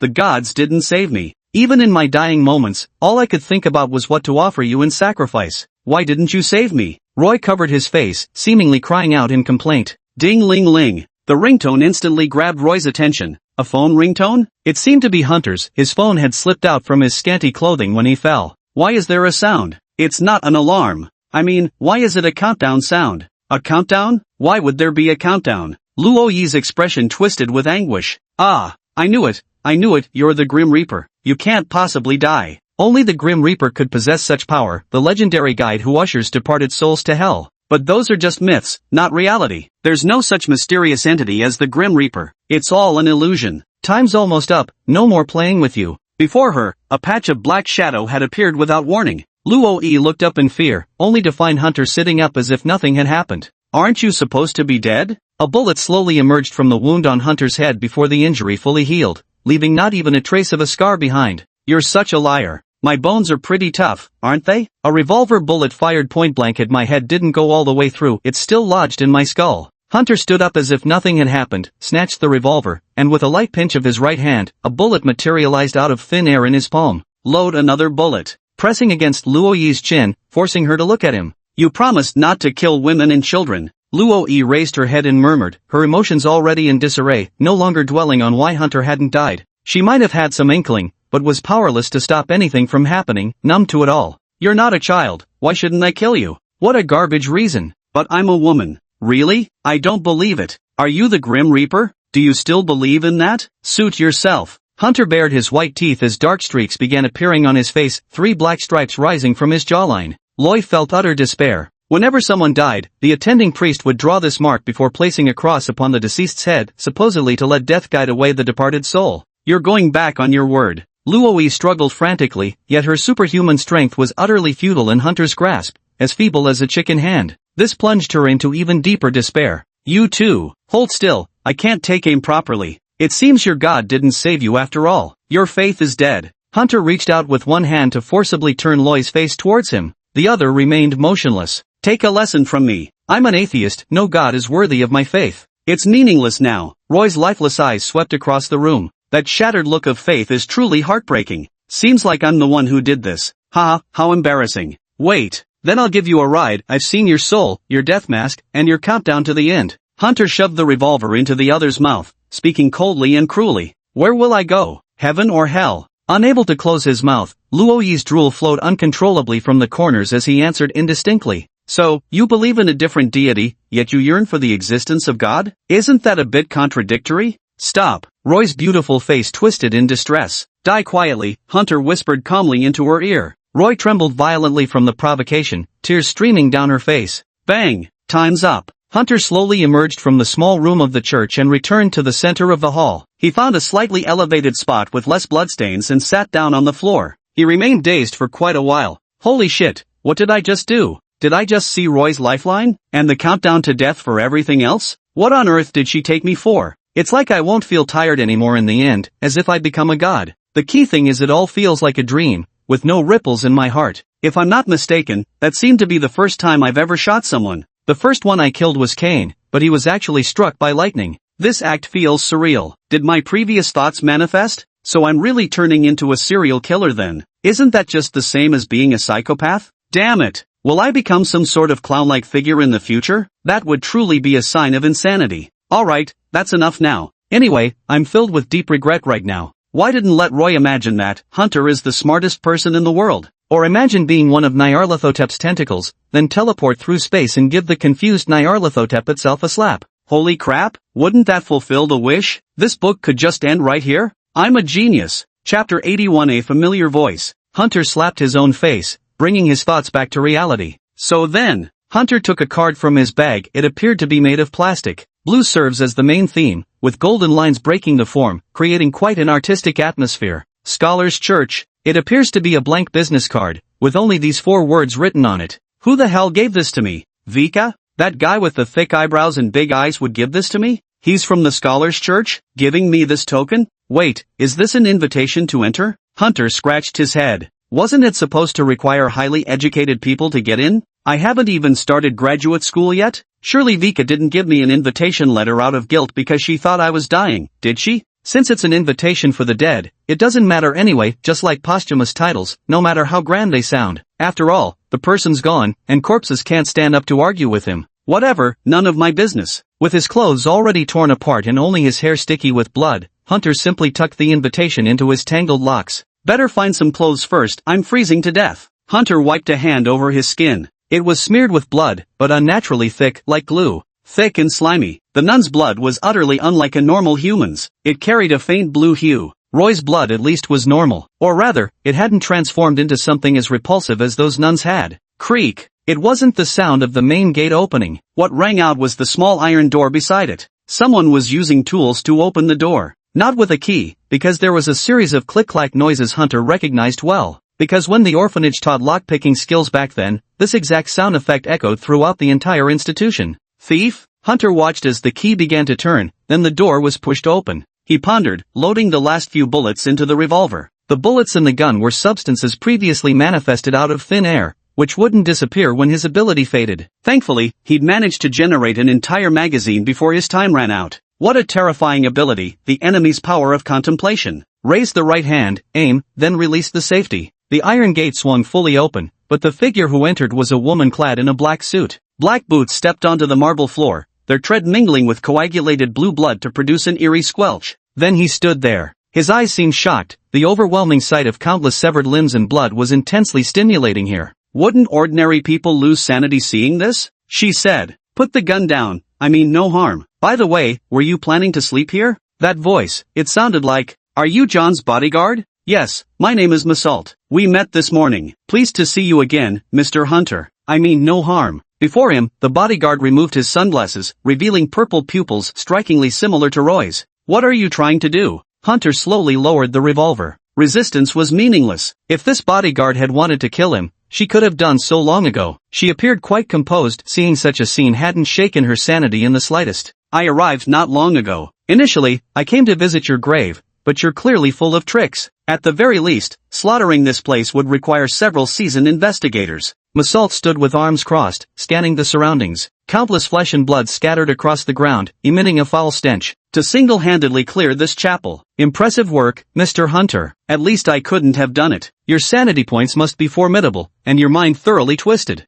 Massault praised while dressed in a black suit, her demeanor giving others an unapproachable aura. And that's supposed to be a compliment? Yes. Mr. Hunter must have many questions. I can answer some of them for you. What did John send you here for? To check if you're still alive. Plan A if dead, Plan B if alive. What do you mean? Plan A, confirmed the death at Mr. Hunter's gravesite, but I found the tomb had been destroyed from inside out. There were scratch marks from fingernails inside. You must have clawed your way out with bare hands. I admire your tenacity. Indeed, it's just useless fingernails. They say all fingers connect to the heart, pulling them off must hurt. But with only 15 minutes, one hardly has time to dwell on the pain. Worst case scenario, you end yourself once to restart. Hunter dwelled on this for a moment. Let me say this again. Anyone who buys solid wood coffins absolutely has rocks in their head. Since people die every day, can't you make some cheaper coffins? Or do you have too much money with nowhere to spend it? Then give it to me. You even used solid wood for my coffin. If we wait until the oxygen runs out, then it's truly over. Being sealed inside would be worse than death. In short, I never want to experience that a second time. Thanks. And what's option 2? Hunter shrugged. I think I might have guessed. That would be taking you to see John. Sure enough. Here, wipe yourself. The bodyguard lady handed him a towel. There's a place to wash up here. I'll take you there. Hunter remained silent for a few seconds before standing up. He took the towel to cover himself, then decisively gathered his belongings and followed Massault. I was just thinking of finding John, and here he comes looking for me. How perfectly convenient. As he left the room, he didn't forget to swipe Roy's golden headpiece. This thing is valuable. Mr. Hunter actually succeeded in forcing them into this form. Massault pointed at the fish-skinned monster that had been smashed to pulp on the ground. What on earth is this thing? The deep one, Melso frowned, walking past with evident disdain. The thing the Innsmouth people eventually became, but it's obvious that these nuns forcefully catalyzed this process with their own flesh and blood, resulting only in the birth of these malnourished creatures. I remember this thing was pretty tough. Do all the Innsmouth folks have this skill? Hunter rubbed his hands together, as if that eerie, slippery sensation still clung to his skin. It's not all Innsmouth people, only the females and specifically those who've mated with humans. Why? Humans make the best sacrifices, especially the females. Massault took a deep breath. But there's no need to worry too much. They only become this way because of divine protection. Their true forms are actually quite fragile. You can easily eliminate them during the incubation period. All right, Hunter shrugged. What does John think? To see you, otherwise he wouldn't have sent me to find Mr. Hunter. Massault walked, pointing to a room. That's where the nuns usually bathe, and there's even a bath with soap. No, how do you know so much? Have you played here before? Hunter looked into Merceau's eyes, those beautiful violet pupils. This guy's eyes are exactly like Roy's. They must be related somehow. Because I used to be one of them. Meursault smiled, not shying away from the topic. The golden crown kind, until a few years ago when John rescued me from there. So does everyone who's ever led here have purple eyes? Chapter 82, Far Too Heartless. Cool. It must be another damsel in distress scenario, where John rescues Meursault, and then repays the debt by becoming his bodyguard. No men's bathhouse? Only women here, Meursault replied. It's the will of the gods. Only those capable of reproduction can work in the church. No matter how you look at it, it seems like the gods are running a harem. What a sick sense of humor. Hunter stepped into the bathhouse with his clothes in his arms. The air was filled with a faint scent. This is rather stimulating. Though empty now, imagining all those nuns bathing here daily is quite something. Stop. That's quite beneath me, truly unbecoming of a gentleman. Meursault leans against the door, takes out a cigar, puts it in his mouth, and lights it. Why so quiet? What are you doing? After a long silence, Meursault exhales a puff of smoke and asks, first time entering a women's bathhouse, feeling a bit shy. A hesitant voice sounded. Humph, just an excuse. It must be fear from having just killed someone. It's normal for rookies fresh out of the gate to react this way. It's only natural to feel somewhat frightened after just killing all the nuns who were bathing here. Judging from his records, this seems to be his first murder. He'll probably be nauseous for hours. Some people weep for hours after their first kill, others find somewhere to vent. He'll probably follow that pattern. He's certainly got the makings of a natural-born killer, judging by his methods. Come to think of it, what was I like before? Meursault lifted his head and pondered for a moment. Most of it's faded from memory now, only John's words remain, saying I used to be an assassin. Plop. What the hell is that noise? Woohoo! Hunter's voice came through, sounding oddly excited. What are you doing? Melville asked in confusion. Was he shouting loudly to bolster his courage out of fear? Ow! And why was there that scraping sound? Think about it, a young man full of vigor, walking into a women's bathhouse. The sound of friction. After killing someone for the first time, one always needs an outlet, either to weep or find some way to vent. Outlets come in many forms. Physical fitness counts too. I didn't dare think deeper, because I could guess what this guy was doing. You're insane. Meursault's cheek twitched, his beautiful purple pupils trembling. What the hell are you doing here? Venting your damn urges outside the women's shower? Hearing this bizarre commotion, bodyguard couldn't take it anymore and violently swung the door open. At least find someplace deserted for that. Her voice cut off abruptly. It was indeed a rather peculiar sight. Carved from a single massive stone, the oversized bathtub featured a sloped design lower in the center and elevated at the edges. Perched on the higher rim, Hunter lathered himself with soap before sliding down into the shallow basin. To prevent slipping, grooves had been carved along the rim, allowing him to wedge himself securely between them without sliding over the edge. From top to bottom, one smooth glide all the way down, so slick it's as fun as riding a pirate ship. Woohoo! With such a cheerful demeanor, there's no way they look like someone haunted by the psychological trauma of murder. Is this person's mind actually normal? There's a slide in here. Hunter enthusiastically began his introduction, but suddenly stopped, a slightly shy expression spreading across his face. Bodyguard sister, I'm not dressed yet. Hunter blushed and covered himself with a towel. Though I'm well aware of my superb physique, muscles firm, limbs perfectly proportioned like golden ratio, don't you think you're being rather audacious? I'm only 22, you know? Who the hell wants to see your tiny little thing? Meursault felt his blood pressure rising. So you think this is fucking funny? But this is a massive bathtub. It's even bigger than my own house. Hurry up and finish washing. Would you like to give it a try too? It's really fun, you know. Hunter stood up and flung the towel off his hand directly. What are you doing? Meursault was about to dodge when he noticed Hunter wrapped in a bath towel. You're wearing a towel, aren't you? Let me push you. Feels so smooth, this bathtub must have been hand polished. No machine could ever achieve this kind of smoothness. Hunter didn't answer her question, instead enthusiastically explaining how to use the pool slide. Get lost. Meursault felt his vision was under extreme assault. Is this guy completely heartless? Or is he just a pervert? In any case, they finished showering. Hunter changed into a new shirt and breeches, which Meursault had hastily bought. Though the church was a sea of blood, the shops outside remained open as usual. You actually knew my size? Hunter was somewhat astonished. Just took one glance. Meursault breathed a sigh of relief. At least there were still things this guy didn't know. Otherwise he'd seem too perfect, good at fighting, clear-headed, making me feel like I was the younger one. Remember to wear this. Meursault handed him a pair of sunglasses. What are these for? You'll understand once we hit the streets. In this godforsaken place, don't let those things see you, and never let them know your eyes are open. Hunter took the sunglasses and put them on. That's about it. Let's go. Masalt led Hunter to the back of the church. This is the church's backyard, meaning the place where dead people are buried, right? Yes. Melville pointed to a distant place. For the past 100 years, this town has been swallowing countless people. These graves, you knew about them too, didn't you? Hunter turned his head. Why can't we livestream this for the whole world to see? No one would believe it. You can leave the other questions for John. Melville responded and gestured toward an exit. We'll go that way, circling around the outer edge of the whole town to get back to where John is. Why? According to the correct history here, you're already dead, or rather, non-existent, in everyone's memory. Then what do they see me as? Thin air? Or a corpse walking around? No, more likely they see you as someone etched deepest in their memory, maybe the one they loved most, or the one they hated most. How did you know? Hunter stared at Mercier's profile. Were you buried there too? I plead the fifth, Mercier replied with a smirk. Alright, so if I show up casually, there'll be major trouble, right? Good that you understand. Masalt turned to look, and so did Hunter. Behind them, the church still stood pure and white in that moment. No one knew that inside the white church had now become a sea of black and crimson. The massive door sealed tightly, isolating all smells from the outside. White bread with chocolate filling. Hunter muttered. You're quite humorous, Mr. Hunter. Masalt curled his lips. Just act normal, take it easy. Wait for me to pick you up. Masalt was the first to step out of the church area, glancing around cautiously before heading to the parking lot to start his car. Chapter 83 The Uncultured Brute. Get in the car. Masalt rolled down the car window and tilted his head toward Hunter. Feels like I'm a celebrity. Hunter climbed into the car. Never thought I'd get the VIP car service treatment. A star would never fail to make an appearance. Masalt sneered as he stepped on the gas, and the car began to move. You're the only glitch left in this entire town. Details, please. Because you died, the town confirmed you completed the death procedures and were buried in the backyard, so all memories related to you were erased. No one will recognize you anymore. If I were to step onto the street right now and show my face, the crowd would split into two. One group would see me as their dearest kin, the other as their sworn enemy. If I raised my voice at this moment, these two sides would battle, one to protect me, the other to destroy me.